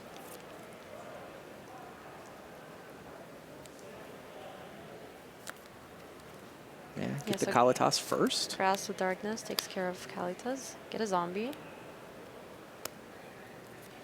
And the ultimate price should take care of the Sylvan Advocate here. Pew pew. Down it goes.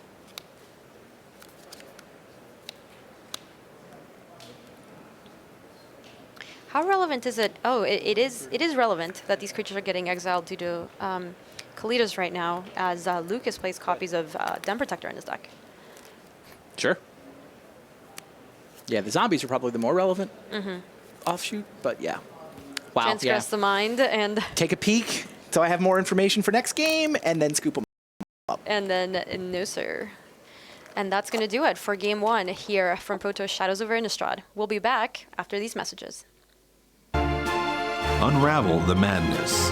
Shadows over Innistrad is now available on Magic Online. Explore the new set by signing up for Magic Online at mtgo.com. In the art of Magic the Gathering Zendikar, you can experience the danger and beauty of Zendikar like never before. This lavishly illustrated hardcover book features the award-winning art of Magic the Gathering and gives you an insider's look at the secrets of Zendikar, its peoples, continents, and creatures. On sale now.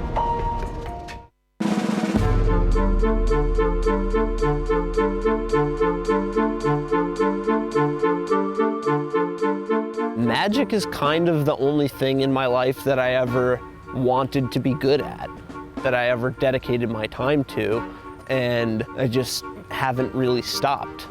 The one thing I guess I would say to people is, my son never loses. He's relentless. He's relentless. I would want to have a legacy. I was the first female to top 8 a Pro Tour. It was like a huge moment in Magic history. And I want to be remembered as that person, and I want other females to be inspired to play or do as well as I did. Yeah, and I still love playing Magic, and for me, it's like the Hall of Fame is so close. I feel like, one more good Pro Tour finish even could get me back on the ballot, maybe get me in the Hall of Fame.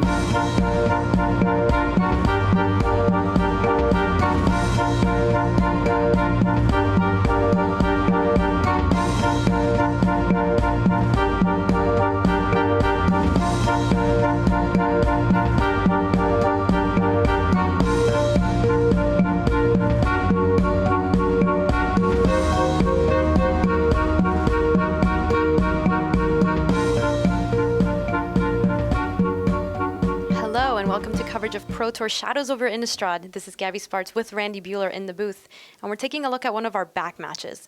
We'll be looking at Seth Manfield playing Esper Control versus Jeremy Dazani playing Absent Company. Looks like a Narset is down on the battlefield. He was able to reveal something out of it, so the card drawing engine is online.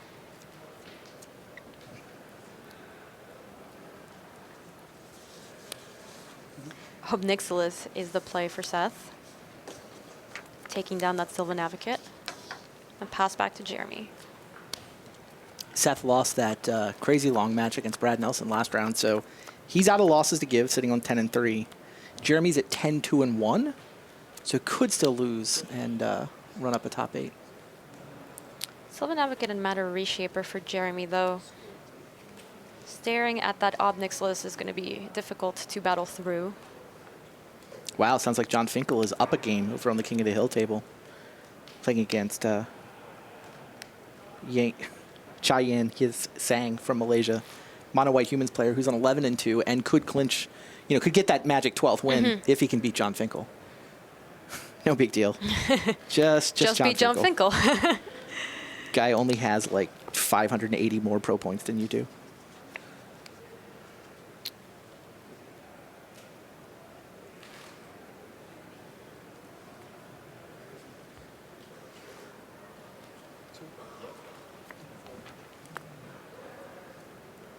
Finkel has 600 lifetime pro points. I was just looking it up. Yeah. And Chai has 24.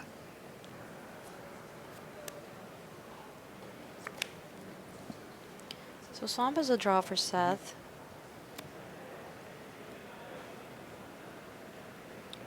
Taking up Narset and Anticipate.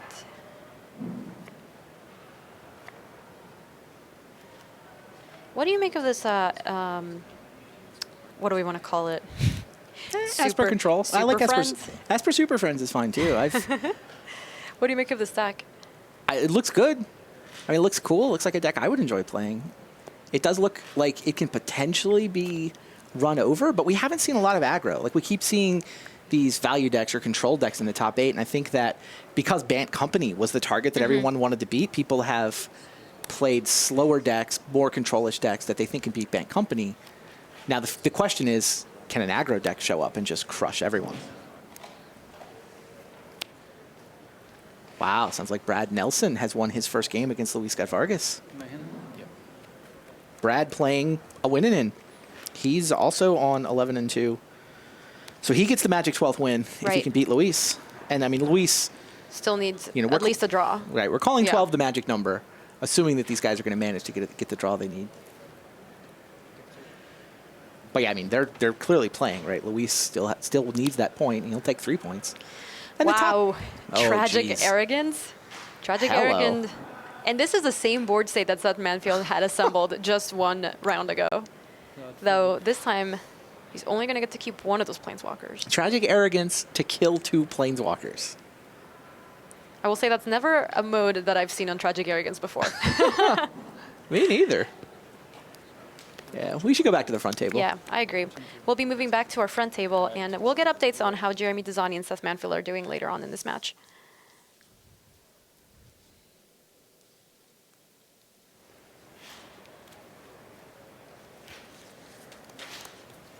You see Oliver's stats, 18 years old, $6,000 in winnings. Most of that from the last Pro Tour where, we talk about that 12 win is the magic number. He got to the 12 wins, but he got there at the end. He 12-4 and missed top 8 on tiebreakers.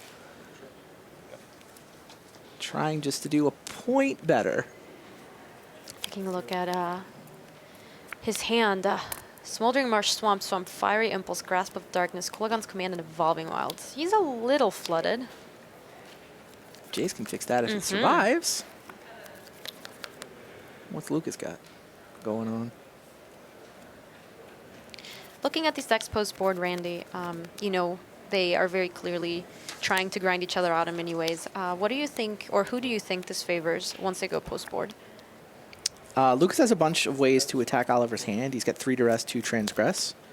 Those seem potentially pretty interesting to me. Both players have Dragon Master Outcast in their sideboard, which is kind of cool. And you expect a really long game, No, it makes sense. It seems like a potentially good card. 2 apiece, though. Oh, Oliver has Dragon Lord Silumgar in his sideboard. Wonder if that comes in. So Kulagon's Command, targeting Lucas, is going to cause him to discard a Goblin Dark Dwellers.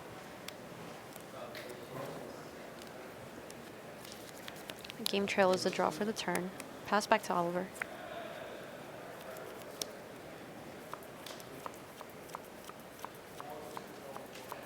Read the Bones is going to create some nice card advantage here. Ultimate Price and a Smoldering Marsh. He does not like either. Instead, he found Kalidas and a Wandering Fumarole.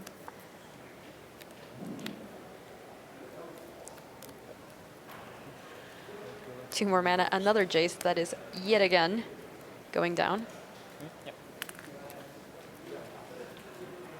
Wow, and he bought back Dark Dwellers? Is that what happened? Yeah, I believe so. Raised Goblin Dark Dwellers from the dead. There you see Den Protector. I was talking about how Sylvan Advocate versus Jace is kind of the 2-drop comparison. You know, green mana for Lucas, blue mana for Oliver. But it's really Den Protector that you should probably be lining up against Jace. Yeah, for sure. That Den seems Protector like, looks really good right here. it really does. I mean, it's sure Oliver can kill it, but Lucas will get to flip it. He waited until he had enough mana to play it and flip it all at the same time. I'm getting an update from one of our back tables. Seth Manfield is up against Jeremy Dezani. Wow, so Tragic Arrogance to kill 2 Planeswalkers was not good enough. Not good enough, it seems. I mean, you're still leaving your opponent with a Planeswalker in play. Yeah, 1 Planeswalker is often good enough. Wandering Fumarole for Oliver.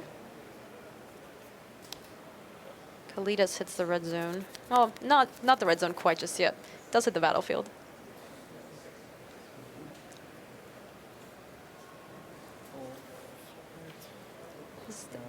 Den Protector will flip a Megamorph targeting Grasp or Kolaghan's Command? How worried are you about this Kalidas here? Still doing my own face. Yeah, Fiery Impulse is going to take down that Den Protector. So he did choose Kolaghan's Command here. Mounted is a draw for Lucas. I think he's got a Ruinous Path. Yeah, and he's going to Awaken. Ruinous Path wow. targeting Kalidas. Awaken the Llanowar Waste. Speaking of 2-for-1s. So that was a nice sequence of events there for Lucas. It's just everything is a 2-for-1. Den Protector was a 2-for-1. Kalitas Left Behind a Zombie, it's a 2-for-1. Ruinous Path is a 2-for-1. Transgress gonna deprive Lucas Blowhan of a 2-for-1. Yeah, both cards currently in Blowhan's hand are 2-for-1s.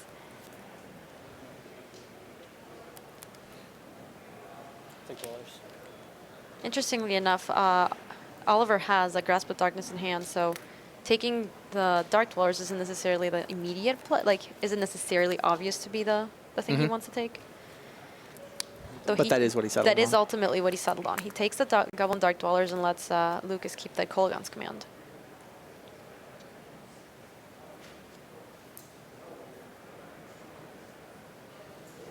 Grasp of Darkness is going to take care of that Llanowar Waste that's been awakened. And a pass back to Lucas. That's just a 1-for-1. Are those allowed? Doesn't seem like it is in this matchup. Well, I guess you could argue that Oliver deprived him of both a land and a 4/4 creature. So Sure. We'll call it a 2-for-1 for now.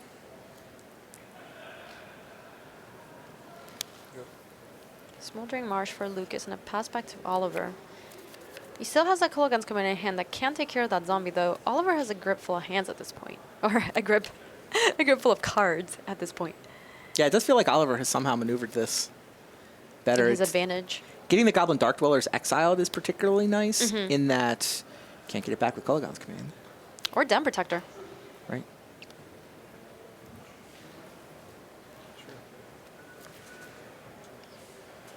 Yeah, so Kalidas comes down to the battlefield. The zombie's going to rumble.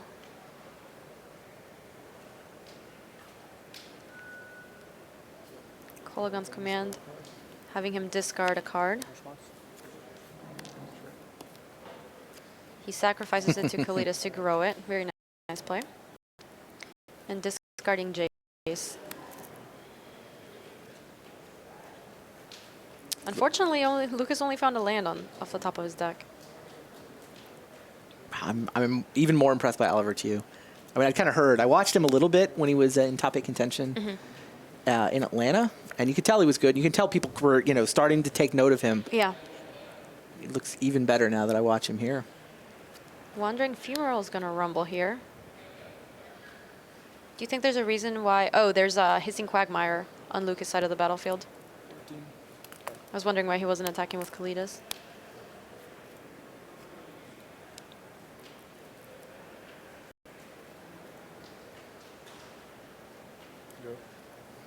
He's only finding lands off the top. We're going to see a pass back to Oliver. Oliver rumbling in again. He's wandering from roll. He's taking another 4. Kid seems legit. Seems super confident too, you know? Mm-hmm.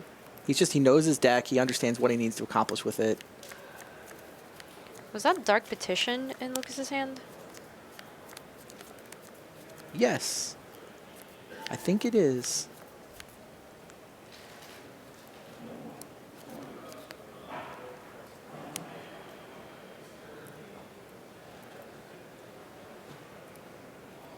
Indeed it is.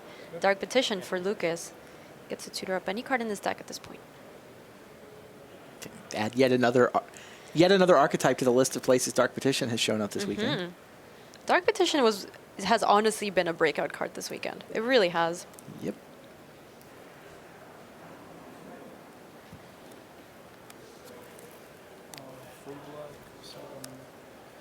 So he has chosen Ruinous Path. Yep. Dark Petition for Ruinous Path. The 3 mana from Spell Mastery plus those 4 means he can cast Ruinous Path and awaken one of his lands. So down goes Kalitas. And in comes a 4/4. Nice line. Yeah, that worked out. That sequence worked out very nicely for Lucas. Though he doesn't have any cards in hand, and it looks like Oliver has drawn something relevant here. It's a Goblin Dark Dwellers. Here we go. 2-for-1 Value Town. Read the bones. Wow. Who needs to kill that 4/4? He left them both on top. Kologan's Command was one of the cards he found. And another Dark Dwellers, I believe. Maybe he had that before. During your draw phase, discard a card. So during his draw step, he's making him discard a card. Ooh, the draw step lock. If it's an instant, oh, it was a Dragon Master Outcast.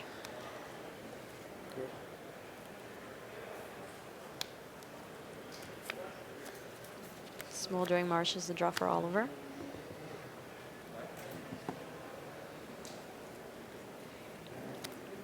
Yeah, even the Dark Petition off the top doesn't seem like it's good enough for Lucas. Oliver, just the full grip.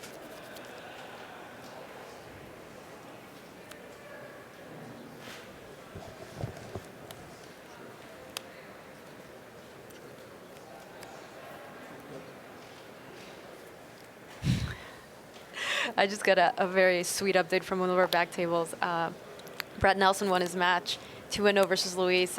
But specifically what happened in the match was Brad cast Follow the Titans for 18, and Luis responded with Westvale Abbey, activating it one last time to deal himself the last point of damage.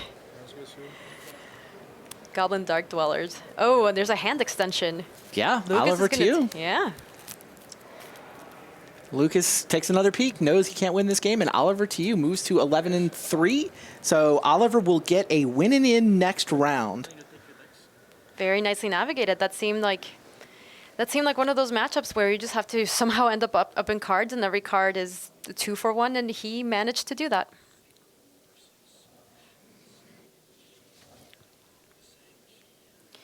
We're going to move to one of our back matches, Sanchiyan versus Finkel.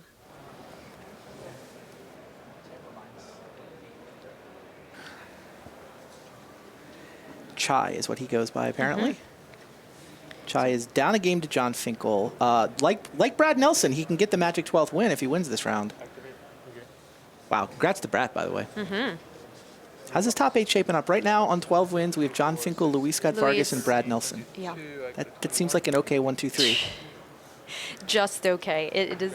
Yes, this is going to be a good top 8. I'm very excited about it. John has so many permanents. This is not usually something you see from his deck. And over on Chai's side of the battlefield, just an always watching. And not a lot of creatures to watch. We see a hand extension. Finkel's going to take this match. And yeah, this should lock him up, right? Yeah, John now has the points he needs to absolutely mathematically rock-solid clinch. He's also in position to potentially be our #1 seed and be on the play for every match he plays in the top 8. And that's huge. Yeah. Chai, not out of it. He picks up the 3rd loss, so he's now back against the wall. He needs to stop losing if he wants to make the top 8. We're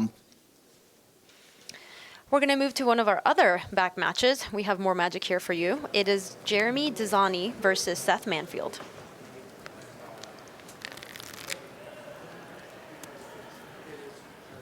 And I wondered if some of these control decks would be a little vulnerable to mono-white humans, but eye with the quick O2 there. Yeah.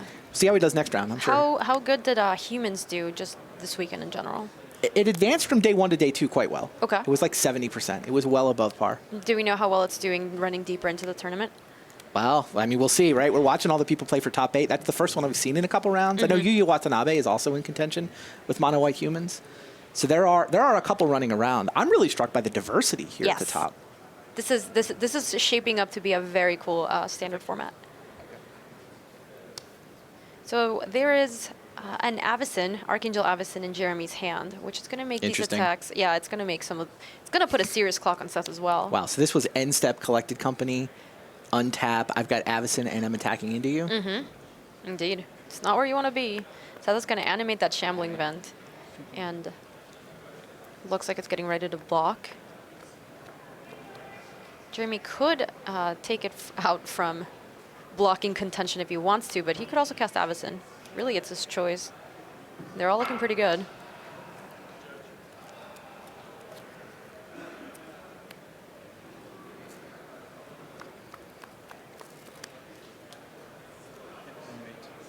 Yeah, so 3 mana, Shambling Vent is tapped, can no longer block. And Seth is going to take a lot of damage here. 7 points, dropping them down to 3. Let's see what Seth Manfield can put together here.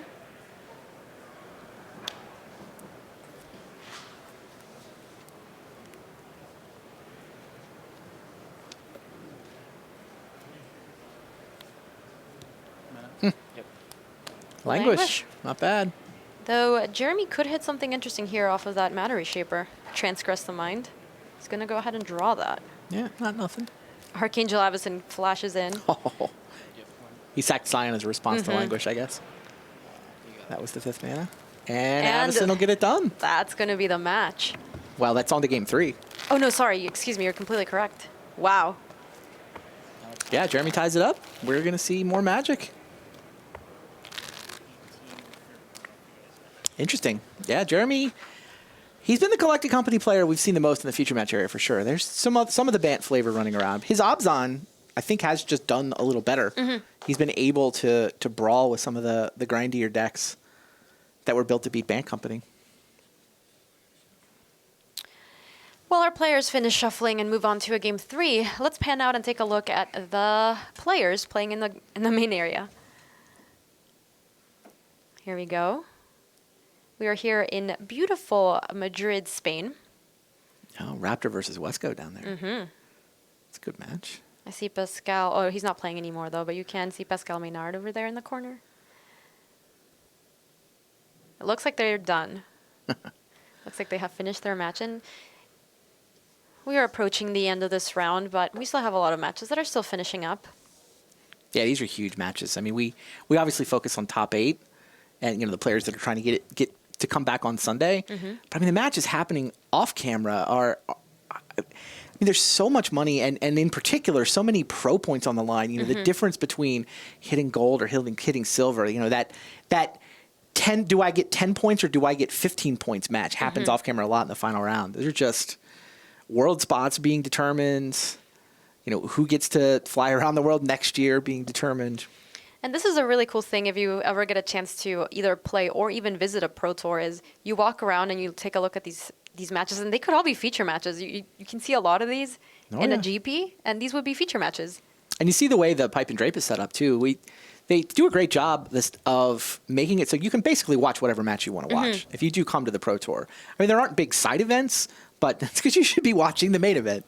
And you can watch basically any match you want. And the big screen set up to watch the top 8 on Sunday as well.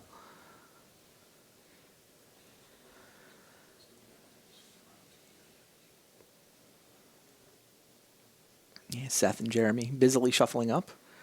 Neither player wants to draw here, that's for sure. It's probably worse for Jeremy. Yeah, so taking a look at their decks and their sideboard, who do you think this favors once they go post-board? I mean, I thought coming into the matchup that Esper Control would be advantaged. And obviously part of the reason Seth chose to play this deck is he believes he's got a good matchup against Collected Company.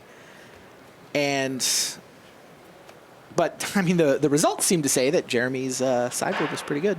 Didn't get to see a lot of that game to know what it was that specifically helped him. So after taking a look at all the decks that we have had in the feature match area, Randy, if you had to sleeve something up for this weekend, what would you play? Well, I know what colors it would be. Green black? It would be green black. I still have some decisions to make after that. I don't know. I mean, the Aristocrats deck that Luis is playing strikes me as probably the more powerful, but the Control deck, the Seasons Past deck that John Finkel is playing, is probably a little more my style. Sure. I'd probably wind up sleeving up Finkel's deck. Yeah, it's a very cool deck. Oh, Transgress the Mind looks like the big sideboard card for Jeremy. It does seem very powerful in this matchup. He has a lot of them. The full set of 4 in the sideboard.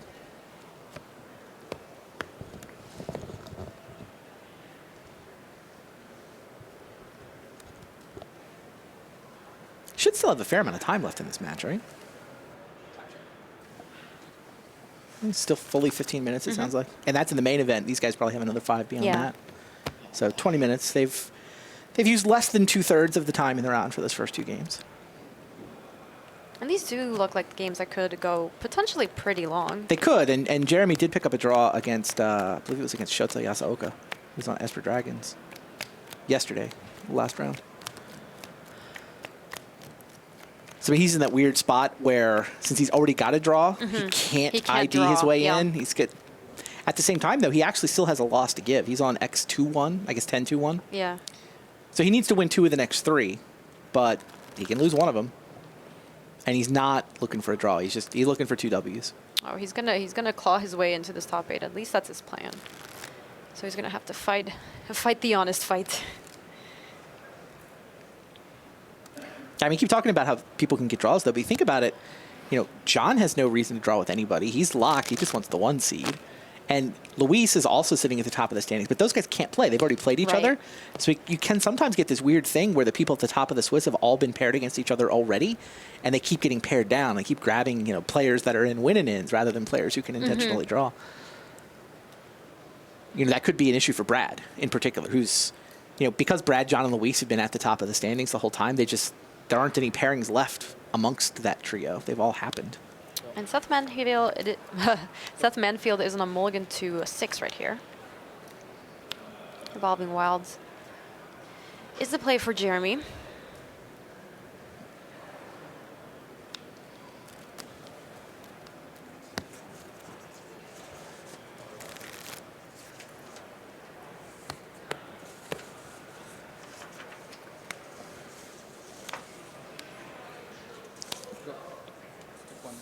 Into Deathcap Cultivator.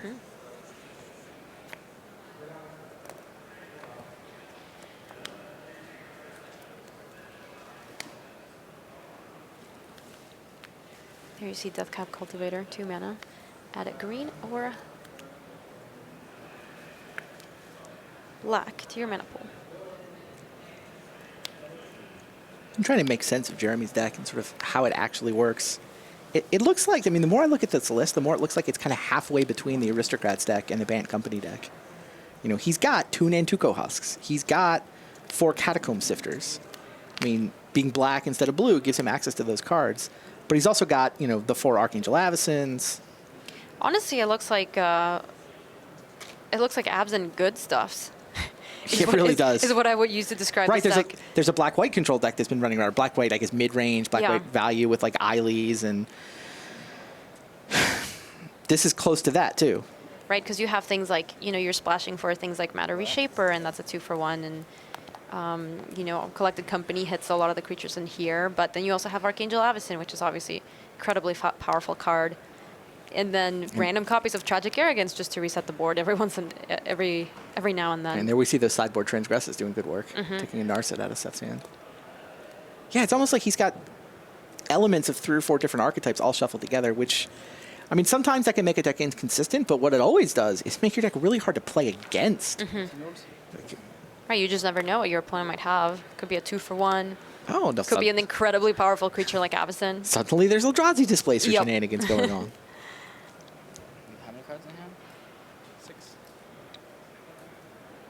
And it has a nice synergy here with Elvish Visionary as well. Even Nissa Vastwood's here. Yeah, but it's Anguish- a lot of it is 2s and 3s. I don't know, it's a cool deck. Anguish Unmaking, taking down that Cultivator. Wow. We haven't seen Anguish Unmaking too much this weekend. Seems like a Yeah. very powerful removal spell. The decks that can cast it seem to have a couple.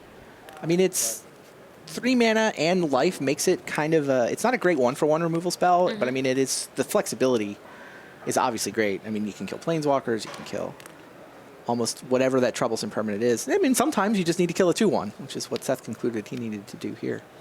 Importantly, Jeremy found a land off the top of his deck. I think that's why Seth decided that he really needed to kill that 2-1. It taps for mana. I don't want you to have mana.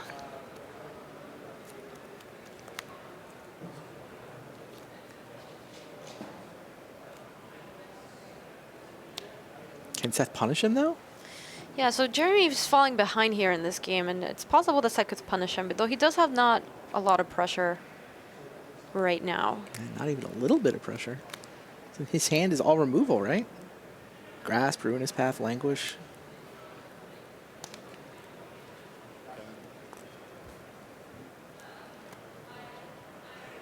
Still not a land. Nissa, Vastwood Seer, which will help him find the 4th land, though while he can't cast it, it's not going to do much. Does still have a Visionary, so at least gets to do a little something.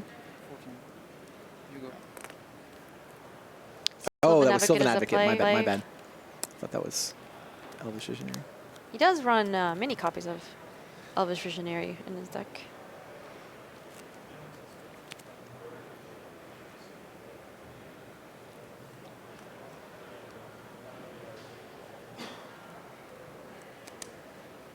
Ruinous Path taking down that Sylvan Advocate and a Jace for Seth Manfield. Pass back to Jeremy. There's a Plains, so this is a start. He's going to have to take 1 damage here from the Llanowar Wastes. But this Nissa's going to find a 4th. Oh, he's actually going to choose to take down that Jace. Exile him. Anguish Sunmaking takes care of him.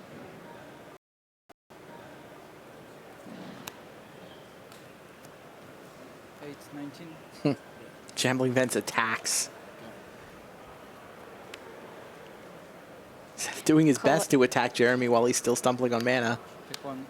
But not exactly what his deck is built to do. Yeah, he's digging his way out, though, here. Yeah. This is going to find him another forest. For sure. And he drew a Collected Company this turn. Oh, wow.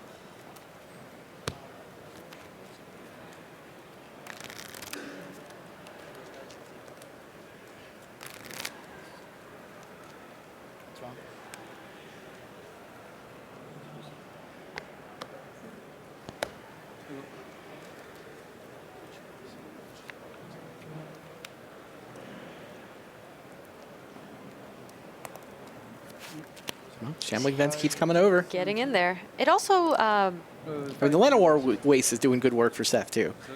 The combination is kind of 3 points a turn. Yeah, but now he gets to untap with 4 mana. Yeah, and a Nissa, and that... His last 5 feel like they're going to be pretty hard to do.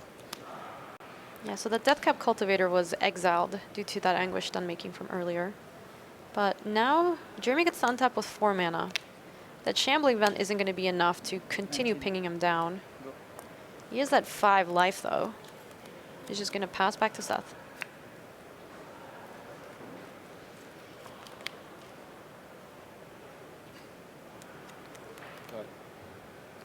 Seth passes back to Jeremy. Jeremy's going to Collected Company at the end of the turn. He doesn't have to take damage anymore, either.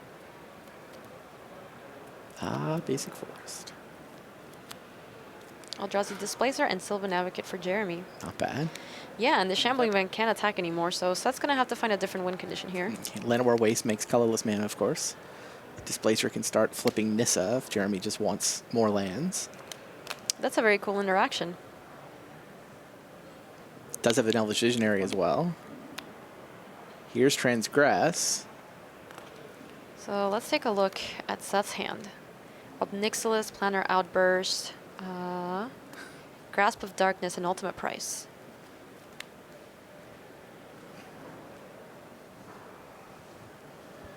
So Eldrazi Displacer is not going to live long enough to do too much.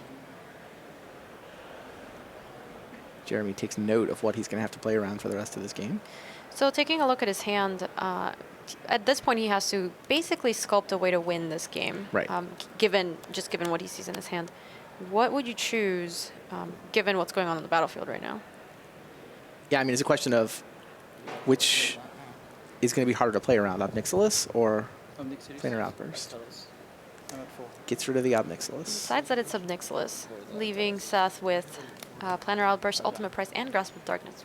I think that makes sense. All removal, basically. Right. I think it makes sense for Obnixilis because the Planar Outburst, it's going to do its thing once, and then it's kind of done. Yeah. Whereas Obnixilis can just have this incremental advantage every turn. It can be doing something. So. And Obnixilis starts out at pretty high loyalty too, so it's going to take him a while to actually take care of it if it does come down to the battlefield. So that makes sense. Yeah, I mean, on the one hand, Jeremy does have creatures that could potentially attack that Planeswalker, but there's just so much removal. The 1-for-1 removal in Seth's hand means Obnixilis would probably stick around, or at least potentially stick around for a couple of turns. So Jeremy finally in a position where he can begin to attack. Eldrazi Displacer is going to get in there. Yeah, I think for 3. Jeremy just wanted to commit enough to the board to force Seth to pull the trigger on that. Do you think he needed one more Elvish Visionary, or was it enough with what he had? I think playing the Visionary to draw another card made sense. Because he's been a little pinched on mana, he sort of wanted to be able to follow up with 2 threats and then 2 threats, which is how this is played out. Mm-hmm. So Eldrazi Displacer and Matter Reshaper for Jeremy. The pressure's back on. Grasp of Darkness can take care of that Displacer, but Matter Reshaper hits for 3 every turn. 2 Archangel Avacynths in Jeremy's hand. Wow.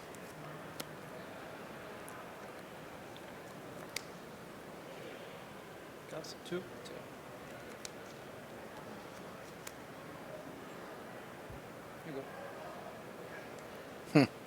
Matter Reshaper playing defense against Shambling Vent. That is what Jeremy's representing. And I think Seth's going to fall for it. I mean, he's got to be tempted to fire up Shambling Vent. No, okay, maybe not going to fall for it. He drew Narset. He's got something better to do with his mana. Yeah. Saw him tapping mana that looked almost like Shambling Vent mana. I mean, Jeremy's on 4. 2 hits from a Shambling Vent would be good enough. So, I mean, what Jeremy wanted was Seth to kill his Matter Reshaper, come over with Shambling Vent, and then Avacyn would just swoop down from the skies and surprise him, but Seth is too good to fall for that. So Jeremy is going to flash in Avacyn. Seth's going to take care of that Avacyn with that Ultimate Price, but we know that there's a second Avacyn in Jeremy's hand. Matter Reshaper rumbles, taking Narset down to 3 loyalty.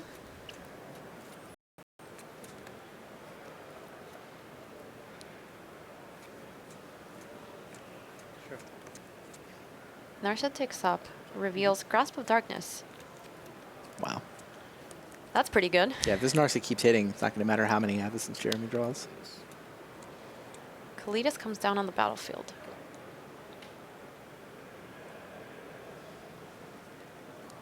And once again, Seth not falling for attack with Shambling Vent into my life total.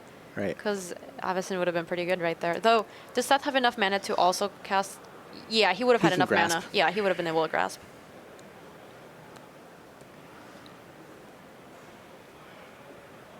But I mean, getting Kalitas onto the board before creatures start dying is great.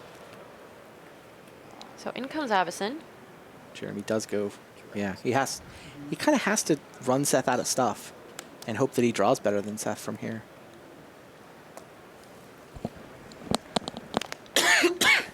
Jeremy draws a Swamp, and the Eldrazi Displacer is the other card in his hand. This is not a very good board presence, though, and this Narset is continuing to draw Seth so many cards every turn.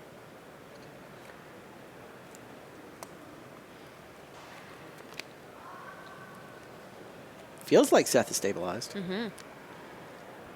Couldn't punish Jeremy's mana screw.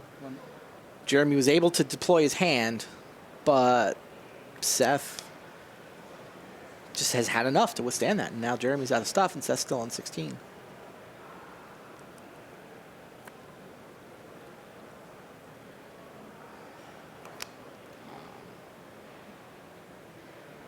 Narset is a Planeswalker we haven't seen very much of in Standard, but it looks very good in this deck.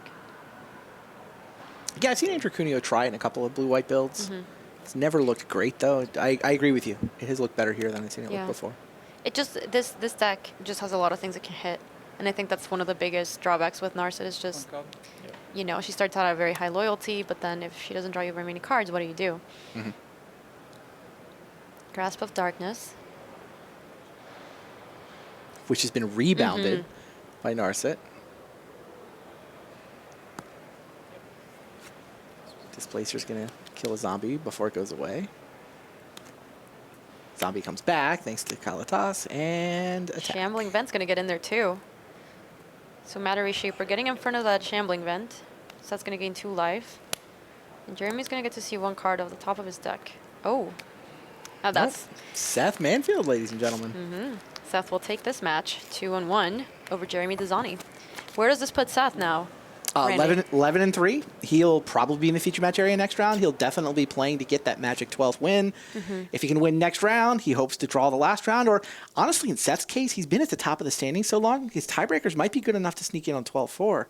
Like, we keep saying these guys need a draw, but probably not all of them. Yeah. It's always tricky coming down to the last round. I feel like you usually get 1, maybe 2 people making the top 8, even on 12-4. Yeah, so what's our top 8 looking like right now? It's just... Stacked? It's stacked. It's stacked. We'll just leave it there. Yeah. Yeah.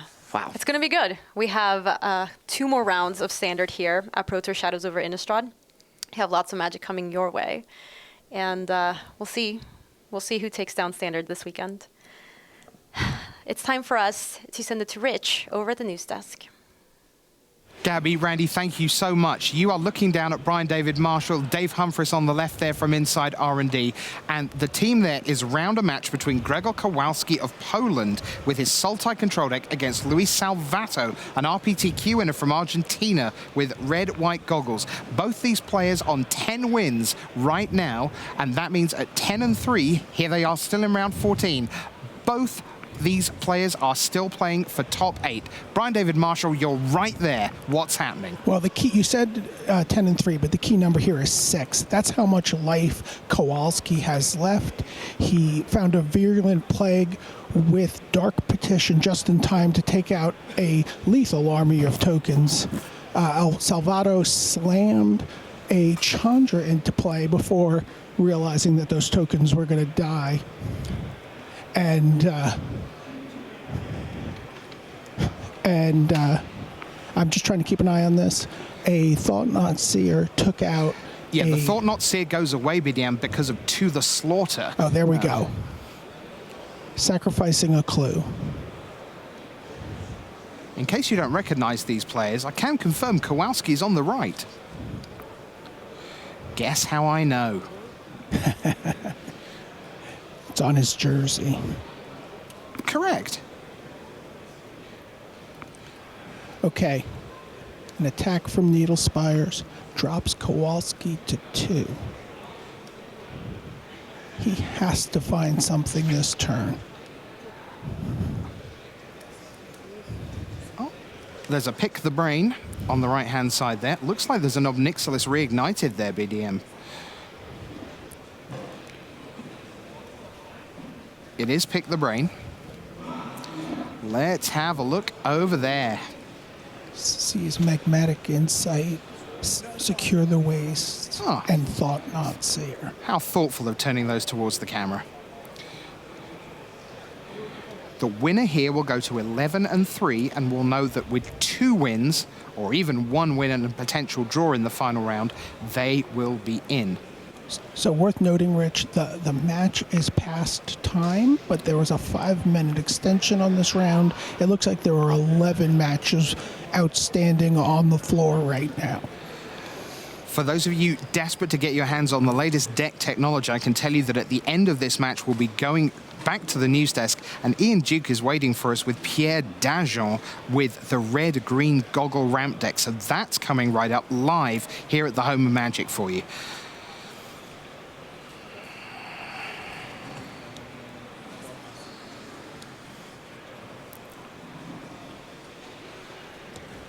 So that Secure the Waste is basically a blank card with Virulent Plague on the table. Magmatic Insight digs.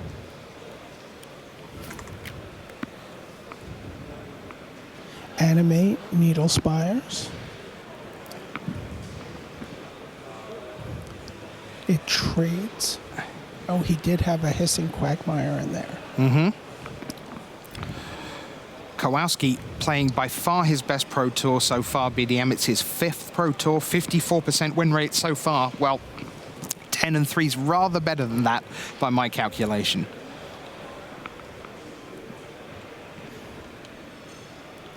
Got to come back thanks to being a top finisher at Pro Tour Oath of the Gatewatch.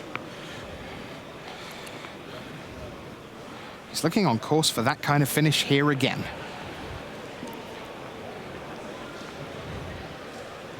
This is a Conclave Naturalists. Comes down, obviously a sideboard card.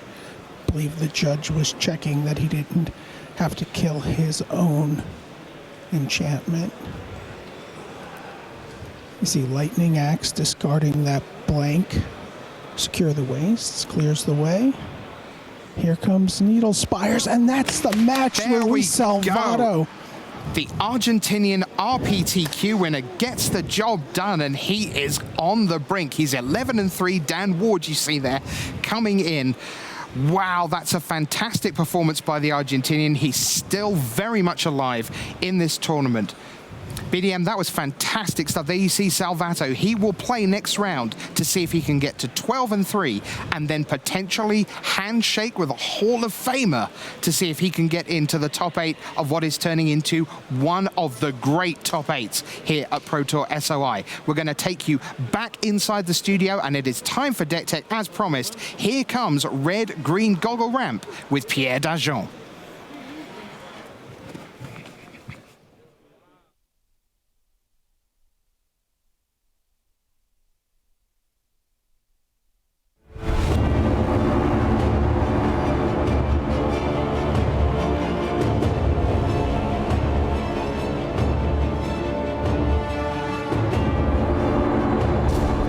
Welcome to the Tournament Center here at Pro Tour Shadows over Innistrad. I'm Ian Duke. With me here is Pierre Dajon from Team Eureka, and we are here with a deck tech for one of the breakout new decks here at the Pro Tour, and that is Green-Red Goggles Ramp. Now, Pierre, I'm told you came up with this deck and that you have a pretty interesting story for how you designed it. Can you tell us all about that? Yeah. Our first day testing was all about beating Band Company and humans, and it went pretty bad because we spent like 8 or 9 hours just playing against it. And I mean, Band Company is so good as a deck, especially with like now Tireless Tracker. It's such a strong deck, we could not beat it. So after 8-9 hours, I'm like, guys, I'm a bit tired, I'm gonna just take a break. I fall on the couch. They're pretty much the best way to describe it. I just fall on the couch for like 1 hour, and suddenly I'm like, guys, I know, we need to play Goggles. Like, we need to play Goggles because before that, Ramp was good against Company because you had Ugin, the Spirit Dragon, and we needed a way to go over the top. And Goggles is a new way to do that.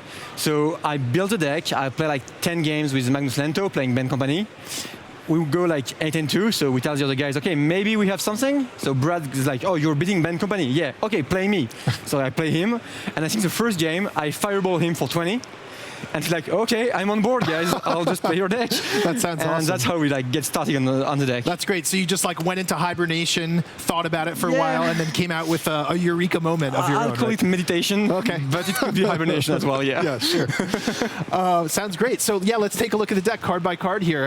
Yeah, start us off with these 3. So the main idea of the deck is to ramp into very powerful things. So you get Nissa's Pilgrimage, which is really good, both at getting you faster and also just getting your hands full of forest that you can cycle to other things later, or that you can just play. Also, Spell Mastery is pretty easy to achieve. Hidden Archive is the same thing. It just lets you play all of your cards faster, Dragonlord Atarka, Worldbreaker. And Goggles is like the one card I love in the deck because it's both a way to go from 5 to 7 mana, so from 5 to Atarka, or, and most importantly, a way to double every red effect you have, so either Tormenting Voice, Fiery Impulse, or Fall of the Titans. So that just lets you have a super powerful late game, except that this late game comes online turn 5. So it's actually a mid game that's just as powerful as a super late game. That sounds that's great. The key card for the deck. Yeah, so let's move on a little bit and take a look at some of the cards that you can copy with Pyromancer's Goggles. So you talked a little bit about Magnetic Insight and Tormenting Voice. What's super cool to me about this interaction is you pay an additional cost of discarding cards for the first copy of the spell, but when you copy it, you don't have to do that again. So you're just getting a bunch of bonus cards. So you're just getting, for example, with Insight, discard a land, draw 4, which is like better than Ancestral Vision. So it's just super powerful effect that also just makes the deck like so much more consistent because you don't flood out. You get like all your draws are pretty consistent every time. So you get a pretty good deck in the end just with those 7 effects. Now, did you know you wanted to play these 2 cards as soon as you added the goggles? Was that Yes. sort of a package that you added together? Yes, for me, if you play the goggles, you have to play those 7 cards. They will be super strong with goggles, and they also let you get the goggles more often. Because since goggles is legendary, you don't really want to play 4, but you still want to draw them all the time, and this is a good way to do it. Yeah, it makes a lot of sense. Tell me about Traverse the Ulvenwald. This is a new card from Shadows over Innistrad. Haven't seen a ton of it so far, but it's definitely a powerful card. What does it bring to this deck? Yeah, like it's one of the cards that got Joe and I super excited when we looked at the spoiler list because it's good at every point of the game. And it's super cheap, and in my book that's a very good card. So early in the game it lets you get your lands, get more mountains because you want to play a lot of forests because of pilgrimage, but you still need to get mountains to cast a red spell, so that lets you do it. It fills up your graveyard both for spell mastery and it's a great enabler for surge, so it lets you play Fall of the Titans much easier with this. And much later in the game, after you sacrifice an hidden archive, you usually have Delirium, so you can tutor for Ataka or Wallbreaker. That sounds great. It's like the Swiss Army knife of the deck, exactly. right? It kind of does exactly everything. That. Very cool. It does everything. So yeah, let's take a look at what we have next. These are removal spells, sweepers. Yeah, you just don't want to die. Yeah, why these cards at these numbers in particular? Well, Fire Impulse is clearly the best one because you pay 4 because they kill pretty much every creature within the band company and the human deck if you have spell mastery. And you can copy them with Goggle for only 1 mana. So the turn you play Goggle, even if you only have 5 lands, you can play Goggle, tap it, and instantly play 2 copies of Fire Impulse, which usually gives you enough time to do powerful things after. Kozilek's Return is just a great sweeper. You want to play it because it's great against humans. And since you play Wallbreaker, you can also flashback it for 5 damage, which is obviously great. Fall of the Titans is a bit of a more versatile card, which is both a good sweeper against company because you play 1 mana spell, say go, they play company, and then you surge it, and you kill both guys that just put into play. So it lets you defend all the flash game that they have. Right, because it's an instant. That's I think something people forget about this card sometimes. It's really great. How often would you say you use Fall of the Titans just to remove a few mid-game creatures versus you said you fireballed for 20 against Brad, right? I'd say it's half the time just a way to clear the board on turn 4 or 5. And when you do it later in the game, you usually want to cast it with goggles and just instantly kill them. Because like if you do it for 8 with goggles, it's already 16 damage to the face. And that's most of the time, that's just enough. Sounds great.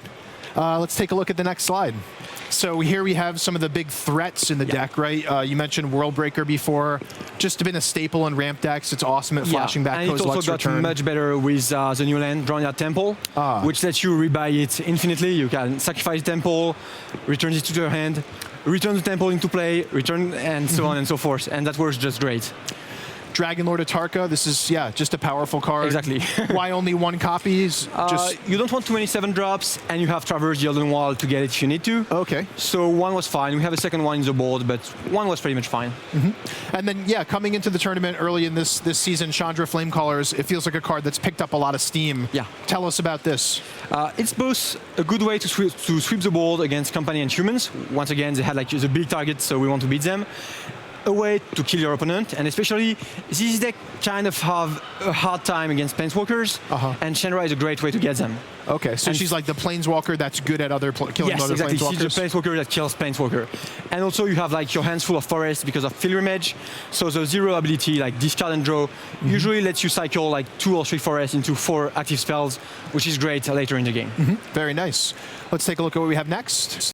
So getting onto the mana base here, decks. See only 3 Cinderglades here, 4 Game Trails. Why stop at 3 Cinderglades? Pretty much you want all your lands to come untap as much as you want. You want 8 forests for the Pilgrimage. You want Mountain because you want a red untapped on turn 1 for Insight and Impulse. So if you play more than 3, the 4th one will almost always come tapped, which is just not great. And then you mentioned Drowned Temple earlier on. Yeah, a new card here as well. Seems like a great combo with Magmatic Insight and Tormenting Voice. Exactly, and with Worldbreaker as well. It's Very nice. really a card I love. I think it's one of the most underrated cards so far in the set. I think it's super powerful. It lets you do a ton of cool things, and it lets you ramp like Actually, this is another way to ramp from 3 to 5 and let goggles on turn 4. Because if you discard this on turn 1 or 2, you can just kind of flashback it on turn 3 and have 5 mana on turn 5. Oh yeah, that's it. It's like a rampant growth out of the graveyard, sort of. Very cool, very cool. So yeah, there you have it. It's the red-green goggles ramp deck from Team Eureka. Thanks for sharing with us, Pierre. Thank you. I'm Ian Duke, signing off from the Tournament Center.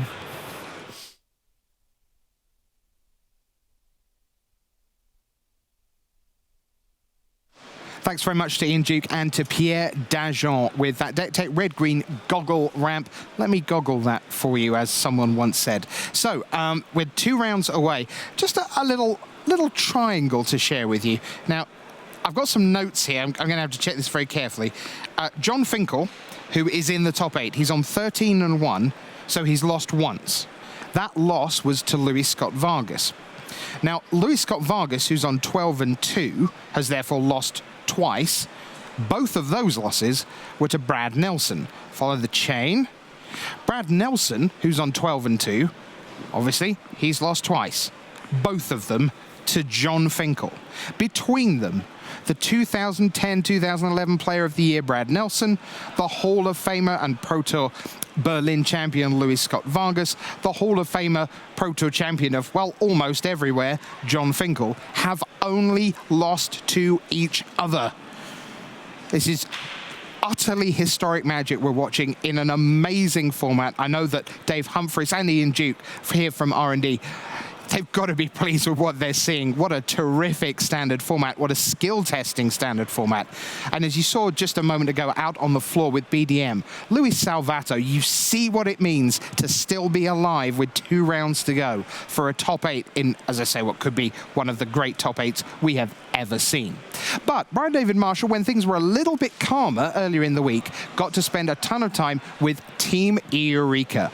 And as we promised you earlier in the day, they allowed us to go right inside their limited testing. And this is the kind of access you just can't get anywhere else. So without further ado, let's go inside the Team Eureka house, and we'll see you in just a minute for round 15. Don't you dare go anywhere.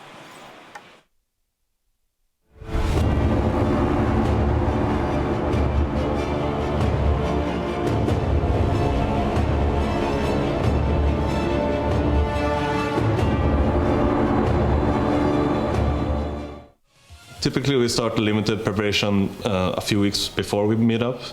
We look at the spoilers, discuss which cards we think are good and stuff like that. Also, a lot of players get in a lot of drafts before we even get there. And then we try to just start by jamming a lot of drafts to get a feel for the format before we make sure to have some meetings when we actually share the information as well. We would like to look at the decks, discuss how we thought about when we drafted, and then tie it all together in 1 or 2 meetings. I think the thing that really stood out for me from our limited discussion was that the Storm Chaser Spirit, I think it's called, the 5 mana 3/3 Flash Flyer. I think that I was just way overrating that card because everybody else on the team seems to be down on it, and apparently it's just not impressive. In the first meeting, we mainly focused on the 10 color combinations. That worked out nicely with Fabrizio winning the GP. At Rush of Adrenaline, it just went higher and higher in our card evaluation just because our decks become more and more aggressive. Combat tricks are really important, and 1 mana combat tricks is just great. Basically, every combat trick is playable, and the cheaper the better, basically. And then a couple days before the Pro Tour, just now, we had a longer meeting where we went over all the cards one by one. Beforehand, as kind of a homework assignment, I asked everyone to rate all the comments in a spreadsheet that I sent to everyone. Just go over all the cards and rank them 1 through 7. Then I aggregated all the grades, determined the average, standard deviation to get a feel for how we thought about those cards. After we did the comments, we then went over the comments, the uncommons and the rares, one by one, also trying to tire them. We had 4 tires. It's not really about making a pick order that you always take this card over this card. It's a tool to talk about the cards. For the best uncommons, I think we found that Dutch Duskwatch Recruiter was the best one. Very strong 2-drop that also helps with signaling to the table that you're green. For the other colors, we thought that Bound by Moonsilver was the best one, Lightning X the best red uncommon, Earthwall Illuminator the best blue uncommon, and Kindly Stranger the best black one. And for the commons, we felt that Fiery Temper and Rabbit Bite. Byway Courier is a kind of card that you're not that happy first picking maybe, but it will basically always make your deck. And it is helpful to know for certain uncommons or rares, is it better than, say, a card like Byway Courier approximately, or would you generally take it lower than that? Like the last group where we found like a common that people really like picking, but it's not necessarily always a first pick. So Byway Courier in this example, but it's basically on the same level as Moorland Drifter or Throttle, and like which card we consider worse than that? Because this is really relevant for especially the uncommons. Like how do you rate them below Fiery Temper but above a good common or not? Baby was almost too good, that card, because everyone is really in love with it. So it ended up that a lot of uncommons and rares actually got placed below Byway Courier, but that wasn't maybe the plan from the start. Generally, when we found a high standard deviation in the list, it is an indication that there was a lot of differences between the individual rankings of players. So those are the types of cards that are worth discussing. And then most of the time, we find that a card is good in certain archetypes and really bad in others. The Watcher in the Web, for example. Watcher of the Web was rated pretty high, like we just rated all the cards without any context. But I think if you take all the context into account, it doesn't really fit well into red-green, because you want to be aggressive and you don't really want to have like slow 5-drops. It doesn't fit into green-white, kind of the same thing. And in green-blue, I think you have to be tempo and not control-ish. So it actually only fits to the green-black deck. Black-green, it's not super exciting, I think, when you think of it. It's like big guys, some removals, but when you look at the cards, I think like 10 times we said, oh, this is not great, except in black-green. So you can expect to see them wheel pretty late, and I think that's why when you draft green, you almost always finish with at least a 2-1 deck, because almost all the cards that other people they could play but they don't really want to, you will get them late, like Fork in the Road, Stoic Builder, all those guys. They're not super impressive, but in these color combinations, they're actually really good. So, and that's not something I realized before we did like the meeting this morning, because I draft green-blue all the time, basically. So it was interesting for me to see that. Another example is Sanguinary Mage, the red 1/3. This Sanguinary Mage is a card that we were actually pretty high on. We like to have the red 2-drop slot locked up, and it is a card that fits well in most red decks. But at the same time, we felt that we might be able to get it later in the draft if other players don't rank it that highly. So in terms of how high to pick such a card, there can be a difference between how good you actually think it is and how high you might want to take it, which also leads to bigger deviations and, well, an interesting discussion. Fantastic stuff, BDM. That must have been super interesting. Just never mind as a broadcaster, as a fan of Magic, that must have been great fun to be part of. Yeah, it was great. Ian, it's kind of interesting to me the way they did their draft review is kind of probably similar to the way I think you guys work in R&D when you're sort of evaluating cards in kind of buckets. Is it? Someone said the words, "Is it better than Windrake?" Oh yeah, that's the classic, right? So they're kind of like they had a tier of commons, like is this uncommon or rare better than Byway Courier, which was kind of their baseline, kind of like, yeah, I'll play this card, but I'm not going to want to first pick it. Very nice, yeah, that sounds great. Is that how you guys do it? Yeah, we do a similar sort of bucket type approach, right, where we label cards A's, B's, and C's. Better, an A would be better than a Windrake, right? So that's sort of like our top tier of common. But yeah, I don't want to get too much into the details here. I want to know. If you want to learn more, check out Sam Stoddard's latest development column. Yeah, and you can learn more about that. For sure. It's very cool. For sure. All right, back to the tournament. Let's get to it. We're down to 2 rounds. Things are going to get complicated. We've been promising you this draw scenario with Desani or Jacobson or Yasuoka. That is coming hard in our rearview mirror right now. Let's take a look at the leaderboard, and we'll try and walk you through some mutations. And they are many and varied, but BDM, find me a fact that we cannot dispute. How about number 1, John Finkel, arguably the best player of all time. I can tell you that John Finkel is indisputable. And he is in the top 8 of this Pro Tour. Nothing short of a disqualification, and no, that won't happen. Yeah. He is in at Number 13-1. 16. This will be his 16th Pro Tour top 8. He has almost as many Pro Tour top 8s as he has years playing on the Pro Tour. When you count some of the years where he was maybe off the Pro Tour, he probably averages a Pro Tour top 8 per year. He also has a Juniors Pro Tour top 8, 17 Pro Tour top 8s, going back to the very first Pro Tour.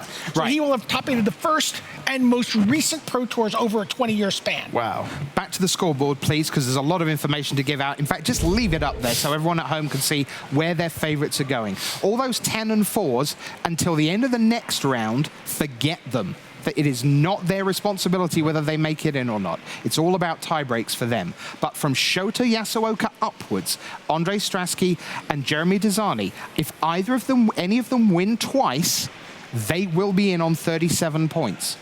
For Oliver 2 upwards, as you head up the 11 and 3s, they know if they can win this round and get to 12 and 3, then one more point will be enough. Doesn't guarantee they'll be able to get that point by a handshake because the player they play against may not be able to draw in the last round. For Luis Scott-Vargas and Brad Nelson, they know that just a handshake will do, but as always, they are going to be paired down against someone who has to play. So we talked about Luis Scott-Vargas, what now seems a long time ago, at his 12 and 1. Well, he could lose. He has. Lose again, 12 and 3. Paired down to one of those draw players on 34 points, play again in the last round. Now, maybe someone gets in on 36. We've had that before quite a lot, and of course, he's been right at the top. And he would be a very likely player to make it in because he did not lose for so long in the tournament. His tiebreakers, the strength of his opponents will be much higher than a lot of the other people with 4 losses. So the person he's trying to get 1 point from this round is Seth Manfield. Manfield, the number 2 ranked player in the world, the reigning world champion. He is paired against Luis Scott-Vargas, knowing that if he can beat Luis, well, that's not easy. Seth Manfield will join the 12 and 3 club.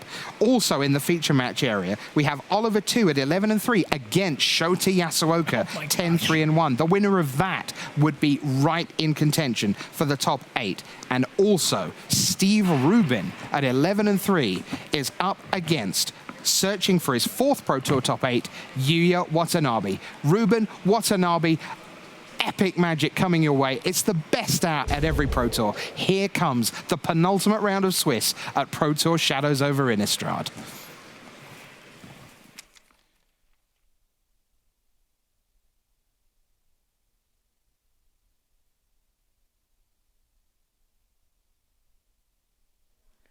Hello there, welcome back to the booth here at Pro Tour Shadows over Innistrad. That's Randy Buehler, and I'm Marshall Sutcliffe. It's down the stretch. This is often the most tense time outside of the top 8, of course, as the top 8 competitors are going to start to get slotted into their seats for Sunday. And, of course, that means that some people are going to get knocked out. I think you were right the first time. I think this is more tense than the top 8. It might be, yeah. There's so much on the line to get into the top 8 here. We've got Steve Rubin versus Yuya Watanabe in the feature match area. Let's head down.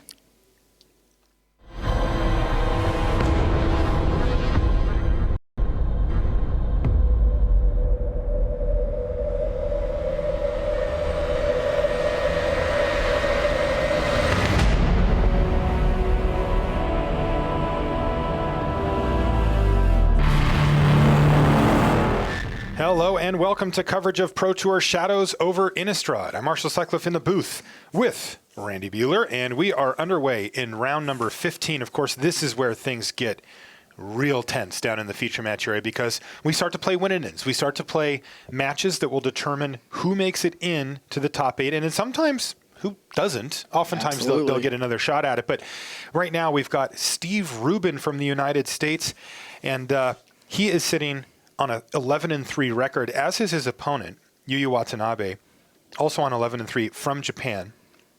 And we got green-white tokens versus mono-white humans here. And give me the 11 and 3 here in round 15. The winner probably gets a draw in next round. This is, you get the Magic 12th win. We've been calling these practically win-and-ins. Well, let's just call it a win-and-in for short. Okay.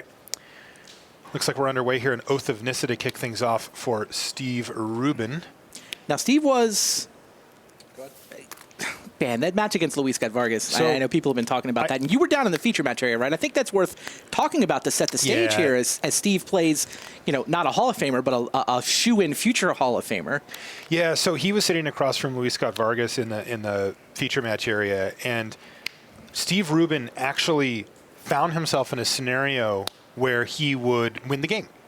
He needed to sequence things out and put himself in a commanding winning position, and he made one small mistake. The trick was his winning play was hanger back on 0 to flip Avacyn. Yep. To then just destroy every creature Luis has played. Exactly. But unfortunately, he decided he was going to make an emblem with Gideon first, which took that. You can't do that anymore. Hanger back for 0 is now a 1/1. And he realized it almost immediately. I can say that it might not have been obvious on the camera. It wasn't. But he immediately realized it. And Yeah. his hand started shaking. Wow. Now, he's a really calm player, and he immediately gathered himself and said, okay. And, put himself focused back to trying to find an alternate line to win the game, but you could tell that it got him. And, by the end of when the match was over as well, Steve said, I made a huge mistake. Now he's got to try to rectify it here against Yuya Watanabe. You can see that we've got mono-white humans versus green-white tokens, so looks like we're going to see some combat here in the feature match area this round, Randy. Yeah, creatures and attacking and blocking, and Weird. he is doing his best to build out a board. But I mean, the longer this game goes, the better it has to be for Steve Rubin. So he can just flood the board with tokens and make it so that you can never really attack him effectively. Yeah, it looks like a pretty quick start here, though, for Yuya, even though it doesn't look like it this turn. He's got a pair of Town Gossip Monger, so he's going to be transforming one of those. And, that thing hits pretty hard. He's also got a Dragon Hunter there as well. But a nice start from Steve Rubin.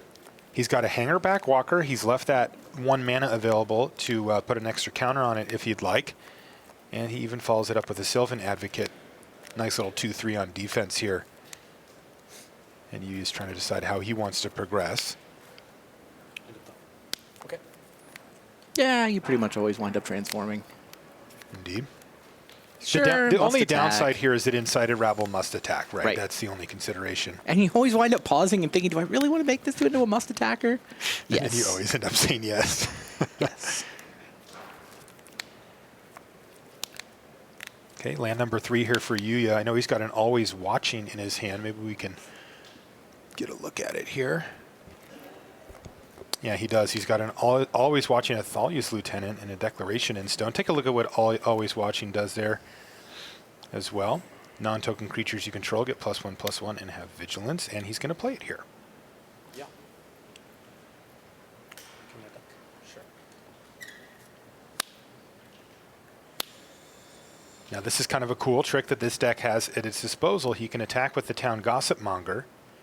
And since it has Vigilance, it's not going to tap to attack, which leaves him the opportunity to tap it and another creature to turn it into another Insighted Rabble. So a lot of small synergies with this deck that add up to a very powerful, sleek package here that is really going to put a lot of pressure on Rubin. Yeah, Mono White Humans was the second most played deck on day 1. And it advanced pretty well. I mean, it put 70% of those players through to day 2. So unlike Bant Company, which has gotten pretty much crushed, everyone who showed up for this Pro Tour knew they needed to be Bant Company, and the vast majority of them could. Mono White Humans, though, second most expected deck, didn't see as much of that targeted archetype choice and still making a decent living.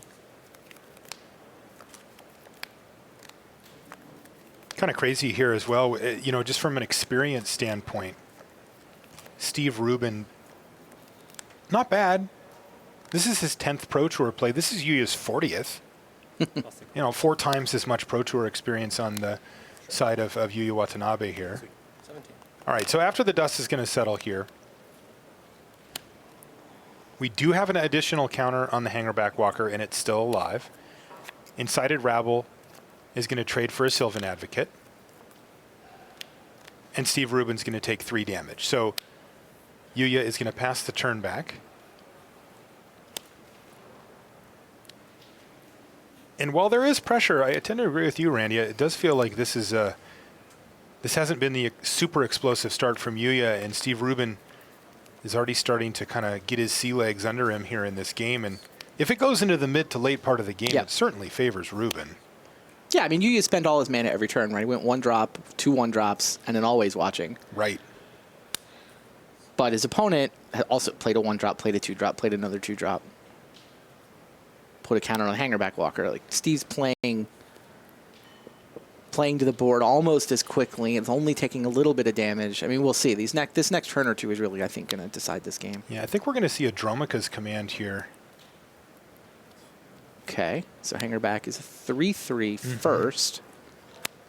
Wow. Dromica's Command looks great.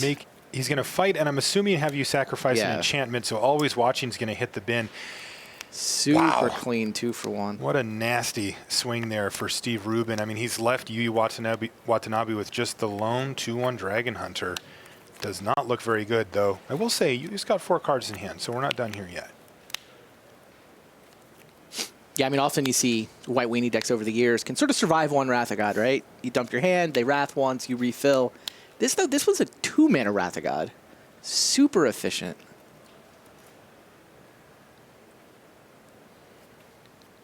Wait, I mean, it feels like Yuya's just got to, what's he got? Let's put him on the battlefield. He's got a Thraben Inspector. He's got a Thalia's Lieutenant. Oh, he's got a Declaration of Stone in his hand. I guess that's the other interesting decision. Yeah, Declaration in Stone looks pretty nice here. It is an exile, so deals with Hangerback Walker pretty cleanly. Yeah. He's got a Plains as well. Yeah, this turn looks pretty good for Yuya, actually. I think the question is, which 2 of his spells does he want to cast? Does he want to deal with Hangerback Walker this turn or next turn? Also, he wants to try to maximize on Thalia's Lieutenant, which would mean getting the Thraben Inspector down first.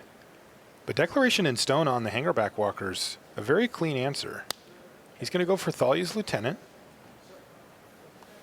That's first. So Dragon Hunter's going to get in for 3. And now play the Inspector.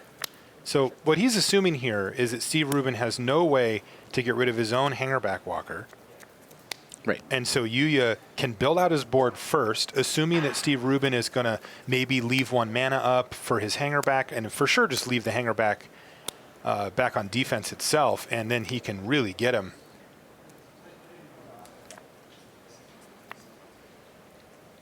So I got a match update coming in as well. John Finkel's up a game over Luis Salvato. And I mean, we're used to John Finkel winning, but he just refuses to stop. He's 13-1 playing this round against Luis Salvato, who's at 11-3. And like I said, he's up a game already. Yeah, John's run out of people with records any better to play. So paired all the way down versus an 11-3. All right, Shota Yasuoka up a game as well over Oliver, too. And you'll actually see kind of a thread through 3 of our 4 feature matches here with largely more inexperienced players playing against deeply experienced players. I mentioned the the number of Pro Tours played, and when you start breaking that down into pro points, Ruben has 110, which is a darn respectable number, but Yuya's got 473, just as an example. And as we bounce around to the other tables, we'll Finkel versus Salvato, Yasuoka, the other Hall of Famer versus Oliver Tew. It's even more skewed. When we jump over, we'll let you know about those. In the meantime, Steve Rubin really adding to his board here with Thraben Inspector, as well as the Sylvan Advocate there. Now Declaration in Stone still, though, going to go ahead and hit the Hangerback Walker. Yes, that is the second clue for Rubin. 4 lands on the battlefield means that the Advocate's only a 2/3 right now.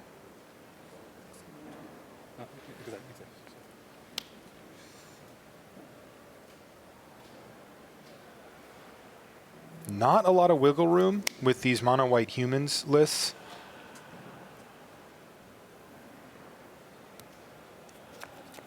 Dragon Hunter is going to attack. And it looks like Ruben's interested in making a trade here. He does. So Dragon Hunter down. And then a Thraben Inspector is going to be the follow-up play for Yuya. Sure. Giving him a second clue. You can see he also plays that Plains out of his hand, making sure he has as much mana as possible for when he starts cracking clues starting next turn. But that's it for his hand for now. He's out. So this is a big turn for Ruben. Uh-oh. That was Avacyn? That was Archangel Avacyn, yeah. Now he's not going to be able to cast it in this turn cycle, but you got to think that that's going to put him in a great position. He just passes the turn back. Sure. His hand, it looks like a pair of Archangel Avacons as well as a hangerback. Interestingly, Steve Rubin deciding not to play hangerback Walker here. Instead, he'd like to crack Clue, sacrifice that Clue token to get an extra card. In the meantime, a nice big attack here from Watanabe, who gets rid of his own clues and then attacks. Not that big. 2 damage. Yeah. 3 creatures. One of them gets chump blocked. Yeah, 2 and force a chump block. Yeah. It's decent, but yeah, you also just spent his turn sacking clues. That's right. Didn't get very far. He found 2 planes and then a Declaration of Stone between his draw step and those 2 clues. Okay, so Steve Rubin, again, he's going to go ahead, sacrifice his clue to draw a card. And he's just going to play main phase Archangel Avacon, and he is going to transform it. This is the play that he wanted to make against Luis Scott-Vargas. So what's going to happen here is he's going to play a Hangerback Walker. Remember, he left that in his hand on purpose last turn. It dies immediately. That's a non-angel creature. Pass the turn on your upkeep. Transforming it, Avacon, the Purifier, does 3 damage to each creature, and that's all of them. And this is playing beautifully into Steve Rubin's hands here as Declaration in Stone is going to take down Avacon the Purifier, but he's got another one in his hand, and hey, he even gets a clue token out of it. I do not see how Yuya Watanabe comes back from this. No, Steve Rubin's going to win this game. Yeah, this one and looks hats like off a to him runaway. for sort of recovering. That's exactly the play that he messed up against Luis, where he sort of accidentally made a Gideon emblem first. Like his trick didn't work. He wasn't able to sweep the board, and Luis just killed him. Crazy. And that's going to do it. Yuya Watanabe knows that the writing's on the wall. Even at 17 life, he doesn't have a chance to come back here, and he's going to scoop him up. So game 1 to Steve Rubin in this very likely win-in match here in round 15. We'll be back right after this. Outfit your Magic collection with the newest Shadows over Innistrad accessories from Ultra Pro. You can see the full array of card sleeves, deck boxes, playmats, and portfolios of your favorite Magic artwork at ultrapro.com. Ready to take your game to the next level and start on the path to the Pro Tour? Rise to the challenge and test your skills at a local preliminary Pro Tour qualifier. To find an event near you, visit magic.wizards.com/pptq. And welcome back to the feature match area here. In Madrid, Spain, we're going to take a look at John Finkel versus Luis Salvato. And I was mentioning this earlier, this sort of inexperienced versus experienced is the way I would put it. As far as number of Pro Tours played here, well, Salvato's played in 2. Finkel's on 79. And just to really hammer the point home, Finkel's got 610 pro points versus Salvato's 23. And along with pro points and Pro Tours played, Finkel's also up in games here. He's up 1-0 on Salvato. Yeah, John's already got top 8 locked, but he wants that 1 seed. He wants to be on the play. Luis Salvato, if he loses here, it'll be his 4th loss. He'll be crossing his fingers and hoping for tiebreakers. But coming up from behind. After a win next turn? You would have to win next round. Yeah, exactly. But if he can string back-to-back games against one of the game's best players ever. Oh, Nahiri. He would be in. And here's Nahiri for Luis Hello. Salvato. He's going to plus Nahiri. Oh, look at this. Discard Fiery Temper, go upstairs. So that's Finkel falling down to 17. It's cute, but on the one hand, he's still got Fiery Temper in his deck after sideboarding. Fair. I don't know. I mean, I guess John has a Kalitas that you want to kill. No, that doesn't do it. Yeah. I do agree that he'd like to kill Kalitas there, but let's see what Salvato's up to here. Fiery Impulse, Fiery Temper, Lightning Axe, Follow the Titans, Magmatic Insight, Nahiri, which we saw, Tormenting Voice, a Displacer. So this is a red-white goggles deck? Yeah, well, it's actually more like Eldrazi. It's got Eldrazi Displacer, Matter Reshaper, and Thought-Knot Seer. And then he's got 3 Pyromancer's Goggles, 3 Chandra, and then 2 Goblin Dark Dwellers for the top end. That sounds cool. Yeah, so he's basically using the combination of Pyromancer's Goggles with Tormenting Voice and Magmatic Insight to be a late-game card draw engine, or to start doubling up on burn spells to finish off his opponent. It's a really cool list.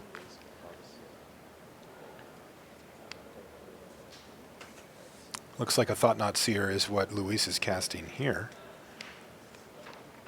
Got one more update here for you from our side tables. This is Seth Manfield versus Luis Scott-Vargas, two very experienced players. I was going to say, which one of them is in the role of newbie in that match? Yeah, it is. It does happen to be Seth, but I'm not going to call our world champion a newbie. Fair enough. And he's up a game, in fact, against Luis Scott-Vargas. Luis is at 12-2 versus 11-3 Seth Manfield. So the match of significantly more importance currently to Seth. Yeah, Seth does have very good tiebreakers. I think we are going to see a couple people get in on 12-4, and Seth is actually a candidate for that. So I don't think Luis can eliminate Seth there. I think Seth, with a win, with a loss followed by a win, I guess in either order, could be a guy who gets in at 12-4. Okay. Well, he's looking to avoid that situation. Yeah, Seth's plan is to just win this one and then handshake, right? That would be ideal for him. It looks like Languish is going to be used by John Finkel just to take down Thought Not Seer here and get that card back. But the real issue here, well, I'm not even going to call it an issue. That was the nails in the coffin. So that was 6 damage from Chandra plus a Fiery Temper to finish off Finkel. And Luis Salvato evens things up. So we're at 1 game apiece there. You can take a look at Luis. For those of you that that follow a lot of coverage, he played in the Super Sunday Series and won it. So he's actually managed to play in 2 of those. Wow. Yeah, which is hard to do. You know, you play in a tournament at a Grand Prix on Sunday to get in there. And they're usually pretty big, a couple hundred people. So, but I hesitate to say this is probably the biggest match of his Magic career thus far, as he's effectively playing for top 8 here against John Finkel in the feature match area. So a lot of pressure on him here. Let's take a look at Oliver 2 versus Shota Yasuoka. And continuing the thread here, so these are just, this is probably the most lopsided. Pro points for Oliver 2, he's got 19 of them. He received almost all of them at the last Pro Tour with his top 16 finish. Shota, 435. This is Oliver's 3rd Pro Tour. He's only 18 years old. And, of course, the Hall of Famer Shota Yasuoka, he's got 48 Pro Tours under his belt. And a game up on Oliver here. Oliver's playing Grixis. 2-for-1s, grindy, control. Grixis value. Grixis value. Maybe Grixis was that the word I was looking for? I think it was. You usually have a much easier time finding that. All right. Oliver's going to fire off a Duress here. Pretty good against Shota, who's playing Esper Dragons. Shota just refuses to play anything else, and I kind of agree with him. Why would he?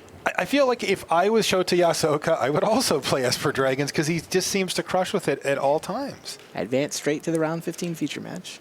I mean, this isn't one of the decks that... It got crushed. It did, right? It went like 3 for 8 advancing people to day 2. 62% of the field makes day 2, and Esper Dragons was advanced at 37.5%. Oh, no. Wow.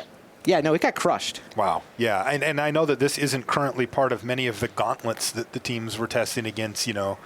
And people knew it was around, but I mean, most people came to the same conclusion East-West Bowl did, that, okay, the better Esper deck is the Super Friends version. A bunch of Planeswalkers and, you know, basically creatureless control. Yeah, somehow Shota Yasuoka is making this deck work without dig-through time. And that is a very tall order. And versus Declaration in Stone, which kills all your dragons. Crazy. Well, it did get some new toys, though, and one of them you can see on the battlefield here is Sorin. You know what? I think we should jump back up to Ruben versus Watanabe, because if Yuya, who's on the play here, has a super quick draw, this one could be over very quickly in Yuya's favor, and I don't want to miss a single turn of it. So let's jump to our main table here, where you can see we are just underway. Kythian there from Yuya. Steve Rubin has a 1-drop of his own, though it's not quite as impressive. It does block quite nicely here, though. Thraben Inspector. It's pretty good. It came with a clue. Steve's not trying to beat down quite as much as Yuya, so just getting that 1-2 blocker and then the clue for later. It does look really good here. And now a Hangerback Walker as well. Uh-oh, this is not a good start from Yuya's perspective. He's missed his land drop, and he's going to miss it again here as well. Now, his deck has such a low curve that it often can function off of 1 land for a while, but I think his time is up. Yes, and he's passing the turn. This is a tough one for Watanabe. I have to ask now, not to put the nails in the coffin too soon, but if Steve Rubin were able to win this and Yuya takes his 4th loss, you think he'd be in that scrum? In that possible at X4 if you were to win the last round? I mean, he's got to cross his fingers. I haven't seen you use tiebreakers. He's been coming up from behind. Like his 3 losses were relatively early. I mean, I would guess his tiebreakers aren't great, but I'm speculating. All right, well. Looks sounds like he's currently 4th amongst the guys with 33 points. So maybe. He, in fact, has better tiebreakers than Steve Rubin or Oliver Tew. All right, well, here's a nice little play from Yuya. He does find a 1-mana spell. It's a Griff's Boon. He puts it on Kythian and attacks the newly found Nissa here from Steve Rubin, who has already made 1 plant token, but this is going to take away the ability for Steve to minus Nissa, put a ton of counters. Oh, no. Here's a Stasis Snare. Jeez. Plus, and this is going to be over very quickly. Wow. Yeah, this is why we wanted to jump back, and that's it. Steve Rubin. Wow. Wins against Yuya Watanabe, improves to 12-3, and is going to be handshake hunting next round. That's exactly the right word for it. To get in there. Wow. Handshake hunting. So a fantastic job by Steve Rubin. Yeah, congrats to him. He brought himself back together, right? He did. He stabilized from the basically punted the. He had a loss to give, but he punted it. He gave it away unceremoniously to Luis Scott-Vargas. But yeah, this is a guy who only in his 10th PT had a great season last year. He got to platinum, but he's never been on the Sunday stage at a Pro Tour. This is his first Pro Tour top 8. Okay. Great stuff. It can be so difficult to pull yourself together after a mistake. Completely agree. Yeah. Okay, so we're jumping back over here, as you can see, on John Finkel and Luis Salvato. This is game 3 between these two players. John Finkel alone ahead of the pack of the tournament at 13-1, where Salvato is sitting at 11-3 and really wants to pick up this victory to put himself into the top 8, most likely. Luis comes from Argentina.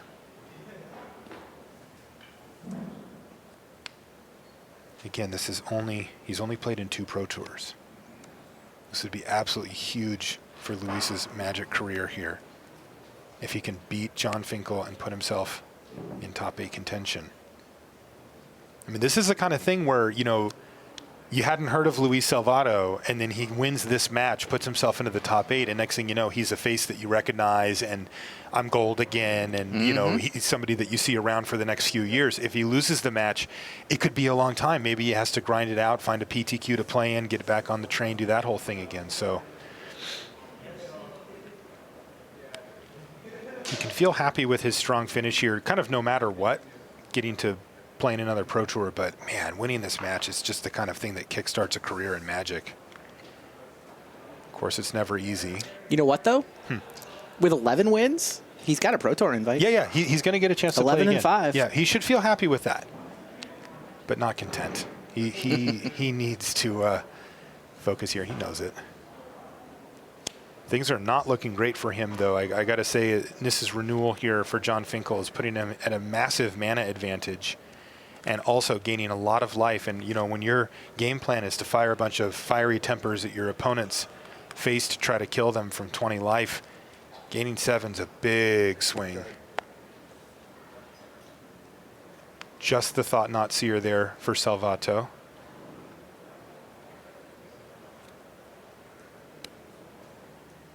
Nice hand, though, for Luis. Yeah, grip full of cards. Yeah. Okay, he's going to use Tormenting Voice plus Fiery Temper. That's a spell I would play, I'll tell you what. Draw 2 cards, do 3 damage to you. I'm into that. And he is finding more mana here. This is really the key. And in fact, he's going to do another Tormenting Voice. And he finds land number 6, so this might be a ray of hope for him. Remember, he has Chandra Flamecaller in hand here. And currently, John Finkel has no board state to speak of. What are you talking about? He's got all those lands. That's all his deck does. Yeah. I'm not necessarily thinking it's going to stay that way throughout the course of this turn, but look at his hand. It's not a great hand. That is awkward. Yeah, he sideboards in Naturalized to what Pyromancer's Goggles, because he can't really let those Goggles get out of control. Then an opponent with Goggles can outvalue him. Can kind of beat Seasons Past. Yeah, at least keep pace with it. But Nissa Vastwood Seer. He's got a Dark Petition in his hand, doesn't he? Oh, that's new.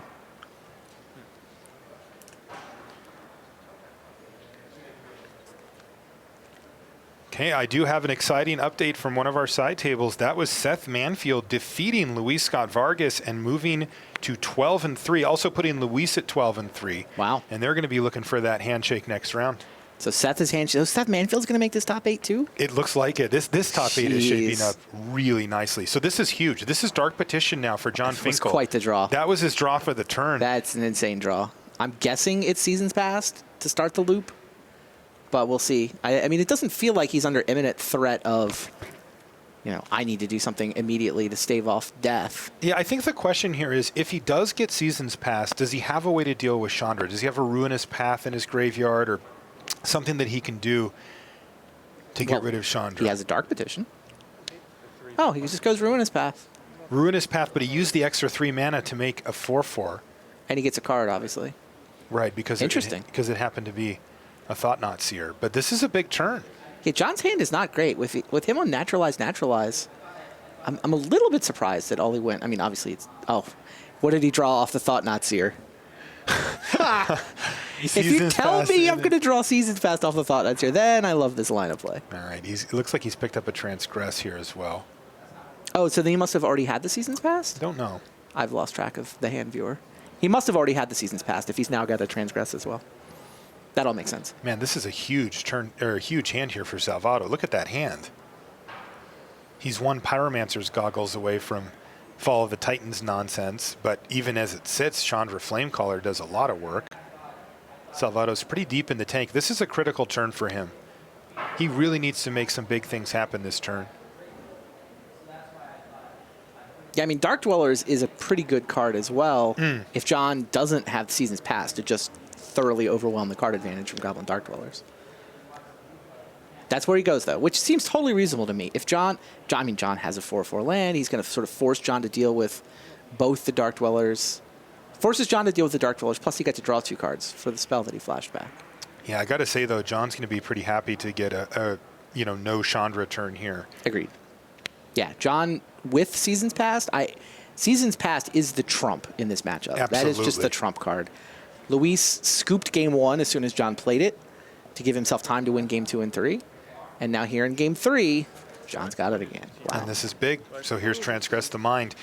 And yeah, we always talk about this, right? I mean, it's almost to the point of cliche about talking about hand disruption spells like this because you get this extra benefit of seeing your opponent's hand, right? But let John see your hand, and now he gets to craft the plan. It just feels like lopsided, right? There is no one who uses the information from these peak effects better than John Finkel.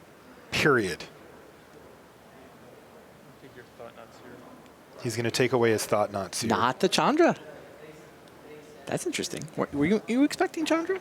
Yeah, I think that's the biggest threat, but I think he's going to get back Ruinous Path here as part of his Seasons Past. Or does he have a Duress? If he can Seasons Past, and if Duress is the one, then this all makes perfect sense. That makes good sense, too. So there's the Ruinous Path. He's going to get another Seasons Past. Another Seasons Past. There's a Grasp, a Dark Petition, a land. So he doesn't have that, but he is going to lean then on that Ruinous Path that he got back. Just 5 cards. No big deal. Just these 5. It is silly when you sit back and look at it. The deck is capable of extreme grinding. John Finkel's just letting the cards be revealed here so that Luis gets a chance to write them down. Yeah. Go ahead. And he passes the turn. Real key here as well, John being at 19 life. It's difficult to imagine him dying from here. Wow, that's aggressive. Lightning Axe to take down the land? Yeah. Salvato's going to kill the land here on end step. He got rid of Fall of the Titans there. Discarded it. And here we go. Grasp is going to take down the Goblin Dark Dwellers just to make sure that John Finkel's life total stays high. So Grasp of Darkness. I mean, John does know about the Chandra, so he has to worry a little bit about his life total. He does, yeah. He's going to take a big hit here for sure. And this is, of course, why Luis took down the 4/4 land, is that he wants to be able to protect Chandra. Now, the problem is that John does, in fact, and Luis knows this, have a Ruinous Path in his hand here. So Chandra is probably just going to be good for hit you for 6. Now, that could be enough. John Finkel's now down to 9. He has not seen a Kalidas here to help him bolster his It is life Mrs. total. Renewal, though. Does he have one in his hand? I thought I saw him get one with Seasons Pass. Yeah, you might be right. That was probably the 6, right? Maybe not. Or did he get back another Seasons Pass? It was probably Mrs. Renewal. So if that's the case, then he can jump back up to 16.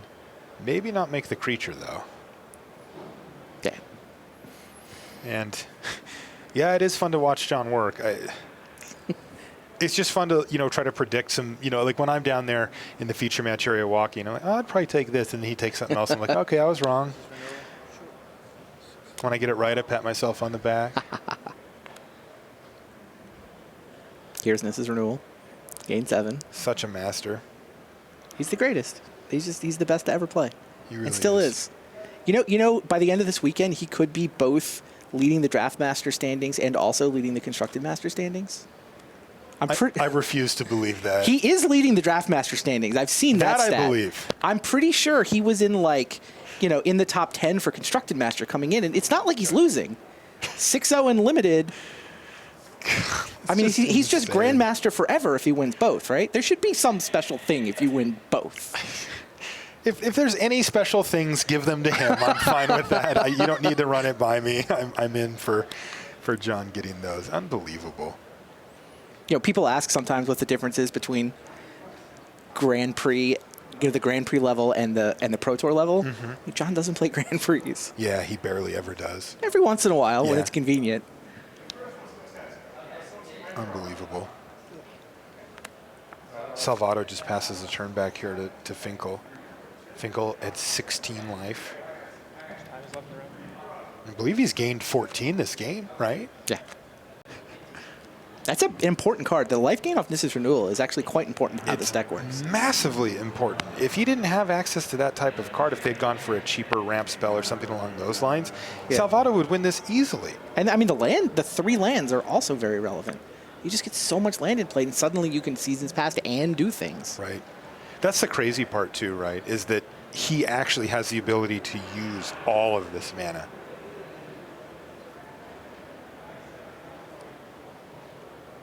Reed Duke and William Jensen are to thank for this deck, by the way. See John giving them credit as the deck designers on his deck list. I got to say, it does feel that way. It looks like a Reed deck. It really does. It looks so much like a Reed Duke deck.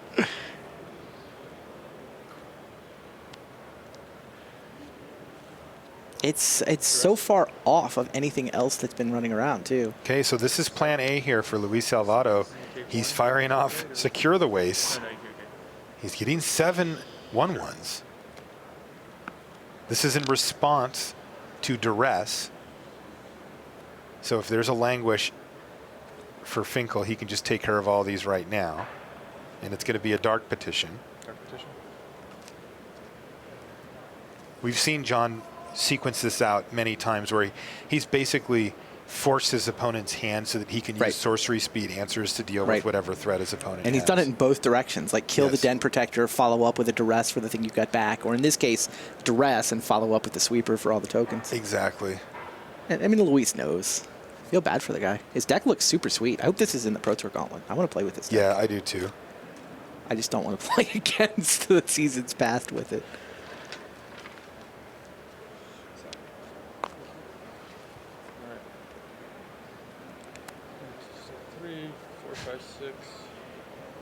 Seasons Past. He's going to play Seasons Past. 0, 6, 2, 1, 5, 0, 6, 2, 3. 150623 is the code. So no 4. There's no Languish. The Languish got exiled. Yeah, Languish is sitting there in his exile pile, which is his token's actually definitely awkward. I'd be surprised, but they could. Play the Dark Petition. Play the Dark Petition. So now he can search up a Languish. Does he have a land drop to give here? Might have floating mana from the previous Dark Petition. That could be.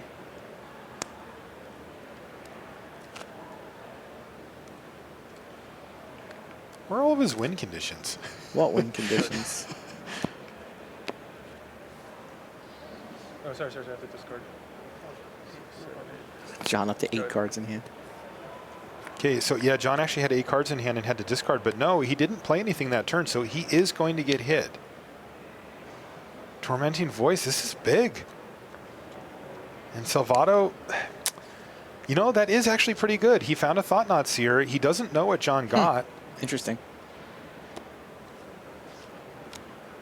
Take a look at John's hand here, but it looks like it was likely a Languish. Yeah, it was in fact a Languish.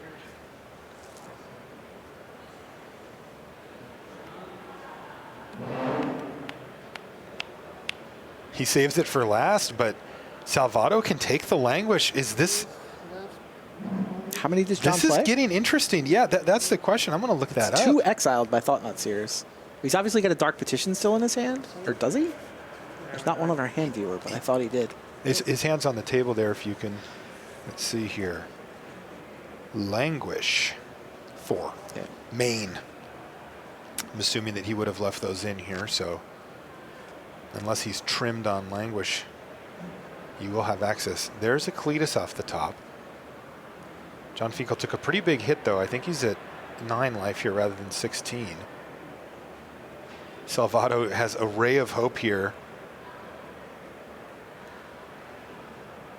Only 1 card left in hand, though, for Luis Salvato. And it's just a mountain. Here's Read the Bones. Wow.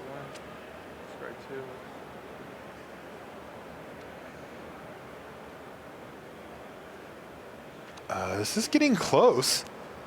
Cletus should be able to hold off a lethal attack next turn.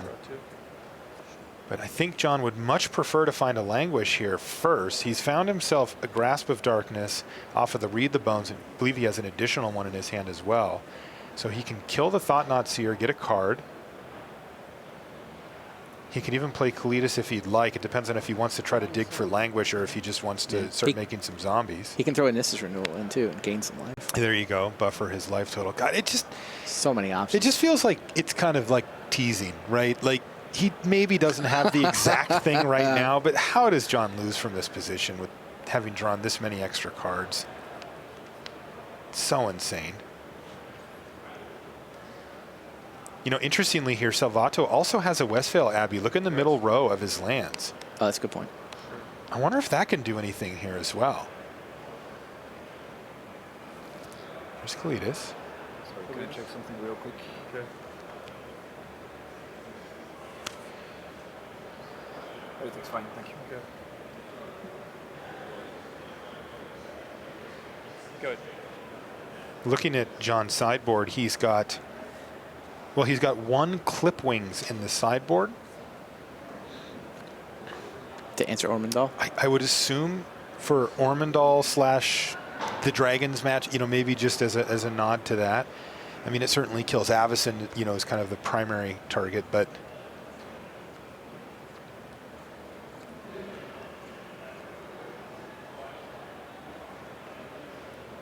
Okay, let's see what happens here. Drown Yard Temple was the draw for Luis Salvato. Not very exciting.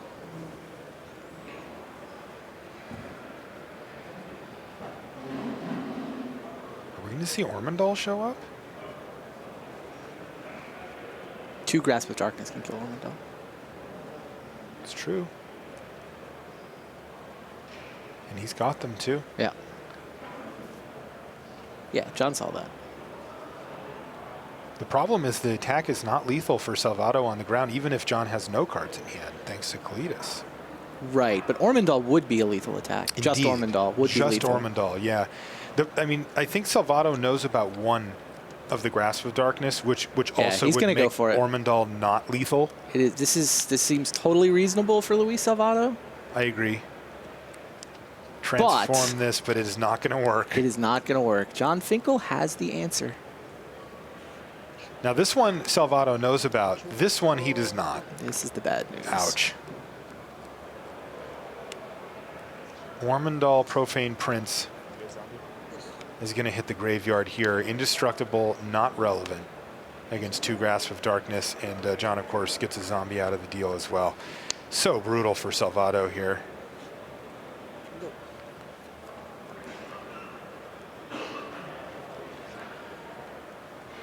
Kind of like a Languish, right? A bunch of 1/1s die. You know, it's the hard way to do it.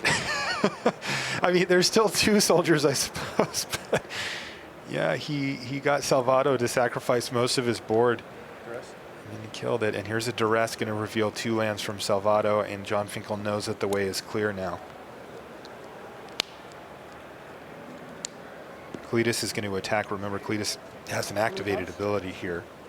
Can become a 5/6 by eating that zombie.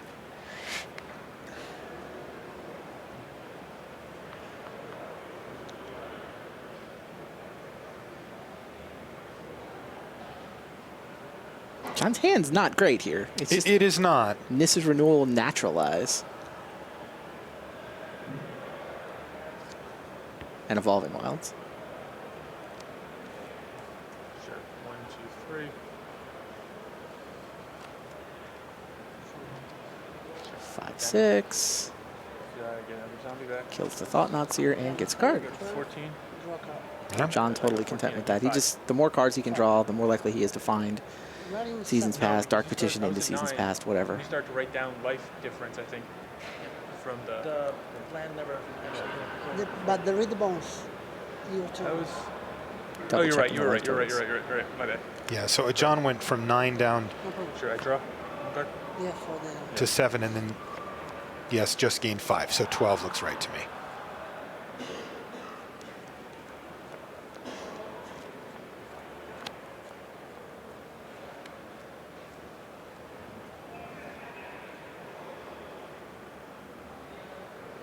This is renewal. Okay, well, there's the Nissa's Renewal that we knew about, jumping John to even life totals now, Salvato at 19 apiece. And you got to figure that John doesn't have a whole lot. He's got a lot more spells in his library left than lands here, right? Yeah, the thinning is real. Yeah. Go ahead. 19. He's got 18 lands on the battlefield right now. Crazy. And maybe, I can't quite see his full graveyard. There could be something in there. I know he plays, like, an Evolving Wilds or something like that as well. So. Wow, John drew a Dark Petition and didn't play it. He just didn't play it. That's interesting.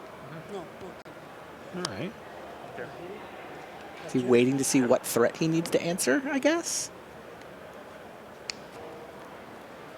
How do you resist Dark Petition for Seasons Past, get back Dark Petition, etc.? Yeah, I certainly don't resist that. No, he wanted to fire the Nissa's Renewal off. You know what? That's his 6 that he always gets back. So he kind of wanted to play it first so that he can get it back, so that he can gain the life and the cards again. Sure, makes sense. Yeah. And you know, the truth of it is that the red-white Eldrazi deck doesn't have too many ways to interact, you know, with that. I mean, he could have drawn a Thought Seer. Thought Seer is the one risk. He risked Thought Seer for real. And yeah, Luis has seen enough. Dark Petition for Seasons Past. He knows he's gonna lose. John has got this game.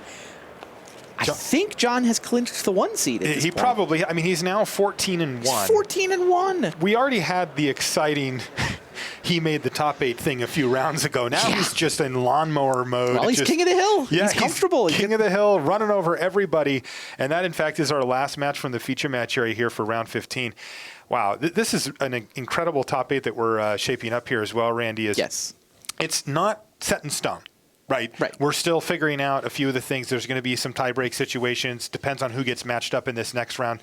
And you're certainly not going to want to miss that, by the way. There's going to be a lot going on. But there's some huge names either in already or likely to be in. Handshake hunting, thinking maybe they can back in at 12-4. Exactly. And, of course, this is where, the intensity of that round just gets multiplied. Because when we come back for round 16 and we get down in the feature match area, we are going to be playing pure win and ends. The kind where if you lose, you go home and you wonder for the rest of your life what it would have been if I would have made the top 8. And if you make it in, it can absolutely change your trajectory as a Magic player. Okay, let's go to the news desk. Richard Hagan has all types of updates for us from around the tournament.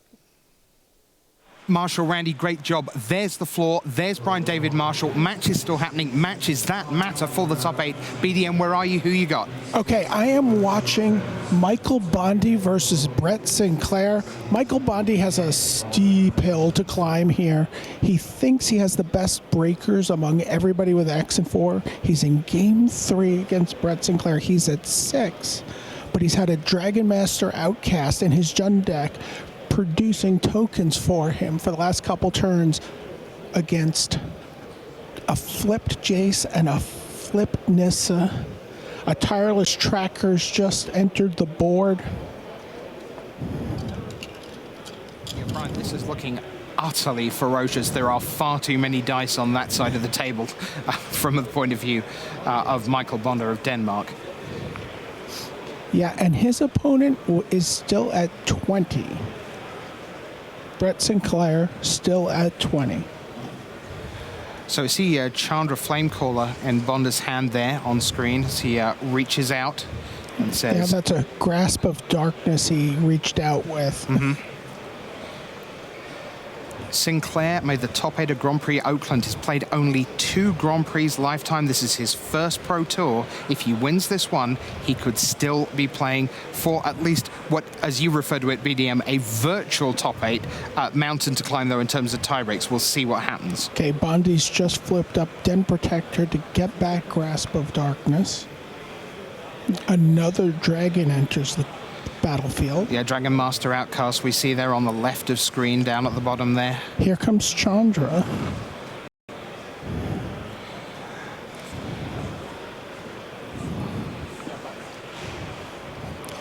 Brett Sinclair's chewing on his nails.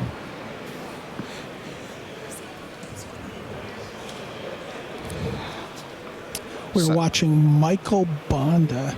He's the active player. He's just played Chandra. He was waiting to see if it resolved. There was untapped island on the other side. So instantly Chandra goes up a notch. Anyway. And Dice Lid and Foam come to the party. There you see them. So that's Brett Sinclair on the left of your screen. Bonda is on the right. You can see Huang Hao Shan, Su Qing Kuo in the MTG Mint cards on the right. You've got Yuya Watanabe right there. On the left, Pascal Maynard was right there, and Camille Cornelsen. And now here we are once again back at the table. Either of these players, one of them gets to 11 and 4. There will be so many players on 11 and 4. BDM, just to fill you in, Luis Scott-Vargas, God, I hate being right occasionally. There it is, the match. That is Bonda wins. Bonda ecstatic. Wenzel Krautmann comes in. Robin Dolar of Slovenia. Bonda is thrilled. This is by far his best Pro Tour appearance. Eduardo Sajkalik in the background looking on. You see Fabrizio and Terry there, and even Flock. Oh, and Bonda is so thrilled with that, BDM. Yeah, absolutely. He had to put on his shoes. He had taken them off for this serious Game 3. You see Martin Yuza. By the way, we still have another 11 and 4 match going on right nearby. So is this Katsuhiro Mori against Dan Lanthier? Against Dan Lanthier in a messy, complicated board that I'm going to leave it up to you to parse here, Rich, when we get a good shot of it. Good. Thank you for that. We're bringing our cameraman over right now. Right, and there you can see Su Qing Kuo and Yuya Watanabe. There's Dan Lanthier from Canada, 2-time Grand Prix champion on the left of your screen against the 2005 Magic the Gathering World Champion from Yokohama in Japan. That's where he won, defeating Frank Karsten. This is Katsuhiro Mori, and my goodness me, look at that board state. There we are. We've got an overhead in. This is great job by a tech team. Hope you're enjoying this at home. This is live right this moment, and this potentially has ramifications for the top 8 of Pro Tour Shadows over Innistrad. If you're Luis Scott-Vargas, you are sweating. You were 12-1, 12-2, 12-3, just lost to Seth Manfield. Manfield joins the 36-point brigade. Manfield has epically good tie breaks, which will not have been harmed by just defeating Luis Scott-Vargas. By our reckoning, if anyone gets in on 36, as seems quite likely, Manfield could well be the first of those, which means Luis Scott-Vargas, he still needs that point. He's needed it for 2 rounds now, still needs a point. But here's Lanthier on the right. You see Declaration in stone there, already an Avacyn in his graveyard, got Reflector Mage, got Elvish Sky Spawner down. You see another Reflector Mage on his side of the table, and then it's Planeswalkers aplenty on the Japanese side of the board. 11 years. Go ahead, BDM. Hand for Katsuhiro Mori. Right. There is Lanthier. 3 cards in hand for Lanthier. There's a huge crowd around them, so the players are literally playing their cards very close to the chest. There is the handshake, so let's see, where does that result slip go in? It's reached for by Katsuhiro Mori first. BDM, who wins? I'm coming around. I'm guessing that looks like Katsuhiro Mori wins 2-1. He goes into the scrum of players at 11-4. Fantastic stuff, BDM. Mori goes up to 11-4. Lanthea, he is done. He will not be in the top 8. Mori most likely will not be. His tie breaks are not outstanding, and there are lots of players on 11-4. But why don't we bring it back here to the news desk? Thanks very much to Brian David Marshall. Great stuff. Hope you enjoyed that live action from the floor. We get into every corner we can here at the Pro Tour. So let's set things up for you. Great news, by the way. We have one last deck tech still to come in just a moment. They'll be with you, but let's bring you up with the scores, because we now have the results of our first 14 tables, and by my reckoning there are only 2 other tables that could possibly impact the results. So here we go. John Finkel up against Luis Salvato. We saw John Finkel win. He is up to a startling 42 points, and Luis Salvato is on 33. That's the first of the 11-4s. There are going to be lots of them. Finkel in the top 8, of course. He's been there since Tuesday. Now, Brad Nelson, he's in for sure. He's on 39 points. He defeated Chai Yen Song. 33 points for the Malaysian, playing fantastic Magic. He will be in that 11-4 scrum. Nelson in. We've just talked about Luis Scott-Vargas losing to Seth Manfield. That means Seth Manfield has a great chance. If either of them can ID, if they get paired against another 36, they handshake, they go to 37, that will do it, and that will take away a place from a potential 33 points going up to 36 in the next round. So they are just praying for good pairings in the next round, both on 36 points right now. Steve Rubin is up to 36 points. That's because he defeated Yuya Watanabe in feature match action. Watanabe joins the 11-4 scrum. Rubin looking for the handshake next round on 36. Now, Oliver 2, he's on 33 in the scrum. Shota Yasuoka on 34. He will play no matter what, and we've been saying it ever since the last round last night. If Yasuoka got to precisely this position of 11-3-1, he may well play someone on 36. He will have to play, and someone on 36 could be defeated by Yasuoka and miss out on the top 8. Could we see an LSV versus Yasuoka, an all Hall of Fame clash to see who makes the top 8? On we go. Andre Strasky defeats Jeremy Dezani. Dezani was the man who caused that draw with Shota Yasuoka late last night. Dezani is now done because he's on 31 points, can only get to 34. And that means that his opponent in the last round, Andre Strasky, on 34, very much alive, will play, knows with a win, he is in on 37. So again, all those 36 pointers, Manfield and Scott-Vargas and Rubin, will not want to face Strasky because there will be no handshakes there for sure. Now, David Mines of Australia, great story this. He's been bubbling up the standings, and he brings himself into the 11-4 tiebreak scrum, courtesy of a victory over Lai Pak Yin of Hong Kong. So Lai Pak Yin done on 30 points. Mike Rohn is up to 33, the Grand Prix Pro Tour Geneva champion from 2007. He is still technically in the mix for one of those 12-4 slots if it goes that way. He defeated Emmanuel Gershenson. The Austrian is done from Team Eureka. Meanwhile, good news for Team Eureka. Joel Larson wins. That puts Matt Sperling out of top 8 contention. Larson in on the 33 brigade. Lucas Blahon is on 33 points. He defeated Max Molesh. So Molesh started playing when he was 12 at Grand Prix, now 26, first PT, got all the way to round 15, but he will not be in the top 8 for certain because he's now at 10 wins and 5 losses. So is Michael Majors. He's had his 5th loss, which means that Gregor Kowalski joins the 33 pointers. You saw live from the floor with Brian David Marshall, Michael Bonder defeating Brett Sinclair. He's on 33. Kyle Bogomils, Pro Tour finalist, lost to Simon Gertzen in 2010. Bogomils is on the 11-4 scrum. And finally, you have just seen Katsuhiro Mori get to 33 over Dan Lanthea. We are waiting for the result of Andrea Mengucci against the Russian Seaman Kortsanov, and we are waiting for the result of Rookie of the Year Justin Cohen against Petr Sahurek. 2 more will get to 33 points. And that is every result you need to know. Meanwhile, here's a deck you need to know, because tomorrow, John Finkel, who is on 14-1, this deck is what's taken him there. That, and a little bit of brain power. So what we're going to do is we're going to head across the studio, and now we've got Ian Duke, and with him, Reed Duke.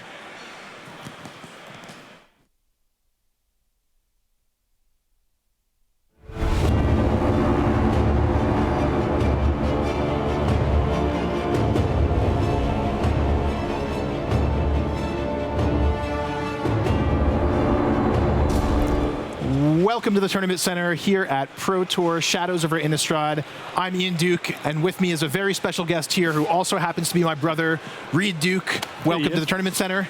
Reed's here to talk to us today about Team Channel Fireball Pantheon's new breakout deck this weekend, and that is Green-Black Control. Reed, just give us a quick overview of the deck, how it works, and why you chose it here this weekend. Well, we were excited about playing Control in this format. In particular, the card Languish is great, but we identified in our testing that unlike normal, blue is not the best control color in Standard right now. So we chose black and green. Seasons Past is the absolute best late game card advantage spell available. And then black has the best removal and Read the Bones, which is the best cheap card draw spell to smooth out your draws and make sure you have enough gas to play the game. Makes a lot of sense. Why don't we jump into the cards? Take a look here. So these are the two, in my mind, these are the cards that kind of give the deck its unique flavor, right? Seasons Past and Dark Petition. Yeah, we're looking at the engine of the deck. So the normal play pattern is that you'll cast Dark Petition for Seasons Past, either the same turn via Spell Mastery, or the following turn you'll cast Seasons Past, get back all your removal spell, all your duresses, and of course the Dark Petition to refuel and loop the two cards again. Right, because of course Seasons Past has this clause at the bottom. It puts itself on the bottom of your library, which makes it then retutorable off the Dark Petition. That's very, very cool combo. So 4 copies of Dark Petition, it seems like an unusual card to play 4 of. How did you arrive at that number? Well, Dark Petition is actually a great card to draw 2 copies of in this deck, because what that means is the first copy can go for your silver bullet card that's great in the matchup, whether it be Languish against the white weenie deck, or Transgress the Mind against a ramp deck, maybe Infinite Obliteration. And then the second copy of Dark Petition will get your Seasons Past to make sure that you can keep going. And how often are you getting this Spell Mastery bonus off Dark Petition? Is that pretty common? Very often. It's come up 2 or 3 times for me that I did not have Spell Mastery, but more often than not, you've cast enough removal spells and duresses and Transgress the Minds that you almost always have Spell Mastery. Sounds awesome. Well, let's take a look at some of the things you can get with that Dark Petition. So we've got Infinite Obliteration, Transgress the Mind, and Duress. These all seem like sort of, I don't know, surgical tools to attack different kind of decks. Walk us through what these do. Exactly. Yeah. Well, as we get deeper into the deck, you'll notice that a huge portion of the deck is made up of creature removal, but creature removal is only good against creature decks, so we need some tools to fight against the people using unusual strategies like control decks, ramp decks with planeswalkers. Duress is great because it can protect you against counter spells in addition to just being a cheap 1-mana play. Transgress the Mind, perfect against troublesome creatures like Archangel Avacyn, Dragonlord Ojutai, World Breaker. And then our 1 copy of Infinite Obliteration is basically our plan against Eldrazi ramp. For such a slow deck, if you don't have the Infinite Obliteration and you play against a deck with 4 World Breakers and Ulamog, you're almost just sitting there waiting for them to kill you.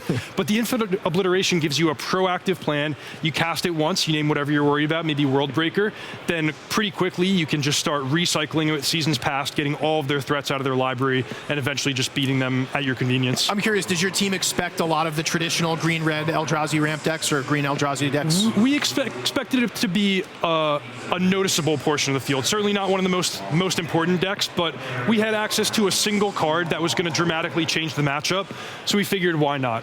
Infinite Obliteration also can just be good in a normal game if you have a duress, let's say against Bant Collected Company, you see a more expensive creature in their hand like an Avacyn or Bounding Crassus or whatever, and you can just Infinite Obliteration sort of as a follow-up duress effect to get the duress out of their. Yeah, that totally makes sense. Has the card been good for you so far this weekend? It's been okay. I haven't faced any dedicated ramp decks, and it gets sideboarded out a lot, but I still feel more comfortable having it. Cool, makes sense. Let's check out the next slide. So yeah, just a suite of removal spells here. Probably none anybody's too surprised to see here, except for maybe dead weight. Yeah, I guess just walk us through the removal suite. Yeah, tons and tons of removal. This is really what. This is probably the greatest appeal of the deck, is just being able to play so many cheap removal spells with so many creature decks out there in Standard. Deadweight in particular, it's just a 1-mana removal spell in a format that really doesn't have a lot of 1-mana removal spells. So it's great in the early game where you can go like Deadweight your Jace, duress you in the same turn to kind of get a little bit of momentum going. It's also very good with Kalitas, Trader of Get, being able to play him and a removal spell in the same turn to get value.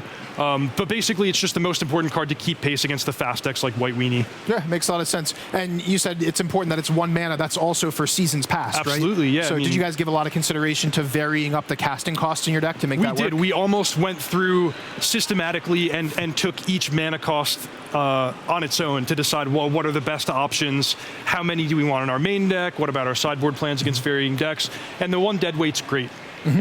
Yeah, sounds great. Let's take a look at what we have next. So yeah, one of your favorite cards here, Read the Bones. Read the Bones is my absolute favorite card. This is the card you want to draw the most in this deck because it's a cheap card advantage in a deck that really needs to hit its land drops and have a lot of gas. It smooths your draws, helps you dig towards your engine cards or your answer cards, depending on the situation. Helps you set up turn 4 Languish. And as I mentioned at the start, Languish, just a huge appeal of the color black and the control strategies in general because it's so good against the White Weenie decks, very good against Bant Collected Company, very good against decks with Thought-Knot Seer. Basically, any deck playing creatures, Languish is excellent against. Yeah, I feel like coming to the tournament, a lot of people wanted to play with Languish, but there wasn't really a good home for it. Is that how you kind of approach building this deck, where you're like, I want to play a Languish deck, let's figure out how to do that? Or was it more like, you saw seasons past? Or how did you get into the archetype? There's a bit of tension because the reason Languish is so good is that the creatures are so good in Standard. So it's tempting to want to play a green-black deck like this and play Sylvan Advocates and Tireless Trackers and everything like that, which we did work on many decks like that in testing also, but this one is just very smooth, no creature or very few creatures, so that you can make best possible use of Languish and keep all of your opponent's creature removal basically ineffective against you. And yeah, I mean, Languish is a single card that can buy you a ton of time and just clean up the board in the early game, and then you have great card advantage in the late game. So it's almost a perfect, easy formula. So talk to me real quick about Kalitas, Trader of Get. This is a card we've seen on camera a lot this weekend. It's been doing a ton of work. What's the deal with this guy? The original version of Seasons Past that we built had 0 creatures in the main deck. It was just all about the Seasons Past engine. But Kalitas ended up being very important in some of the problematic matchups, namely Bant Collected Company. It's just the best way to dominate the board against a deck with creatures. And as we saw, this deck has something like 15 removal spells, so you're always generating zombies every time you get to untap with him. It also provides very valuable lifelink, life gain in a slow deck where you're paying life with Read the Bones. It's just perfect. It also helps you win matches in time, which can be a problem. Seems like it's really well positioned against the black-green sacrifice deck we saw this weekend. Yeah, it's the most important card against a deck like that. So yeah, let's zip on over to the next slide. Just rounding things out here, we've got Nissa's Renewal and Nissa herself, some great ways to kind of smooth out your mana and get some more Renewal lands. is really fun in this deck. Yeah. It's not an integral part of your game plan, but it's just great when you can get it going. It's first of all the 1/6 mana spell, which, as you mentioned, it's important to vary your mana costs. It's the most direct way to gain life, which is important for a deck like this for pulling out of range against a deck with flash creatures or burn spells or whatever it might be. And it just makes the engine so much more effective. You cast Nissa's Renewal, next turn you're untapping with 10, 11, 12 mana, casting multiple spells in the same turn. This card, if you get it going, you can pretty quickly be casting Seasons Past and all of the cards you're getting back almost all on the same turn. Yeah, we've seen some games with your teammate John Finkel on camera where he has like 18 lands on the battlefield. So pretty awesome. So yeah, let's check out the next slide here, rounding things out with the mana base. Any big comments here? It was pretty straightforward. No, just tons of lands, 26, very high land count, tons of basic lands to go with Nissa and Nissa's Renewal. smooth 2-color mana base to take as little damage as possible from our lands, lots of black mana for Grasp of Darkness. And Evolving Wilds is really great with Seasons Past because it counts as a 0, you can return it to your hand, and a lot of times you cast Seasons Past, return the Evolving Wilds, play it again, reshuffle the Seasons Past into your library. Sounds great. Well, there you have it, folks. This deck is awesome. We've seen it a bunch on camera this weekend. Your teammate John Finkel is all but locked up the top 8 with it. We'll get to watch him looking tomorrow. forward to seeing him tomorrow. This is a deck that, you know, I can't wait to take to F&M or try out on Magic Online, and I hope you guys are interested in it too. So thanks for joining us here. Reed Duke, I'm Ian Duke, signing off from the Tournament Center.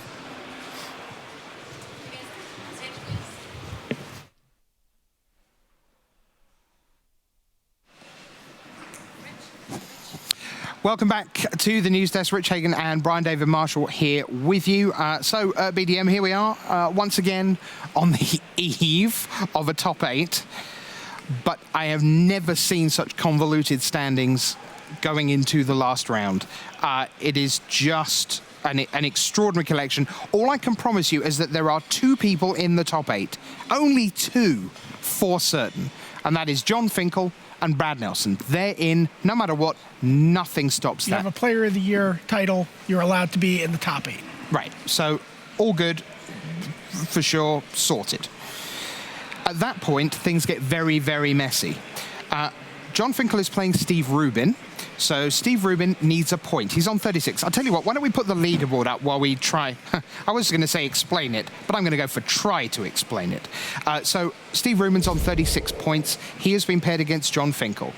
If John Finkel was willing to have an intentional draw with Steve Rubin, that would put Steve Rubin in on 37 points. Doesn't seem likely that would happen. Luis Scott-Vargas needs a point. Seth Manfield needs a point. Either of those 2 might make it in, even with a loss. But Steve Rubin, he really needs a point because his tiebreaks are not good. Meanwhile, Shota Yasuoka, with a win, he's in. Andre Strasky, with a win, he's in. Everyone on 11 and 4, they need to win and pray. It's going to be an amazing hour of Magic. Here it comes, the final round of Swiss from Pro Tour Shadows over Innistrad.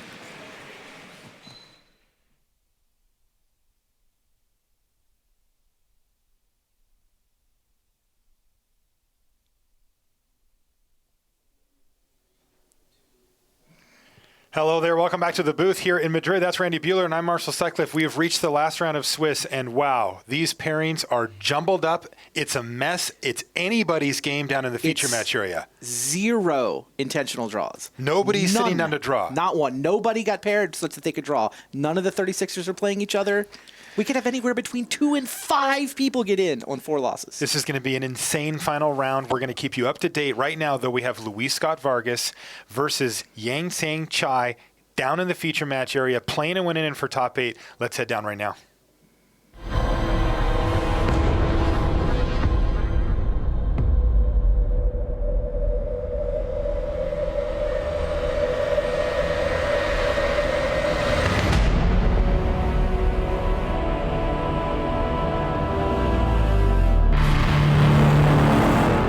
Hello and welcome to coverage of Pro Tour Shadows over Innistrad. I'm Marshall Sutcliffe in the booth with Randy Buehler, and we have a monumental final round here with the standings being thrown up like popcorn. It's anybody's game to see who's going to make it into the top 8, but we're going to start off with Luis Scott-Vargas from the United States, the 6-time Pro Tour top 8 competitor himself, playing Black-Green Aristocrats. Have the wheels fallen off here?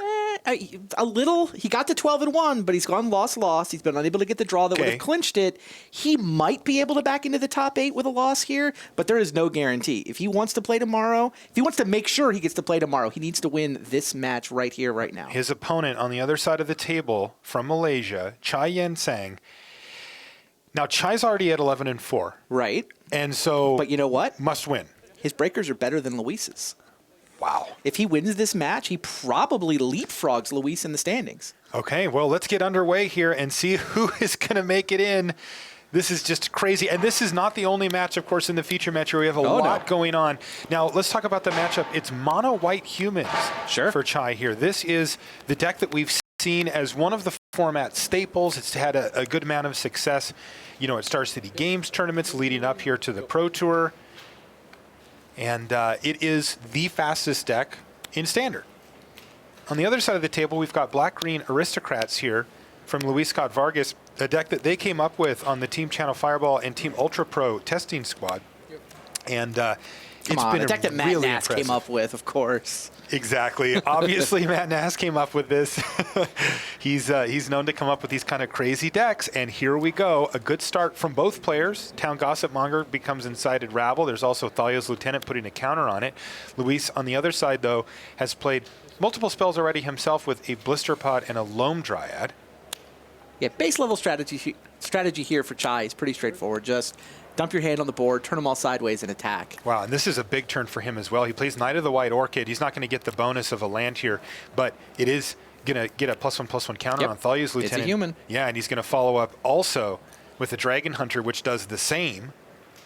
And all of a sudden, he's attacking for 6 damage here on turn 3. Yeah, he's set up to play Always Watching on each of the next 2 turns as well. Oh my goodness. Yeah, this could be just the start that Chai needs to get over Luis Scott-Vargas and his Aristocrats deck. Luis, again, he was 12-1. He's lost his last 2 rounds. He was looking really good for him to make top 8 at that point. But it could be in question here if he can't defeat Chai here in the last round of Swiss. Yeah, it's out of his hands if he loses this. It is definitely in question. Becomes a tiebreaker scenario there. It looks like he decided to go ahead and chump with Blister Pod. That's going to get him an Eldrazi Scion and have him only take 3 damage that turn, dropping down to 17. Now, Luis has got some explosive cards. He's got a Cryptolith, right, which can allow all his creatures to tap for mana. So that gives him the ability to, instead of, it may look like he's got 3 mana. It's more like 5. Right. And it's Blister Pod go, though, for Luis.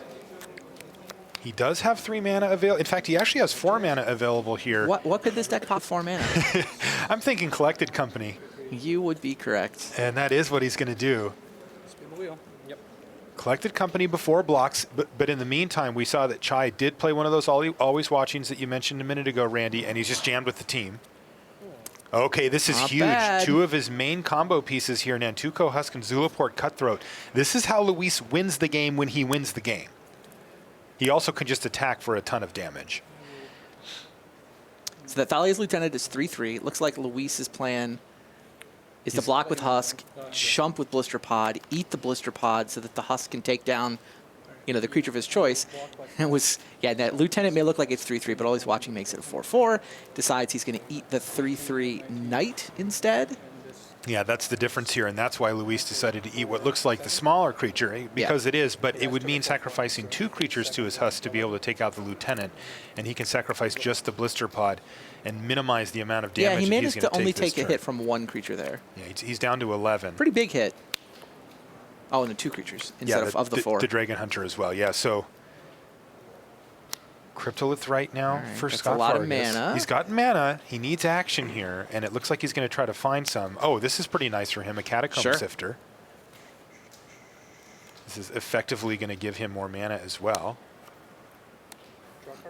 And there we go. Elvish Visionary. Elvish Visionary, one of Luis's favorite cards. These 3 have something like this. The Husk does not. Draw him a card. Nope, by the way, there is a... Ooh, he found a Duskwatch Recruiter. Go ahead, sorry, Randy. Well, there's a Westvale Abbey down amongst his lands. So he can actually fire up Ormondal, which can trigger the Zulaport Cutthroat 5 times for the creatures he sacrifices, and then potentially get a big hit in the air. Getting in for 14 damage in 1 swing. Yeah, I mean, with Try on 19, that, depending on how this turn sequence goes, that might be relevant. That's absolutely relevant. Now, we know that the interesting part about firing up the Ormondal, as you put it, is that Luis can do that at instant speed, and when it comes to the answers that Chai has in his list, the 4 Declaration in Stone, those don't get the job done in that scenario. Now, they can take out Ormondal, but if Luis gets to activate block, eat a creature, gain 9 life, you got to figure like he's fine if it gets Declaration in Stone after that. Yeah, trying to figure out if he's got an attack here. It kind of seems unlikely. I mean, second Always Watching could help, or he could just put a couple more Dragon Hunters on the board. Looks like he's decided for the Always Watching. Okay. Creatures are bigger, and yeah, he pushes them all forward. This does give him a lethal attack. It forces Luis to do something here. Yeah, Luis was always blocking. Indeed. It does mean Nantuko Husk probably has to eat 2 creatures to block something and survive. Yeah, Chai's doing his best to try to keep Luis's board managed, probably thinking about Westvale Abbey and trying to make sure that Luis that's a good point. Doesn't have that ability. The other kind of really cool thing about always watching is the vigilant side of things means that Luis doesn't get to just set up for a huge Nantuko Husk on the crackback. You know, normally an aggressive deck has to turn all their creatures sideways that's and a great point. The shields go down for a turn and all of a sudden you take 15 or 20 from a Husk, but it's not the case here.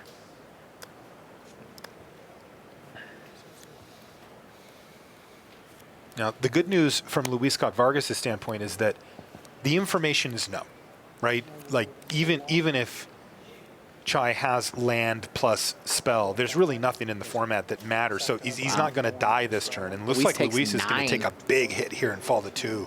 Scry. Yep. Does get a scry. Does get a cutthroat trigger. Scry to the bottom. I think he winds up at 3. 5, 9. Yep. Number 3. So one of our other matches that we've got going on is Luis Salvato from Argentina. He's on 11-4 playing against Michael Bonde from Denmark, who's also on 11-4. Luis Salvato up a game. He's playing that red white Eldrazi deck. Another match update, Andre Strosky playing green-white tokens is up a game over Seth Manfield on Esper Control.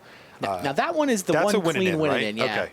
It is Strosky again just playing a winning in. That kid is amazing. Yeah, Seth only needs a point, and Strosky is on X3-1, so the win gets him to 37. Doesn't have to worry about the tiebreakers amongst the 36s. Now, I know you can't. Does that mean then if Seth were to lose the match that he would be a potential tiebreaker candidate at X and 4? He has a decent chance of backing in. His breakers are better than Luis's. Okay. All right, so this is the big turn here. Luis down to 3 life. And he's doing the math. Remember, his opponent is completely tapped out, so Luis has full reign here to try to figure out what he can do. He's going to draw his card. He finds a collected company. Hello. Yeah. Doesn't need a lot of time to think about that one. Main phase, collected company. What does he find? Zulaport Cutthroat is lethal, I think. Yep. And he did. He found it, and he also found a Catacomb Sifter, which gets him an additional creature on the battlefield, and this could very well be lethal. I think Ormondal is lethal now. No, he's just shoving everything out. Okay, yeah, sack those. Tap them for mana first, thanks to Cryptolith Rights. Sack 5 creatures. Trigger 2 Zulaport Cutthroats, 5 times each. That's 10 damage. And then here's a 9-power Hasty sack some Flyer. more creatures and kill you. Luis Scott-Vargas takes game 1 from Chai Yang-Sang. So breathe a sigh of relief on Luis Scott-Vargas' side of the table as Chai has his work cut out for him. He's got to play 2 sideboarded games against Luis to put himself in here, and it has been pretty crazy last round so far. We'll be back right after this. Unravel the madness. Shadows over Innistrad is now available on Magic Online. Explore the new set by signing up for Magic Online at mtgo.com. Whether riding the bus or waiting for the Pro Tour Finals to begin, Magic Duels is a great way to hone your skills and try new strategies. Featuring hundreds of earnable cards from Magic's latest sets and virtually unlimited AI and online opponents, start playing Magic Duels free today on iPhone, iPad, Xbox One, and Steam. And welcome back to the feature match area here in Madrid, Spain. Let's take a look at Brad Nelson versus Shota Yasuoka.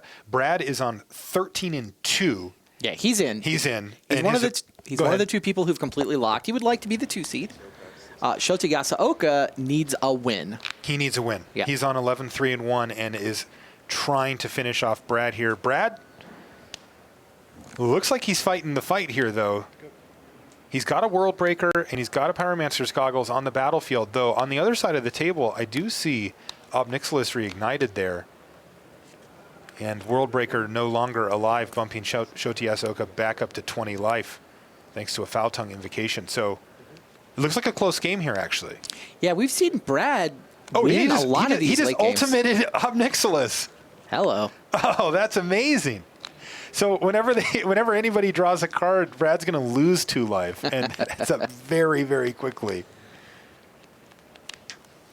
Wow. Ob Nixilis Ultimate. I don't remember seeing that. We've seen Ob Nixilis Ultimate today in the feature match on camera. We've seen Narset Ultimate. A lot of planeswalkers running around. How does Brad feel about copying Tormented Voices now? Draw 4. Half your life's gone. It's pretty good. So Shota Yasuoka very likely to win the game from this position on 19 life, and with Brad Nelson's life total just plummeting here, 4 per turn cycle plus any other cards. It's just whenever a player draws a card, so Shota has some card draw spells of his own, I'm sure, and he's also got a full grip. So yeah, this one looking really good for Shota Yasuoka here in game 1. We're letting our main table finish sideboarding and getting shuffled up, but once they do, we're going to be back up there. Brad Casco's Electro Turn as a response to Transgress the Mind, just to make sure it winds up in his graveyard instead of in exile. That is one good way to take care of a dragon.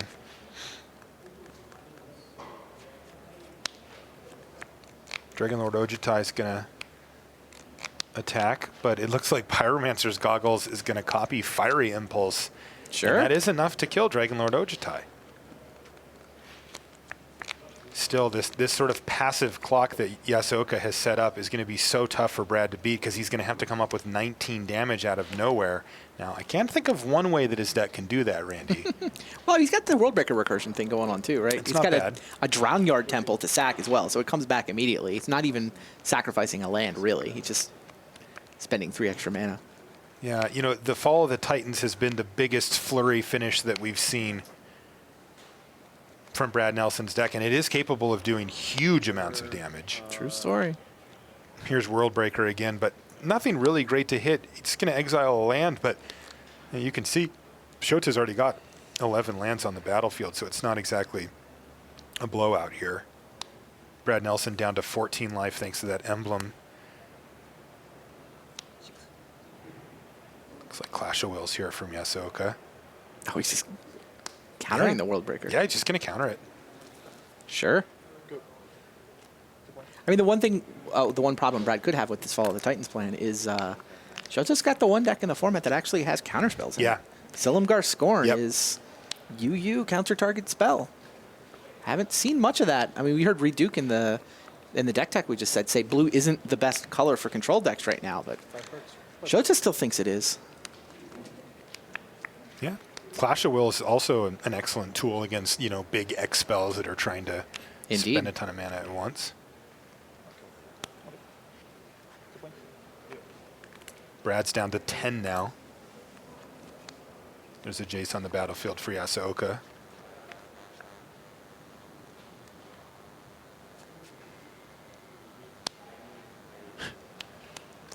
You know, this sequence certainly benefits, or Shota will win if this is Brad's plan, just to keep on casting Worldbreakers.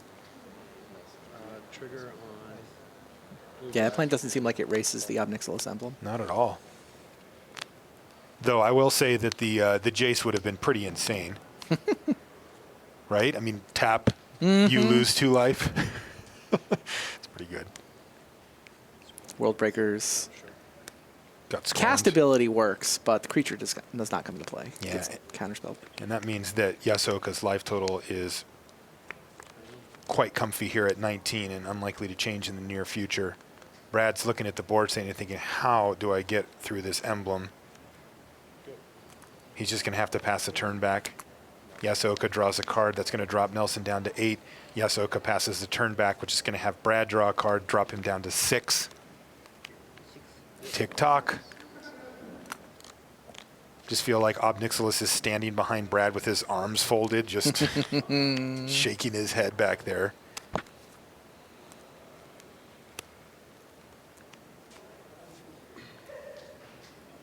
And here's the 3rd time in a row that we've seen Worldbreaker hit the stack. It is yet to resolve here.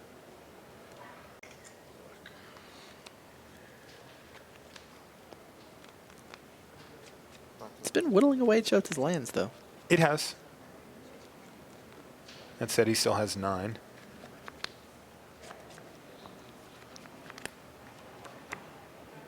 Yeah, we're holding that front table. So I want to see how this ends. I think this Obnixilis emblem is going to get it, but I've written off Brad Nelson too many times today to do it again. I do too, yeah. We're going to stay here, and as you can see in the upper right part of your screen, we're actually having Luis and Chai just go ahead and hold on for a minute for us so that we don't miss anything. That match can go very, very quickly. Both decks playing a lot of cheap creatures and cheap spells. Yasuoka just simply passes the turn back. That's going to drop Nelson down. And you can see his life total plummeting here. He's down to 2. He's got to come up with 19 damage right now. Well, make that 14 damage right now. Can he do it? This deck is actually capable of it. Yasuoka is going to be keenly aware of this interaction with Pyromancer's goggles.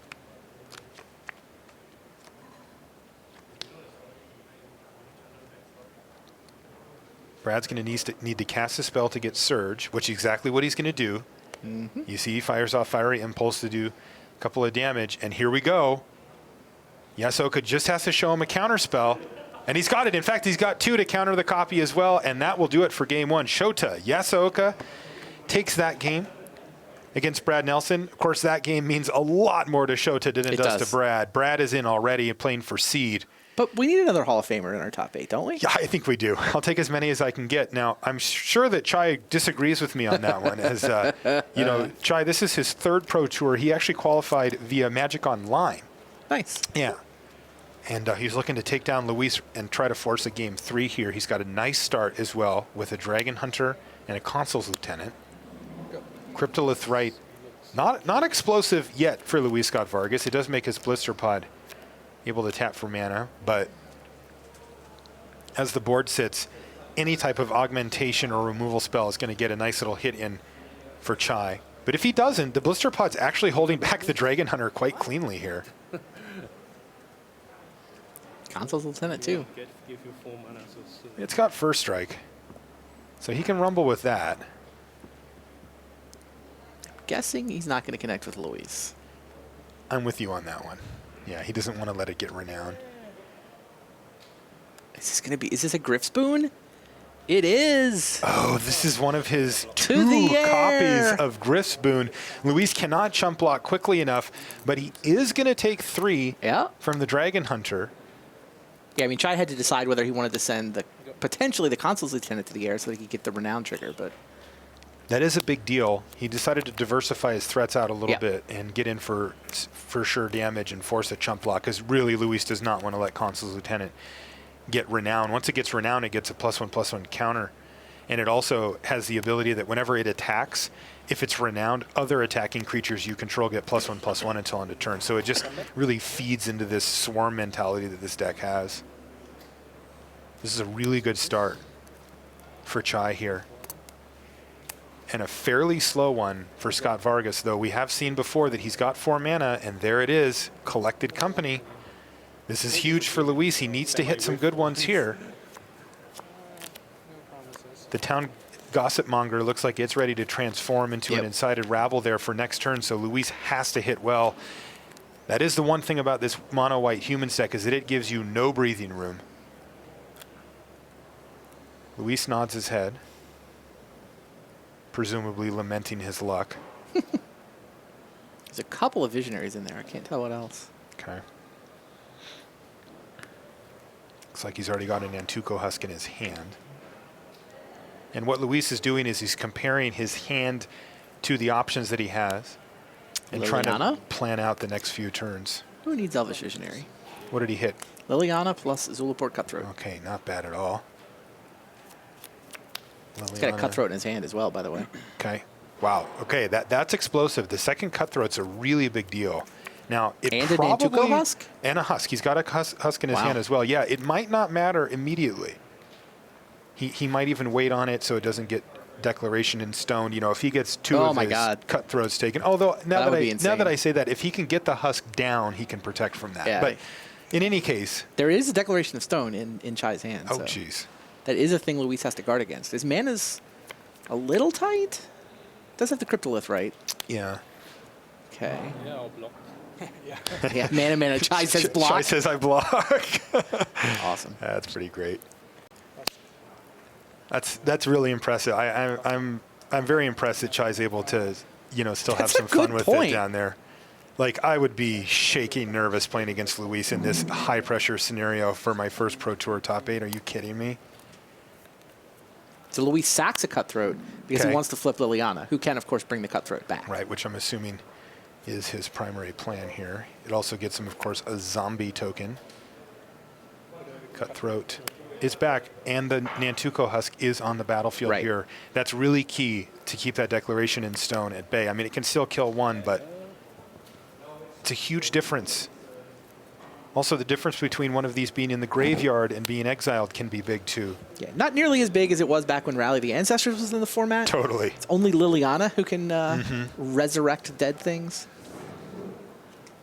All right, well, I can tell you that one of our Luises has won their match in the feature match area. Luis Salvato defeats Michael Bonde 2-0 and improves to 12-4, putting him He gets the sweat. In that sweat, yeah. He has won a sweat. You're going to torture them, right? You're going to read the top 8 You this have time? no idea what I'm going to do to these people. It's going to be amazing. You have to go very slowly. Long pauses. It's just going to be... Something out of like a gothic horror film. Yeah, maybe? they might zoom in on me really close, you know. Look, the flavor judge approves. I You're going always to be say standing that. in a graveyard feature match area. I always say that, but then I get up there and I feel bad, like, you know, making him squirm too much, and I just read it. Correct. Only one does not have summon signal. No, they all have summon signal. Sorry. Okay.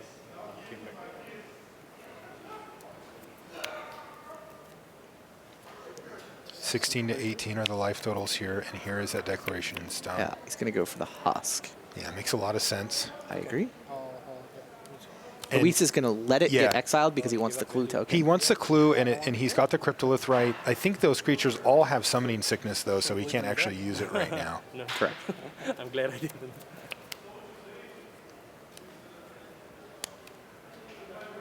Looks like this is going to be Catacomb Sifter for Scott-Vargas. Second declaration is done would be kind of insane. There's no longer a sack outlet. Wow. And here's another Catacomb Sifter, so Luis has thoroughly gummed up the board here. Chai needs to find a way to push through for damage. He has not transformed his town Gossip Monger. He doesn't want to send it into the fray here and just watch it die. He does still have Griff's Boon on that Dragon Hunter that's chipping away, but I think Scott-Vargas is fine taking 3 a turn here and feeling like he can set up some type of win condition if he can find the right He's got to draw cards. one. I think he's holding a pair of Cryptolith Rights, which don't do anything. I mean, that is huge if that's the case. Now, he's got that clue token. I mean, Westvale Abbey might be lethal on the spot. Elvish Visionary. It's at least close. But he has no sack outlet right now, so he can't really do a combo kill. Finds another Elvish Visionary. Yeah, Visionary and a Visionary. And he's got so many mana. The first Cryptolith Right obviously turns all these creatures on. But can he do anything with all this mana? This is going to be the clue token. 15 to 16. Remember, this is a scry. He needs to find an Nantuko Husk. He sacked the Scion first before activating the clue. That's 2 right. Catacomb Sifters, so he gets 2 scries. Now finally spends that 2 mana on the clue because he found something he wants. And it's an Nantuko Husk. There you go. Is this 1, lethal 2, on the 3. spot? This has to be lethal, right? 1, 2, 3, 4, 5, 6, 7, 8, 9. Without them, yes. It's got to be.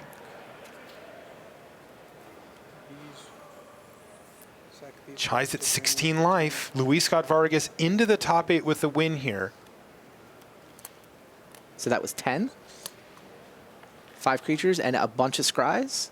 Looks like it. Scrying to the bottom. Looking for a specific card. Scrying to the bottom. Chai's down to 6 life.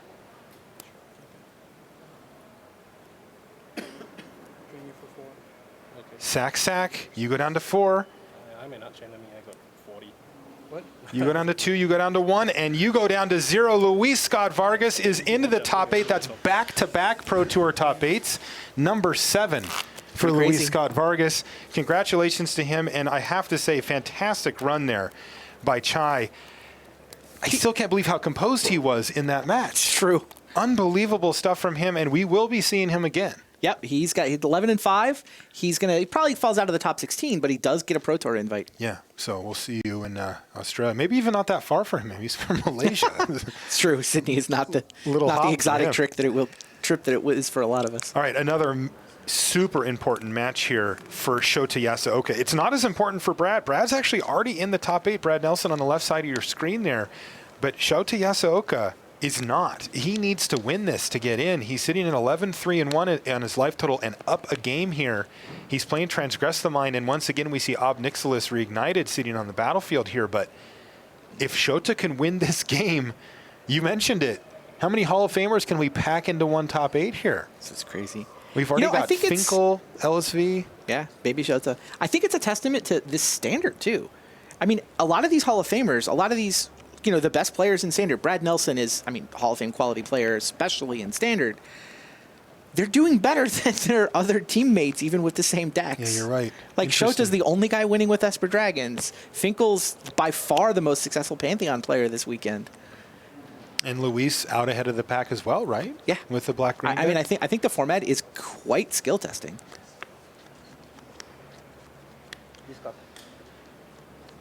Yeah, I don't think it's about, who draws better. It's about who figures out what to do with these resources once they draw them.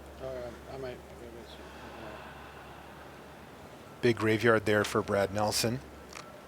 Playing this Goggle ramp deck. It looks like Goggle got exiled there. Brad's going to turn his Den Protector face up and get something. I think he's debating Traverse the Ulvenwald or another Den Protector. And he's just going to take the more conservative route, or the more long game route, I should say, and take the Den Protector. Anguish Unmaking, though, is going to take care of that original Den Protector and kind of shut off the loop. Yeah, crucially exiling it.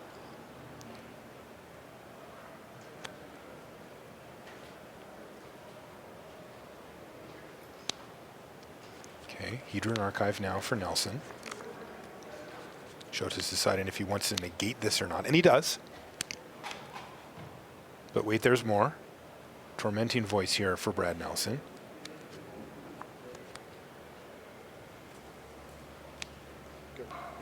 And pass the turn. Yasuoka again gets to untap with an active Planeswalker here, drawing him extra cards, Ob Nixilis,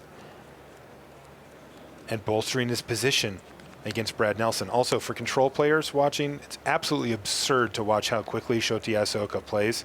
I think he's one of the most intimidating players to play against at the Pro Tour. Standing down in the feature match area, he is so quick. He never misses anything. It's crazy. Yeah, just instant decisions and obviously making the right ones most of the time.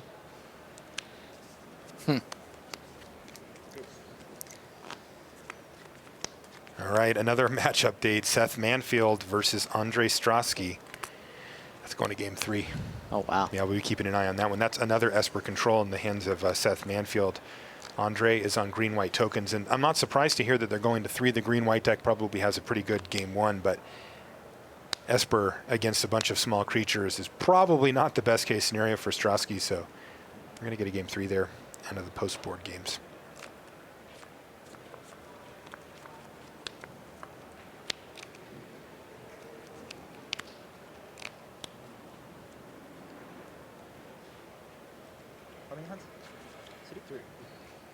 Hedron Archive for Nelson. Wow. That's going to get countered as well. Dragon fighting the card drawing. That's right. Dragonlord Ojutai makes that into a hard counter, and we are ticking up dangerously close to another ultimate for Ob Nixilis. Wow, and here's a duress. It's going to take away Chandra. Now you want the rending volley, right? Yeah, that was Brad maybe being a little hopeful, but I would assume that Chandra would be the choice here. Goblin Dark Dwellers, of course, not an option. He did take it. Yeah. All right, he just wants to protect his Dragonlord Ojutai. Absolutely. You know, the reason I said that was because he's got another one in his hand. Right, I saw it. Yeah, but I suppose he just wants to make sure to try to shut the door immediately because he wants to just try to get Ob Nixilis up to ultimate range again. Makes a lot of sense when you think about it. And he can counterspell the Chandra. He's got a counter in his hand? Pretty sure. He must. He's got I don't think he would have countered countered 2 Hedron Archives if that was his last counter. Yeah, I agree. Is that a Dark Petition in his hand as well? Yeah, it was. along with 2 Silumgar Scorns, an Anguished Unmaking, a Foul Tongue Invocation, and some land. Okay. I'm wondering if Brad would rather Goblin go grab some dinner with his friends or something at this point. He's going to hang out for the top 8 announcement. Come on. Fair enough. So Goblin Dark Dwellers gets the Rending Volley, so I think that's what Shota saw. Sure, he had a backup Dragon Lord Ojutai, but he needed to... He didn't want to have to lose both of them. Exactly. Yeah, it makes a lot of sense. In the meantime, he has another duress anyway. This is just an embarrassment of riches here for Shota Yasuoka. And that's it. All lands in hand for Nelson. Wow. Shota Yasuoka disassembles the Goggles deck, and he's put himself into yet another top 8. Remember, he's in the Hall of Fame. He says, you know, thanks for voting me in, guys. I belong. Another top 8 for Shota. Wow. So we've got Luis Scott-Vargas with the victory. We've got Shota Yasuoka with the victory, and Luis Salvato also with a win this round. That leaves us just with Andre Strosky and Seth Manfield. Let's check in with them as they're getting going in Game 3 here. Now, again, I want to recap. So Manfield's on 12-3, Strosky's on 11-3-1. What does it mean for each player? Strosky is in with a win, out with a loss. And for Manfield? He would be in with a draw, which he won't get. He might be able to back in. So backing in meaning if he loses, he could get in. He could lose and still win. And if he wins, he's in. That's easy. Yeah, clearly if he wins, he's in. Yep. If he loses, Seth is in good shape. He actually has the best tiebreakers in the field right now. Oh, man, look at this from Seth. He's got a duress, but it looks like it's a little late. Evolutionary Leap already on the battlefield. That's the kind of card that can be very difficult for the Esper decks to grind through, as they can generate so much card advantage from that card. Yeah, Seth not interested in leaving this to tiebreakers, but happy to have the backup plan in case. World champion. You know, if he makes this top 8, this Player of the Year race that everyone's been just conceding to Owen Turtenwald, it gets tight. This is where that happens, right? You know, the PT is when the big spikes in pro points come Absolutely. I mean, even if Seth loses this and misses top 8, he gets 15 pro points. I don't know how many Owen's going to get, but he's had his worst Pro Tour in a while. I mean, he made day 2. I'm guessing he's going to finish in the money somewhere. But yeah, maybe he gets 5, 6, 7 points. Seth cuts the lead by 10. And that's if Seth misses top 8. Put Seth in the top 8, and we got a horse race for Player of the Year this year. I like hearing that. That makes the entertainment value go up for sure. Andre Strosky, of course, very solid player with a young career. He's already got 2 Pro Tour top 8s on his resume. He's got 1 GP top 8 as well.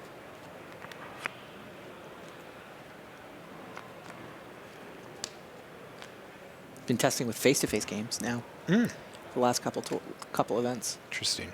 This is their green-white token stack.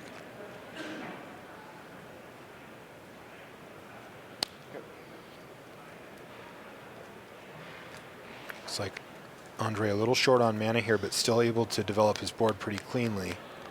He's going to play a Sylvan Advocate and pass the turn with 1 mana up. He can use that mana for the Evolutionary Leap or even for his Hangerback Walker. Kalidas on the other side of the table is pretty ominous.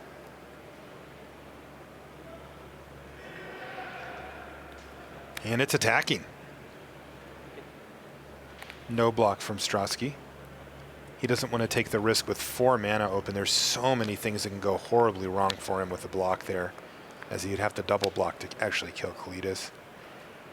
And it looks like Manfield's being the aggressor here, actually. Instead of trying to play the remove all your stuff and slowly fall behind an Evolutionary Leap game, he's just playing 2 of the most powerful mythics back to back. He just played Kalidas into Dragonlord Ojutai and says, look, I've got better creatures than you. It's pretty smart, actually. It is. I mean, green-white tokens, how does it take care of a Dragonlord Ojutai here? It's pretty difficult. Looks like a Gideon emblem here, and Strosky says, well, I guess we're going to have to fight then. He put a counter on his Hangerback Walker, and with that Gideon emblem, he's attacking for 4 here. Would you like to trade your dragon for my 3/3 Hangerback Walker? No, not even a little bit.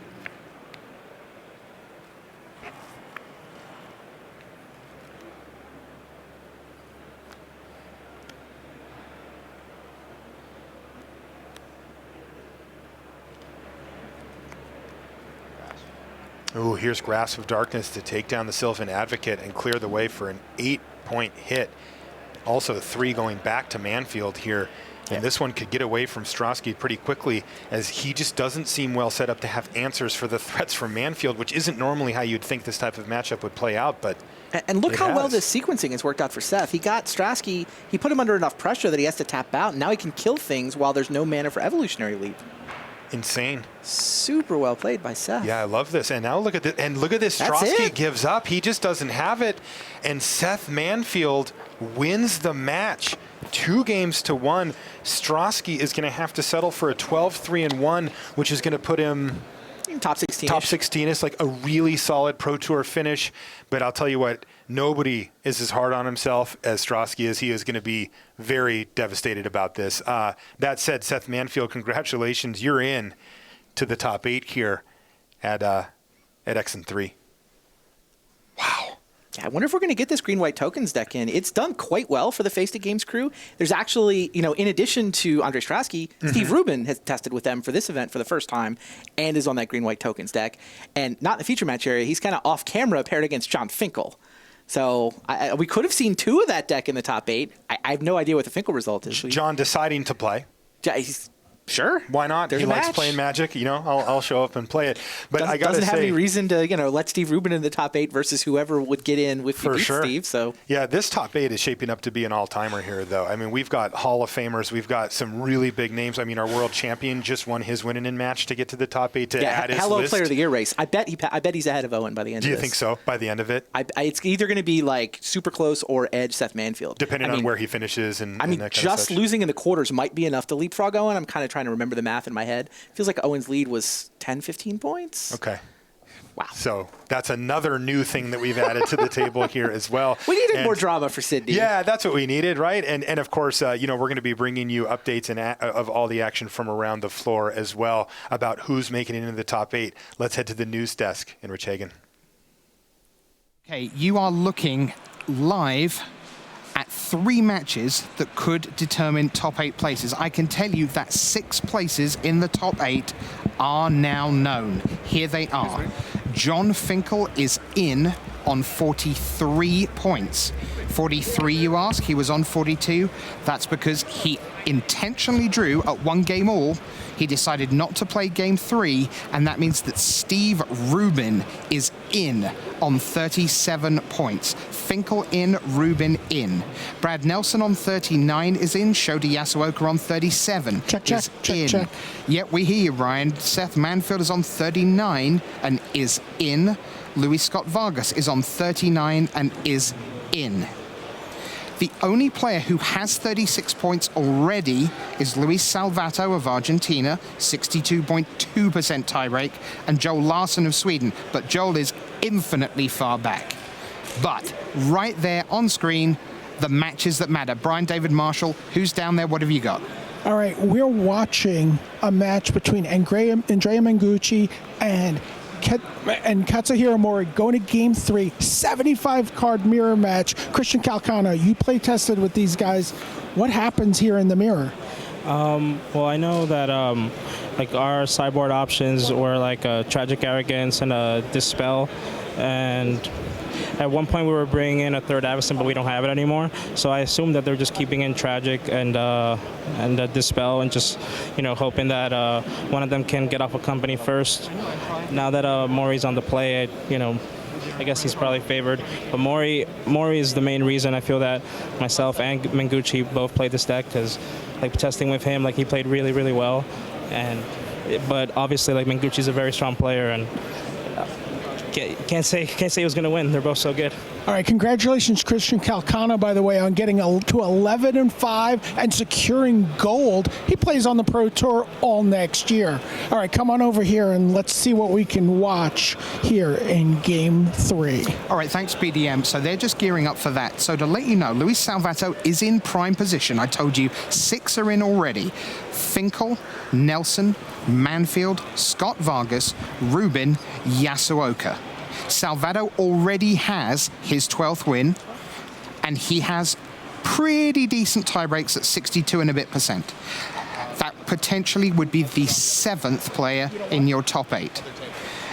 The winner of this game, Mengucci against Mori, you see Andrea Mengucci on the left there, Mori on the right, 2005 world champion, would be the next most likely, since they are currently the best up on tiebreaks. Sorry, guys, we need If to clear that this. doesn't work out, the players next to them, you see Lucas Blahon there from Eureka on the left in the middle against Justin Cohen. The winner of that match is currently most likely to be in the 8-9 range. And then we're just looking at table 8. That looks like table 8 is done. We see Yuya Watanabe getting up, Gregor Kowalski getting up. Let's see if we can get a result from that Yuya Watanabe Gregor Kowalski match. We'll find that out coming through on table 8 as we gear up for Katsuhiro Mori. You see a negate in hand there. All right, Rich, we are underway.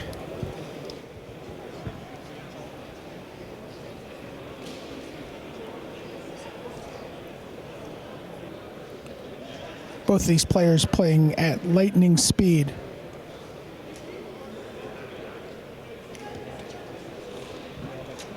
The players do have some extra time, it looks like. I'm looking at the slip. It looks like they have 8 extra minutes. There's only 4 minutes left in the round. All right, I'm going to get a look at the hands here. We gotta clear out. Judges, I'm sorry. Judges, if you could help us. Hey, if you could help Okay. us. Make sure people are out. There's a lot of interest in this match. A lot of crowding. We're trying to keep people out of the area. We're trying to shoo them away. So everywhere at the end of this. So it looks like there was a Duskwatch Recruiter in hand for Katsuhiro Mori, but he didn't have a land that came into play untapped on turn 2. All right, turn 3. There is Nissa. Goes and gets his 4th land.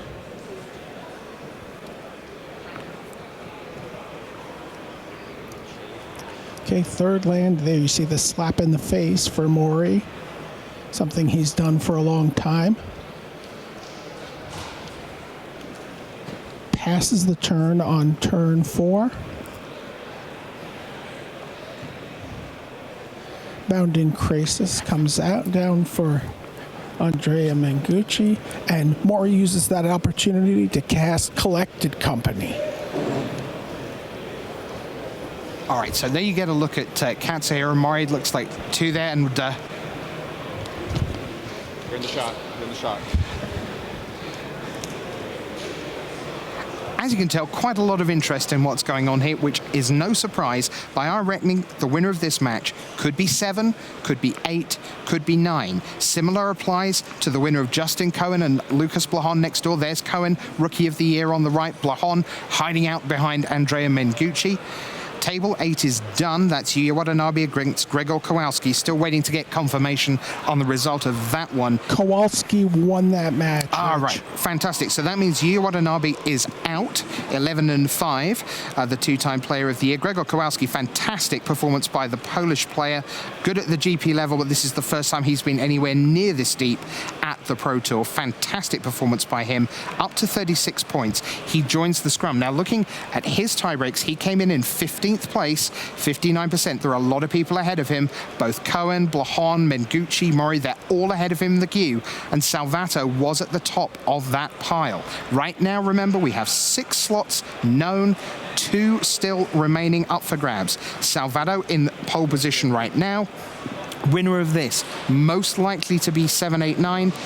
And then Cohen, Blahon, most likely to finish perhaps 9th, somewhere in there. But tiebreaks are very tight on these last tables. Collected Company there for Andrea Mengucci. Hit a Reflector Mage and a Sylvan Advocate and bounced the Duskwatch Recruiter back to Mori's hand.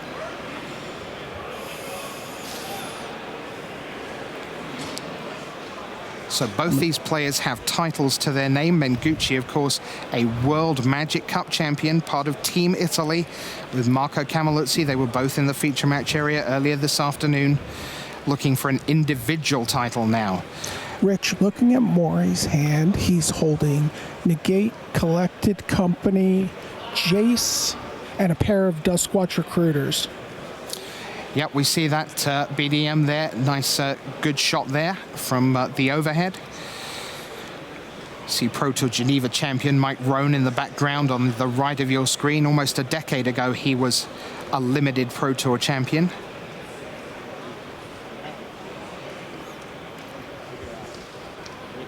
Back to Mengucci.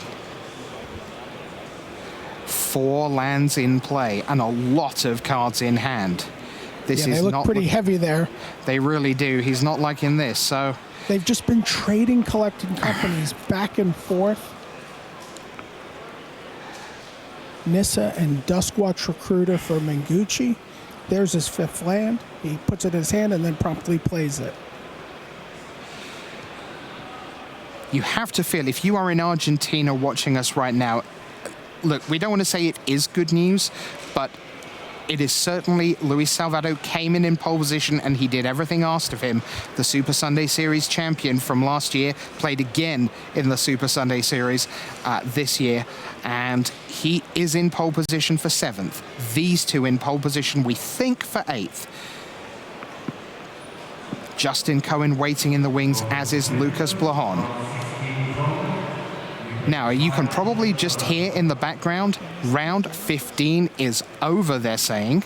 So we are heading towards extra turns. And bear in mind that if these matches go to draws, that helps no one. And then who knows how far down the tie breaks go. So, Rich, you're right. Time has been called, but Mori and Mengucci have an 8-minute extension. Oh, wow. Cohen and Blajon are going to turns. So here's the scenario. We put a winner of Cohen tracker. Yep, a winner of Cohen Blajon. At that point, they would be, as it stands, in the top 8, we would imagine. But with the winner of Mengucci and Mori overtaking them, most likely. But if Mengucci and Mori went to a draw, that could let in someone further down the chain, or indeed the winner of Cohen Blajon. So when Cohen and Blajon finish their turns, the winner is going to be avidly interested in the last 7, 6, 5 minutes of this match that you're watching live from the floor of Pro Tour Shadows over Innistrad. Brian David Marshall in the thick of things on the floor. Rich Hagan here at the news desk. Hope you're enjoying what really is extended coverage, wirelessly extended coverage, come to think of it, of Pro Tour Shadows over Innistrad. We've never been able to do this for you before, and we're very glad to bring it to you. Bounding Crace is at the end of the turn for Mengucci. He's working his flipped Nissa.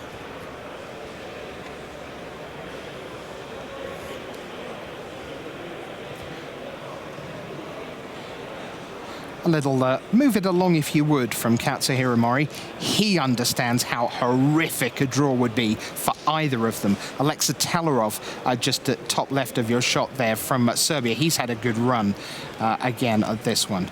By the way, I just want to give a shout out to John Malloy and Jack Lipke, who are tag teaming the camera on this. They have this incredible camera rig, but it is incredibly arduous to hold it up over the match, and they are tag teaming this so that we can bring you live match coverage here at the end of the last round of the Pro Tour.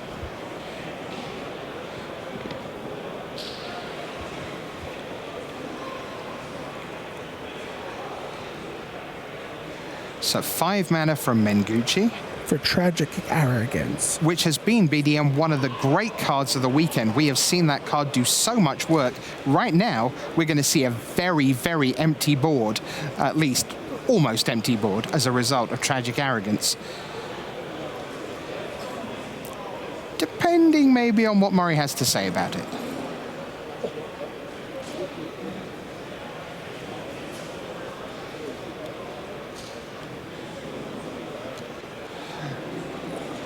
Bye, bye, bye, bye, bye, bye, bye, bye, bye, bye, bye, bye, bye. There we go. That's a bit better. Dromica's Command takes out the Jace. Dispel. Oh, classic counterspell war. And Mengucci can't get it done fast enough. Another Jace. Andrea Mengucci, the loyalty is ticking away. Transform, Jace, negate. Let me see if I can find out where we are in terms of life totals. Mengucci at breakneck pace now. The timer you see on the top left of your screen, that is attached now to this match. 4 minutes to go here. Cohen and Blahon still in the background. Get some look to your left now. All right.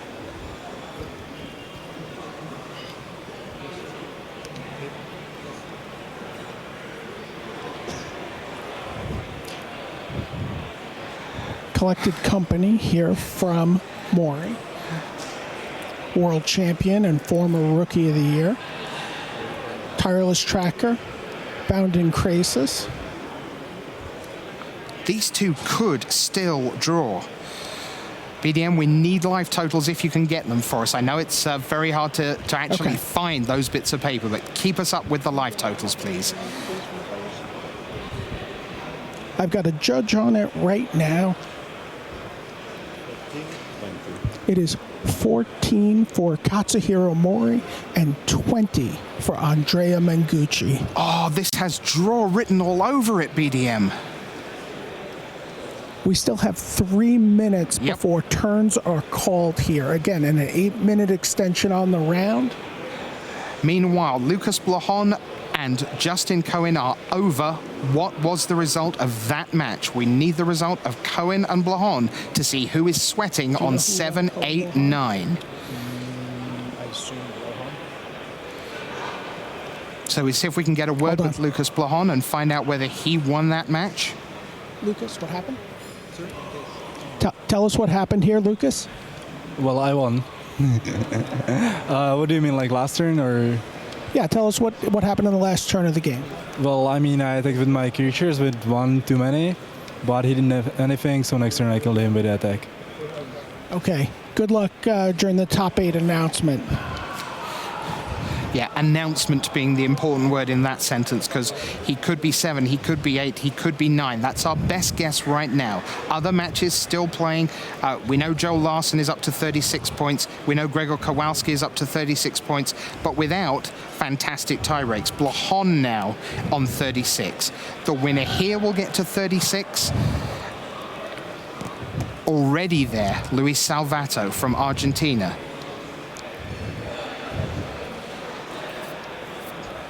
Can either of these two leapfrog one of Salvato or Blahon? Mori passed the turn with no play. Duskwatch Recruiter transformed. Jace is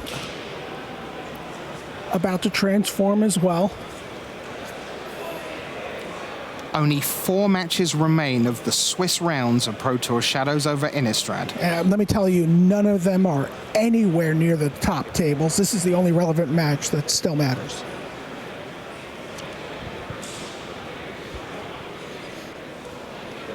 Here we go again from Mengucci. Tragic arrogance.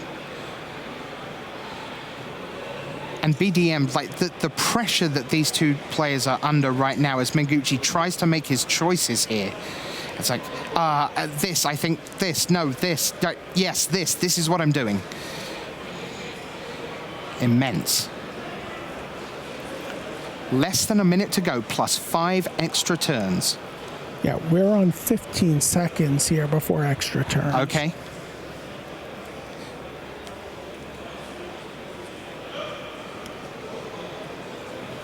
There's Jace Friend's Prodigy. There's a Duskwatch Recruiter. And time has been called. Right. So here we go. Judges aplenty around the table. 3 cards in hand for Mori. So a reminder in terms of life, BDM, Mengucci's way up on 20 and Mori's round about 15. Was that right? He was on 14. 14.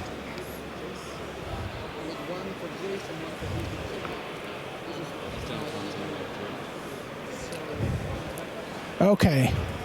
We have to back up a little bit here. Okay. Because Mengucci forgot that he was no longer getting the creature discount because the Duskwatch Recruiter that had transformed was in the graveyard after the Tragic Arrogance.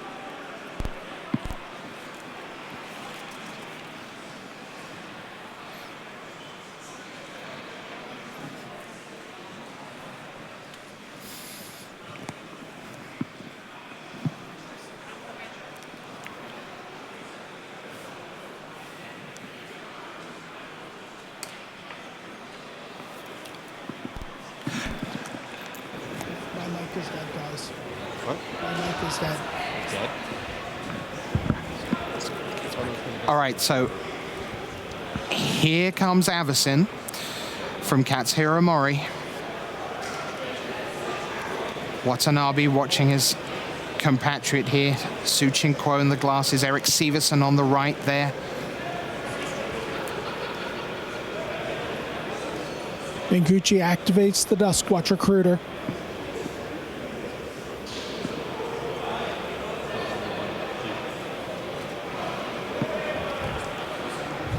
Activates Jace. See him discarding a Dispel.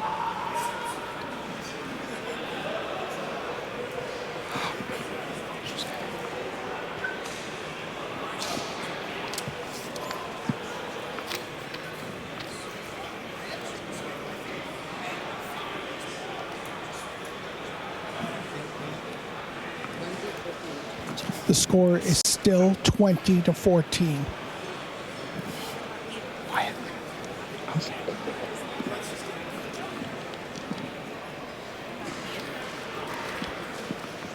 Flashes back a Collected Company.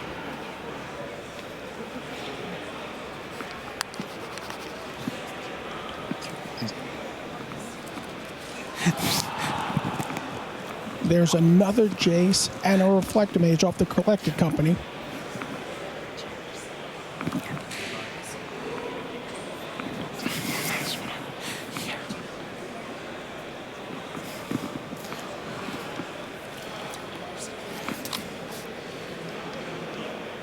This is turn 2. Menguchi does not have a lot of time. He bounces Avacyn.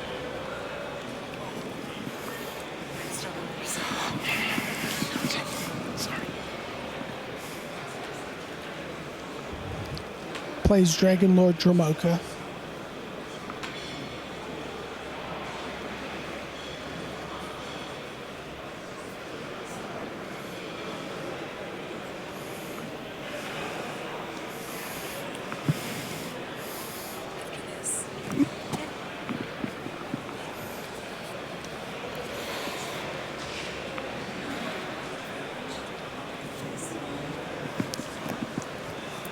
Before that resolves, Mori wants to just read the card again. He has a Japanese one in his sideboard. He casts Bounding Krasis to tap the Sylvan Advocate. I gotta tell you, this looks like we are heading to an unintentional draw here. And it is, BDM, it is the most unintentional of draws. I mean, in the last round, I mean, I'm sure they'll be very proud of themselves after the match in terms of what they've accomplished this weekend. But right now, players who are on 36 points, Luis Salvato will be thrilled if this match goes to a draw. So will all of Argentinian Magic, because that will very likely cement his place in the top 8, because there'll be one fewer person with a good tiebreak on 36. Right now, Lucas Blajon will be thrilled if these two go to a draw. It looks likely that Lucas Blajon would be the beneficiary of this being a draw. And Mori is cashing in his Jace for a Collected Company.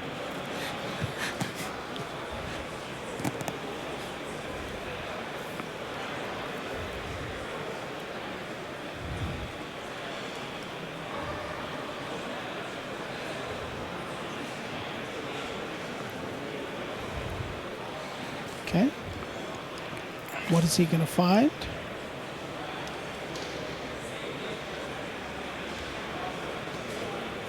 Pair of Reflectomages.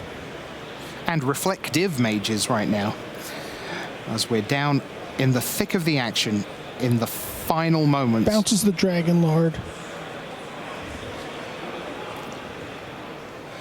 bounces the Jace Friends Prodigy. Brian, can you imagine any way that Mori can win this from here?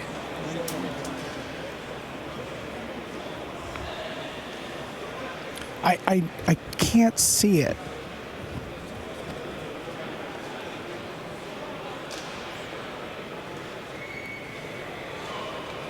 Now, again, if you're Polish and you're supporting Gregor Kowalski, he's on 36 points. He is in the tiebreak shuffle. Joel Larsson from Sweden, he was way behind on tiebreaks, like full 6-7% behind. Don't see how the math can work out for Joel. Great finish, of course, 12-4, but I don't see that there. Blahon in the mix. A winner here would be Salvato, absolutely in the mix.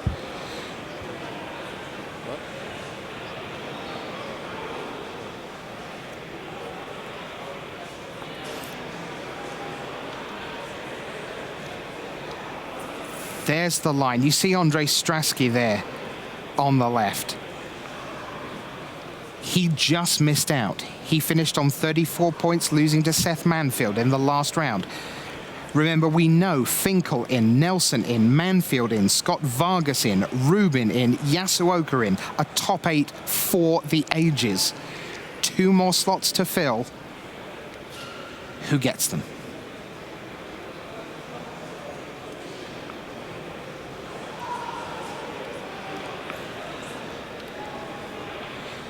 While we wait for the top 8 announcement, I can tell you that many of the main protagonists from this extraordinary afternoon of Magic will be talking live with BDM. Already, players who are in the top 8, you'll hear in their own words what it means to them to be back yet again in some cases for the Sunday shootout tomorrow. We have a transformed Nissa here.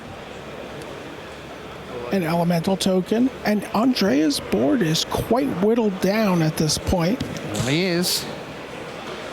But this is turn 4. Mori gets 1 more turn. Is Mori going to come up 1 turn short? It's starting to look like that.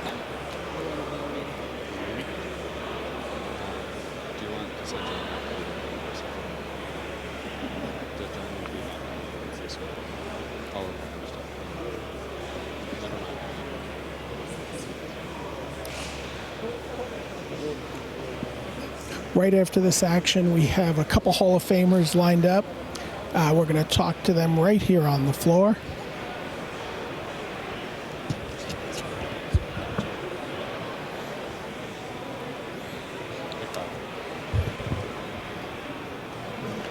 I can tell you batteries are dying in people's equipment as we go on.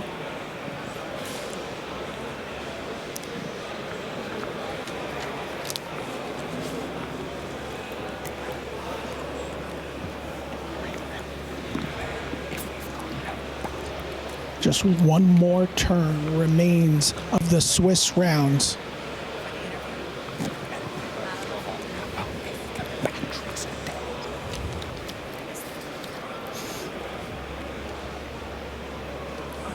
And here it comes. This is the last turn of the Swiss rounds here at Pro Tour.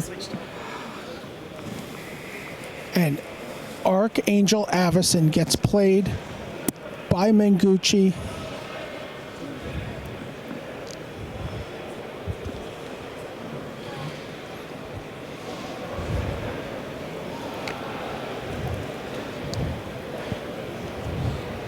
So it's just the Yavimaya Jace Coast. activates. Yep.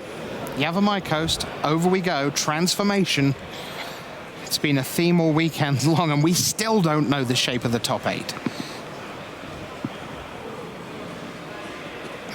Mengucci is resigned to the draw here. Oh, wait, no. He wants to show his hand.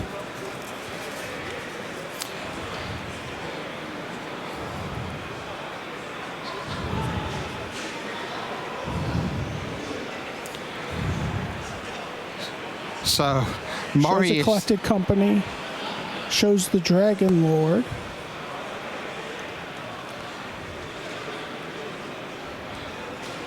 These two players have been playtesting together for weeks. They're on the same deck, 75 cards. A little bit of imploring eyes on each side. Mengucci says, you have no more reflector mages.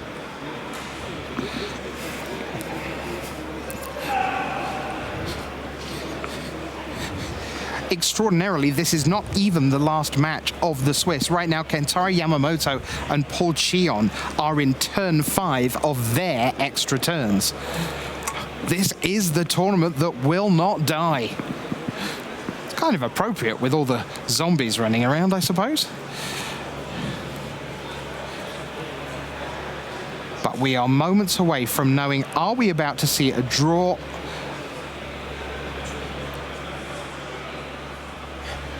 See Mengucci going through the motions, saying what's going to happen on the subsequent turns if they existed.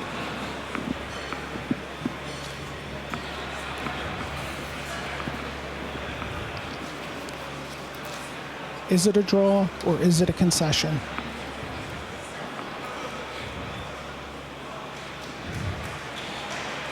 Certainly judges there, BDM. Yes.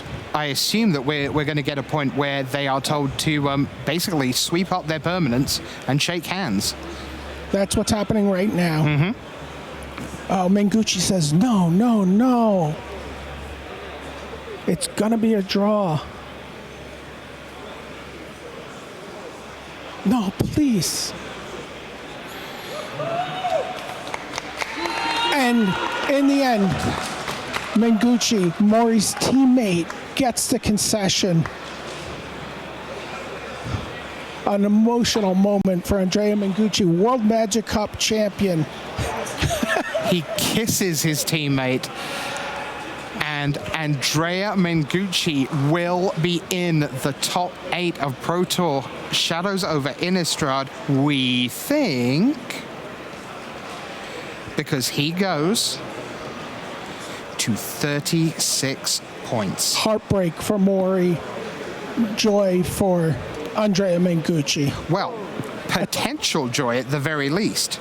Mori will be on 33, Mengucci on 36, Blahon is on 36, Kowalski 36, Larson 36, and Luis Salvato, who a very long time ago now got himself to 36 and had the best tiebreak of the bunch.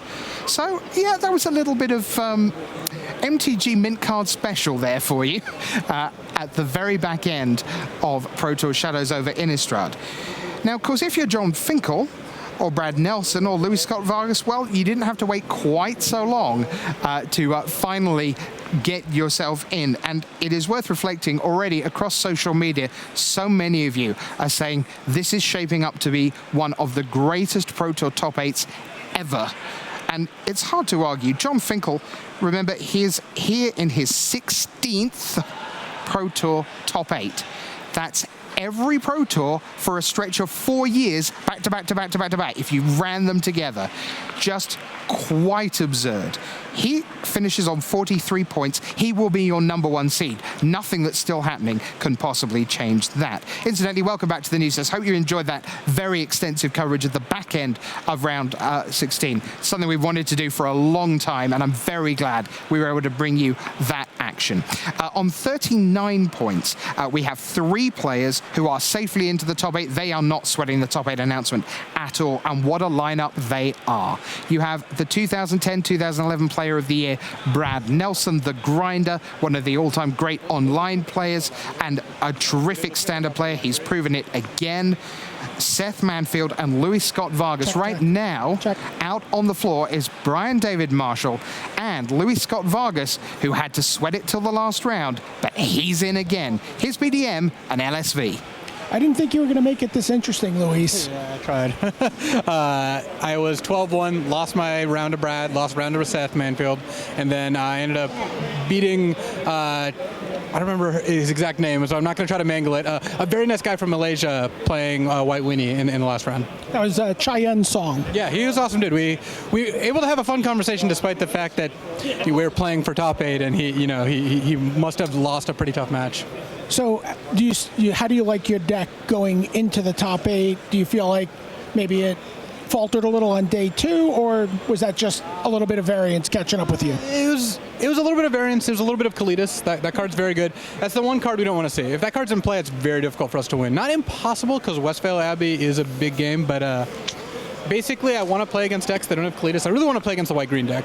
The white-green deck I think is my best matchup that I know about in the top 8, but I don't know the whole top 8. So once I know that, I'll be able to figure it out.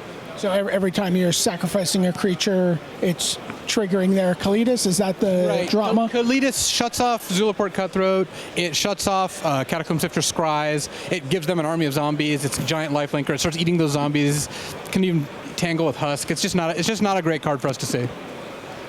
All right, Luis. Good games tomorrow. I'm sure we'll be talking to you in the morning and to some of your teammates. So good luck tomorrow in the top 8. Thank you.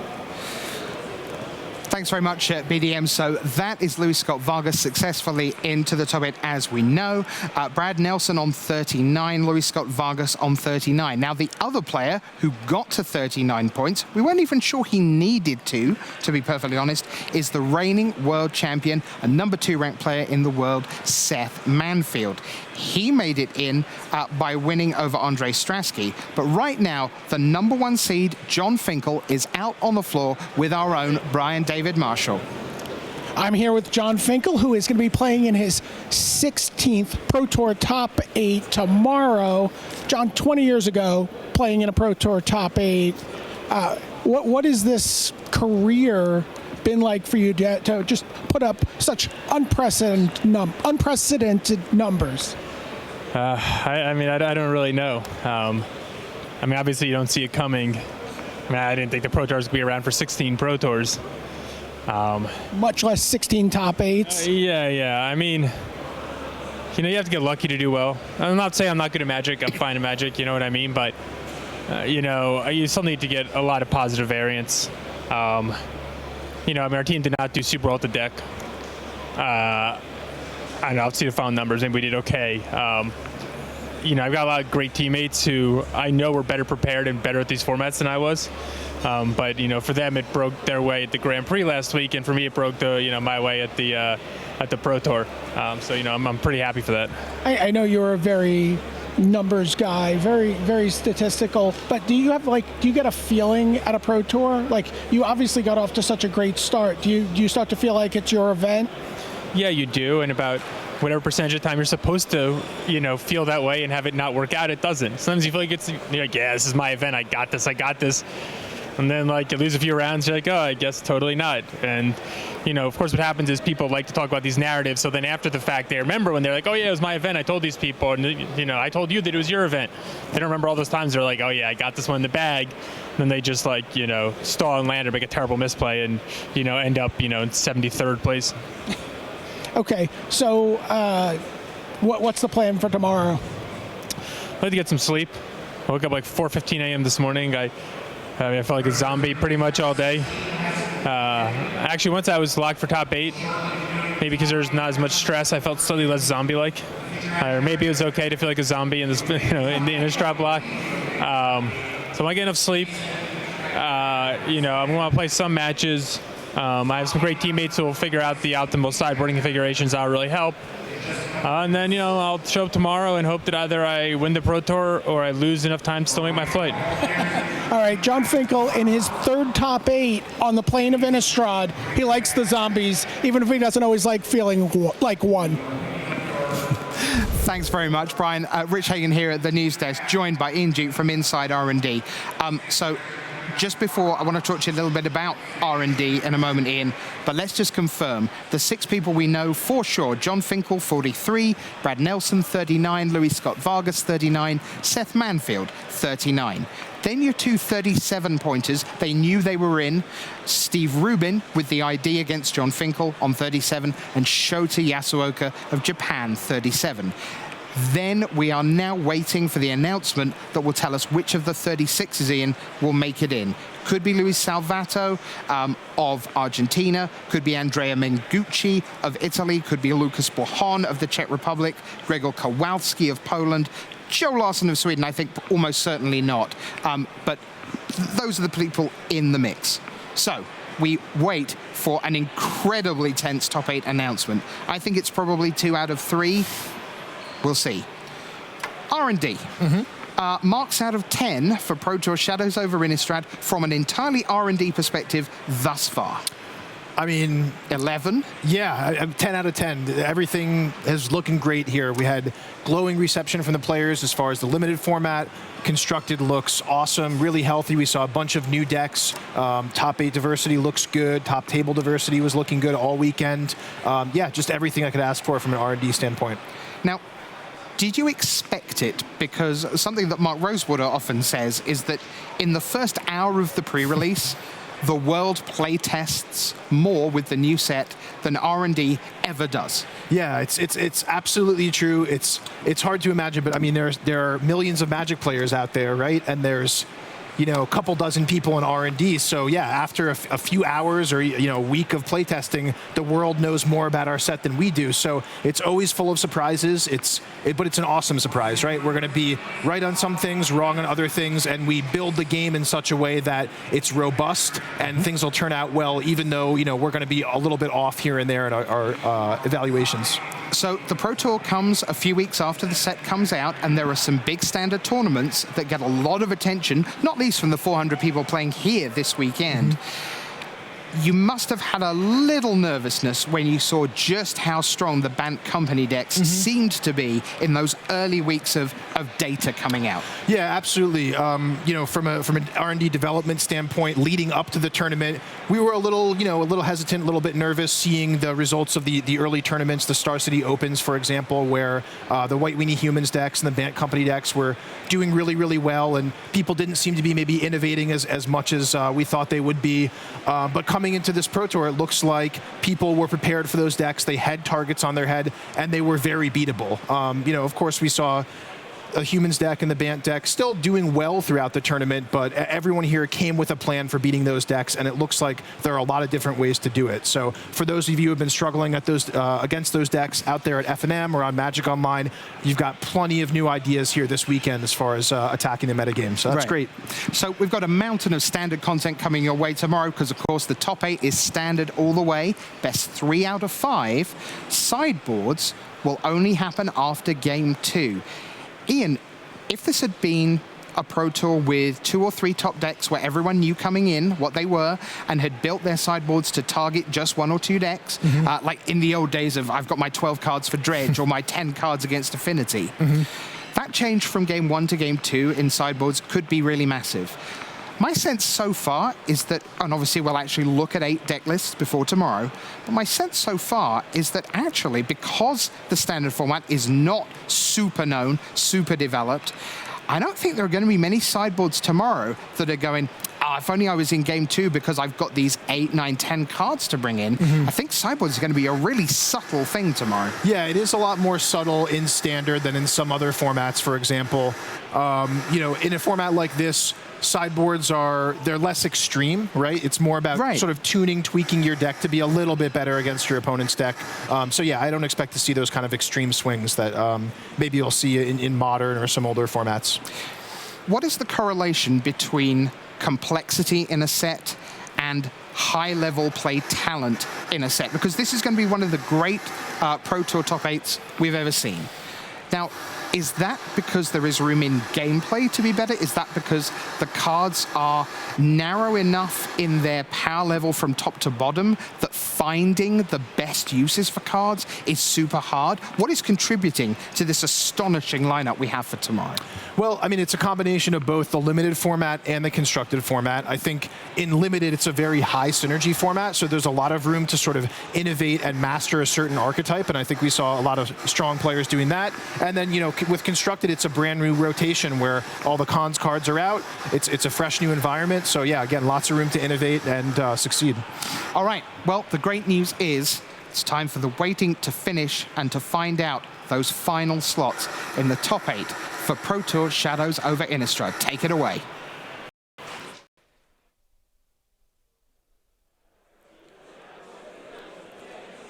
Hello and welcome to the feature match area here in Madrid, Spain. It is time for our top 8 announcement. In first place, On 43 match points from the United States, John Finkel.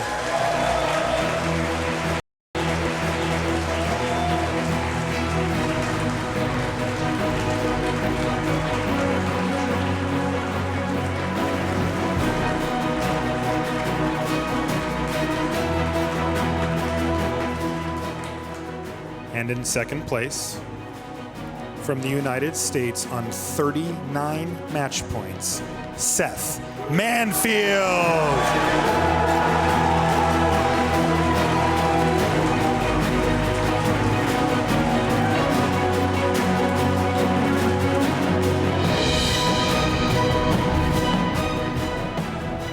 In third place, with 39 match points from the United States, Brad Nelson.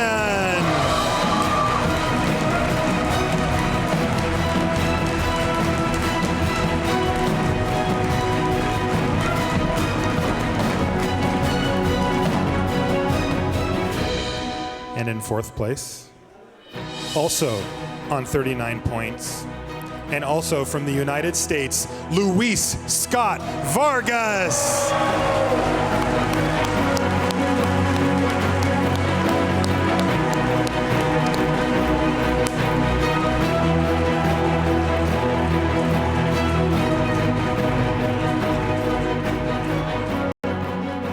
In fifth place, with 37 match points, from Japan, Shota Yasuoka.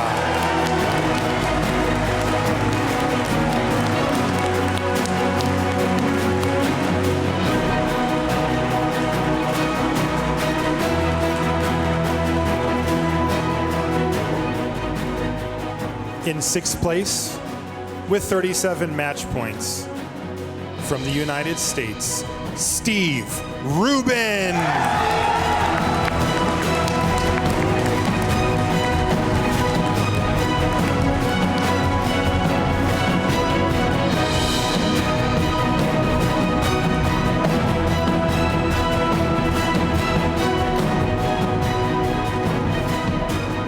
In seventh place, with 36 match points, from Argentina, Luis Salvato.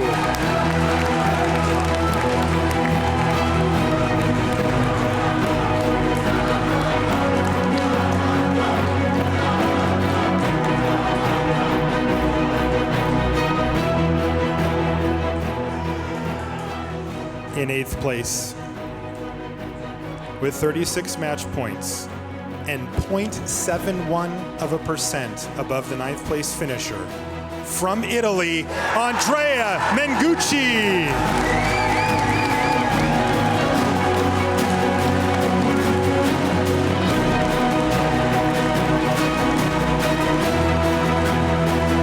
Ladies and gentlemen, your top 8 for Pro Tour Shadows over Innistrad.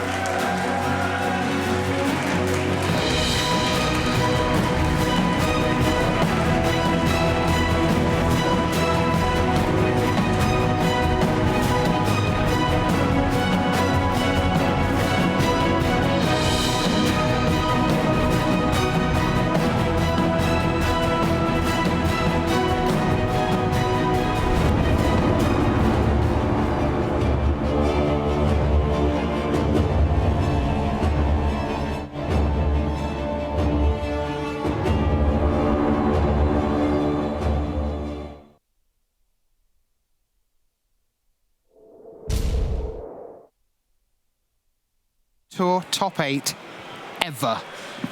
Discuss. I need to look at some Chicago's, but this is very, very close. Coincidentally, John Finkel's also in those Chicago's. Fair. It has been a monumental day here at Pro Tour Shadows over Innistrad. Honestly, we are pretty much literally still shaking from the drama of the last round and the top 8 announcement that many of you have just watched. I have never seen an SRO crowd like that around the top 8 announcement. There's always a pretty good crowd, but I mean, it was 20, 25 people deep It was incredible. I mean, and front row seat, watch John Finkel, stroll on the stage for the 16th time in his career. Was a pretty big draw for a lot of players. Yep, just the 35 Pro Tour top 8s between this 8. It's absolutely unreal. Let's get to the scoreboard and work our way down the array of talent that is coming to your screens, your phones, your iPads, your laptops, your 50-inch plasmas. If I was at home right now, I'd be going out and buying myself a new 50-inch plasma for tomorrow because this is going to be amazing stuff. Let's take a look, and we do begin, as you say, Brian David Marshall, with the number 1 seed. He was pace setting all weekend long, John Finkel. Yeah, John Finkel was playing Seth Manfield. Steve Rubin in the last round of the tournament, but could have just kept crushing. They were going to go to a game 3, agreed to the draw.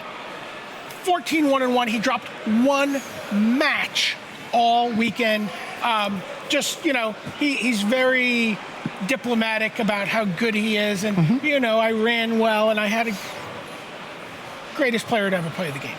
So that's your number 1 seed. Number 2, the 2 beside his name, that means he is ranked number 2 in the world right now. He's your reigning world champion, and he's about to make Player of the Year. Very, very interesting. Seth Manfield. Seth Manfield, reigning world champion. By the way, world champion, Player of the Year. This list is stacked. This top 8 is stacked with titles. This might actually just be better than Chicago. This might actually just be better than Chicago. This is kind of crazy. So that's Seth Manfield at number 2. Number 3, Brad Nelson. So I went into what their limited thinking was, and to find out a lot about what the additions of Frank Karsten and Brad Nelson brought to the team. And Brad, it's not his deck that they're playing. It's actually Pierre Dajon's. But Brad brought this structure and rigidity about how to play test for standard, what the Star City Invitational and open events meant in terms of their sideboards, and he felt by being part of this team, he was better prepared for Limited than for any Pro Tour he had ever played in his career. So that's Brad Nelson at 3. At 4, it's Luis Scott-Vargas. He was one of the 2 8-0 leaders overnight with Brad Nelson. And we said, halfway to history again, 16-0. Said, never mind the 16-0. Let's get in that top 8. At 12-1, things look great. 12-2, 12-3, kept everyone sweating, but here he is, the number 4 seed, LSV, Hall of Famer. Yeah, Hall of Famer who is playing in his 2nd straight top 8. He had a little bit of a lull there for a couple seasons, and much like Paulo at the end of last year, has just been resurgent. Yeah, a phenomenal performance by him successfully through. And now here is the 3rd Pro Tour top 8 on 12-3-1. And we set this up last night on this very spot when we said, Shota Yasuoka, he drew with Jeremy Desani in the last round to go 6-1-1. And all day today, he's been threatening to play with the tiebreak math, force people to play in the last round. He did it, and he made it in 12-1. Do you remember when there was some debate about the number of top 8s Shota had, about whether or not he should be a worthy Hall of Famer? But you talk to the top pros, they were like, I've played against this guy, he's a worthy Hall of Famer. He's not going to stop playing. He's going to keep adding to that resume. Just a tremendous finish for him here. And of course, Steve Rubin. Yeah, now Steve Rubin is a player who describes himself, not my words, his, as the platinum pro that you don't know. Right? He can go in a crowd and he's super unassuming. He's very happy not to be in the limelight. But he was the relief when John Finkel said, how about we call a halt? It's 1 game all in the last round. All right, my friend, let's not play any more Magic. I'll see you again tomorrow. Yeah, very briefly makes an appearance on the leaderboard of best players without a Pro Tour top 8. Just kind of gets there last year with an incredible run at Platinum, no top 8s. Quickly takes himself off that board and out of that discussion. Right, so Steve Rubin is your number 6, and that is 1, 2, 3, 4, 5 Americans, 1 from Japan. But now we shift continents. Argentina rejoice. Luis Salvato, your Super Sunday Series, got that out. Champion from last year, came back again this year, was in that event. But Super Sunday Series, those are people who don't make it to day 2 of a Grand Prix.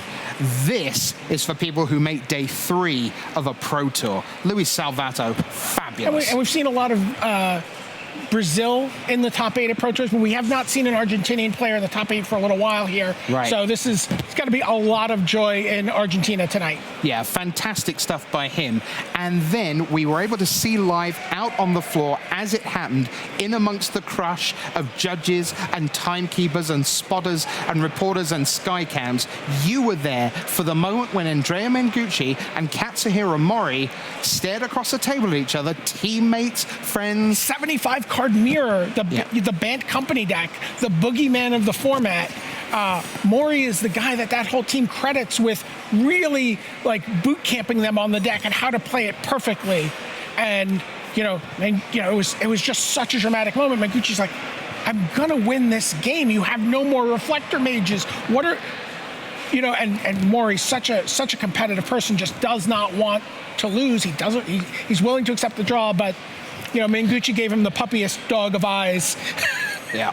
So at that point, 12-4, Gregor Kowalski, fabulous job by him.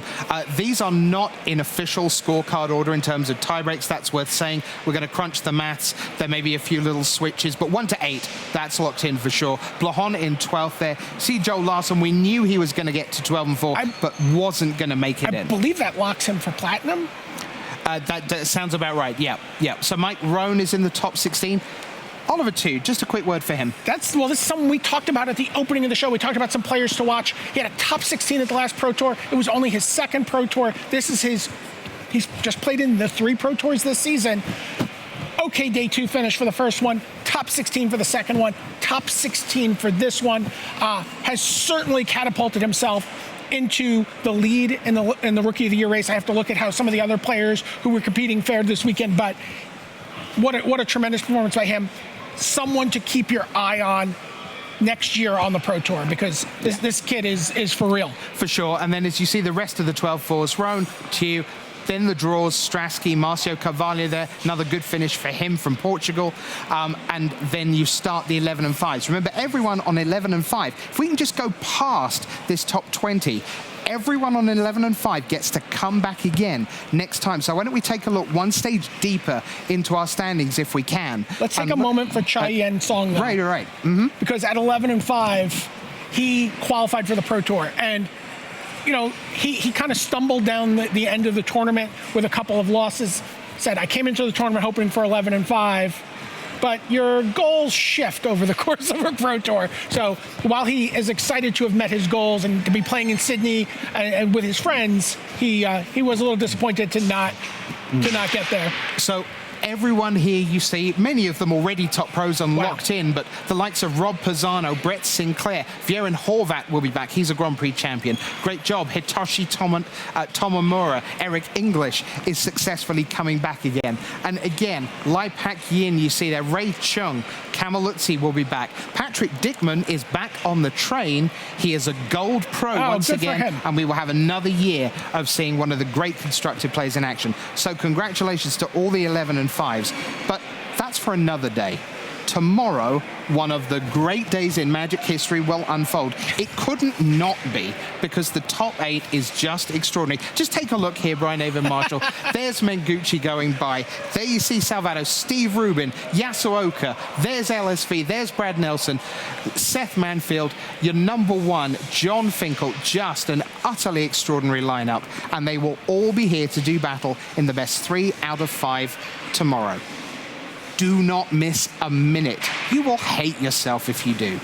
Until we see you tomorrow for the top 8 of Pro Tour Shadows over Innistrad, for all the technical team behind the scenes, for all the talent in front and all the talent at the tables. Special shout out to Malloy and Lipke here for their yeoman work on the floor tag teaming that camera. For sure. We'll do it all again tomorrow. Bigger, better, faster, stronger. See you tomorrow for the top 8 of Pro Tour Shadows over Innistrad.